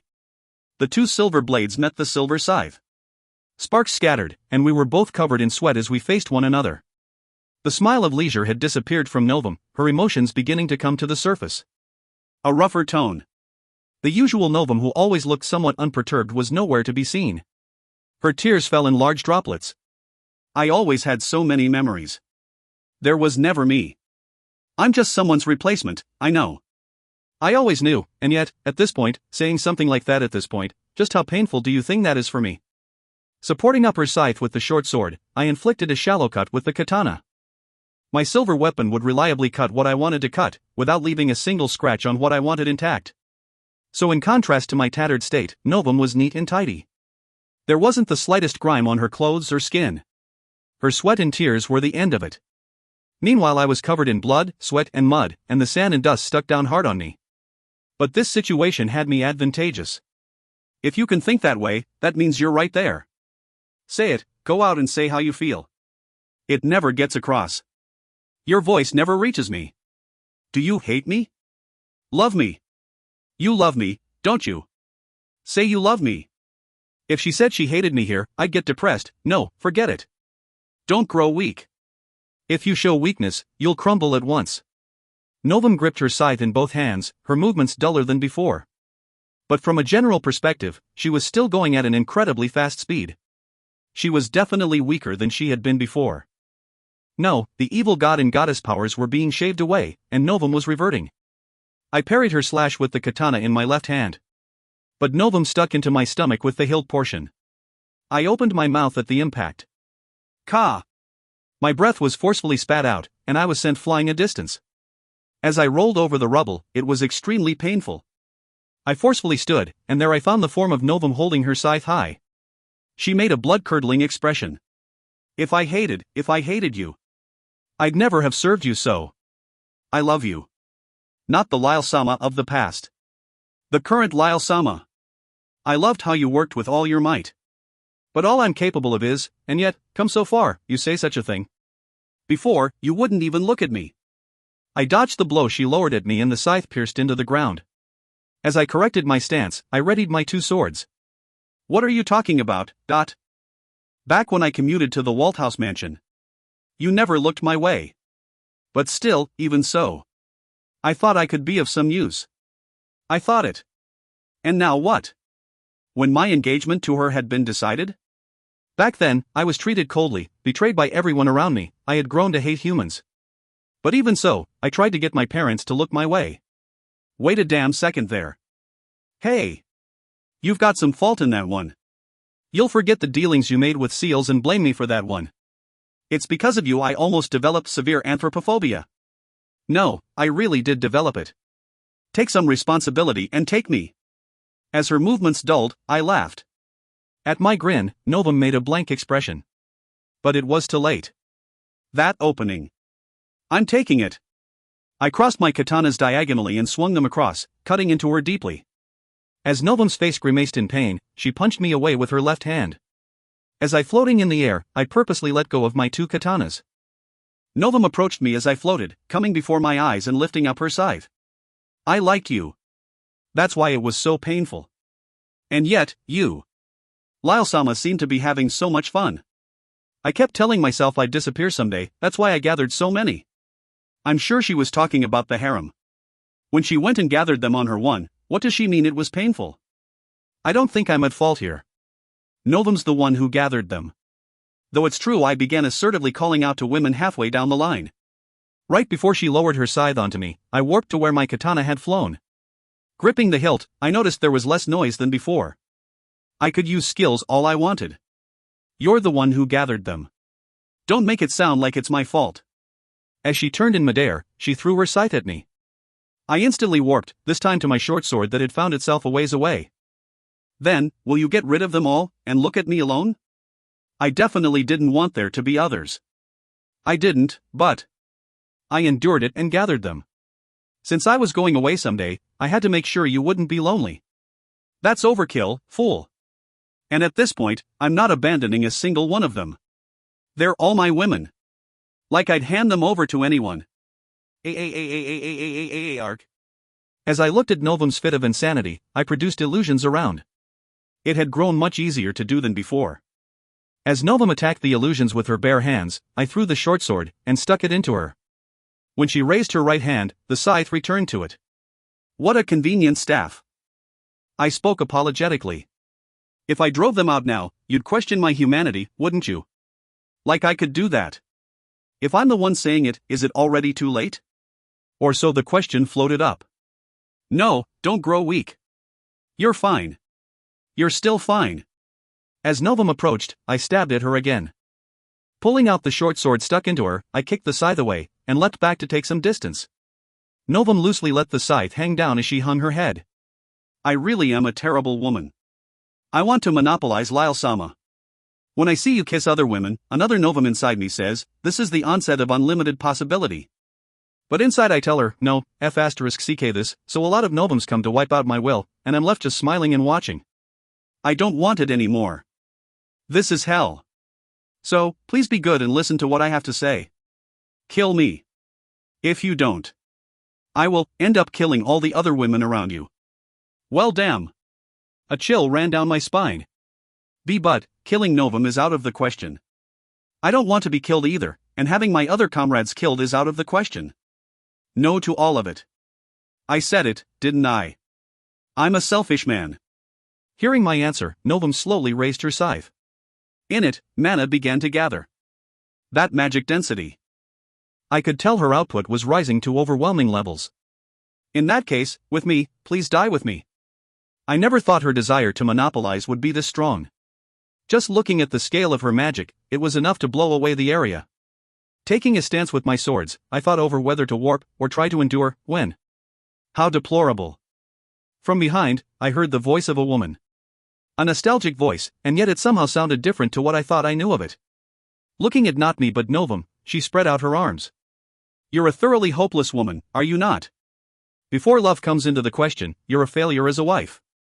There, my mother, Claire, had appeared. When she looked at me, she made quite a sorrowful smile. And clearing his throat, the one who appeared, was. Why yes. Let's leave that matter between the women. Lyle, it's been a while. My father. As the two of them came before me, Novum made a conflicted face. Novum spoke. Maisel-sama. Claire-sama. When Novum released her magic, my mother deployed a shield up front. No, she had deployed a shield to surround Novum. The only place blown away was her immediate surroundings. I'm sure I no longer have the rights to say it. But Novum, the current you has no qualifications to marry Lyle. And I'll just put this out there. I'm the one who gave birth to Lyle. Even if I'm a failure as a mother, that truth isn't changing. I've no mind to concede the title to you. As she undid the shield, Novum's form emerged from the streams of smoke. She had dropped her scythe to the ground and sat down on the spot. My father looked at Novum, making a bit of a sorrowful face. I'm thankful that you supported up Lyle. But don't say something so sad. I know I've no obligation to say it, but please, don't hurt Lyle anymore. I'm begging you. Hearing my father's words, Novum spilled her tears over the rubble. Her fighting spirit was greatly chipped away. I looked at her in that state. Listen, Novum. There, I heard a woman's voice. Hearty, a voice as if it could reach anywhere.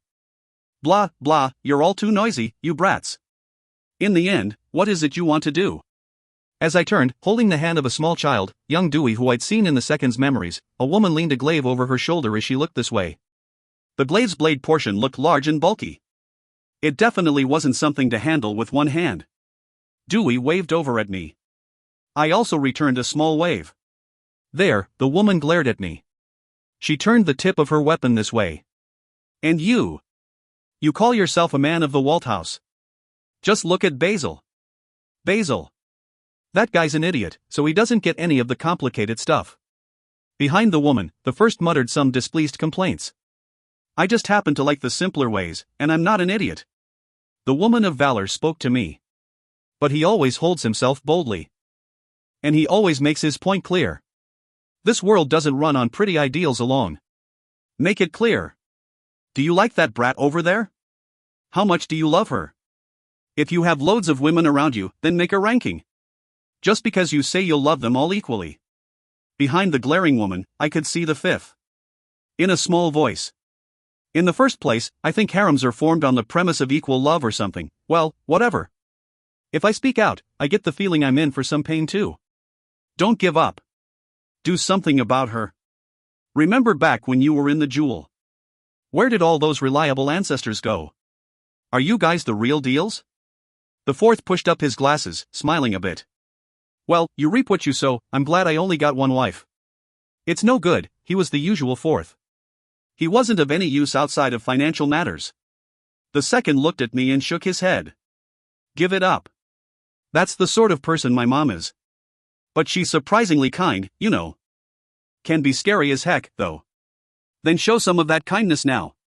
If I had to find some kindness in this warrior woman, all I could spot was her hand linked with her grandson's. She lowered her glaive at the ground. In the back, the sixth made a pale face as he was surrounded by three women. You heard her. Ranking's important, right? So just tell them. I'm number one. Now, you just have to tell them your honest feelings. The sixth tried to shrink his large body as his eyes swam about. Nearby, Malia-san glared at the wives surrounding him with cold eyes. Look. Right now we're dealing with Lyle's problem. He turned the conversation to me. No, he returned it. As I thought, the sixth was no use in female relations. And when she was around the sixth, Milia put up an act and served no use. Before I had noticed it, the seventh and Grandma Zenoir had appeared as well. The two of them waved their hands. Lyle, rejoice. We've got our hands on an extremely large dragon. And Maisel. I'm knocking you upside the head, so come over here. You've grown so big, Lyle. Your grandma is proud. We took down a dragon to give you as a gift. It's all gold and gorgeous. And Maisel and Claire, come here and grovel before me. That's not it. Both of you, I don't care about that right now. Presents and such are, wait, that legend dragon's being treated as a gift? My parents silently headed over to my grandparents. I could only see them off. While they turned to me a number of times. I'm sorry, I can't save you now. Because that warrior woman's still glaring at me. There, the third scratched his head as he looked towards me. Nearby was the form of a manly-looking woman. I'm sure she was his wife. As he looked at me, he made a fed-up expression. The third thought a bit and opened his mouth. Ha, Lyle, honestly, that battle back there was interesting. I'd never thought you'd be able to make the finale so exciting. When you're not even Mr. Lyle, the true best Lyle, was Lyle himself. He stuck up his thumb and sent a smile. I felt a bad premonition, and all on board, the fourth spoke. But my best Lyle still has to be, marvelous, perhaps? Thinking back on it now, it was a word that perfectly displayed his being in its entirety. The fifth refuted. No, that's no good. That was a best Lyle built off the circumstance. In the middle of two female camps glaring at one another, spreading his hands to the heavens, a topless Lyle. Marvelous isn't enough to get the point across. I'll have to go for a safer, I'm a man loved by the goddesses that you can convey to anyone. Don't earnestly dispute it. Now's not the time for that. The sixth asserted himself. Then I'm on, kissed the sleeping princess. The seventh made a refreshed face as he punched my father. Fantastic was also nice. Blowing away the symbol of Bime as he laughed was cool. Though I must admit he didn't use enough gunpowder. The second looked around. I don't really know much, so I can't decide. No, don't look so disappointed. The first looked at me, making a fed-up face as he remained mindful of his warrior wife. Dude, what are you doing? Don't mind us, just do something about Novum-chan already. She's crying, ain't she? I looked at Novum. Around, my comrades had begun to gather. Arya, Miranda, Shannon, Clara, Monica, Eva, May, Gracia, Elsa, Ludmila, and the Valkyries. They were all here. There, the woman warrior spoke to me. It's amazing that with everyone here, you still have more. Well, you're aiming for Emperor. With this many under your arms, you should do fine. Now then, let's hear your answer. I looked over them all. Things were headed towards me, confessing in front of them all. On top of my grinning ancestors, their wives. Ha! Why do I have to confess here to begin with? Let's find someplace quieter, and... Oi, hurry up with it. The woman glared at me. Young Dewey looked my way as well. Lyle, do your best. Right, he supported me. What's this? For some reason, it feels wrong to confess in front of such an innocent boy. And when this innocent youth was supposed to be the elder brother, when it came to the third. Gosh, it sure is helpful you're all here to decide the best, Lyle. I had a feeling it would come to this. Damn it. I'd best just resolve myself already. I let go of the silver weapon. There, as if it had finished its purpose, it reverted to the jewel. The jewel I hung around my neck was losing its light. Novum. I can't abandon everyone. I don't want to. Novum looked down. The surrounding female camp listened to my words with earnest faces. I wonder what this is, I really want to run away. But I don't think I'd be able to. But you were the one who was always by my side from the moment I left the mansion. I like you. There were times I thought it wouldn't be bad to just settle down and live a quiet life with you. Novum raised her face. I'm a pain to deal with. I've lost a majority of the power of the past, Novum. I came over to her side. I don't care about that. Honestly, rather than past or future, my present reality is the heaviest. If you're not with me, I'm going to be crushed. You got that. Your beloved Lyle's going to be crushed flat. Even now, supporting up everyone is my limit. I've long since surpassed that limit and gone into overtime. So about whatever happened in the past, or what the future holds, it's impossible, I tell you. Even if you place your expectations on me, there's not much I can do. Novum shook her head. No. I don't want that. I don't want Lyle-sama to be crushed. I stood her up. We traveled together. And we've come all the way here. Yes. I slowly embraced her. Resting my head on her shoulders, I put strength into my embrace. So together with me, let's live in the present. I want to live with you. I want to be with you. So stay by my side. Yes. As Novum burst into tears, I spoke. You're my number one. Not the evil god or goddess. Or any Novum or history. The current you. Novum. I love you. So stay by my side forever. When I said that, the surroundings grew quiet. I was too scared to look at the faces of the surrounding women. But Novum wrapped her arm around my back, gripping onto my clothes. She let her tears flow, and leaked sobs as she cried. Yes. I'll be with you forever. So Lyle-sama, please keep me by your side. As we clung onto one another, cheers and whistling rang out around. As I looked around in surprise, I found the soldiers the ancestors called had met up with my own main army. Confessing in front of a few 100,000? Seriously, cut me some slack. If I knew it would come down to this, I'd have chosen some cooler lines. In Central, where the battle had ended, the ancestral women cooked up the legend dragon and land dragon subspecies. The first's wife glared at the second's. Hey, what's this? It doesn't taste like anything. It's a taste only cultured people understand. Isn't it because you're so crude that you don't get it?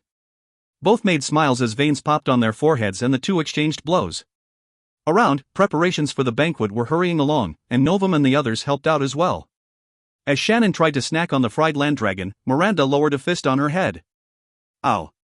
Atiri Shannon held her head with both hands, and Miranda sighed. She looked around.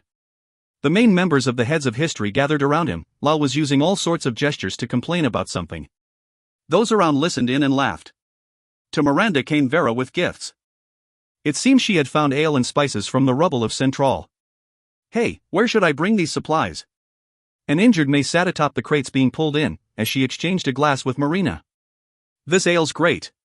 I know, right? But this is a splendid mountain of rubble. The place was blown away quite cleanly.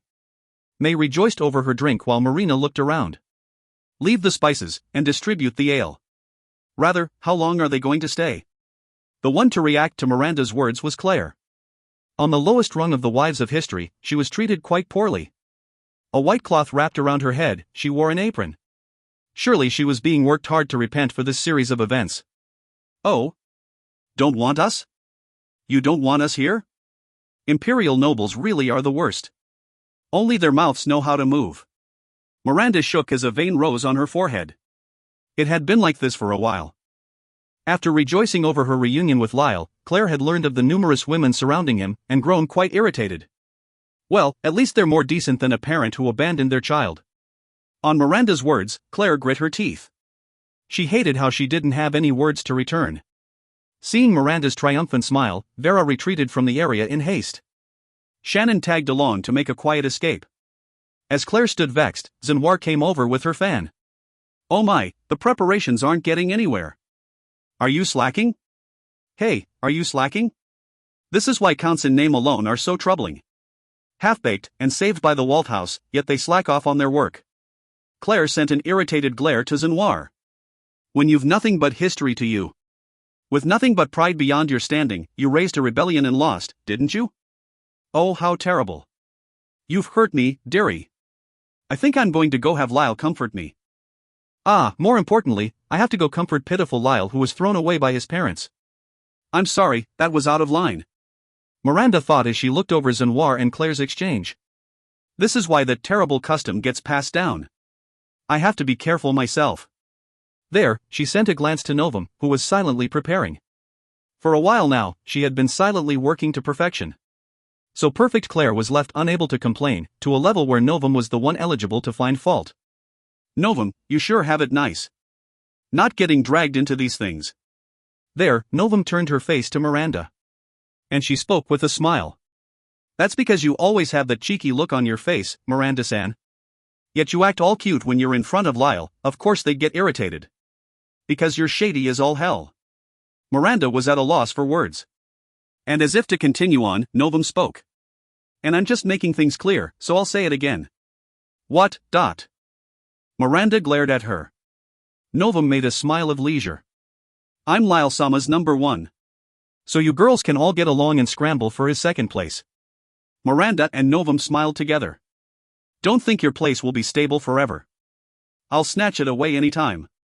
So enjoy your number one seat while you can. For that's all the time you'll get. As if between the women, the atmosphere was as if a cheerful conversation was being carried out, but sparks were flying left and right. If you find any errors, ads pop up, ads redirect, broken links, non-standard content, etc., please let us know. Report chapter so we can fix it as soon as possible. Volume 18, Chapter 19, Ties. Ties. Looking around, whether alive or recalled from memory. While the area had grown dark, today's moon was a pretty one.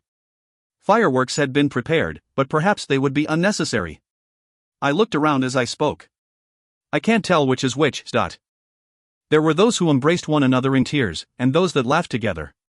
Blowing away the rubble, Monica and the Valkyries hurriedly prepared for the banquet. While we were proclaiming our victory, this sort of phenomenon was breaking out in the other armies surrounding Central as well, putting them in a state of delight and confusion. But we won, and we had proclaimed it was over.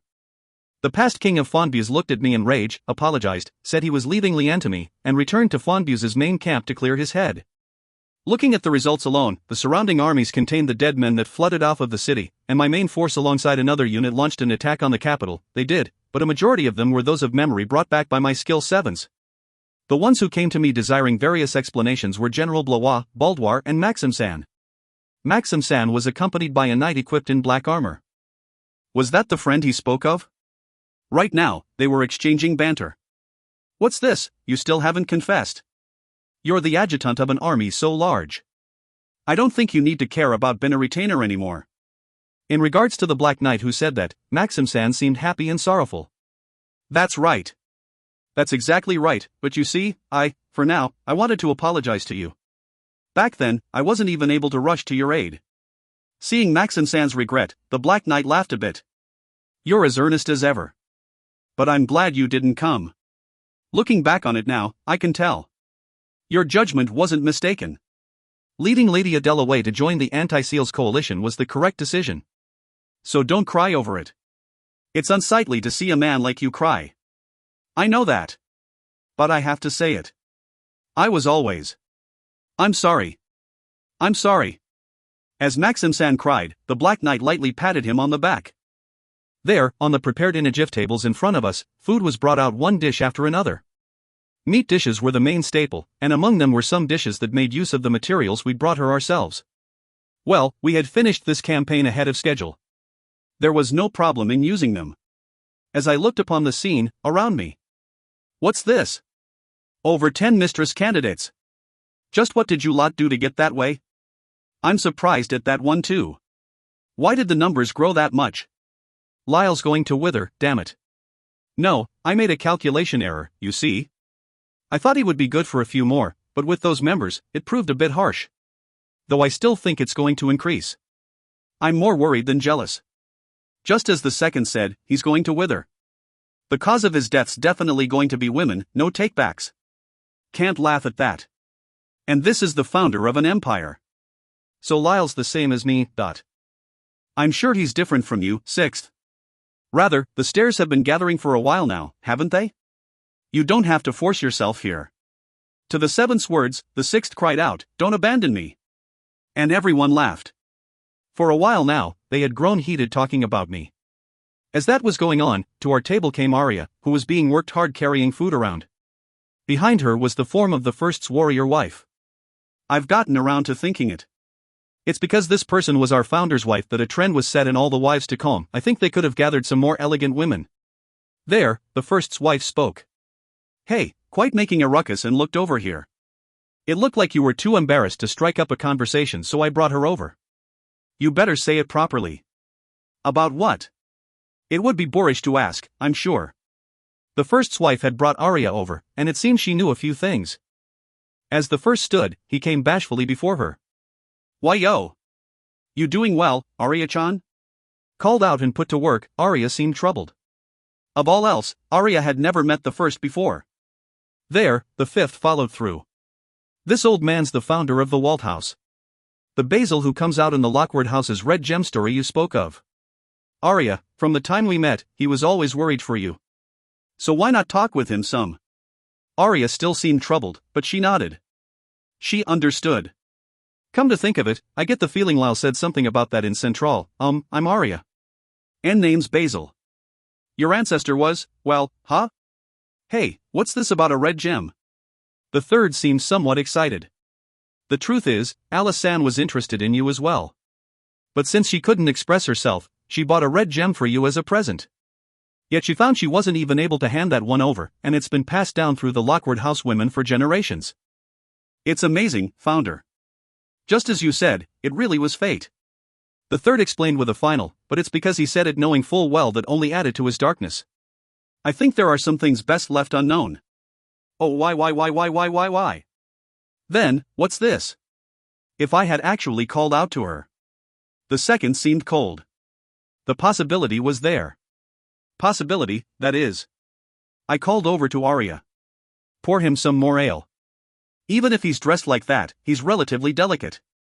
I get it. But really, what's with this situation?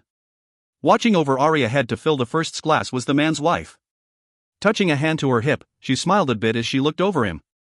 I called over to her. Are you all right with this? I'm fine. He tried so hard when he was alive. Even if he's just a record or whatever, it shouldn't be bad if he gets some reward for it.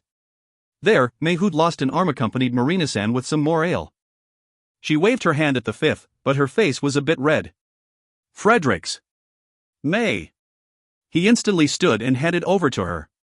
He took her burden off her hands, and headed back over. The sixth made a conflicted expression at him. There, the warrior woman looked at Marina-san. All right, you get over here too. I don't know why, but I like you. Ha! I'm going to go drinking. Don't do any, wait what? What's with this physical strength? You unhand me. Marina's strong arms were pulled away by the warrior, so I saw them off with a wave of my hand. There, the second's wife came to our table. Now, everyone.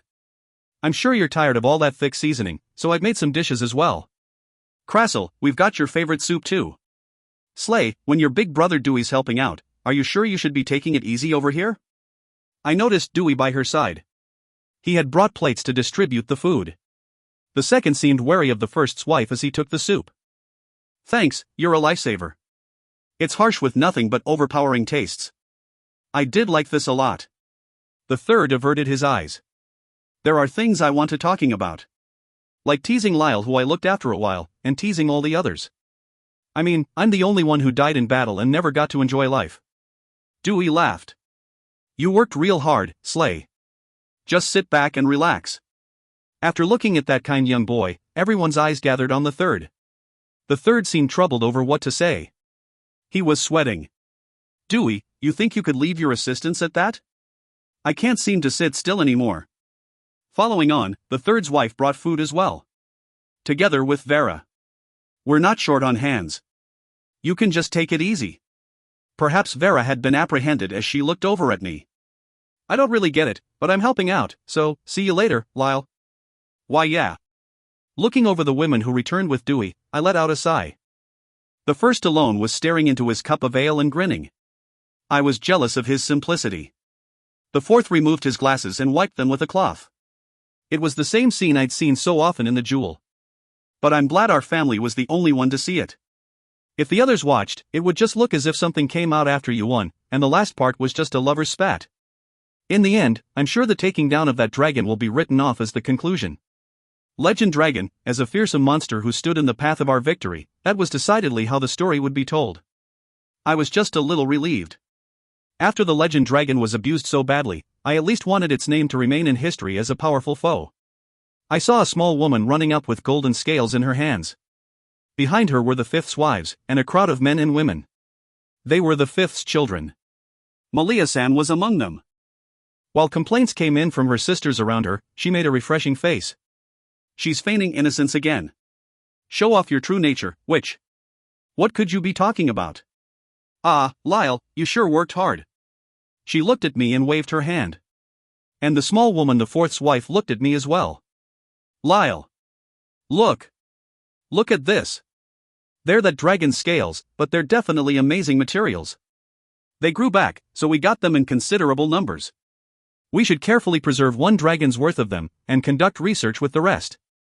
And let a few of them flow elsewhere. Then the world will understand their worth, and this material's value will rise as a rare material. I doubt anyone's getting their hands on any soon.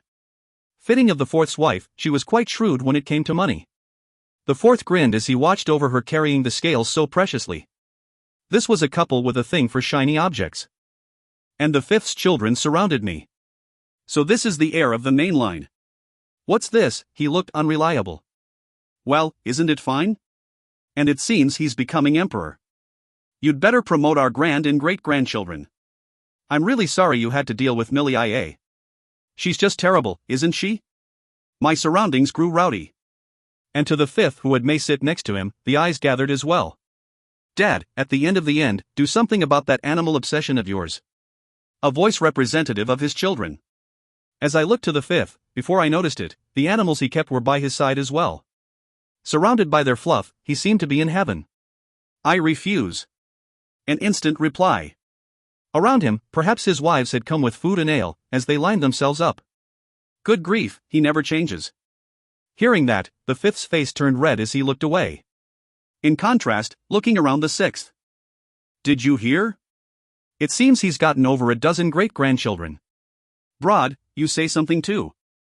Whose influence do you think that was? Fines, won't you look at your mother? They directed some incessant attacks at him. His contrast with the fifth was too great. Why did it come to this? I think he's just getting his just deserts. There, Grandma Zunwar came over to the seventh, leading my father and mother behind her.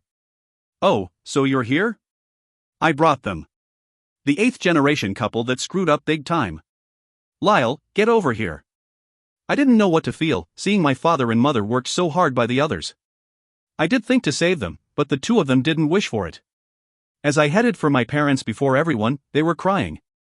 My father hid his eyes with his hand. I'm sorry. I've caused you some trouble, Lyle. Even if he said that in an apron, well, I didn't hate him at this point, and I directed a smile. That's all right. I know your reasons. So I'm fine. Both of you, have some peace. My mother looked at me, gripping her skirt in both hands, and letting large tears fall. While the two of them had come out, Seals hadn't appeared. I'm sure she truly did hate me. I'm sorry. For being a no-good parent, a no-good mother, I'm sorry. As the two embraced me, my tears came out as well. Looking around, my comrades had gathered. Baldwar and Beale, the knights I admired, were lined up, looking upon me. Lyle-sama, I'm happy for you. It's something that would never come to pass while they were alive. But if they were alive, the young master, no, Lyle would only be in more pain. And General Blois stood. I'm going to get the details together and inform the surrounding armies. Well, I won't tell them the truth. It seems a legend really was involved. It's almost like I was seeing a dream. And we need some people to look out for whether there's any army plotting something strange. With those words he walked off. He really was a reliable one. Right, a dream. This was an illusion. An illusion my skill produced. But when I looked to the jewel, its light had grown even dimmer. The first hit his hands together. All of you, line up. Is the ale all poured? The food all out? Then cheers. The seventh looked at me with worry. Lyle, are you sure you shouldn't settle for tea or something? Even I could tell this wasn't the sort of atmosphere for that. I'll settle for ale. Well, I've grown stronger than before. By the time I returned to my seat, starting with Novum, everyone had gathered. It seems the first was leading them. Looking around, many groups of knights and soldiers had been formed with food and drink before them. Among them were some who had already started into it. No, perhaps our group really was the last. Well then, what shall we toast to? Lyle's victory? Or perhaps. The third grinned. I'm sure Lyle's got a lot to toast, his wedding and victory among other things, but here, let's make it a toast to Lyle. The wonder child of the Walt house. It will be difficult for a talent surpassing his to come out. In what sense? Well, it was the third, so I'm sure he meant Mr. Lyle. Perplexed as he was, the second agreed. That's right. Let's raise a glass to Lyle. The fourth put on his glasses. That's right. You stood firm. Truly. The fifth gave a rare smile. Right. Perhaps it's just because I watched you along the way, but I'll say you worked hard. Lyle, you really did your best. The sixth seemed a bit unsatisfied. I wanted to teach you how to play around more. Lyle, you've got to learn to lay loose. The seventh looked at me and nodded. As I thought, you're my prided grandson. Now, Lyle. The first held up his glass, and everyone followed suit. Novum brought me a glass of ale. As I accepted it, I felt a little embarrassed. Novum looked at that and smiled. Then to Lyle Walt. Cheers. Everyone cried out a cheers and drained their glasses. I chugged mine down in one go. Perhaps Novum was being tactful as she had watered it down significantly. It was easier to drink, but... I sat down as if collapsing. And my surroundings were enveloped in a blue light. That blue glimmer dissolved into grains, glimmering as it rose into the sky. As I looked upon the scene, my tears flowed. They had welled up, and they weren't stopping. It wasn't only in Central. From around it, blue lights rose as well. Looking up at the sky, the moon was stunning. And those lights that rose as if to greet it. I could hear the sound of cups being set down around. And what I heard at the end. You did well, Lyle. Those words alone. I put down my glass, and covered my face with my right hand. The people who had watched over me all the way. And the great many who had saved me. I'm sure I was here because those people were with me. There were so many people involved, and then there was me. And I'm sure I'd continue on, and become one of them someday. And carrying on from them, I'd entrust to the next generation. I heard footsteps approach. It was Novum. Lyle Sama. Everyone's all ready. I frantically held back my tears, the light completely out of sight. I hung my head and gripped the jewel. It didn't feel the same as it had before. I had the feeling its light had gone away. It had returned to being a normal gem. Preciously gripping that gem in both my hands, I leaked some sobs. I'm sorry, just for now. I'm sorry. I'm the same crybaby I always was. Miranda and Shannon pat my back. Aria brought me a towel. May was looking up at the sky. She was crying. Vera issued orders around for everyone to stay put. Monica carefully collected the cups. Clara helped out, and while Ludmila, Gracia and Elsa made tired faces, they seemed somewhat lonely as they looked around. Eva took a sip of ale, and sang a song for me. A sorrowful song of parting. But a song that ended in new encounters. That's right. The time had come for me to move forward. To stand on my own. So as not to be embarrassed. I'll live so I, who carries the blood of those people, will never feel ashamed. Stick out my chest, and live so I can say I did well at the end. That's why, just for now, isn't it alright if I cry? I'll stand up again and face forward in no time. So just for now. Lyle Sama, it's alright. Those around are crying as well. And the Valkyries are surrounding us, so, you can cry as much as you want. Crying like a child, being comforted by the women around me. Yet even so, my tears wouldn't stop. If you find any errors, ads pop up, ads redirect, broken links, non-standard content, etc., please let us know. Report chapter so we can fix it as soon as possible. Volume 18, Chapter 20, A Blue Gem to My Heart. A Blue Gem to My Heart. South Bime. A while after noon had passed, Erhard dropped by the guild. He had finished the request he'd taken on, and came back to report it. His request was a patrol of the city's perimeter. A majority of the soldiers were out of town. For that sake, to supplement their lack of personnel, the requests were put out to the city's adventurers. Rua was the one manning the counter. When she spotted Erhard, she waved her hand. Good work out there. Yeah, all wrapped up. Rather, have you got any new info? It's been quite a while since they set out, but I haven't even heard any rumors. Rumors, naturally, about the war in Central. While there were unfounded rumors circulating about, nothing certain had reached Erhard's ears. It's not as if he was particularly good at gathering information to begin with. One of his party members was specialized in gathering that sort of information. But even that member had yet to obtain anything definitive. Was the war still going on? Or was it won? Lost? Erhard couldn't help but be curious. We haven't gotten any information in. The Valkyries, was it? They were all gathered up, so we have no means of communication, it seems. Erhard handed the paperwork over, touching a hand to his chin. I see. Well, perhaps it isn't something that will end so easily, but you can't help but wonder. A battle to decide the fate of the continent, so it was called. But as a practical problem, it was a war in some distant land. While those around were curious, they got on with their lives. As Rua and Erhard spoke, Marianne rushed into the guild. She was short on breath, gathering the eyes of the receptionists and adventurers in the branch. Marianne collected herself before declaring with a smile. They won. It was the Alliance's victory. The Bonsium Kingdom was taken down. A portion of the army has returned, USA. So the information was finally able to reach us. The main force has already reached Ruvens. Hearing that, the atmosphere in the guild brightened up all at once. Erhard reached out and embraced Rua.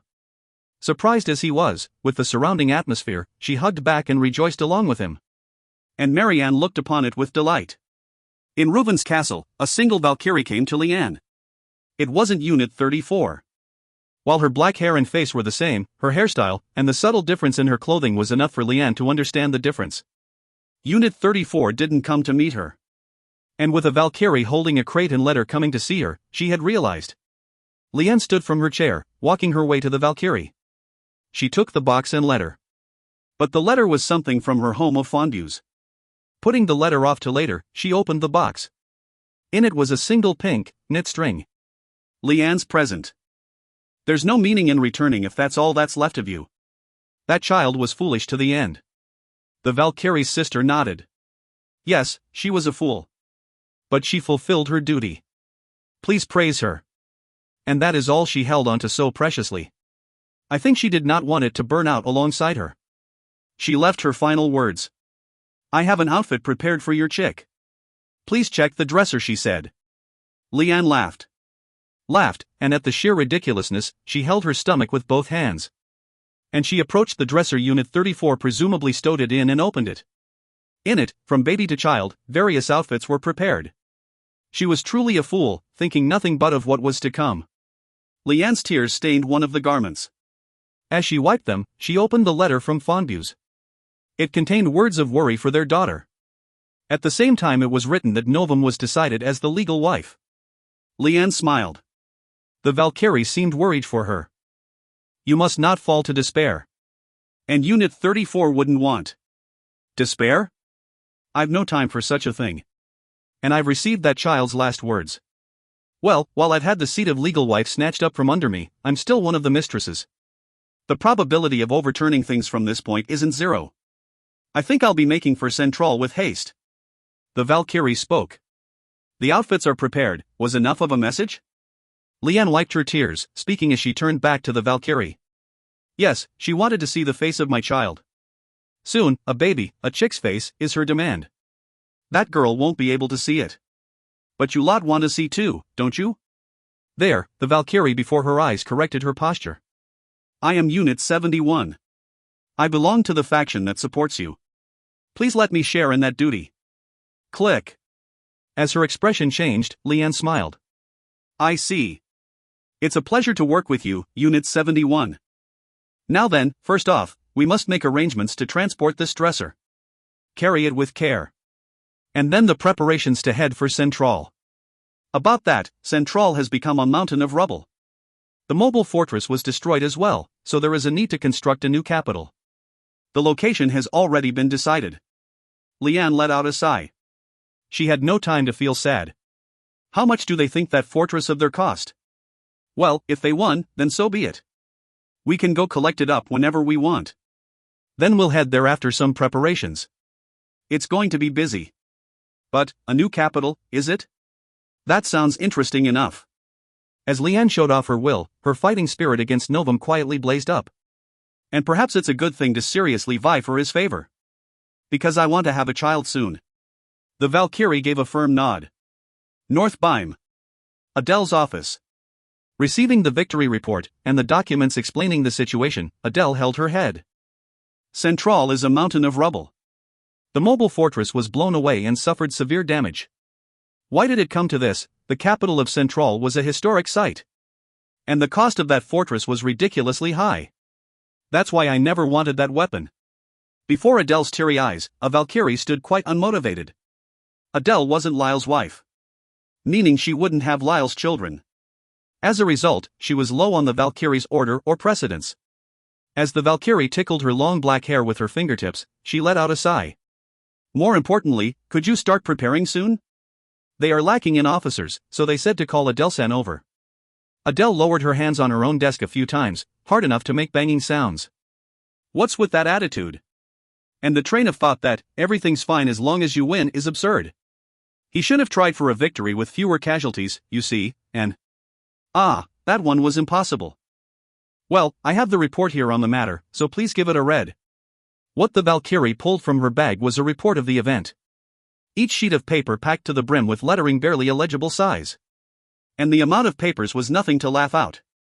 Can you summarize it? The Valkyrie seemed unmotivated. We beat Seals. Agrissa popped out and lost to Novum. Novum was confessed to by Master, and gave up. Over. Something about a golden dragon being the ringleader or something. It seems we're supposed to say it was a formidable four. Adele slammed her desk a few more times. A bit more detailed if you will. Even if you tell me that, I don't feel any more enlightened. The Valkyrie raised an, in true reluctance. City development? How could one call themselves a maid if they couldn't do that much? From deciding the location to drafting the blueprints, just leave it to this Monica. I'll prepare a city worthy of a useless damn chicken. You see, to be quite honest, I'd be fine with focusing on practicality. But I think shabby is something else, and a majestic feel would be nice. See, I know gold is a bit hard on our budget, but if it looks extravagant, then maybe it's for the best. There were numerous tents put up around. As we went out and surrounded a large table, we discussed the city we would build on the point Monica designated. While Monica continued joking around, the place she chose was certainly a worthy spot for a city. If I had to say a problem, the preliminary work and foundations would be a pain. Flood control, and this and that, there was a reason a city had never been placed there before. But in a sense, we had a gathering of specialists here. Novum looked at me and nodded. Not only for your time, let's make a plan with future development in mind. For that sake, the foundations are important. Leave it to me. While I've lost a large majority of my power, this Novum will give you a city as a present. That sort of thing's no good, right? We've got plenty of soldiers, and we just have to give them some work. See, the other armies have already gone home, and carrying a few 100,000 would be harsh for us. As Novum said something similar to Septem, who cared too much and ruined people, Miranda looked and laughed. Novum gave a purposeful clearing of her throat. You've got to properly have the post-war on your mind, right? While we've got food problems, keeping soldiers without work is difficult. But that sparkly dragon. Legend Dragon. As I gave her the precise name, Miranda corrected herself. He was so pitiful, I at least wanted his name properly remembered. For argument's sake, he had been placed as the final formidable foe to stand against us in this conquest. Yeah, the Legend Dragon's magic stones and materials have some time left to go before the world knows their value, so there's a money problem too. Damien pushed his glasses up with his fingertip. I do think they're amazing as materials. But it'll be a while until we hit on how to use them. Old Litarda looked over a portion of the materials we had collected. Honestly, when only one of them came out, why do you have so many materials? There's enough for 3 or 4 whole dragons, you know? Well, leave them with us a while, and me and Damien will tell you what they're best suited for. I couldn't feel much motivation from Damien. For me, this lost time is a waste. When I'm supposed to be pursuing my ideal woman, why do I have to involve myself with city development in a place like this? In regards to him. Because a portion of the materials we're disseminating are going to become your research funds.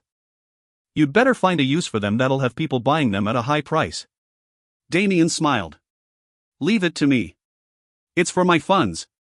That's an important problem for me. As I explained things away, I looked at the sky. Today's weather was nice. I absent-mindedly reached my right hand to the jewel and gripped it, but there was no response. It seems it really had just returned to being a blue gem. Would it be restored as a jewel again someday? Or perhaps, would it continue its existence as a gem evermore? It's no good. I still had the feeling I'd hear my ancestors' voices from somewhere. There, Shannon looked at me. Lyle, you look lonely. Oh, even if you say I'm wrong, the almighty Shannon sees right through you. For these eyes I inherited from my great-grandmother Millie can see through all in existence.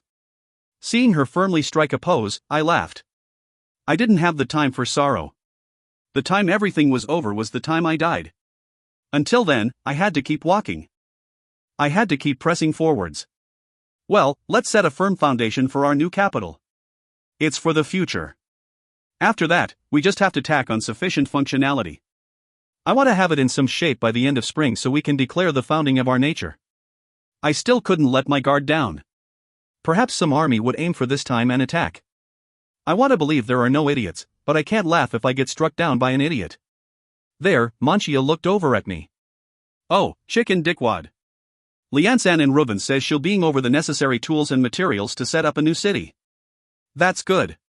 It seems she's trying to sell a favor now that the legal wife's been decided. Monica grinned. I averted my face. When the topic of legal wife came up, well, it was really Empress, everyone's eyes would gather on Novum. Touching a hand to her face, tilting her head a bit, Novum sent a provocative glance around. Miranda reacted at once, so I worked with Shannon to break things up. Hey! Aren't you going to do something about this? Foolish little girl. All I can do is to be watchful and make sure everyone doesn't explode. It's not my problem what happens once they've already blown up. I'm a man who doesn't fight without any prospects of victory. As Shannon ran away with me, we found Arya and Eva on our path. As I thought it was a strange pairing, the two of them spoke on. It seemed to be a serious talk, so I peered in on them from the shadows. The first's wife? Well, she was an amazing person. A little more detail on that. Please, I have an obligation to get a song of his clan together. Now that I've witnessed it, I've realized. The Walt house is a blast. So I need to know more. Good grief, Lyle should have opened up to me on these things sooner. It does seem she was seriously looking into my clan. When the elf who was prone to exaggerate and ad-lib looked into things so seriously, it was a little scary. There, Shannon hiding beside me spoke. Come to think of it, Clara seemed to be thinking about something seriously as well. Clara was making her move. When I thought of that, it really put a load on my mind. Clara and Eva, I could only hope their strange rivalry didn't blaze up. There, Shannon looked at me. You sure have it hard. With so many wives. And you'll get more, won't you? Well, just do your best. I'm also your wife, but as long as I can take it easy every day, I don't have any other complaints. I pinched Shannon's cheek. Oi, I don't mind arranging the latter half for you, but what was that about having more? Shannon wriggled to get her cheek out of my right hand. I mean. Everyone was talking about how they wouldn't be able to oppose Novum alone. Ludmila made contact with the king of Janpir, and the others are probing for allies, so I thought you would know. I released Shannon's face, unsteadily tottering backwards. This can't be. Even now, I have over 10, you know. Are you stupid? You really are. You guys actually hate me, don't you? There, Shannon gave a grin. So you finally noticed? Right, what we're really aiming for is the weekend of your psyche chipping away. As I thought. Little girl, so you hated me that much. As we made a ruckus, Vera came over to us.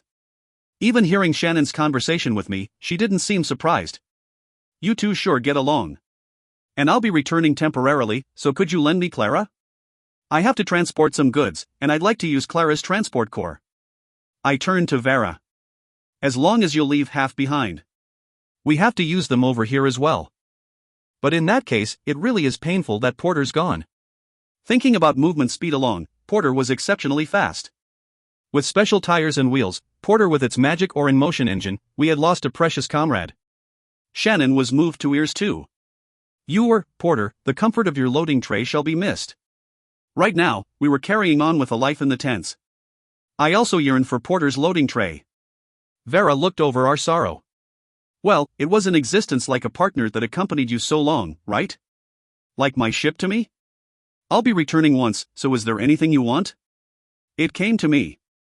I turned a smile to Vera. I'd like some kindness. I said.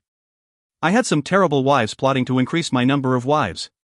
I think it's alright idea I seek some kindness. There, Vera began thinking with a serious look on her face. Kindness, you mean broad-mindedness? You mean if it's that sort of woman, you'll accept them? As I panicked, Vera explained. Not me. I'm not for it at all, but if you're officially putting the guild under state management, then they said they'd best send someone over to you. See, your impression as a womanizer is really strong there, Anne. It's a misunderstanding. A complete misunderstanding. I have a lot of women around me. I definitely do, but I get the feeling the world's impression of me is growing further and further apart from who I am. Push talks towards rejection. Vera nodded. Got it. I'll tell my father that too. Then I'll be deciding your souvenir on my own, so have some high hopes. As Vera went away, Shannon pinched my trousers and tugged at them. What is it?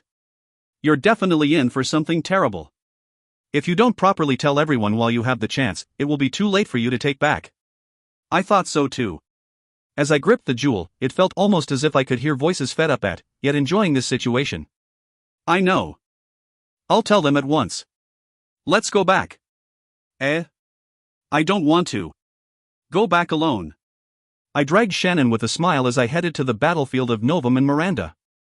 If you find any errors, ads pop up, ads redirect, broken links, non-standard content, etc., please let us know. Report chapter so we can fix it as soon as possible.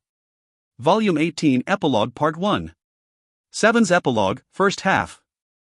What was passed down in the world to come is the start of the empire. It was recorded in the books and passed down in the songs. There was a single large country. Over its long years of rule, its politics faced corruption, and its nobles grew too prideful in their bearing. In fact, from records of the time, numerous documents have been found that detailed events as if they weren't giving any thought to their people at all. Impossible enlistments on top of a willing shortage of food. An oppression of feudal lords who voiced out against this superpower. In only a few years, it has been the deaths of several million were recorded. Counting secondary casualties, many historians have calculated this reign to have led to the deaths of over 100 million people. The one who stood against that country was the legitimate child of the Walt house, an influential noble house of the time. Expelled from his house, he drifted to Bime, where he built up power, and appealed to the various surrounding countries for the formation of an alliance. That was the first emperor, the god Emperor Lyle. Some say he was loved by the goddesses, while others say he cut them down in his wake. The records of the time showed such an unprecedented nature that many question their validity. Putting the phrase, "the hero gets the girl," into actual practice, it has been said by the time he reached the throne, his mistresses numbered 25. He traveled the continent in his youth, and many songs remain of his various encounters with women across the lands. Many voices claim it was that unheard of behavior that caused his expulsion from his house in the first place. These stories of the first emperor have been changed in name to appear as heroic tales time and again. In order to save the woman he loved, the crybaby noble heir who took a stand. The holy knight who saved the holy maiden. The adventurer who stood against the army of monsters. All these fairy tales derive their origin from the legends of the first emperor. The reason these tales spread and flourish is likely because when it came to heroic songs of the time, songs of the first emperor were the popular trend. The first emperor had a popular elf minstrel as one of his mistresses, so it is thought that this was a political plan he devised to spread his authority. And like this, the first emperor's name remains from the strangely abundant materials on the time. High in historic value, and easy to research, they even serve as reference for the highly popular period of the empire's collapse and warring states period to follow. The descendants of the heroes who performed in this period of war were often likened to the emperor and those around him, some even falsely claiming to be his descendants in order to increase their authority. That's just how influential the first emperor's name was at the time. This also owes to the fact that the first emperor, in contrast to his personality, had future public order on his mind. Or perhaps he had someone to give him advice, as he made a new system of rule and even the succession of rule. Numerous documents remain on his preparations to leave matters to future generations, and he showed a proficient side as a statesman. But because of that, it is also true the other emperors of history festered a desire to leave their names in history as the first emperor had. The reason his name came out in the warring period far after his death was because it was so hard for the other emperors of the great empire to stand out. While he left numerous documents, as there are also numerous unrealistic records, it was an era one may regard as myth, but the fact the great empire ruled over the continent is an undisputed face. Hey, we aren't going to make it in time. As my surroundings were busily moving around, I took the blueprints in hand to verify their progress. The development of our planned capital was behind schedule. What's more, the plan was already entering spring. No, it was almost into summer. No, that's already fall. Or so an exhausting period of delay after delay. It could be said this was because we were being careful in constructing the foundations. Naturally, as the imperial capital, my palace as an emperor would be there. In an attempt to make it something never seen before, the plans were revised. In truth, the foundations of the palace were already completed. No, the foundations as a whole were gone and done with. But the cityscape and districts. Thinking of the future developmental plans, and its present state, opinions were all over the place. Monica wore a helmet as she waited to my side. In this sullying worksite, she wore her maid uniform as if to show it off, yet no one chastised her for it. I'm sure everyone already thought there was no helping Monica. Novum let out a sigh. When the palace's layout is one never seen before, it won't be interesting at all if the cityscape is just the normal, overused formula. At the very least, let's decide things once the palace is in a more complete state. Adele complained at Novum. I had pulled her here from North Bime, but when I left development of the new city to her, she seemed quite eager. No, she couldn't help but be. Please get all your opinions together before you bring them to me. Why do I keep getting requests of, as I thought, keep it toned down and make the cityscape as it usually would be? Or if you're constructing a temple, then something like Zayn's would be nice. What exactly do you want me to do? Hey, what should I do? In regards to Adele, Novum sent a smile. Just ignore those other opinions. This is the start of a new country. We should change up the atmosphere a bit, should we not? And there won't be any change in the fundamental structures. You have to start the plan forward at once. The ones who looked way too fitting to wear tank tops as they worked, Maxim-san, Arya and Marina-san came over to me. Maxim-san offered me a proposal. Lyle Dono. No, Your Majesty, we're lacking in materials. The castle, or rather royal palace, I think you should revise that one a bit. There, Miranda rejected the notion. That's no good. You're going to greet the representatives of other countries in a compromise palace? Even if we have to push it, we must show our leisure, and let them know that the war is over. I did understand Miranda's outlook, but we didn't have the materials. With the foundation complete, we were going to erect buildings of vermilion over the set stone. There were a bit too many problems with the plans, but only here were the opinions beginning to diverge. I spoke to Maxim-san and the others. Understood. For now, please proceed with work on a different district. After you get some rest. Marina-san seemed displeased, but she quietly obeyed. Meanwhile, Arya. Hey, isn't my treatment here becoming real crude? For some reason, day by day, I feel as if you're treating me not as a mistress, but as some sort of site supervisor, you know? She really fit the role, so there was no helping it. And she had gotten in various sorts of experience in our adventurer days, and I knew I could leave this sort of thing to her. I smiled. Do your best. As I said that, my shoulders were gripped, and I was shaken back and forth. How nostalgic. Back when we first met, it was this sort of shaking that had rendered me unconscious. To such a place came Balwar and Aletsan. Baldwar had been entrusted the security of the area, so he didn't usually come to where the work took place. As I thought something had happened, Baldwar made a serious face. What's wrong? Lyle-sama, a letter from Lorphes. This makes the fifth one. As I took the letter from his irritated hands, Aletsan touched the fingertips of both her hands together as she tried to make herself scarce. I have it rough being stuck between a rock and hard place. The top told me, Mistress is fine, so just beg your husband and stick her in there somewhere, but... By the contents, the royal princess of Lorphes Anarin had sent a request regarding a marriage to me. I spoke with a smile. Rejected. Totally rejected. Not happening. Definitely impossible. There, Novum took the letter from me and read over its contents. She never learns. When the number of mistresses already exceeds 20, I'm worried for Lyle-sama's body. Miranda looked at Novum with a smile. Or you could just disappear and it'll all go away. Novum smiled too. I'll have to refuse.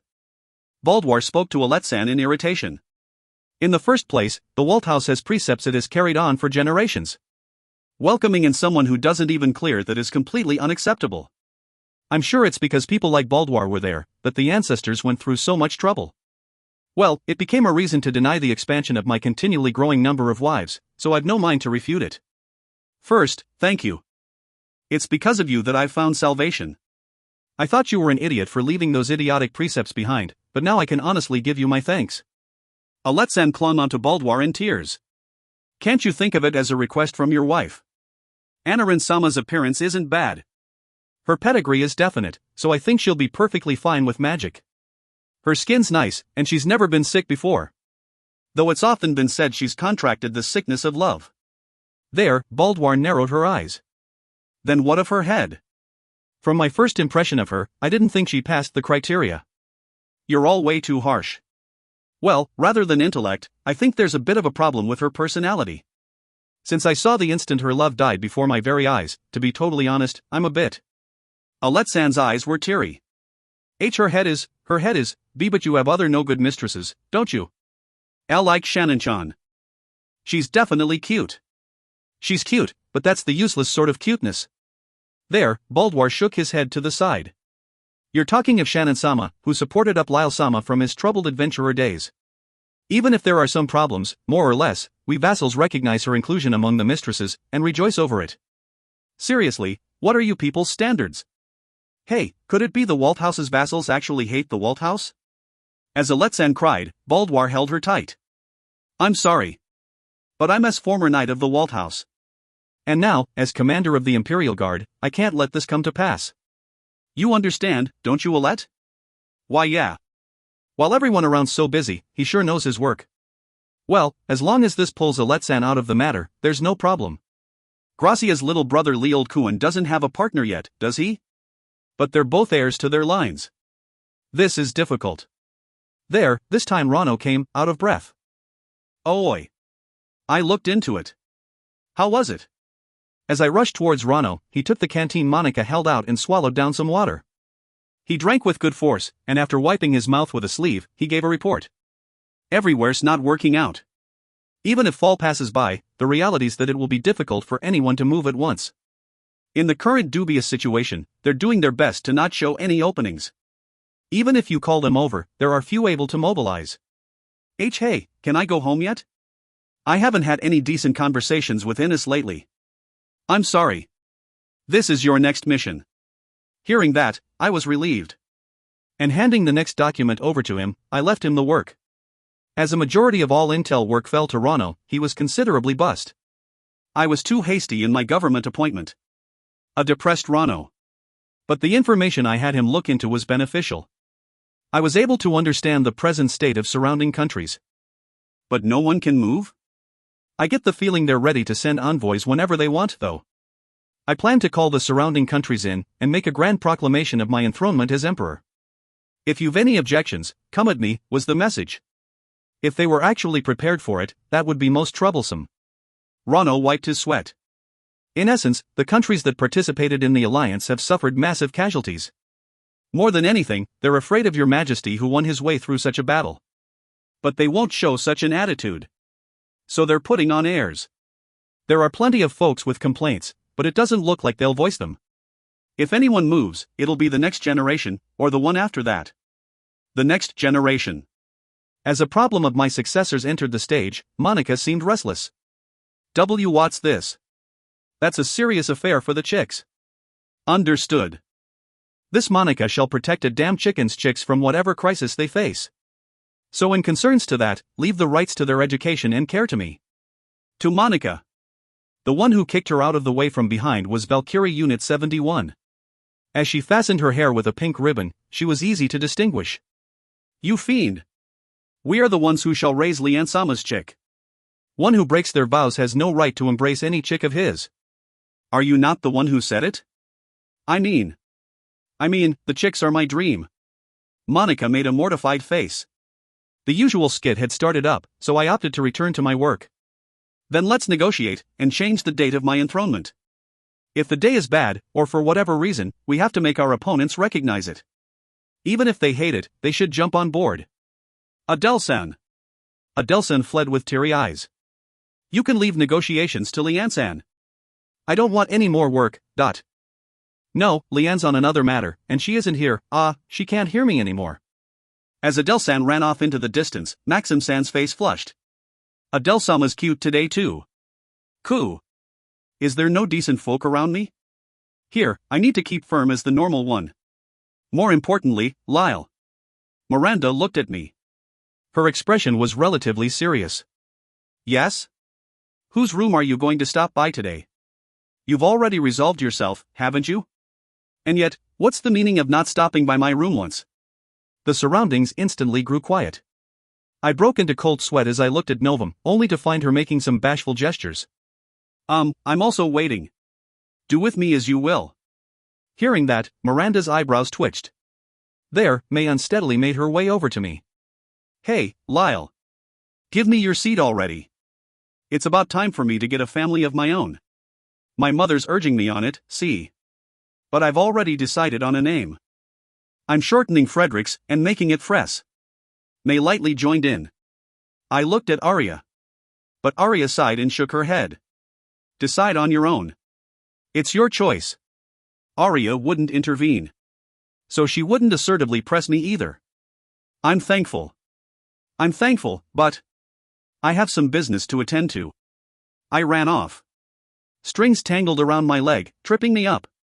Elle let me go. Dragged by Miranda's threads, I returned being dragged back towards everyone. I resisted, but Maxim-san and Baldwar also took part to bring me back. That's no good, Lyle Dano. If you don't properly do it, the bets will never be called. Maxim Dano, please don't use Lyle-sama to gamble.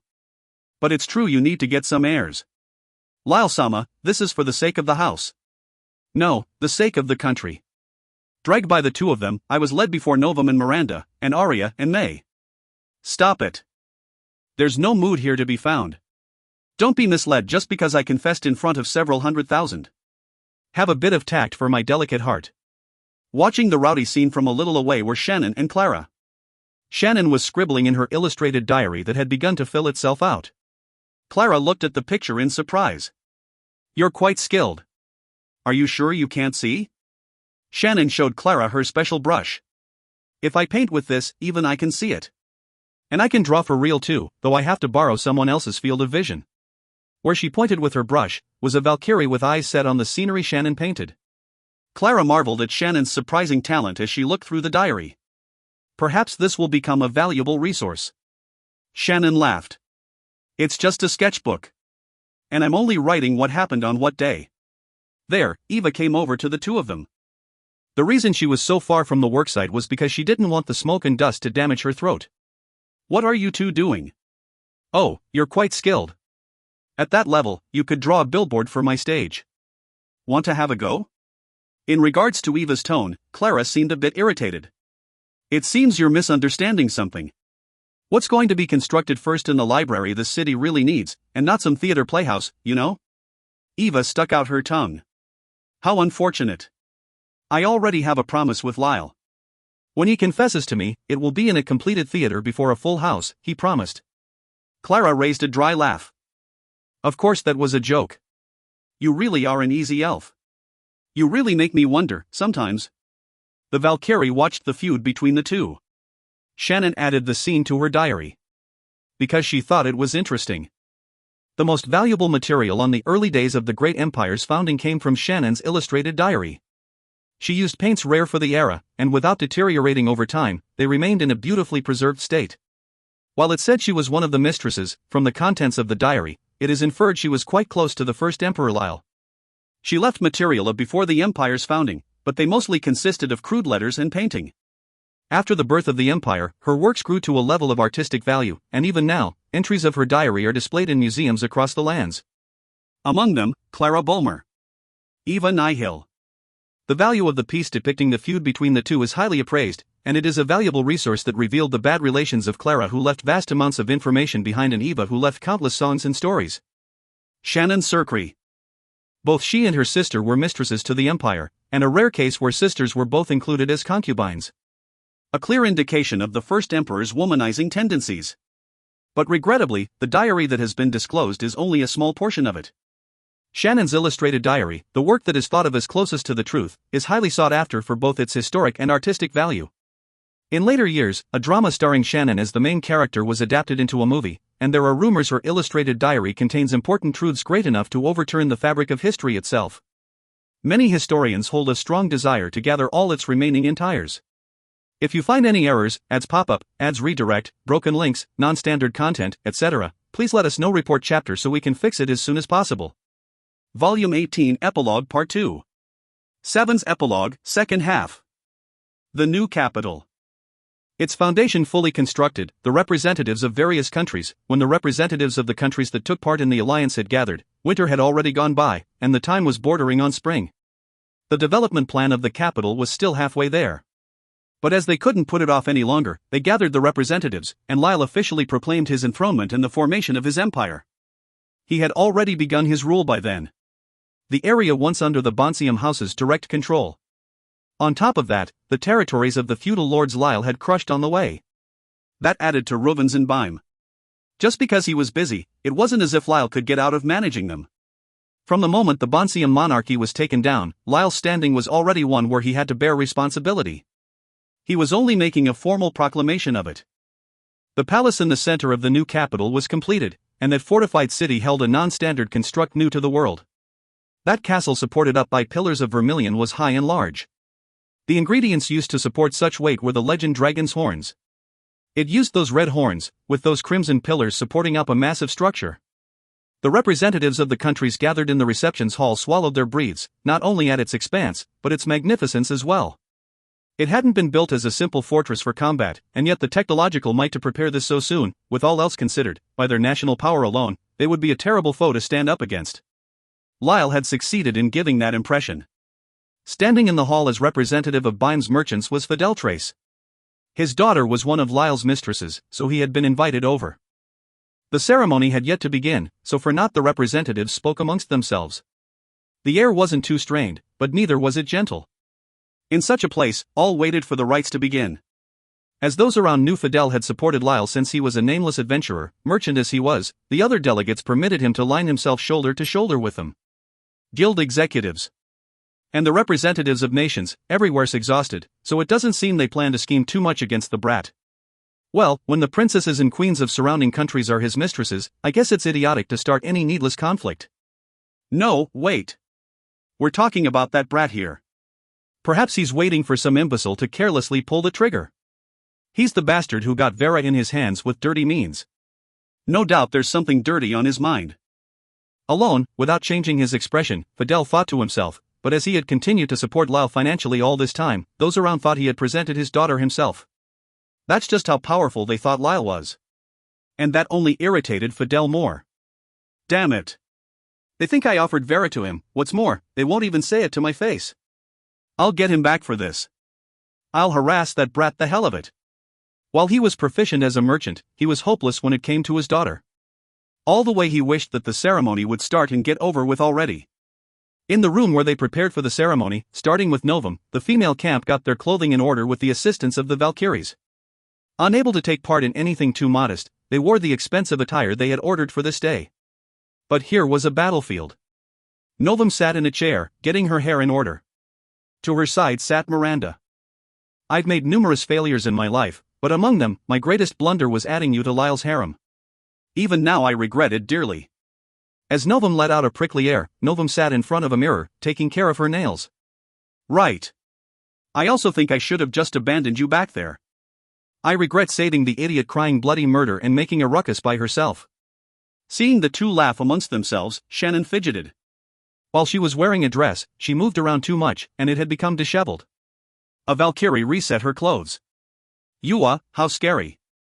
I never thought the battles between women would be something so unsightly. Near Shannon was Elsa in her undergarments. Adjustments on her dress were hurriedly being carried out by Monica's hand. That's right. I won't let myself be a part of it. No one cares about that, so put this on. I'm busy here. I have to go over to the chicken dickwad's place and get his appearance in order. I'm sure he's shaking from the loneliness. Shannon looked at Monica and sighed. You sure he isn't going over his address right around now? Lately, whenever you approach him, he's extremely surprised, you know? Elsa nodded too. She accepted the dress from Monica, the Valkyries gathering around her to help her put it on. It was the same with me. Did he get some new sort of trauma? Ah, it fits perfectly now. You have my thanks. There came the sound of something falling. Ludmila and Gracia. A problem had come out in their dresses. Both of them remained in their undergarments. Why do our dresses overlap? Deep purple is my color. You shall wear something else. I wanted a comb color too. You go change. Looking at the feud between the two, a topless Eva seemed fed up. Her pink blonde hair covered the important parts. They never get tired of it, those girls. Having finished put on her dress, Clara was done preparing, so she sat and read a book. She spoke up in regards to Eva's statement. Right. Rather, why don't you just put on your dress already? It's not our part yet, but the country representatives are already in the reception hall, aren't they? Eva stroked up her hair. Not my problem. My dress is being modified. And I wanted to wear something flashier. In another corner, May and Marina seemed uncomfortable. These clothes are hard to move in. And hot. Why am I here? The first's wife taking a liking to her, Marina's inclusion as a mistress was done then and there. Nearby Marina, even Marianne was present. That's my question. Why am I? I was called over by the Trace House, and then the guild executives congratulated me for some reason. There, wearing clothes that clearly showed the lines of her body, Thelma folded her arms in delight. You still have it good, marrying before you've learned true desperation. If I didn't slip in here, I'd probably never be able to in my life, but... The latter part was spoken quite seriously. Looking at Thelma was the current holy maiden of Zayn, Aura. If Thelma Sands here, I don't think there's any need for me to be here, you know? But Thelma touched a hand to her face. Ah, that's no good. I mean, to the country of Zayn, you're the official holy maiden. It's going to become hereditary, so it's important for you to have children. Gaston was rejoicing over how Zayn's future's secure with this. There were various problems with the faces gathered, and Vera took a look over them. An overly numerous number of Valkyries surrounded Vera. If you don't want it, then properly refuse. Rather, father. I told him to move talks towards not growing the harem, so what could his intentions be? And wait, why am I surrounded by these girls? Even when she had finished putting on her dress, the Valkyries surrounded her. The ones surrounded in a similar fashion were Novum, Miranda, and Arya. Arya was courteously being dressed. She was making a troubled face. Hey. Why do you have to be so thorough? And it's a bit loose around my stomach. Can't you tighten it a? No. Rejected. The Valkyries giving immediate responses, Arya dropped her shoulders. Her hair that always curled upwards had been set straight today.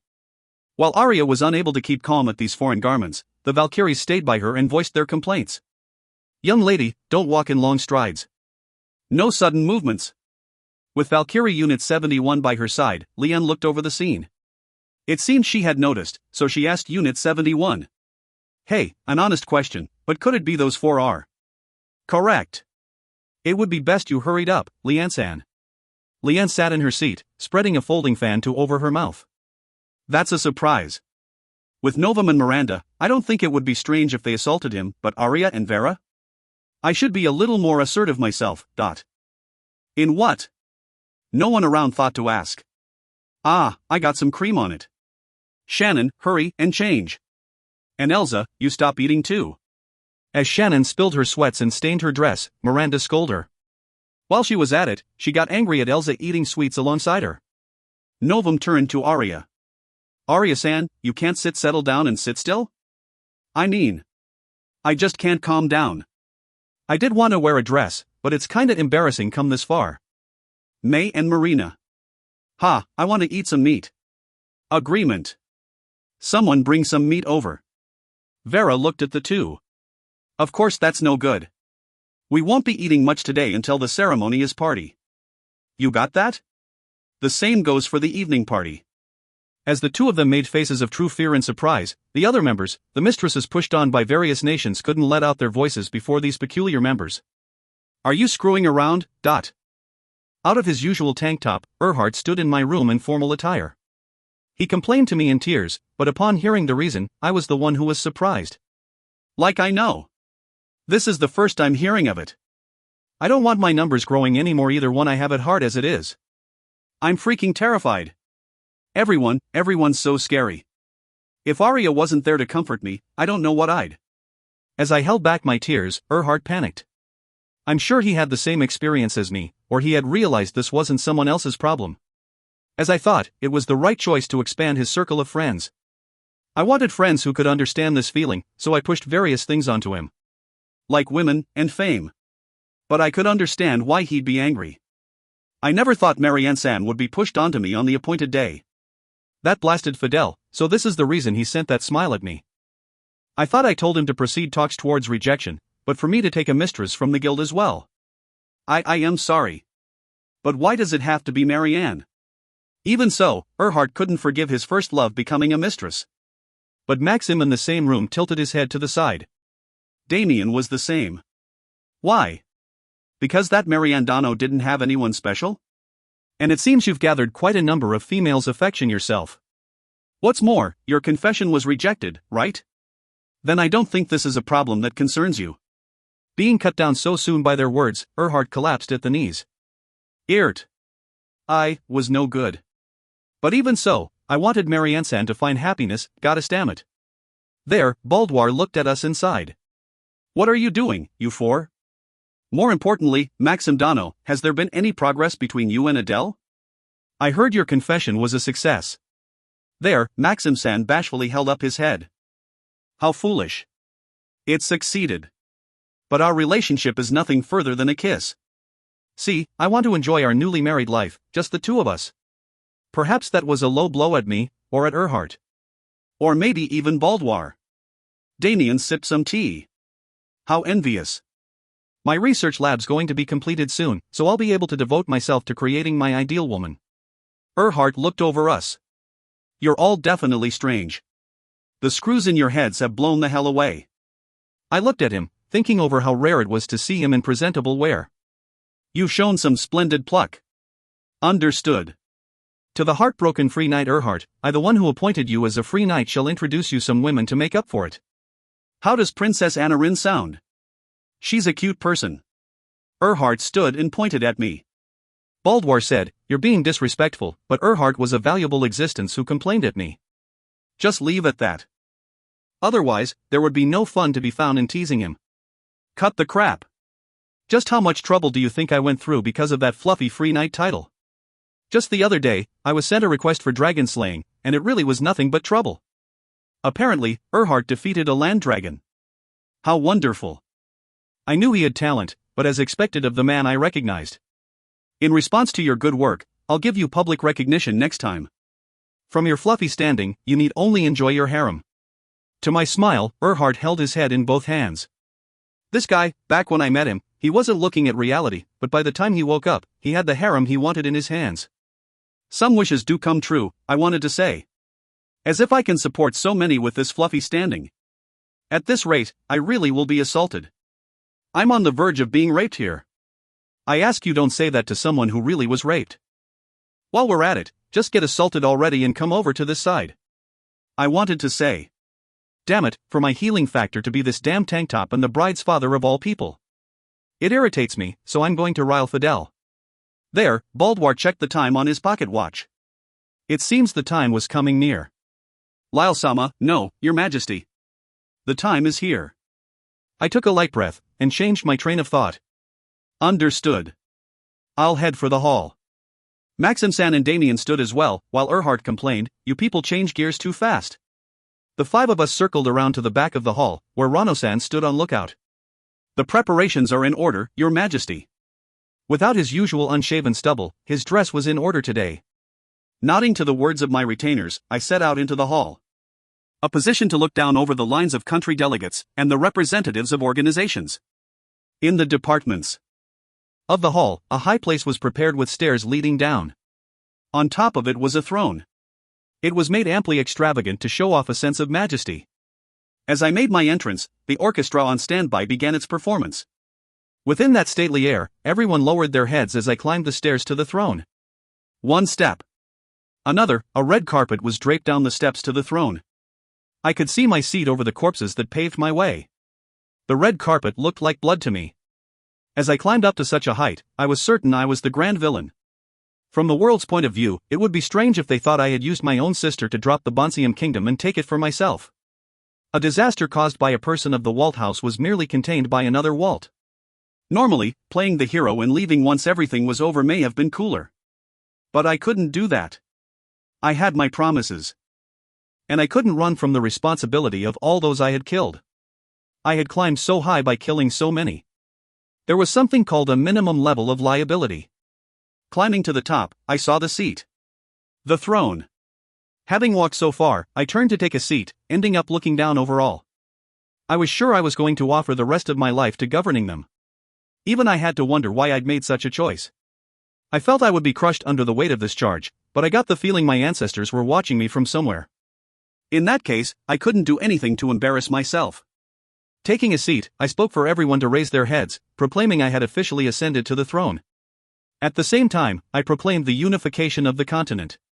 It was already recognized a majority of the countries would come under the empire's rule. And we had managed to exhaust the continent as a whole. Especially the Bonsium kingdom, the desolation of the continent's center was great, but even so, the empire had shown its might in battle. We should be fine for the time being. Henceforth, we can only apply ourselves to domestic affairs and diplomacy. That's better than war, I'd have to say. Even now there were times I wondered if some hero of the goddesses was out there somewhere. If they were, I would never have thought to do so much myself.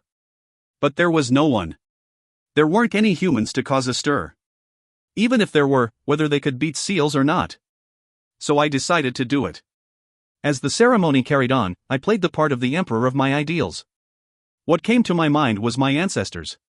If I asked the first about empires, he'd probably take a Shah attitude. Perhaps the second would make a bit of a troubled face. The third would have a laugh at his descendant taking the throne. The fourth would be noisy about rule and money. The fifth wouldn't say much, but he'd at least tell me, "Don't push yourself." The sixth, let's see. I'm sure he'd be worried at my surplus of wives. The seventh may have cried from joy. The eighth, what words would my father offer to me? I had few memories of my time before 10, and from then on I only had memory of him taking a cold attitude towards me. He apologized to me at the end, but I couldn't imagine what he would say. Deep.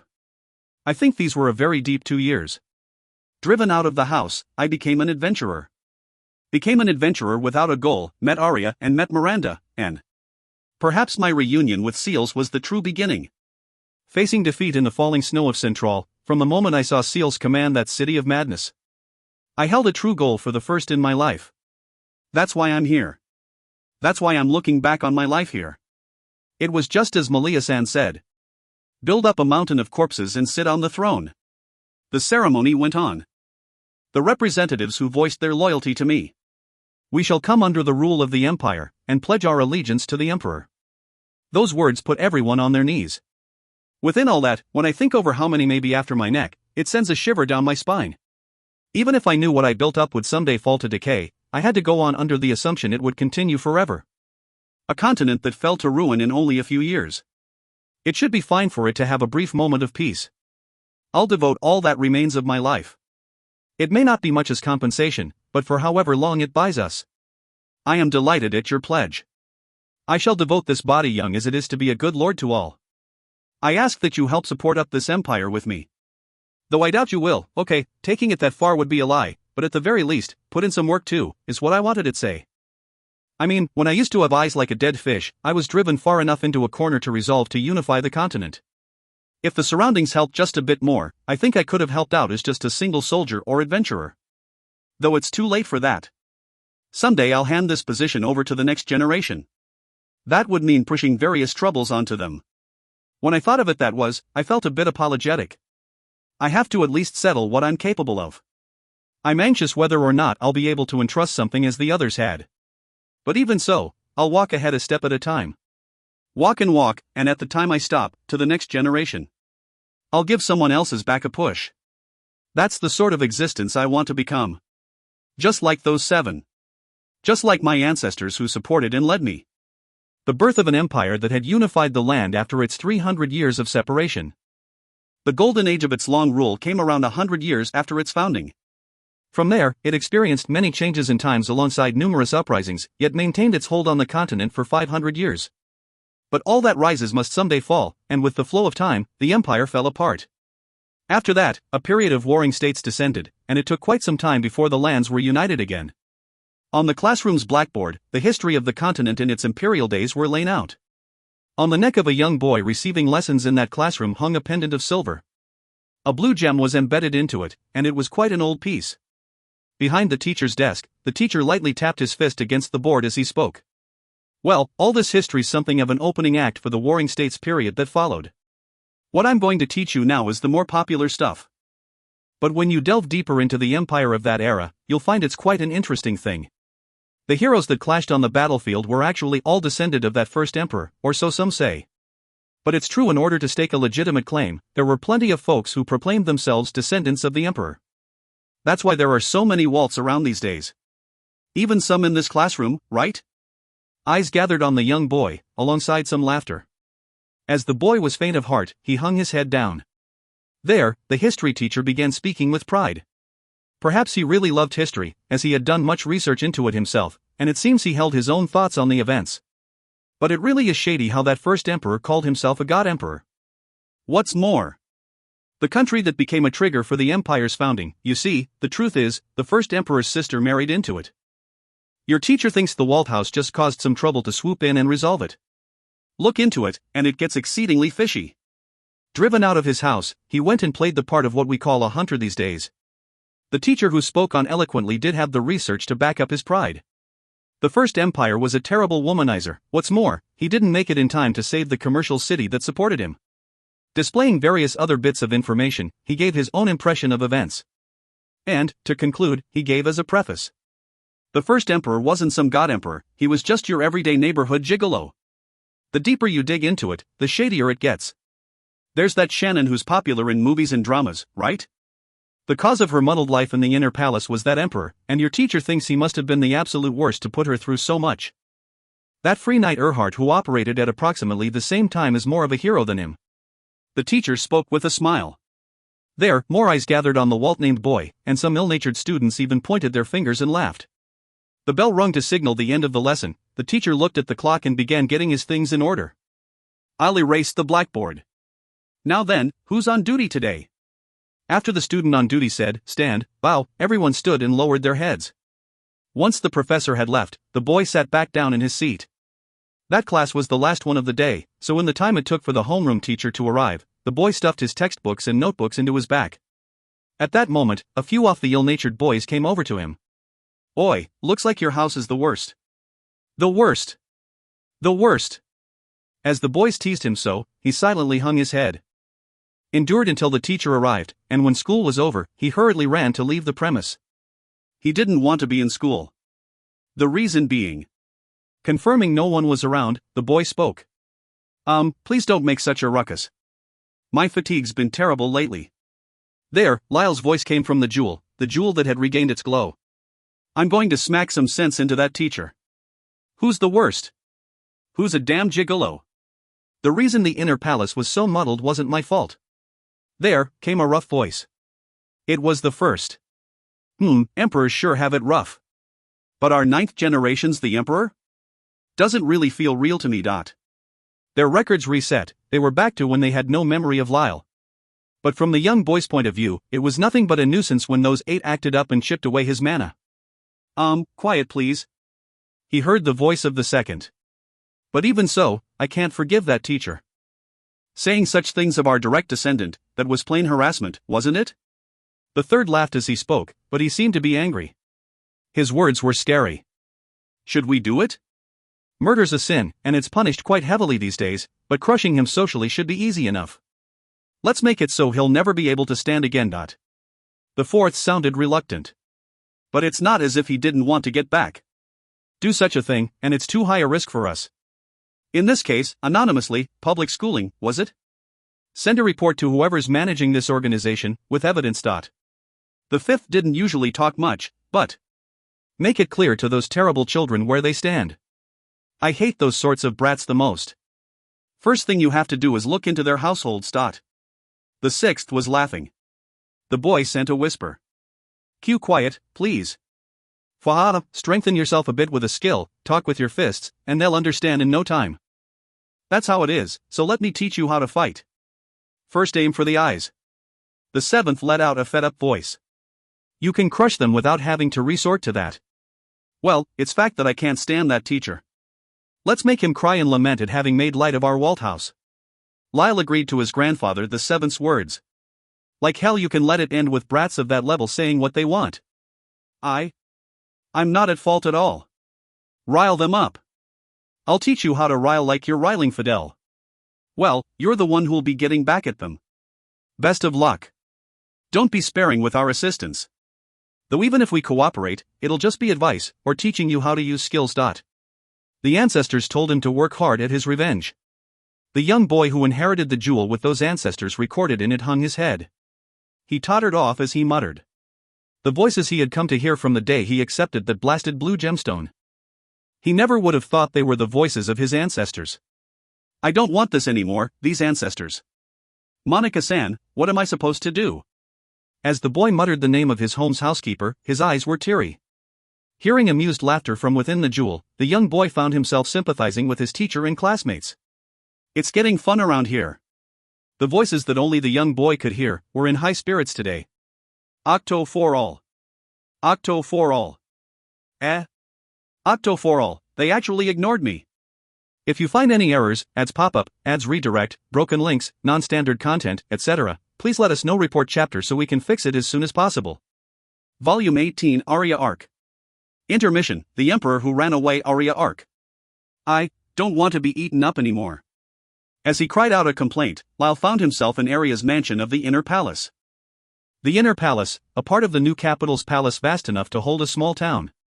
Lyle's harem lived inside the Inner Palace, and you could call the Inner Palace as a whole Lyle's personal bedroom.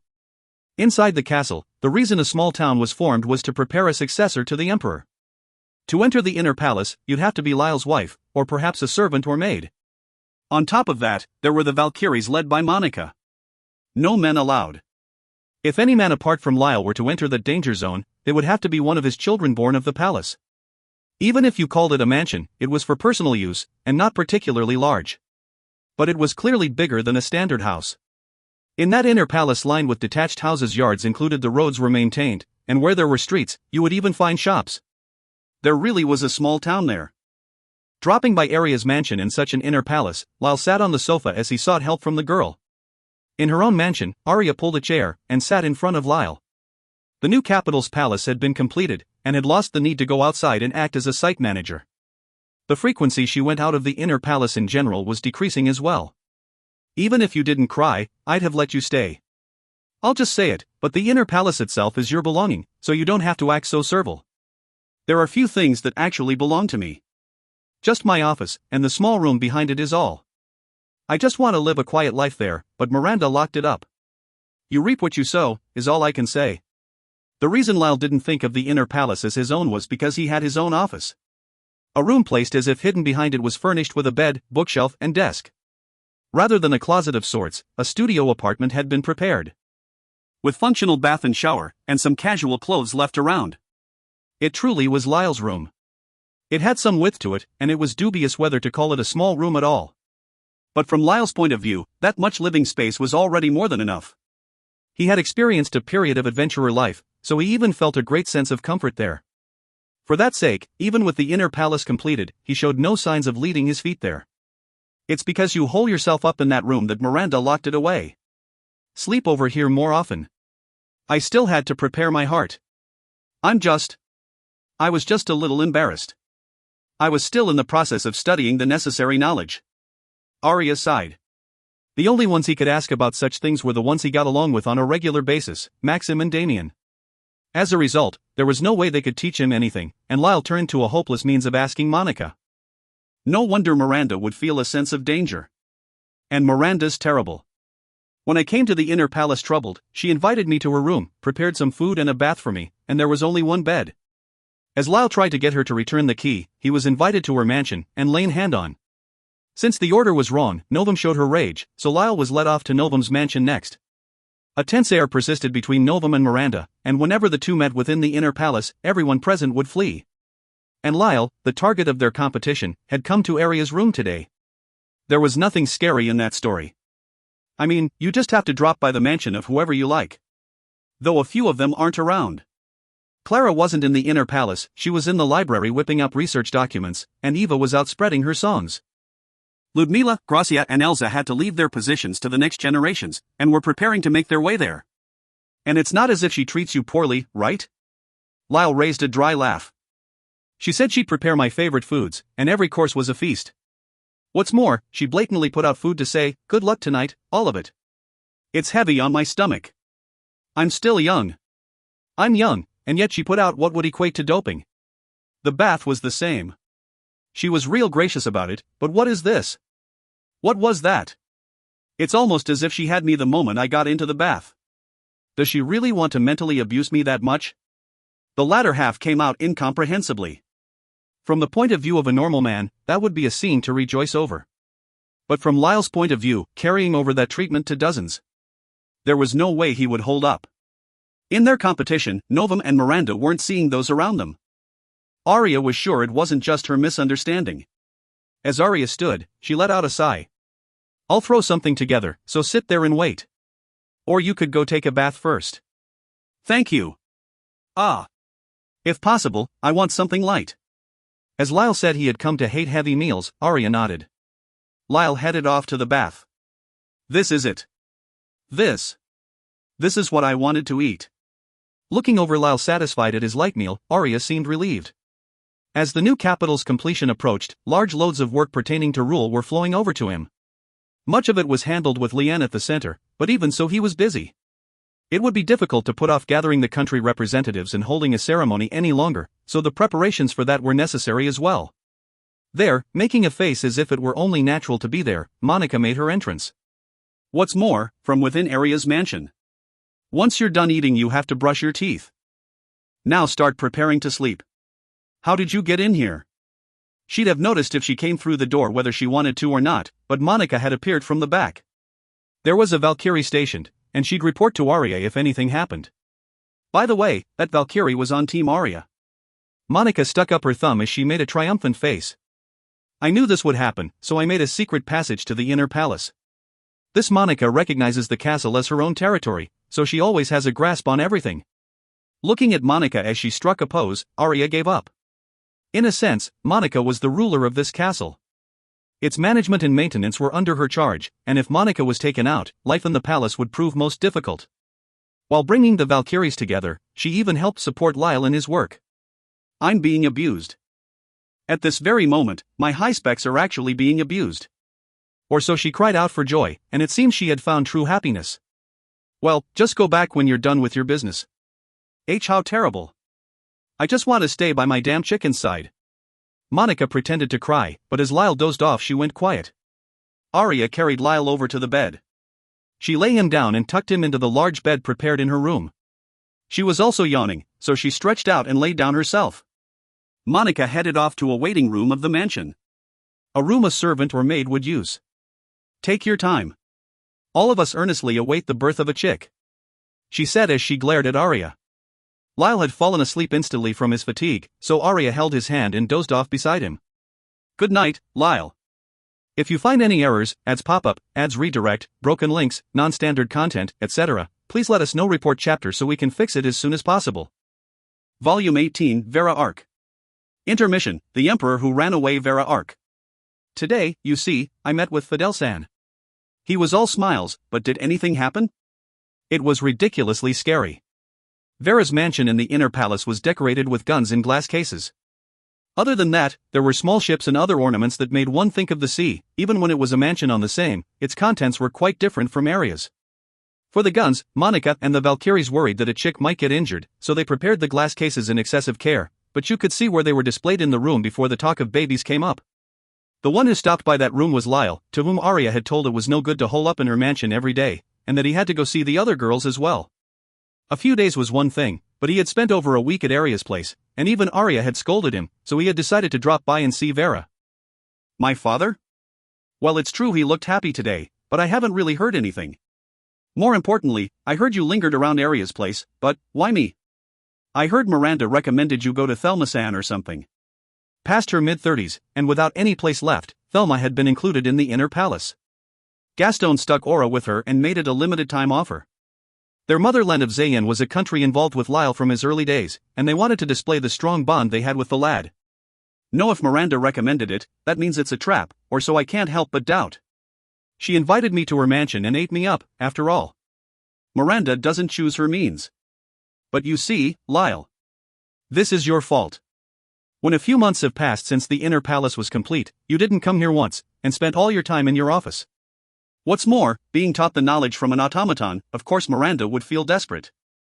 Novum holds a deep belief in your love to her, so this will just tear us apart more. Vera informed Lyle of just how worried Balduar was when he consulted with Novum and Miranda. Since Lyle had grown apart from his close friends Maxim and Damian, Balduar had grown worried. Founding an empire was well and all. Taking the throne, so be it. But not making successors would be troublesome. If talks came to adopting a child from a Walt House branch family, there was a possibility that war would break out. While there were plenty of talented kids among them, the problem would be the forces that would form trying to put them up on pedestals. I just wanted to prepare my heart. Up to this point, the environment was always one such to say, lay hands on anyone and we'll lose the war, you know? So there's no way I can make a sudden transition to a, now choose someone already. Environment. I'm not saying I wasn't going to do it, but couldn't we have just taken it slowly? While there were some points to be heard in Lyle's opinion, heirs to the Emperor's throne was already an important issue. From Vera's point of view, her own children would succeed the Trace House someday, or perhaps help support the Trace House up. You'd find them quicker counting the kids in order of throne rights from bottom to top. The reason being Vera wasn't a noble. And the legal wife was Novum.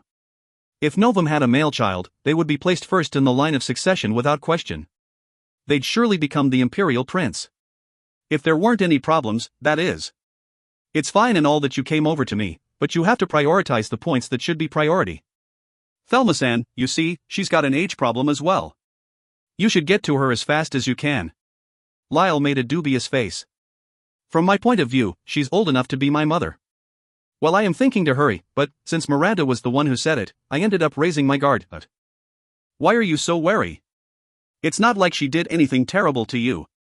Lyle crossed his arms, going into serious thought.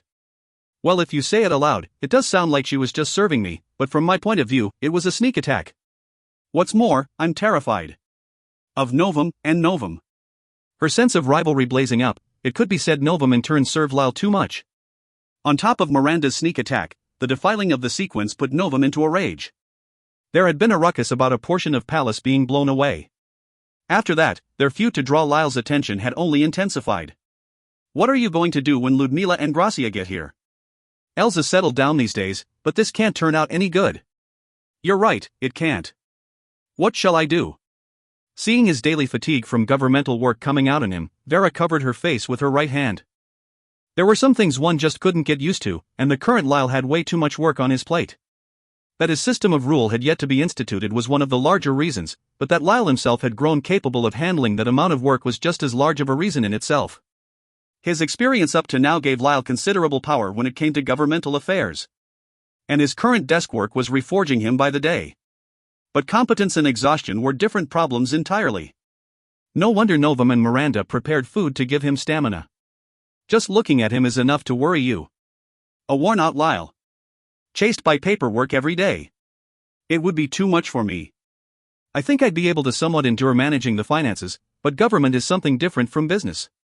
And my involvement isn't met with much applause. Vera hailed from a merchant house.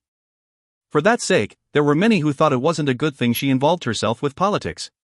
If she didn't leave things to Lyle, then the Bime of old would revive in no time, the merchants of death would rally, revive the city, and by the power of money, return to being in existence. The empire couldn't lay hands on so easily. It's precisely because she understood that Vera stayed quiet. But ironic in a sense, it was precisely because of it that Vera had become a sort of healing oasis to Lyle. Today's fine, but you've got to properly make for Thelma Sand's place in the near future. I know. I will. As they carried on such a conversation, Monica had stepped into the room before anyone had realized. A Valkyrie was clasped around Monica's legs, trying to stop her advance. You piece of scrap. This district is under our jurisdiction. Return from whence you came. The Valkyrie supporting Vera tried to drive Monica away, but Monica put up resistance as she took a memo. She didn't really need to write anything down, but she was playing the part of a secretary. Let me go. My jurisdiction lies wherever my chicken may be. Managing the chicken Dickwood's schedule is also one of my duties. By the way, damn chicken. Looking on her feud with the Valkyrie as a matter of course, Lyle gave a reply. He wasn't particularly surprised. He was accustomed to the existence that was Monica. What is it? Since you've been commuting to Aria's place lately, that vixen Novum is restless. You should go to her before something explodes. Hearing that, Lyle looked up at the ceiling, focusing his eyes on something far, far away. At the final decisive battle, at the end, he had confessed his love before several 100,000, so why was he running away from that girl now? As Vera thought that, Lyle hung his head. I'm staying with Vera today. Maybe Thelma Sand tomorrow. And then I'll drop by Novum's place. Vera was relieved. Perhaps Lyle was feeling pressure from Novum's enthusiasm, thought Vera as she decided to just sleep with him in the purest sense today. It feels a bit lacking, but when I see him so tired, well, there will be plenty of opportunities from now on, so let's just endure it for now. She recalled the proposal that she leave the inner palace once she left Fidela grandson. But seeing the worn-out Lyle. Well, it's true he might need someone more lenient with him for now. She thought as she invited Lyle out for a meal. Fifth generation head, that's why I told you. Harems aren't a game. I said it. Let yourself be worn out, and you let your guard down. And what that leads to is nothing but trouble. Do your best, you can do it, Lyle. Sixth generation head, Omega, you could have given that advice in my time, but... Fifth generation head. With you, everyone you chose was a bit. I think the problem comes before any advice is concerned. If you find any errors, ads pop up, ads redirect, broken links, non-standard content, etc., please let us know. Report chapter so we can fix it as soon as possible. Volume 18, Shannon Arc. Intermission, The Emperor Who Ran Away. Shannon Arc. You sold me out. Ahaha, and what of it? I work for my own sake alone. Now then, to be totally honest, it's impossible for me to stop my sister when she's serious. It's impossible, I tell you. Shannon waved her arms around as she described just how serious her sister was. But from Lyle's point of view, it was nothing he could laugh at. You're the worst. Having Miranda after Novum would be rough, so I thought I could stick you in between to get some rest. I thought it. Lyle had stopped by Shannon's mansion the other day. The day before that, he had gone to Novum's, and while he should have been able to get some rest, he was making a worn-out face. The reason Lyle dropped by Shannon's place was because he lacked the stamina to brave the journey to Miranda. Rest in Shannon's mansion and cultivate his strength. But perhaps foreseeing his moves, in Shannon's mansion lay Miranda in wait. Shannon had stayed over at Miranda's mansion that night, and seeing Miranda when his guard was down, Lyle had let out a scream of Gaia. Perhaps taking offense to that, Miranda had run Lyle out in various ways. So today he had come to Shannon's mansion to complain. Using me as a cushion, it's your fault for having such naive notions. Lyle looked over Shannon. What did you get for it? Say it. What did you get for selling me out? Gripping Shannon's shoulders, Lyle shook her back and forth. Shannon's head jerked to and fro. Who'd tell you? I am just kidding. I'll say it, so please stop. I sold you out for those jellies that roll around your mouth. So I'm lower than jellies. As Shannon parted from Lyle, ruffled as her hair was, she put a hand on her chest. While he'd known her for 2 years, Lyle noticed her chest hadn't faced much development. This girl, compared to Miranda, she sure is flat. They came out with a new flavor. I wanted to be the first in the world to roll it around my mouth. For such glory, of course I'd sell out the likes of you. And wait, where are you looking, pervert? Shannon put in a kick. As Lyle stepped back to dodge, he applied a poke to her forehead. Ow. Seeing Shannon hold her head in both hands, Lyle laughed. You sold out your emperor, little girl? There, Shannon scoffed. Ha! Being chased around by my sister and Novum, an emperor? Then that's quite a pitiful emperor we have here. Hey, what do you have to say to that? As Shannon took a fighting pose, humph. You've angered the emperor. Now cower before my wrath, said Lyle as he spread up his arms and took a pose with one foot off the ground.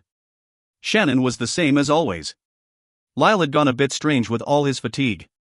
The ones looking over their ruckus were the delighted faces of Monica and some Valkyries. Monica and the 3 Valkyries looked over the fight of the 2 in the mansion as they fell head over heels for their hopelessness. As Monica's drool leaked out, she wiped it with a handkerchief. What a hopeless pair. Their chick will certainly carry on the hopeless gene, and be a uselessly cute hybrid chick. The other Valkyries also seem to be in bliss. They are cuter the more useless they are. We shall make it so they won't be able to live on without us. I simply cannot wait to see what will come. At the end of the automaton's murmurings, was the form of Lyle in gallant battle with Shannon. Biting is unfair. Gee, get off of me. Fwhat wup, dot. Hearing the soft sounds of their blows, the automatons ascended to cloud 9. Monica even. Yufufu, I've been able to witness quite a wonderful scene today. And my dreams of the future only continue to grow. The chick of these 2 shall be looked after by me. Before Monica's eyes, a blade stuck out. The Valkyries held up their weapons with serious looks on their faces. No, you shall not. Shannon-san's chicks shall be under our care. Monica leapt back, producing a ladle and saucepan from her skirt and taking a stance. Equipped with the finest of cooking tools, Monica glared at the maid-uniformed armed Valkyries. She made an undaunted smile. Why don't we form an alliance here? To me, more happiness comes with more chicks. When I think of the young birds crying out, Monica, Monica as they beg for my pamperings, I shiver in excitement. We should help one another. I mean, the 2 of them are almost like siblings, are they not? The eyes of the 4 machines fell the forms of Lyle and Shannon, their arms on the ground as they lay out of breath. Why, you're not bad at all. Why, you're quite something yourself. I've got a better opinion of you. They really were hopelessly cute, but at the rate things were going, no one could say how many years it would take until they had a child between them. While things were fine as they were, if possible, the automatons wanted to see their child. The Valkyries looked among one another, and nodded amongst themselves. Putting their weapons away, one came forward as a representative and presented her right hand to Monica. Very well. We shall cooperate for the sake of the chick. But do not forget we hold the right of priority. Not that we'll let you lay a finger on it at all. Monica gripped the Valkyrie's hand, giving a stiff handshake. Yes, I minded not. The priority lies with your front. Dream while you still can. The one who shall monopolize the damn chicken and his chicks is this Monica alone. The automatons all thought over how to steal a march on one another. While they shook hands with a smile, some muddled feelings swirled around beneath. A long while in the future, even Shannon had a child with Lyle. At the time, the Valkyries and Monica's spirits had reached levels never seen before. Uselessly cute. A hybrid of cuteness and hopelessness. Or so they rejoiced, but as they watched the child grow, they could only drop their shoulders in disappointment. Surprisingly enough, Shannon's children all turned out to be remarkably talented. Again and again, on the second and the third they would place their expectations, but every single time, those expectations would be betrayed, and the child would grow up a genius. Of the children of Shannon and Lyle, some even say came a woman of Malia's caliber, or not. Millie IA. Asterisk for all, Shannon's daughter is just like me lol, how cute lol. 7th generation head, Omega. I pity them. Good grief, my aunt's blood sure is thick. OU, for all, Y equals, for all, because. Bang. Millie IA, here's your reward, Broadcooin. 7th generation head, thank you most dearly. If you find any errors, ads pop up, ads redirect, broken links, non-standard content, etc., please let us know. Report chapter so we can fix it as soon as possible. Volume 18, Nova Mark. Intermission, the Emperor who couldn't run away. Nova Mark. Oh pitiful Lyle-sama, tricked by that Miranda. Oi, stop it. Don't get any closer. Someone save me. Lyle's office. The day after Lyle had been fooled by Miranda. The room behind the office you could call his private room had been firmly locked up. Saying he didn't want to go to the inner palace anymore, when night came, Lyle tried to spend it in his office. Then came Novum. It will be fine. I will never try to deceive you, Lyle-sama. I merely came to tell you fair and square that I've finished with my preparations. A girl shouldn't be saying such things. Even after all that's happened, I still have dreams of women. Please believe me. My fantasies, please let me see the dreams I dream. I want to stay deceived. I don't want to know the truth. The truth, it all does not but hurt the hearts of man. Lured to the inner palace by Miranda, she went and had his way with him. And today he had lamented, this isn't how I wanted it to be. But Novum smiled as she shook her head to the side. Lyle-sama, I'm sure you already understand. And once you know, there is no turning back. Now come to the inner palace with me. If it's dreams you desire, I'll show you as many as you want on the bed. As Novum snapped her fingers, the Valkyries flooded in. Why you all? Why are you cooperating with Novum? I thought you were hostile to her. Representing the Valkyries, one unit stepped forward. From the pink ribbon fastening her hair, he could tell it was Unit 71. The enemy of an enemy is a friend. If it will free our master from that scrap heap called Monica, then we will become that which goes bump in the night. As Lyle was driven to the far wall, he tried to call for allies. Coup. There's no helping it. I can only rely on Moni. Even if you call her, Monica isn't coming.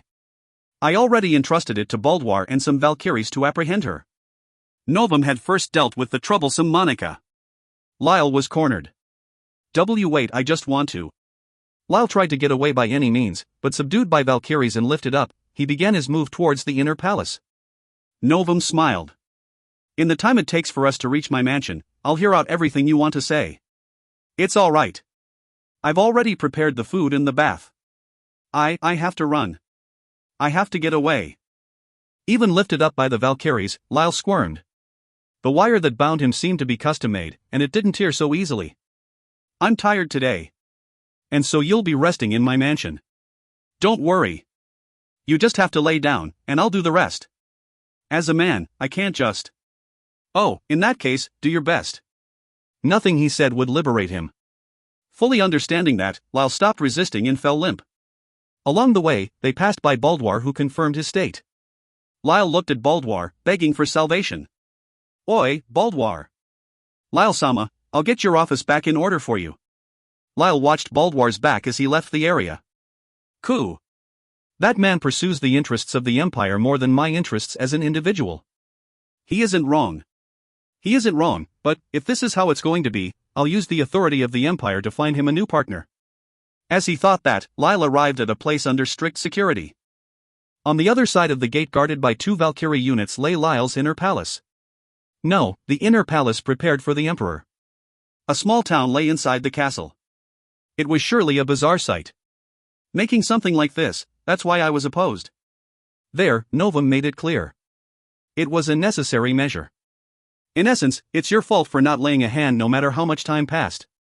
You understand the worry of those around, do you not? Coup. I can't refute that. Formed the eyes of those around, he only associated with Maxim and Damien, a biased sample, and his jokes didn't get through to Baldoir. Lyle had ended up relying on Monica. The wimp part of him still persisted. At the point he turned to Monica, those around already experienced quite a sense of panic. Lyle had noticed how restless Baldoir had become. But just getting right to it without any preparations is no good, right? So it's my bad for trying to at least get the knowledge alone. It's my fault. As he entered the inner palace, Lyle looked around. There, he saw a single building with a sheet draped over it. Huh? That's strange. I got a report saying the inner palace was completed, but are they still constructing something? Perhaps it really wasn't completed, or they had decided to construct something new, Lyle thought as he arrived at the most splendid estate of the inner palace. As the official empress, Novum's mansion was constructed especially large. There was an order in place, and the splendor of the mansions had a ranking to them as well. But even the smallest mansion, from Lyle's point of view, was plenty big enough. It's needlessly large. There, the Valkyries released Lyle and lowered him onto the floor. Novum turned to him. Well then. Lyle-sama. Would you like a meal? Or a bath? Or perhaps. Her face flushed, Novum wouldn't put the rest to mouth. And yet Lyle folded his arms and gave a normal reply. I'm quite famished, so a meal would be nice. Rather, you said you already prepared it, and I doubt it will taste the same once it's gone cold. Novum made a dubious face, the surrounding Valkyries shook as they contained their laughter. Then come into my mansion. The preparations are in order. A mansion in a castle, rather a whole town? This definitely feels strange. I heard there are stalls and shops running in the plaza.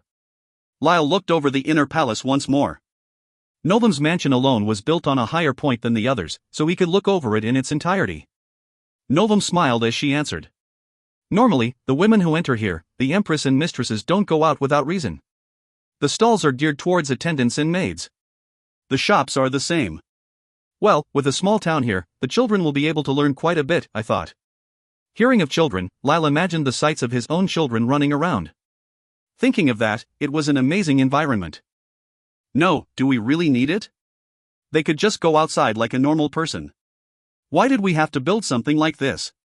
Limited to women, there are places songs and the like are performed as well. Just a little while ago, one of Eva's acquaintances was performing a song in a play. They came in from Zayn, so it was a performance of the Holy Knight and the Holy Maiden, though. Lyle could tell Novum's atmosphere had changed a bit, as he was urged to enter the mansion in haste. And what a wait it was. What's this? I prepared some food to give you strength. I made over half of it myself. Of the various dishes lining the large table, they were all to build stamina, a majority of them quite thick. The taste looked thick too. Just looking at them was enough for Lyle's hunger to feel sated. Of all else, thinking of what was to come, there were definitely some expectations placed on him. Thank you for the meal. Yes, dig in. Before Novum's smile, there was no way he could decline, so Lyle dived into the food. In his head, the face of the fifth-generation head of his house floated up. The fifth made a knowing face. Good luck. He seemed to say. Fifth, harems really are nothing but trouble. If this was how it was going to be, I'd have preferred being an adventurer. Second-generation head, for all boys are those that always dream. That's why, harems must buy fluffy, with the sweet taste of candy, or it's no good. Third-generation head, for all harem stories are no good if they can't give dreams to the good girls and boys. I'm worried that Lyle may dry up, lol. If you find any errors, ads pop up, ads redirect, broken links, non-standard content, etc., please let us know. Report chapter so we can fix it as soon as possible. Volume 18, Miranda Arc.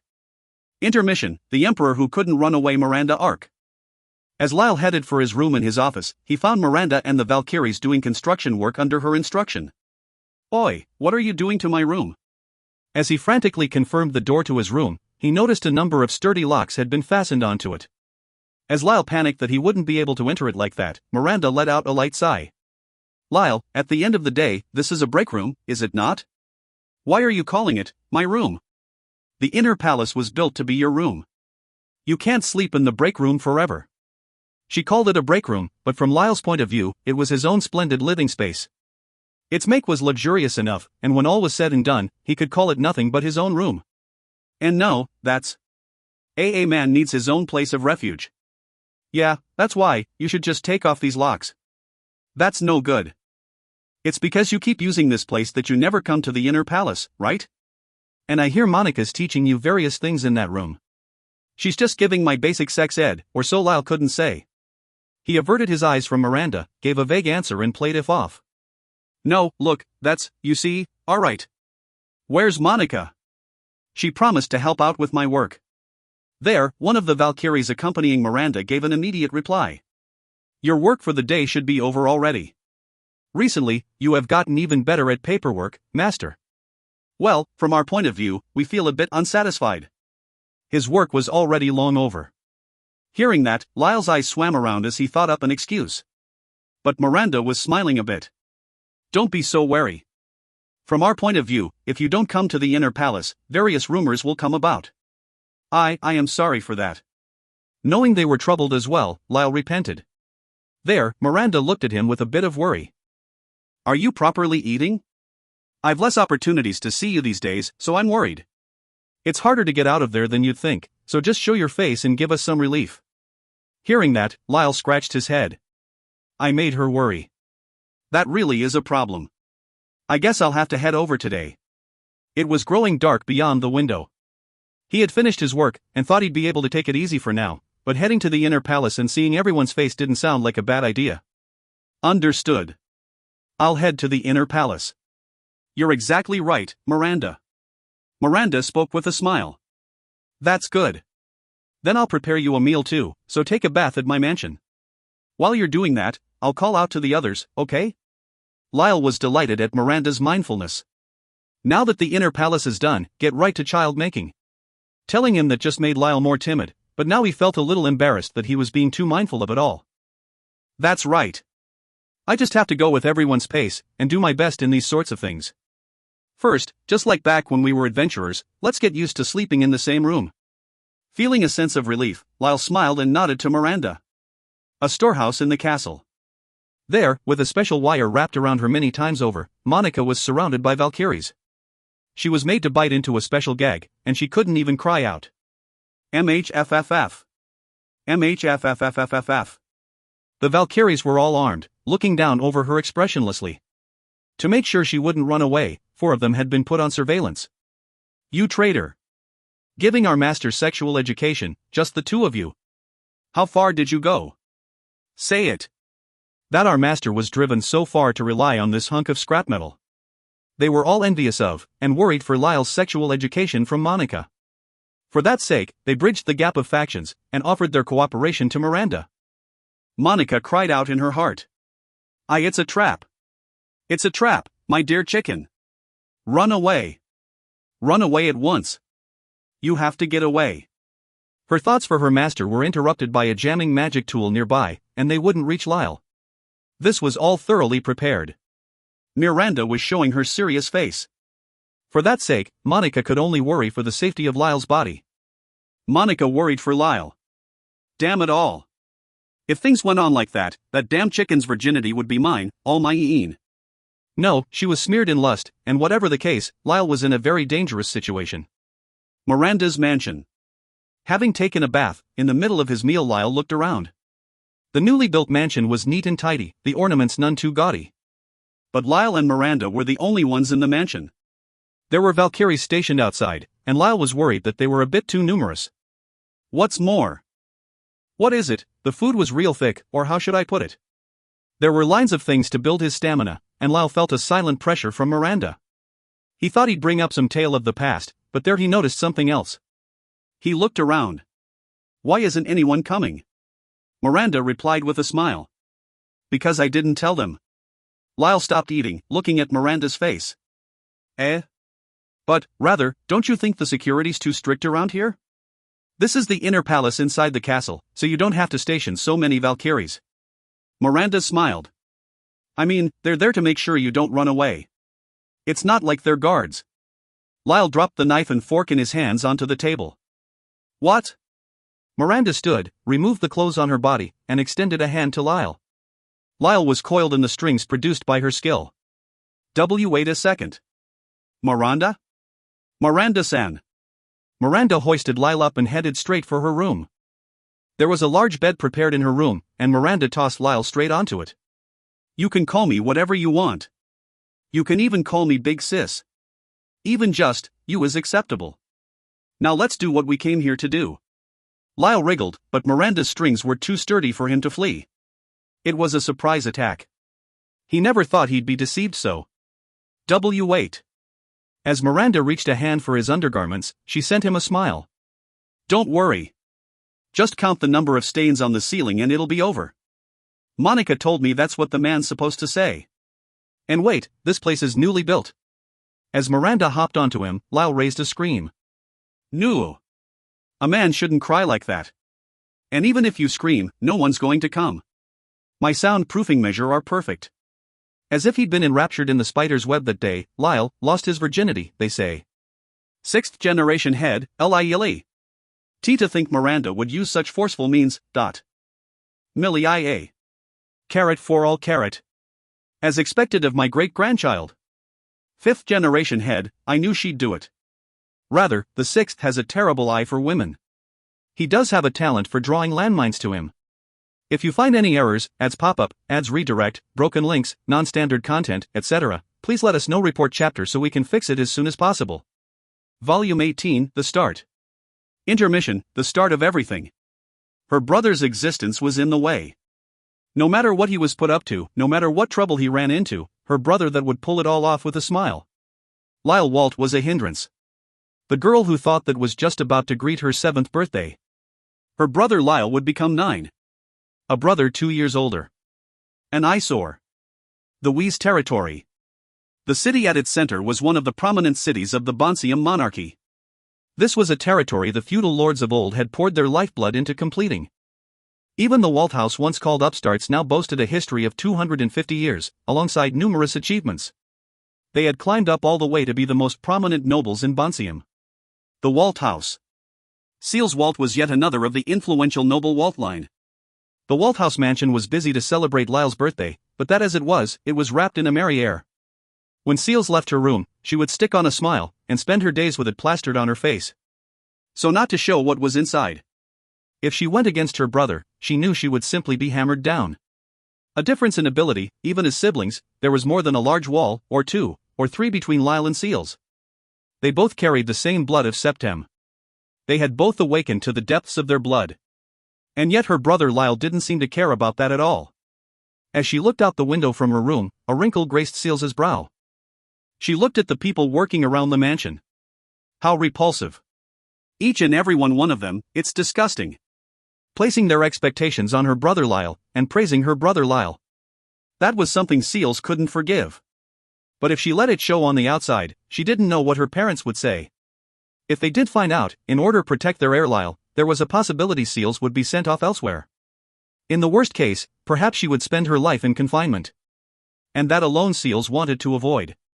So she endured her hatred and spent every day all smiles and laughs. While both of them carried the blood of Septem, as if split into yin and yang, Seals and Lyle were opposites. And the more Lyle shined, the darker more did Seals' shadow become. As she let off her rage in the confines of her room, she heard a knock at the door. Seals-sama, the master is calling for you, . Hearing the voice of a servant of the mansion, Seals let out a cute, lovable voice. Her expression was a ghastly one, but what left her mouth was lovable beyond measure. I'm coming. Before exiting the room, she changed her expression, and with a smile, she accompanied the servant to her father Maisel. Seeing Seals smile, the servant seemed joyful. He believed her false smile as the genuine article. A truly delighted smile. Seals had no doubts that everyone saw it so. They really do all have knotholes for eyes. Well, I couldn't care less about that. More importantly, father. I'm sure it's about my birthday. I wonder what I should ask for. Her beloved parents. While she treated all other humans equally as trash, Seals didn't want to be hated by her parents alone. She had a strong desire to be loved. That was also related to Septem's blood in her veins. The mansion corridor. Her talks with Maisel over, Seals walked down the path in good humor. Right now she was alone, but she was so delighted she might have broken into dance. Lots of specially tailored dresses for me. He looked a little troubled, but if it's father, he'll definitely grant my wish. When asked what she wanted for her birthday, Seals had asked for a dress. Not just a dress. The footwear and accessories to match. She had asked for multiple full sets. Maisel did look troubled, but it seems he did intend to grant the wishes of his adorable daughter. It was that very fact that made Seals more boisterous than any present ever could. There, from the other side of the corridor, Lyle came walking. Seals' feelings instantly took a turn to the absolute worst, but even so she stuck on her smile and gave Lyle her greetings. Well, I'm in a good mood today, so I guess I'll throw in a freebie. This one's troublesome if you get him angry. Dear brother, are you making for father as well? There, Lyle smiled and nodded. Yeah, I was called for. I think it's about your birthday, but what's this? It looks like you really are happy today. You usually give me a much scarier smile, but this one definitely suits you a lot more. At that instant, a chill raced down her spine. Lyle continued smiling as he continued on and passed her by. He did call out to her, but to the current Seals, it was as if she hadn't heard anything at all. That can't be. It should have been perfect. My smile was perfect. That one, he noticed it all. Expressionless. What assailed Seals was unease, jealousy, hatred, various things were pressed up against her all at once. Her everything had been seen right through. As she thought that, Lyle became unbearably scary. Yet at the same time that he looked upon her so lightly invited a tempestuous hatred. To me, you've made light of me, Lyle. You trash. Compost. I won't forgive it. I definitely won't forgive it. As she walked down the corridor in quick stride, Seals wanted to return to her room at once. In her room she'd cry out, and she had the urge to break something. As she walked down the corridor with that on her mind, she found her mother Claire. Stopping in her tracks, Seals hurriedly killed down her feelings and made a smile. It's perfect. My smile is perfect. I'll definitely be fine. Growing increasingly anxious, she turned her smile to her mother. Claire gave a warm smile back. Seals, did you tell Maisel what you wanted? Why yes, mother. I asked for a few dresses. There, Claire touched a hand to her face. If it's dresses, you already have some. And we've already properly prepared one for you, so you have to wear that one. But you're a girl after all, Seals. Claire said it quite troubled, but she didn't find fault in buying more dresses for Seals. Hearing that, Seals was relieved. To Seals, a reprimand from her parents was akin to despair. Ive said something selfish. It's fine. You're doing your best, Seals. By the way, have you seen Lyle around? She was praised. But right after came the name of Lyle. Her mother was looking for Lyle. He was headed for father. I see. Thank you, Seals. That child is growing up too, so I want to get this and that together for him. He'll need a horse and weapon before he turns 15. That's right. Seals, do you want to get a present for Lyle with me? A present? I'm either getting a horse or armor. Maisel said he wanted to hand over a saber with his own hands, and he won't listen to anyone on the matter. So I decided on the horse or the armor. When that time comes, could you be with me? The Walt house had used a different weapon generation after generation. They were a group with strong characteristics. Perhaps it couldn't be helped. But Lyle had chosen the same saber as his father. And that was something most joyous for Maisel. Seals spoke to Claire with a smile. In truth, she wanted to decline, but if she denied her parents' beloved Lyle, she was scared she would be hated herself. Why yes. I'll be there.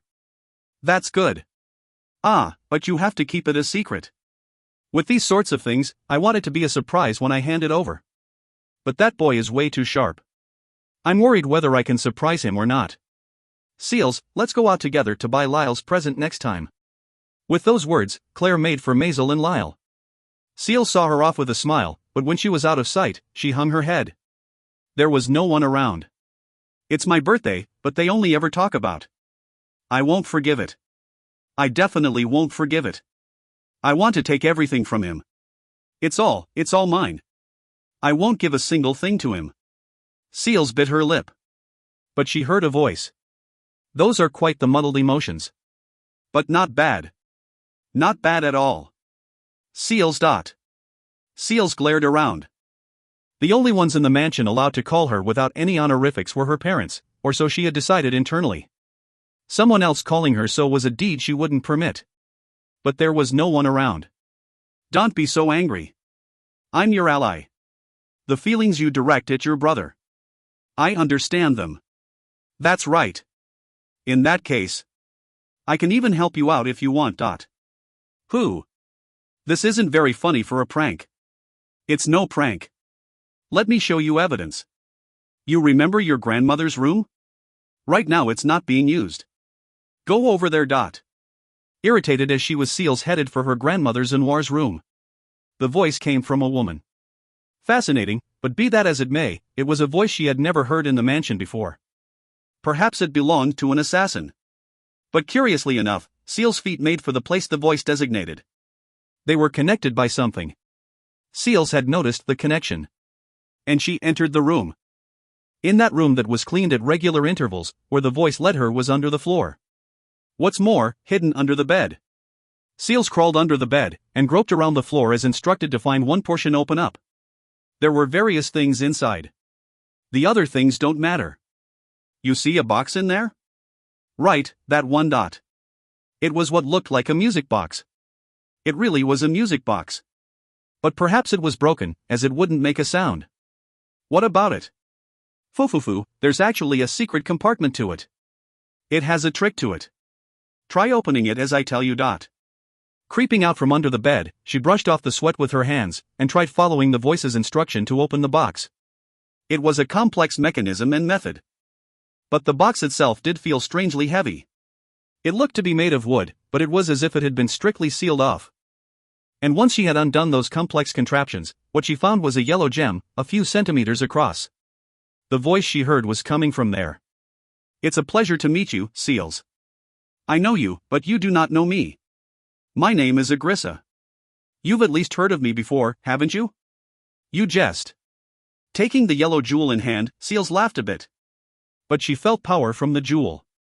The yellow radiance was like that of the finest gemstone, a charm that made it feel as if she was being sucked in. It's not a lie. Your grandmother was my descendant. She was also cute, but she was stubborn, you see. She wouldn't make any dealings with me. Originally, that box should have been entrusted to another to manage, but that's Zenoir. At the end, she said she couldn't trust you, and kept it hidden away. It was an object she couldn't throw away so easily. It seemed she was considerably worried, and at the end of it all, her life's flame went out. Seals listened to the story the jewel told. And when she heard of what the jewel could do, she smiled wide. She spoke. You're helping me, right? Then what's the price? Oh, no wonder Zenoir was wary of you. You do resemble me in my youth. That's right, you have to entertain me. And if ever comes the time that you breathe your last breath, give your body to me. I want to revive. There, Seal's smile extinguished. That's all? That's all I must give to take everything from Lyle? That's certainly shady. I was sure you'd tell me to give you my body at once. Hearing that, Agrissa laughed. You reaffirm one. There's a considerable amount of courage resting in you yet. I see, so to you, its worth is but a trifle. But if you think of what my revival would mean, it would be a major problem for the continent. Seal scoffed. If that's the measly cost I must pay to get what I want, it's a cheap buy. Very well, if I die then do what you want. That's all it takes to obtain power that exceeds his, it's cheap as can be. As Seals held the jewel up high, it began to let off an amber light. Then let it be so. I will lend my power to you. First, let us awaken your skill. On that day, Seals laid hands on an immense power. This encounter would spread death and destruction through the continent. This was also the start of a battle that enraptured the continent as a whole. Claire, no matter how you look at it, the war criminal here is my mother-in-law. Manage it more strictly. And wait, at least tell me something about it. Zenoir, for all hey, I notice Seal's abnormality. The mother who overlooked it is the war criminal. Rather, I wouldn't trust you if it was the death of me.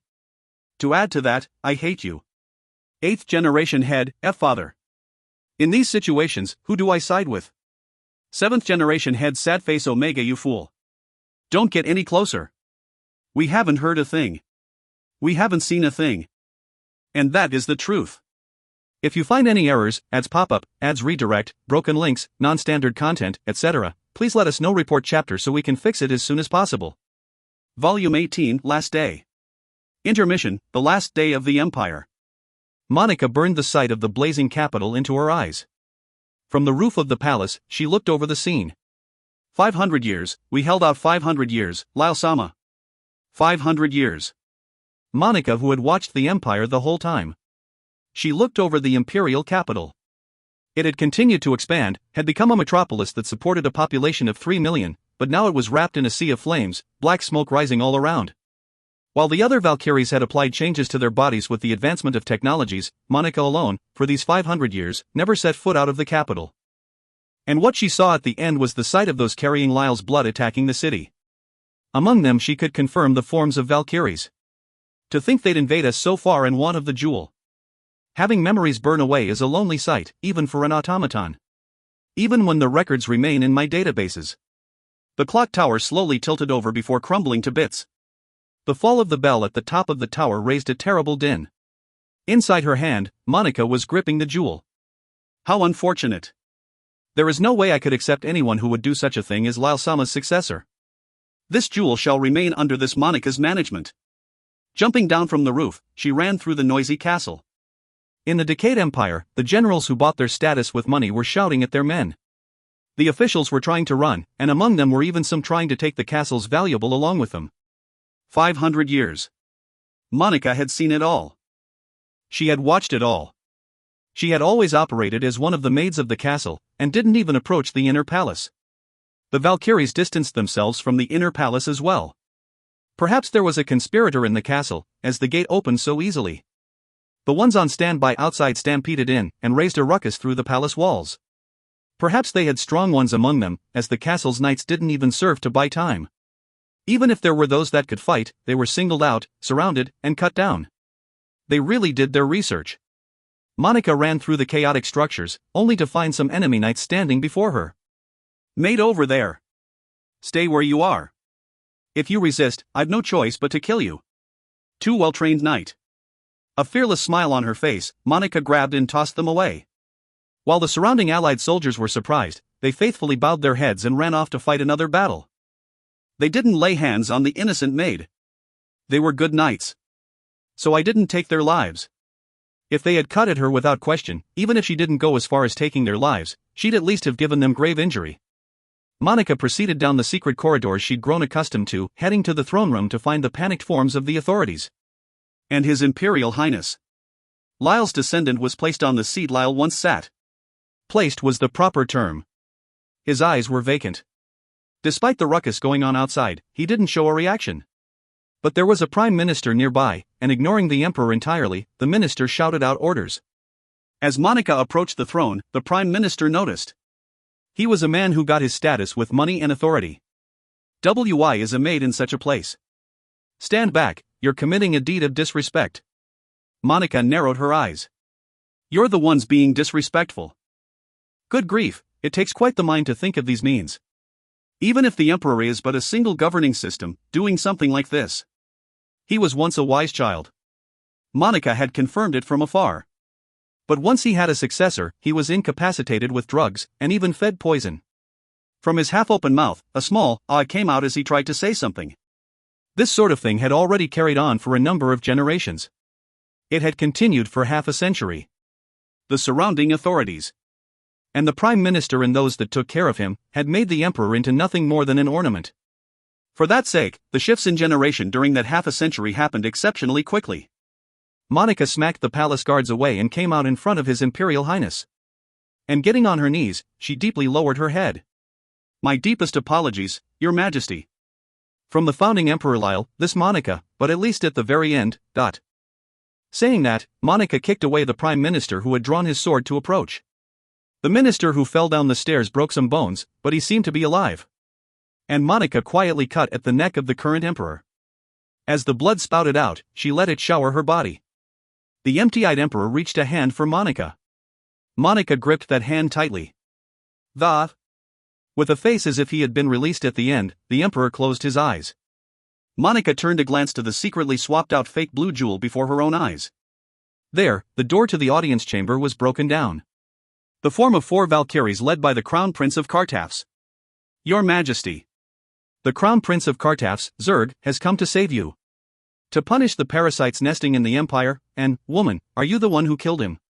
Seeing the bloody form of the Emperor Monica embraced, Zerg stopped his advance.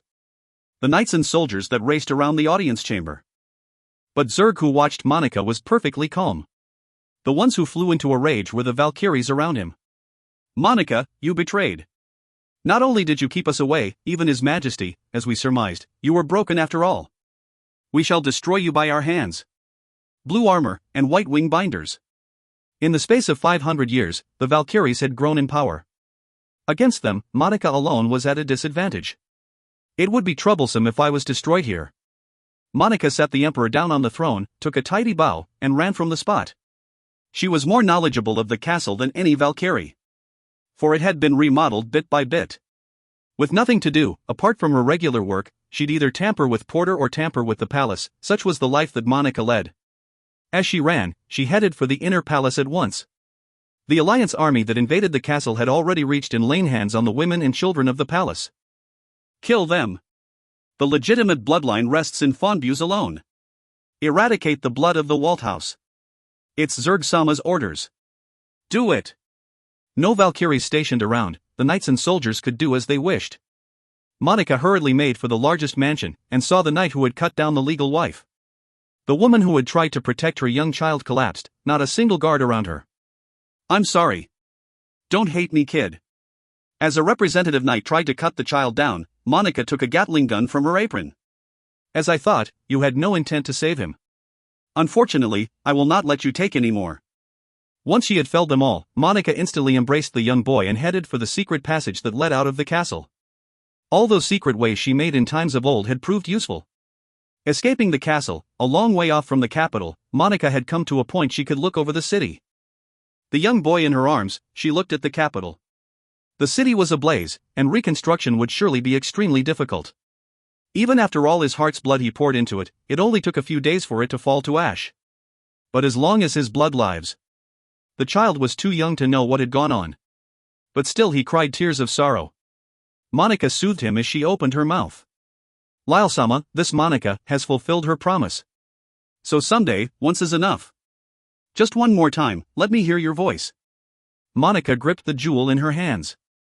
The real jewel she had received from Lyle all those many years before. 5th generation head. What's this? That wasn't heartwarming at all. What's more, that was heavy. The hell? I can't smile at that. If you find any errors, ads pop up, ads redirect, broken links, non-standard content, etc., please let us know. Report chapter so we can fix it as soon as possible. Volume 18, Erhardt 1. Erhardt was in Lorphe's royal palace. The sun high in shy sky, the one across the small round table in the courtyard was a woman with long, violet hair, a certain Princess Anarin. Don't screw with me. Don't screw with me. Why? Why did he push the damn princess onto me? We aren't a match at all. It's true, I asked him. I asked him if there was any way to resolve my harem problems. I did, but what's with this resolution? Free Knight Erhardt. While an adventurer, he held the status of knight. He had been granted a number of privileges, and when on the move, he didn't have to pay any toll. On top of that, as a knight, he didn't have to listen to the orders of nobles. If anyone could order him around, it would only be Lyle, who gave him the status in the first place. And if Erhardt spotted injustice in any land, he was granted the authority to report it to the Empire, and to deal with it on the spot. A system quite fitting of Lyle, the adventurer turned emperor. That's what it meant to be a free knight, anyone would believe. And in all truth, it was a system that directed some envy and irritation at Erhardt. Lyle had wanted a reason to hold audiences with Erhardt from time to time, so he had given him considerable authority. Rather than any nobles of questionable standing, Erhardt held many more rights and privileges. But even to Erhardt, come a few years after the formation of the Empire, a certain problem resurfaced. Women problems. The women in his party had begun to reach the later years of marriageable age, and he had to choose just what he was going to do. So Erhardt had consulted with Lyle on the matter. No, to be more precise, Lyle had heard he was troubled, and called him over to the capital. And after getting some alcohol into his system, he urged Erhardt to speak. Using the reason that his friend had come to visit, Lyle, who didn't have to return to the inner palace that day, was terribly lively. As he observed that, Erhardt spoke of his troubles with marriage. Thinking of his party members was the job of the party's leader Erhardt. It was also his own problem, so he turned to Lyle without expecting anything great. An influential adventurer from everyone's eyes. With outstanding ability, and surrounded by beautiful women. There were many who envied him. From the point of view of the one in question, he wanted to cast away his problem-ridden free knight status. As a free knight, all the troublesome requests were pushed onto him. What's more, in all the villages and towns he stopped by, they would recommend him to take their daughters as wives by all means. He had to fortify his own standing, he thought. You're a strong one, aren't you? I heard you took down a land dragon with ease. The joyful woman Anarin was a royal princess. The country called Lorphis still faced a pressing matter that there was no one to represent the state. One of the larger reasons lay in that Anarin had refused to take the throne. While she had been enthusiastic about Lyle a little while back, at this point, rather than Lyle who was busy with governmental work, Erhardt's rumors were the ones spreading far and wide and garnering her interests. Erhardt spoke. No, that is because of my comrades. As long as everyone fulfills their own role, we'll be able to win against whatever comes before us. It wasn't by my power alone. Erhardt sipped his tea with a cool look on his face, but his insides were filled with impatience. No matter how you think of it, our statuses are in different fields. What's more, that bastard Lyle, he's pushing his troubles onto me again. I never should have consulted with him. Goddess damn it. Erhardt lamented his own lack of judgment, but he was before a princess. What's more, Lorphis was a member of the Four-Nation Alliance that had supported Lyle from its early days. While there was a problem that she continued to stay in her princess status forever, her status was worlds apart from Erhardt's. Your modesty is also wonderful. The way you carry yourself. I think it's simply marvelous. The way he carried himself, no matter how friendly he was with Emperor Lyle, he still had to drill etiquette into his body for public places, or so Baldwar had said and taught him. You think too highly of me. Even I know how unsightly I. There, in the space they enjoyed their tea, a single man barged in. Pardon my intrusion. Anarin-sama, it's been a while. He was the prince of a small nation. A country once about as small as Lorphis, but as he was a second son, the prince had wished to be married off. Your Highness. Anarin's expression clouded. As Lyle had avoided a marriage with Anarin, he was a man with whom diplomatic talks had proceeded. Of course, they were just assertively trying to build a market for themselves, and that didn't change the fact that Lorphis had its aim set on a big shot like Lyle. The prince looked at Erhardt and scoffed. With the status of a mere adventurer, you approach the princess. Don't get stuck up just because you're the emperor's friend. Don't lay a hand on Anarin, or so the prince's behavior seemed to say. Erhardt thought. This guy, could it be he like Princess Anarin? Ha! Then isn't this my big chance? Wanting to hand off this ticking time bomb of a woman at once, Erhardt stood from his seat. It does seem there has been a blunder on my part. Then I shall take my leave. I beg your pardon. As he clenched his fist inside, the prince spoke to him. It seems you do know your place. Make sure to keep quiet henceforth.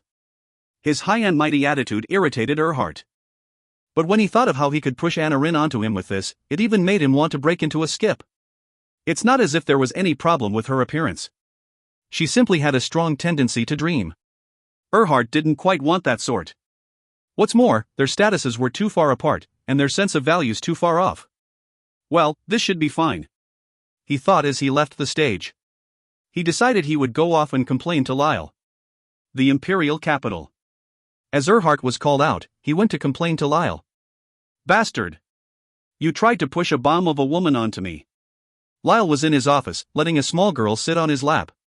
Dude, why is your timing so off? What's more, it had to be today, in this time slot. I guess men who've got it really are different. The once pure Lyle was nowhere to be found. What was there was the form of a tired father playing with his 2-year-old daughter on the office's sofa. Seeing the child, Erhardt restrained himself a bit as he spoke. Well, I did manage to avoid it. Anyways, you told me there was a marriage interview in Lorphis, so there I went, and the one who came out was the royal princess. Of course I'd be surprised.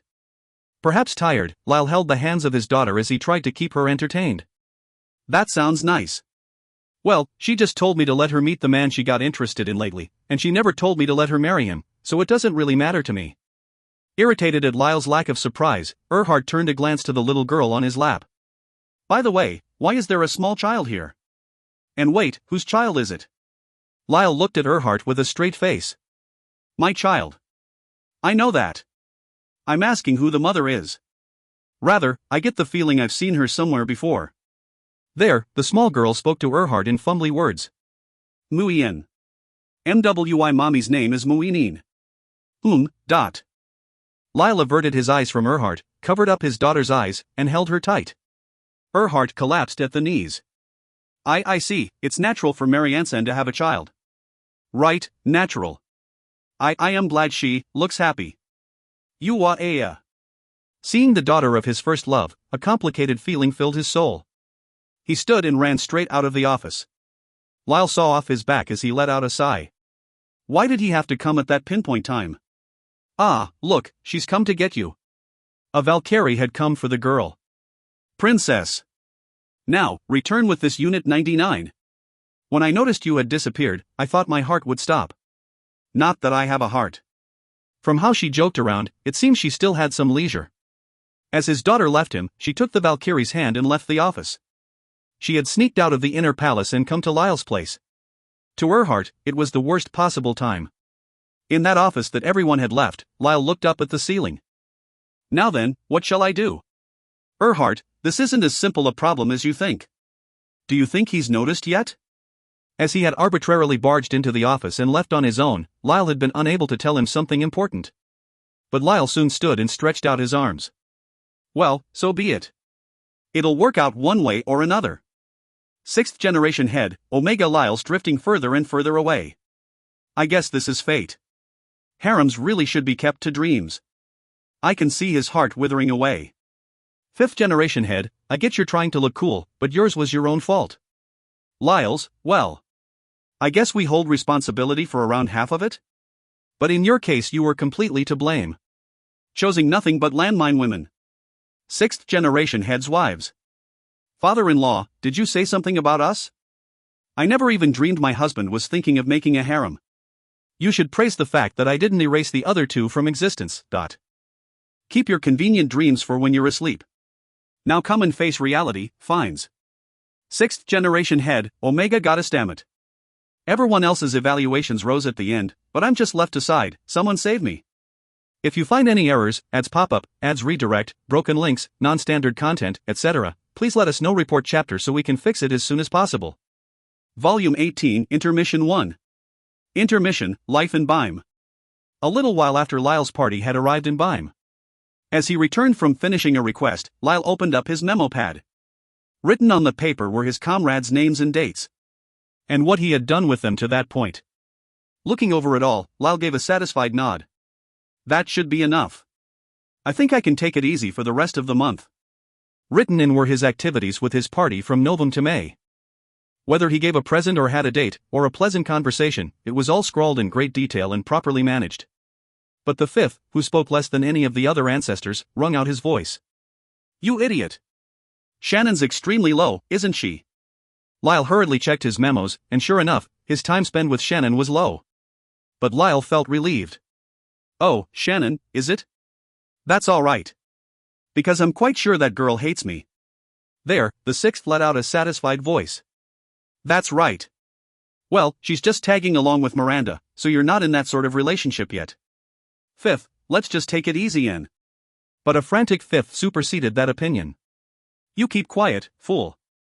Just how many failures has the train of thought led you to? I followed through so many times for you. And if you'll let me have my say, you're all naive. Listen here, none of you feel a sense of crisis. Cutting it there, the fifth gasped for breath before explaining to Lyle. Listen, well, those arbitrary thoughts like, that should be enough, and, yeah, that looks good, don't get through to women. Just how much careful caution did I take around the sixth's wives? This man draws nothing but landmine women to him. The third raised a perplexed voice. Ha! But you know, all his wives passed the precepts, didn't they? The one to answer the question was the seventh. A hint of grief lingered in the seventh's voice. Yes, without a doubt, each one of them was talented on their own. If of the three, only one had married into the Walt house, I'm sure we wouldn't have any problems at all. It's because he took all three that we went through hell. The sixth refuted the surrounding opinions. Even I thought two was no good. But you see, if you have two, it becomes a competition and that's nothing but trouble, so I went and got a third. I offered my frank response to his resolution. Are you sure you didn't pour oil on the fire? The fifth seemed irritated. And because of that, I went through my troubles. Because I paid too much mind for my son's wives, I had to follow through for my own wives as well, and anyways. Listen well, Lyle. Negligence alone should be avoided at all costs. Throw away all your assumptions. The ones surrounding you aren't some weak damsels in distress. Imagine yourself surrounded by ravenous tigers and bears. Isn't that going a bit too far? Or so the other members thought, but when you thought over it, every gathered had a peculiarity or two. While they wouldn't call them wild animals, they were definitely danger. And Shannon held demon eyes that required special attention. Okay, understood. I'll go out with Shannon. I'm sure she'll be happy if we go see the food stalls and minstrels. As Lyle tried to play it safe, the fifth yelled at him. Where do you think those simplistic thoughts will lead you? You need some more careful caution or else. There, a knock came at the door. Not a worker of the inn, Lyle confirmed with his skills that it was Monica before calling out a, "Come in." As Monica entered, she saw that Lyle was preparing to leave. Oh, are you going out? I thought I'd hear out if you have any requests for lunch, but if that's the case, are you eating out? Anyways, where will you be going? If you need a baggage carrier, please use this Monica as you will. Her appearance was that of a beautiful girl, but inside she was an automaton who could exhibit physical strength exceeding that of adults.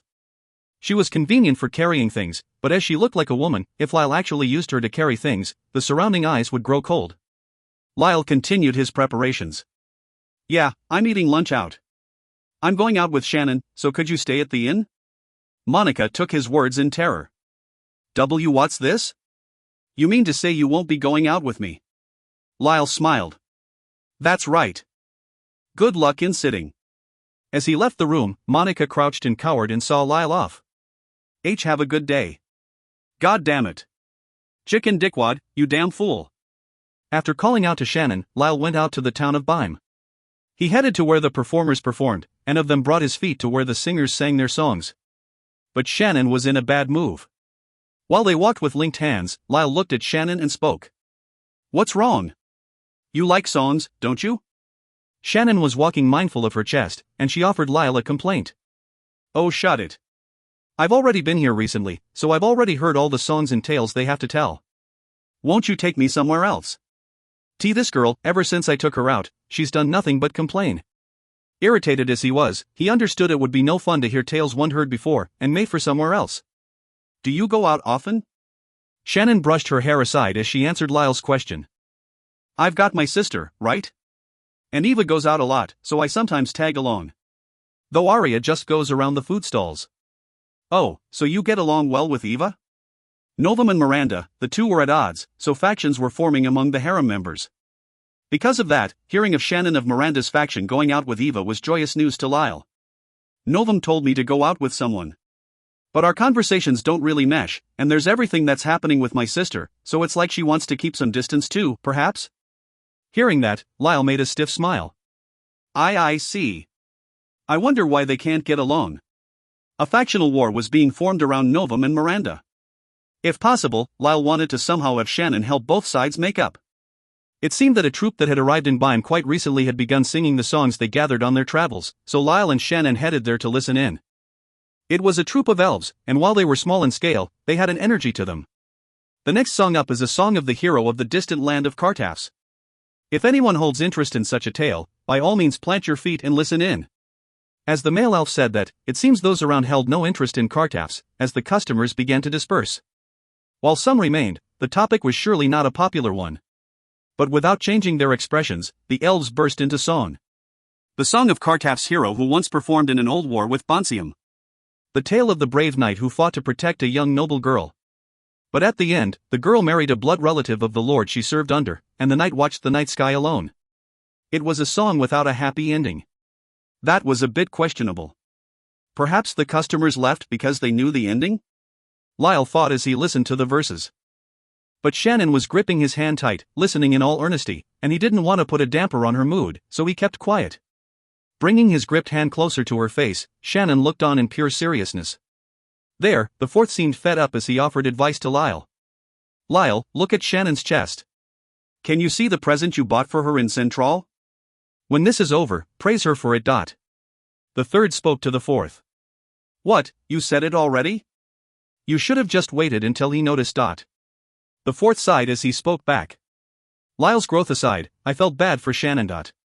Hearing that, he noticed Shannon had the pendant he'd bought in Bonsium's capital of Central hung at her chest. It was something cheap, but she was looking after it quite carefully. Once the song was over, and the applause broke out, Shannon gave a large clap of her hands. The customers tossed their coins forward. Lyle looked at Shannon's delight, and produced a silver coin from his coin purse. It seems she was quite pleased with that one. It's a new songs. A nice one, I like it quite a bit.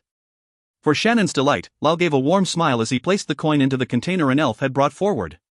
There, the elves frantically gave tidy bows. Getting a large copper was for the fortunate. Looking at the stopped feet, the song hadn't been popular. But Lyle threw a silver coin in. Well, looks like Shannon's happy, so I guess it's fine. We'll come again. Bye-bye. Leading Shannon by the hand, he left the area. Once there were fewer people around, Lyle looked at Shannon. So you actually wore that necklace? They're a little surprised. Shannon spoke bashfully. Oh, of course I did. Aren't you a little slow to notice? The two of them laughed as they walked off to find some place to eat. The fifth seemed truly relieved. Now look at that. Look at that. She's already taken to him. That was dangerous. If we left her aside any longer, that would definitely have been dangerous. Perhaps the fifth was drawing closer to the sixth as the sixth broke into hurried words. Why, you're right. It was my mistake, so you don't have to criticize me so. It seems the fifth was harassing the sixth in unexpected ways. Fifth generation head, following through for my son's 3 wives was one of my greatest troubles. 6th generation's wives, you say something, father-in-law? More importantly, where could fines be? And could you hear out our complaints? 6th generation head, Omega, I'm sorry. Ah, by the way, they decided to do a second print run on 7's volume 1. Please forgive me by that grace. 5th generation head, Omega, hahaha. I'm definitely never forgiving you. Never. And today once more, my animals are my only solace. 5th generation wives, our husband's going to be taken by our son's wives again. We definitely can't forgive this. This is why we hate wives. If you find any errors, ads pop up, ads redirect, broken links, non-standard content, etc., please let us know. Report chapter so we can fix it as soon as possible. Volume 18, Intermission 2. Intermission, Lord of the Imperial Library. Clara Bulmer. While being one of Lyle's mistresses, she was found in the Imperial Capital's library much more often than in the inner palace mansion prepared for her. The reason being that she was zealously recording all the events that led up to the founding of the empire. A large portion of her enthusiasm came from Eva, who prioritized the dramatic aspects of stories in her songs. The way things were going, Eva's fabrications would be recognized as truth, and there was a possibility much of their lives would be written off as lies in the world to come. So Clara decided to leave records. Taking a book she couldn't reach without a ladder in hand, Clara flipped through the pages. In her separate room in the Imperial Library, the books of Arumsas once designated as forbidden had been carried. They were mainly documents of the past the Bonsium monarchy had sealed off. There were also things written of the Bonsium house putting them far from any heroes. According to the records of the time, they held a territory quite close to Central, and were under Agrissa's rule for a majority of it. When that standing became disadvantageous, they changed sides, and in the end, they killed Lyle's ancestor to snatch away all the achievements. Perhaps they had frantically tried to erase the facts, as there were traces that many documents were disposed of. At the time, in order to keep the documents safe, Arumsas had hidden them in a place inaccessible to the public. Once the Bonsium royal line was born, the reason so many countries arose throughout the continent was largely due to their lack of trust towards the house. If only there were more records. Lifting up her staff imbued with light, she continued climbing the ladder as she read through the books on her way when a voice called down from below. Mom, are you still up there? You should return to the inner palace sometime. Dad is worried for you. Since the boy who called her mom had arrived, she held her books under an arm and climbed down the ladder. Seeing her unsteady descent as she still held a grip on her staff, the young boy worried whether she would fall to the bottom. That boy with deep blue hair was Clara's son. While there was a single Valkyrie unit beside him, the Valkyrie seemed bored. Why do you have to carry your staff? It's dangerous, so I told you to stop, didn't I? Once Clara reached the floor, she brought her books to the desk and left them there. She leaned her staff against them as well. The Valkyrie looked around and arbitrarily began getting things in order. Ah, leave those books where they are. Clara reached out her hand as she said it, and the young boy grasped her hand. Before she had even realized it, the young boy had grown bigger than her own petite form. Get a grip. It's because you never come home that I had to come and get you. The librarians were so worried they raised a report to the castle. Clara, who'd settled into the library, was living a life much more comfortable than she had in Arumsas. Not only surrounded by books, as long as she stayed here, even food was brought straight to her. I'm properly eating. That's because the librarians are being mindful of you. There's no way anyone can speak out against one of the Emperor's mistresses. To her son's opinion, Clara tilted her head. That's not true. I get plenty of complaints. Those people are an exception. A special exception. Just give up and return to the inner palace. Did you know, on the street, they're calling you the Lord of the Library? Thank you? As Clara acted bashfully, her son grew irritated and began adding various gestures to his speech. Everyone knows you're here, Mother. That's why we have to assign valuable Valkyries to this place.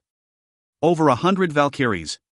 But to speak to the contrary, with the entire continent in his hands, those were all the Valkyries he had. The Valkyrie cleaning the area was Clara's son's exclusive Valkyrie. There was a single Valkyrie stationed in each of the mansion, meaning the inner palace alone took up 25 of them. They were a valuable asset, but saying that wasn't enough, another 25 were stationed around the palace. In that case, the number that could move outside were strictly limited. Clara looked at her son and let out a sigh. This is quite a difficult problem. When I rise in status, I can no longer do what I want. Come to think of it, have you decided what you want to do? If you want to go independent, even if you try to marry in somewhere, I don't have any connections, so it will be hard. Her son was more level-headed than her. Please get a grip on yourself, Mom. You're in Ludmila-sama's faction. Talks for my marriage are already proceeding on that side. It's precisely for that talk that I came to drag you back today. Clara recalled the inner palace's factional struggle she had forgotten for quite some time, and hit her hands together. That's right. Come to think of it, Ludmila-san lost in her war with Miranda-san and has been quiet for a while, has she? Seeing his mother so distant from the events of the inner palace, the young boy held his head. But some part of him seemed to have given up and accepted that his mother was best like this. Well, Miranda-san really turned the tables there. No one could have thought she would do something so underhanded. Clara remembered the feud in the inner palace back then, folding her arms and giving a few firm nods. As expected of the Surkree sisters. That was some splendid coordination. I went and evacuated to the library, though. Lyle, His Majesty seemed quite worn out after that one. But in order to save face for His Majesty, didn't both sides call it a draw? The boy confirmed that the Valkyrie had finished cleaning up the room before speaking to Clara. You should think of how worried Dad is. Rather, at the point Novum-sama jumped in along the way, and brought the matter to a forced termination, it was Miranda-sama's victory. Mom, even if you're waiting and watching, just go to the inner palace. The boy wanted her to remain neutral like Arya and Vera. Clara thought a bit, and looked to her desk. It will be impossible for a while. I still have work I have to do. I have to leave enough data for the world to come. The boy wearily looked over Clara's documents. Well, it's a good thing to have a hobby, and Dad said so too, so I won't say anything against it. But spend at least the minimum amount of time in the palace. The Valkyrie picked Clara up under her arm, and everyone together, the boy left the library. Night. In the inner palace, Lyle had dropped by the mansion of Clara, who had returned for the first in quite some time. What's this? You came because your son scolded you? You and Shannon never change, do you? Her son over there's a reliable one too. Lyle laughed to himself. As he didn't have to spend the night in the carnivore's nests today, he welcomed the night with quite a refreshing feeling. Clara felt somewhat offended. Comparing me to Shannon-san is a bit. The most hopeless mistress of the inner palace. Shannon. Her kids were all reliable, to such an extent that Miranda took pity on them, and often looked after them. For some reason, Shannon's children were exceedingly proficient. And that only made Shannon's hopelessness stand out more. The boy eating alongside them spoke to Lyle. Dad, about my engagement. Lyle spoke to his son with a serious look on his face. Do you think you've played around enough? Once you marry, you won't be able to have much fun anymore. Why not stay here a little longer and have your share of fun? See, if you marry into another house, your shoulders will feel cramped. Even when I'm an emperor, my shoulders feel cramped. Lyle's children didn't generally leave the inner palace in their younger years. Being taken out to play and being scolded alone were done on a consistent basis. But the boy spoke. No, I think I'll obey Ludmila-sama. Rather, not doing anything for her at all makes me feel bad for her. On her son's reaction, Clara lamented when she chose to join the faction all those years ago. But back then, it was something she did to keep the balance. She didn't think that decision was mistaken, and in truth, there was a time when Ludmila sought after Novum's position, and caused quite a stir in the inner palace. Clara pretended to wait and watch as she purposefully leaked information, and liked that she had maintained the peace of the palace. Meaning she had single-handedly maintained Lyle's peace. Lyle was surprised. Wow, when you're my son, you're way too reliable. I should have taken you out more often. The more hopeless a child is, the more you can dote on them, see. As he declared he'd take him out and render him hopeless with fun, Monica appeared from under the floorboards and raised her hand. Please leave that role to me. Hit on the head with a giant hammer from a Valkyrie, Monica was repelled. Lyle restarted his meal. Well, it's that. I'll tell Ludmila to have some consideration in your treatment. The boy offered Lyle his thanks. I'll be fine. We get along quite well, and Ludmila-sama said she wouldn't let anything bad happen to me. Seeing her son even had connections with Ludmila, Clara mused over how big the boy had grown.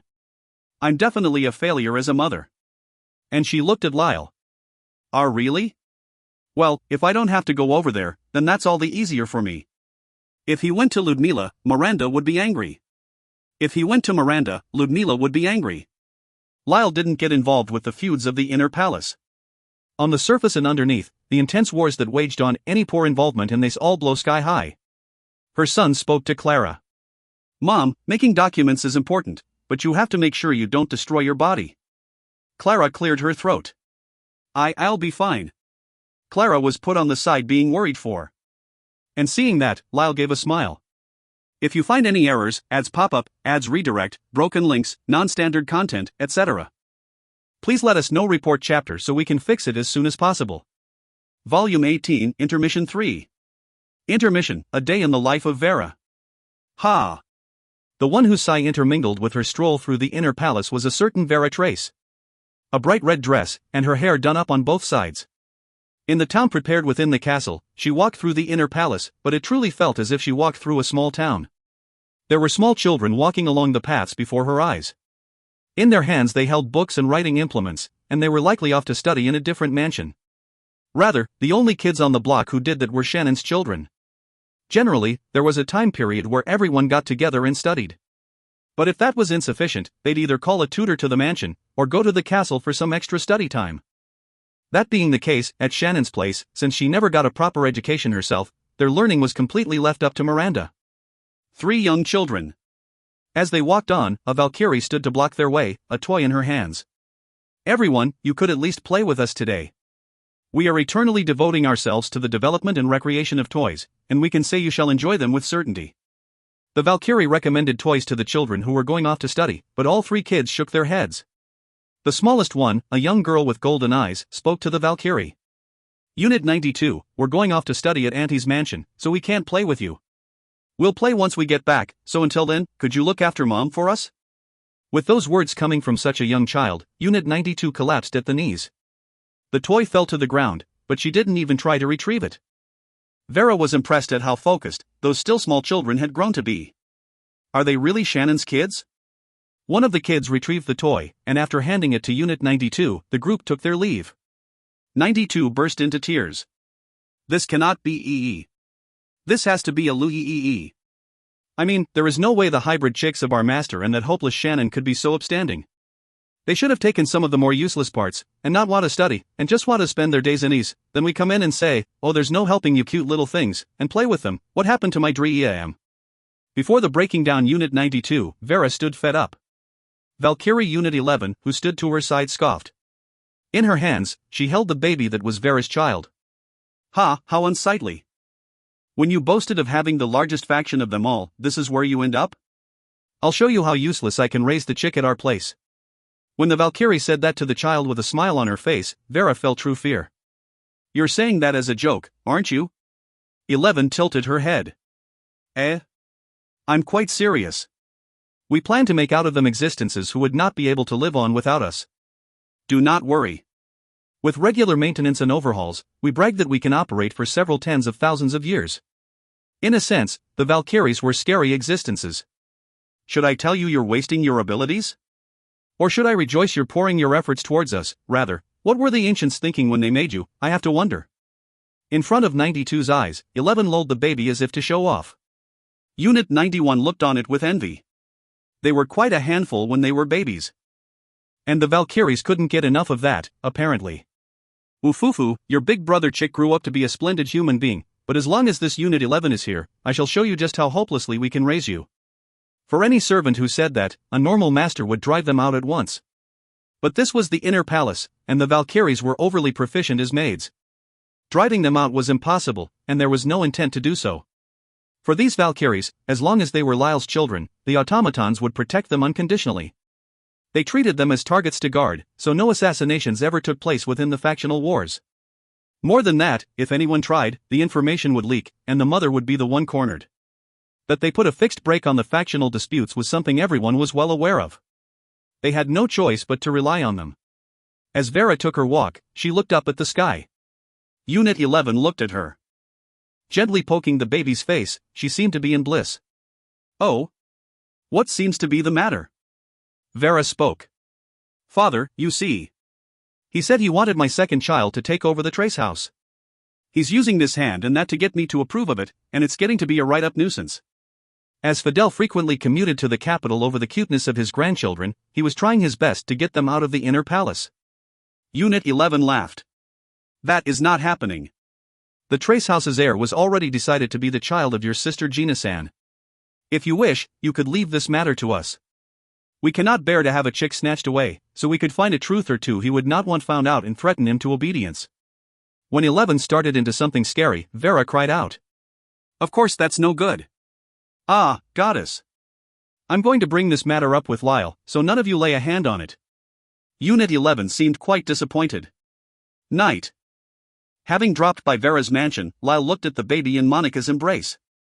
Monica's right hand was properly cradling the baby. Her left was grasping Unit 11's head and pushing it down. Gee, give her back. That child is my chick. Monica made a triumphant smile. How unfortunate. As the Chicken Dickwood's exclusive maid, I can brag that the care of all his chicks fall under my jurisdiction. You degraded defects and mass-produced lot can just stand down. Irk, said 11 as she played around with Monica. Lyle watched over it absent-mindedly. A look at his figure, and it seemed that he was thinking over something. Vera looked at Lyle.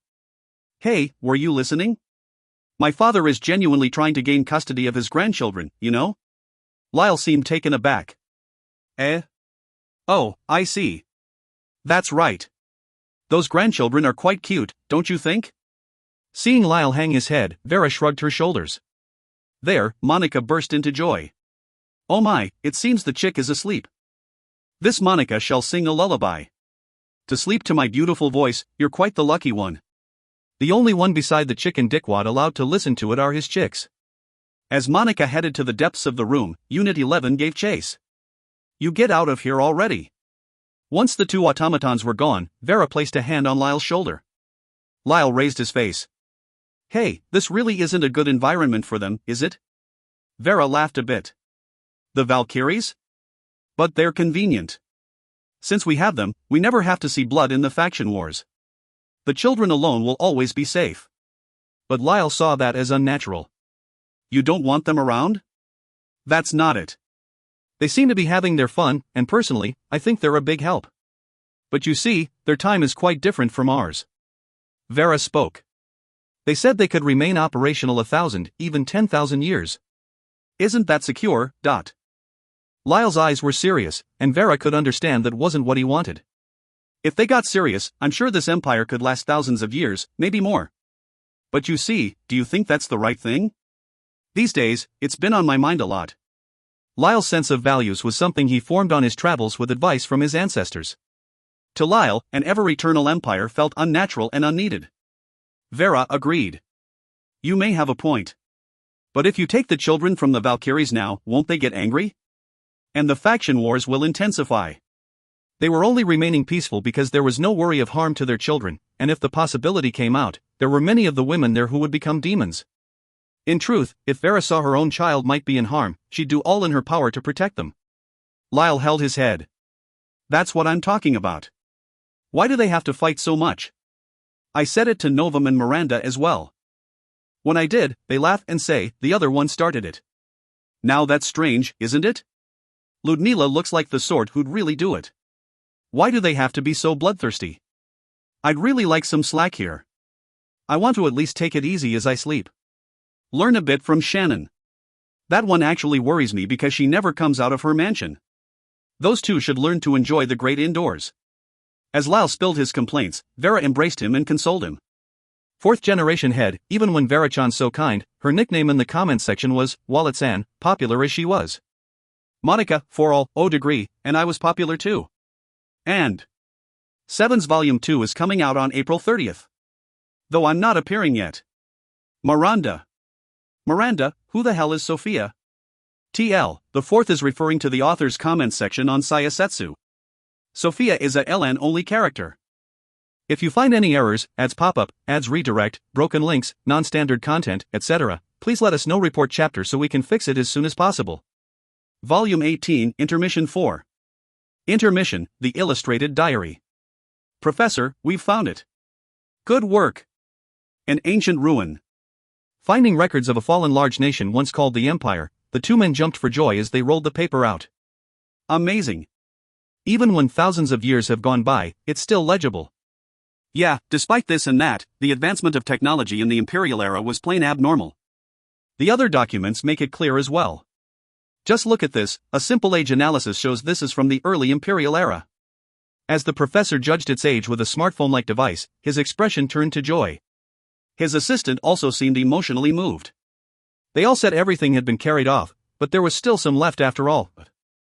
In that dusty space, they had been searching wildly for records, and now a heavy coat of dust lingered in the air. From where the light could flow in, they could see it come in fine threads. To think it would be under the collapsed bookshelf. Now then, first we have to record it. Photographing it with his smartphone, they let the device carry out a simple analysis while the two men prepared a light nearby. Treating it with the utmost care, the two men tried to confirm just what sort of thing they had found. The assistant's hands shook. An illustrated diary? Professor, this is an illustrated diary entry. Meaning this must be. Don't panic. Even if that white-haired professor sporting a splendid beard broke into a panic, it wasn't cute in the slightest. That on his mind, the assistant verified the documents in his hands. An ancient diary. It would definitely hold high historical value, but when it came to illustrated diaries from the Imperial area, the author would be the main point of focus. If this really was an item painted by that famous woman, then alongside immense historic value, it would gain an additional artistic value. First, the analysis. It's in quite terrible condition, after all. Once they took it someplace with better facilities, they would be able to uncover its contents at once. The two of them carefully preserved that entry of the diary, and with much weighing down on their minds, they left the ancient ruins behind them. Ancient times. Shannon had climbed up to the roof of her mansion in the inner palace. In that inner palace, which had become something of a small city, each and every mistress had been afforded a mansion. Hers wasn't anything massive, but she wasn't troubled with her living space. It had been constructed extravagantly, to an extent, but with financial concerns in mind, it wasn't packed with any notable valuables. Having climbed to the roof with a canvas in front of her, Shannon had an automaton Valkyrie stand to her side. From the Valkyrie's eyes, she could read in information, and put it to brush. And what lay at the end of the Valkyrie's eyes were the forms of women. The Valkyrie provided an enthusiastic commentary. And here Spider-Woman Miranda uses her skill to produce strings. Our brave competitor has been all wound up and is treated as a chair. Shannon sounded proud. Nice work, sis. Lyle had 25 mistresses. As their numbers hadn't grown from the early days, the faces hadn't changed. But be that as it may, that didn't mean there weren't any fights in the inner palace. Oh, they are voicing their surrender. She gets out the documents without a moment's delay. It does seem she intends to bind her tightly by contract as well, but one of the mistresses had gotten in over her head, only to be restrained by force. Starting with the legal wife Novum, the women who had accompanied Lyle across the battlefield included many seasoned in real battle. For that sake, brute strength was highly emphasized in the inner palace. It's because she made light of me that it came to this. The Valkyrie's body twisted in delight at Shannon's blatant trashworthy attitude. What wonderful pettiness. I wonder why none of the chicks ever inherited that hopelessness of yours. Shannon stroked up her violet hair. But at that time, she stuck some paint onto it. The Valkyrie gleefully wiped that paint away. She had tattled to her sister to attain victory over another mistress. Whether they liked it or not, the relations between mistresses tied in directly to political matters. Within all that, Shannon was able to do whatever she wanted whenever she wanted. Because all those dubious power balances and faction troubles were all just shoved straight onto Miranda. There, the Valkyrie continued her commentary. What is this? A chick jumps into the fray. He has burst into tears seeing a woman made a chair of and forced to sign a form. This is terrible. We must go to the chick's aid at once. The Valkyrie requested reinforcements from her other sisters. When she looked over at Miranda, she found her giving a gentle smile as she smoothed over the situation with the child who had just happened to run into them. The two women who had been fighting said, "We were just playing around," and laughed so as not to give the young child any anxieties. Whether it be Miranda or anyone else, they wouldn't lay a hand on the children. That was an unspoken rule in the inner palace. If you tried to eliminate any of them as a political hindrance, you'd turn every Valkyrie working in the inner palace against you. The doctrine of those girls were overly simple. They held no loyalty towards any of the women. Their only loyalty lay to Lyle, and to his children. As an exception, Shannon, who they hoped would have a hopeless child, was treated somewhat specially among them. They usually looked as if they were just playing around, these automatons with Monica as their leader. But if you made enemies of them, they were truly troublesome existences. If any mistress was going to harm a child, that mistress really would be gotten rid of. What's more, in a way that Lyle wouldn't notice. The mistresses understood where their loyalty lay. Shannon was an exception. That kid, whose kid was he again? 25 brides pretty much meant there were 25 families coexisting. But there was only one head of the household, only one husband. The Valkyrie replied at once. He is a chick from Eva Sands' place. Those lovable ears are the giveaway. Like, if you nibble on them, he acts all shy, and a report has been raised that it is simply adorable. Seriously, what are you people doing with your time? Are you idiots? Called an idiot by an idiot, the Valkyrie did not seem angry. More than that, she made a gesture as if putting an ear in between her lips, and let out a sigh as she muttered, "Let me nibble on them too." Meanwhile, the picture diary depicted a scene of Miranda having wound up the other mistress, her pen approaching the document. Shannon was all on board, and she depicted Miranda's troubled face before the child in the written portion of it. The Valkyrie noticed. But if she sees this, would it not be troublesome for you? Shannon stopped her hand, and dropped her brush. The brush fell onto the roof, and rolled all the way down its incline until it dropped and fell onto Lyle's head. Shannon! You again! Get down here, Dot! Lyle, who'd come to retrieve a forgotten item, gripped the brush as he shouted complaints at Shannon on the roof. Shut it! Get back to work! Fool! As Shannon got into a verbal brawl with Lyle, she gave an order to the Valkyrie. Hey, anyways, let's store today's entry separately. Just hide it under the shelf or something. If my sister finds it, she'll get angry. Even though she'd already grown to a fine age, Miranda was still getting angry at Shannon.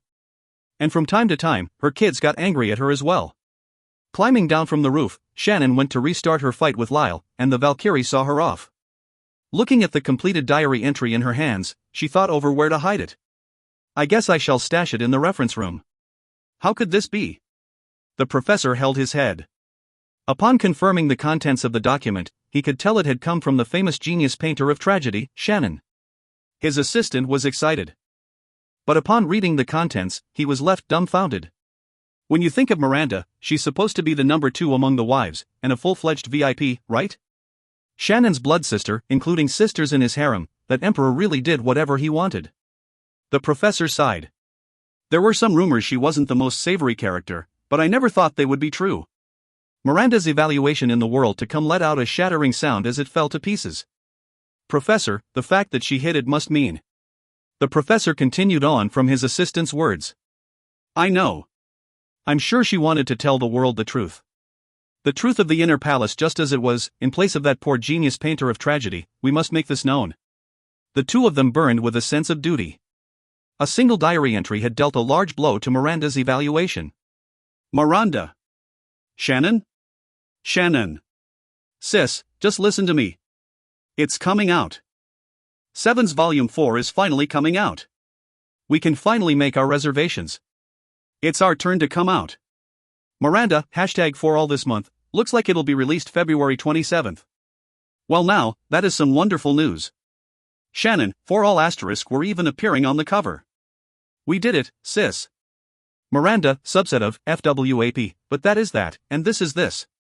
If you find any errors, ads pop up, ads redirect, broken links, non-standard content, etc., please let us know. Report chapter so we can fix it as soon as possible. Volume 18, Erhard 2. Intermission, Erhard 2. Erhard Baumann was a nice guy worthy of his tank top. He had received a splendid title of Free Knight from the Empire, and he was an adventurer with trust skill. Today once more, he found himself musing over how wonderful his crossback tank top felt as it squeezed down over his superbly trained body. He had dropped by the imperial capital under the call of Lyle, who'd become an emperor not too long ago, and thinking today was the right day to make his way home, he awaited the departure of his coupled carriage. He had bought a ticket, boarded a carriage set for Bime, and taken his seat. When I get back, I really have to do something about my party. Female adventurers approaching the latter half of their marriageable years. But all their sights were set on Erhard, and an intense feud between them was carrying out within the party. At this rate, the party might break apart. No, why not just break it up and be free? Would it really matter if he just ran away like that? Rejecting such an appealing proposal within him, the man was undergoing quite a psychological conflict when he heard the voice. "Elle, let go of me. You're coming with us." A woman in a hood was surrounded by three men a little ways away from the coupled carriage. As he lent them an eye, they disappeared into the crowds. Erhard violently scratched his hair. Damn it! I shouldn't have looked over. But since he'd seen it, he had no choice but to help, thought he as he stood and hopped down from the carriage. But only after telling the coachman to depart without him if he didn't make it back in time. It was a narrow gap between buildings. Dimly lit, the trash bins left around caused a rotten stench to linger in the air. I'm not going back. If I go back now, I'll be. The woman showed her rejection before the three men. We'll be troubled if you keep selfish like that. Do you plan to seek salvation from His Imperial Highness? Even if you make a plea, I doubt the Emperor will move. The men seemed relatively lax. And they seemed somewhat tired of the woman. Hanging her head, the woman bit her lower lip. The one who appeared to her was Erhard, his large sword over one shoulder. Oi, wait right there. Don't you feel embarrassed, three of you ganging up on one woman? In regards to Erhard's provocations, the three men seemed somewhat panicked. But once Erhard had entered that narrow space, one replied. This is our problem. We'd appreciate you stayed uninvolved. On the presumed leader's words, Erhard narrowed his eyes. Don't like the look of this at all. That's enough reason for me to involve myself. Or do you have your reasons? The men were lost for words, and it was clear there was something dark lingering behind them. In that case, Erhard approached, and while the three men had weapons at their hips, they came at him with their bare hands. Their movements were trained, the movements of those accustomed to battle. If it's 3-on-1. As the three men came at him in that narrow alley, Erhard intercepted with his hands as well. They were strong, but it's not as if the Free Knight title was something Lyle had simply handed out on a whim. Erhard was strong, and had earned it from his growth as an adventurer, and as a person. While it definitely was interesting, and there was some level of harassment alongside Lyle's personal feelings involved, anyways, Erhard was strong. Glad you could make it simple for me. Striking them down, and laying them to rest on the dirty ground, Erhard let out a light breath. I'm sure the coupled carriage is already left. There, the woman leapt into Erhard's chest. Eh? You little lady, just because someone saved you, that doesn't mean you should trust a man so easily. He grabbed the shoulders of the woman who had came at him, and as he tried to push her away, her hood slipped off. Her violet hair swayed, letting off a hint of perfume. Clouded eyes, and soft-looking lips, were there before him. For Erhard-sama to be the one to come to my rescue. The flushed face of Anarin. An inn of the imperial capital. Erhard was holding his head. The reason being, on top of the royal Princess Anarin coming to the capital, that very princess was the target of some group or another. It was nothing but trouble. You want to return to Lorphes at once? What's more, he couldn't rely on his dastardly acquaintance Lyle. Since Anarin was troubled, of course Erhard had proposed he talk to Lyle himself. However. Yes. And if those sorts are moving their hands around the imperial capital, I cannot seek aid from His Majesty.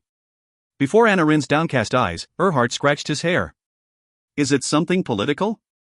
Come to think of it, it's not like the Emperor can do anything, or so Lyle told me. Meaning she has some circumstance where even Lyle can't help out? She had come to the capital in search of help, but she had already met an attack. I was careless. If only I'd kept a better watch. Seeing her vexed face, Erhard folded his arms, and looked up at the ceiling in thought. But when he recalled the fact that he was an idiot, he could only let out a deep sigh. Erhard-sama? To Anarin's worried glance, Erhard directed a smile. Don't mind it. I was just about to return myself. I'll safely deliver you to Lorphes. Locking her hands in front of her chest, Anarin looked like she would burst into tears at any moment as she voiced her thanks again and again.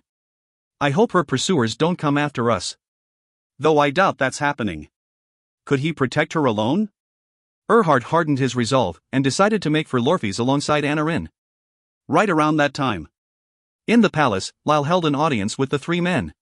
Leader of the guards Baldwar seemed irritated as he looked at the three conspicuously injured men. For normally, they wouldn't be the sort allowed to hold a meeting with Lyle. Why, Your Imperial Highness? Before the representative of the three worried men, Lyle stood from his seat. I don't need a preface. I'll play fool to the fact you raised a ruckus in my city. But is that really the truth? The men nodded frantically with their bruised faces. Lyle put a hand to his chin. I knew it would be a pain, but to think Erhard would. Baldwar offered advice to Lyle. Your Majesty, this matter isn't one we should involve ourselves in. This is Lorphes' problem, and... Lyle held up a hand to stop him, and he sent a glance to the maid keeping herself to the background of the room. Monica silently gave a curtsy and left the room. Baldwar, do you know what I want to say? In contrast to Baldwar's blatant displeasure, Lyle made a thin smile. Baldwar clenched his hand and closed his hand. I'd be troubled if I gain any more political fetters. But if it's someone of Erhard's caliber. Free Knight Erhard, recalling the face of his dear friend, Lyle gave a warm smile. And once his expression turned serious, Lyle turned to look at the three men attempting to shrink their bodies. You raised some noise in the capital. So I'll be putting you three to work. The three men desperately lowered their heads to Lyle. Now then, it's been quite a while since things got fun around here. Erhard was moving, and Lyle was moving as well. Those movements with Lorphes at the center would one day bring an influence to the entire continent.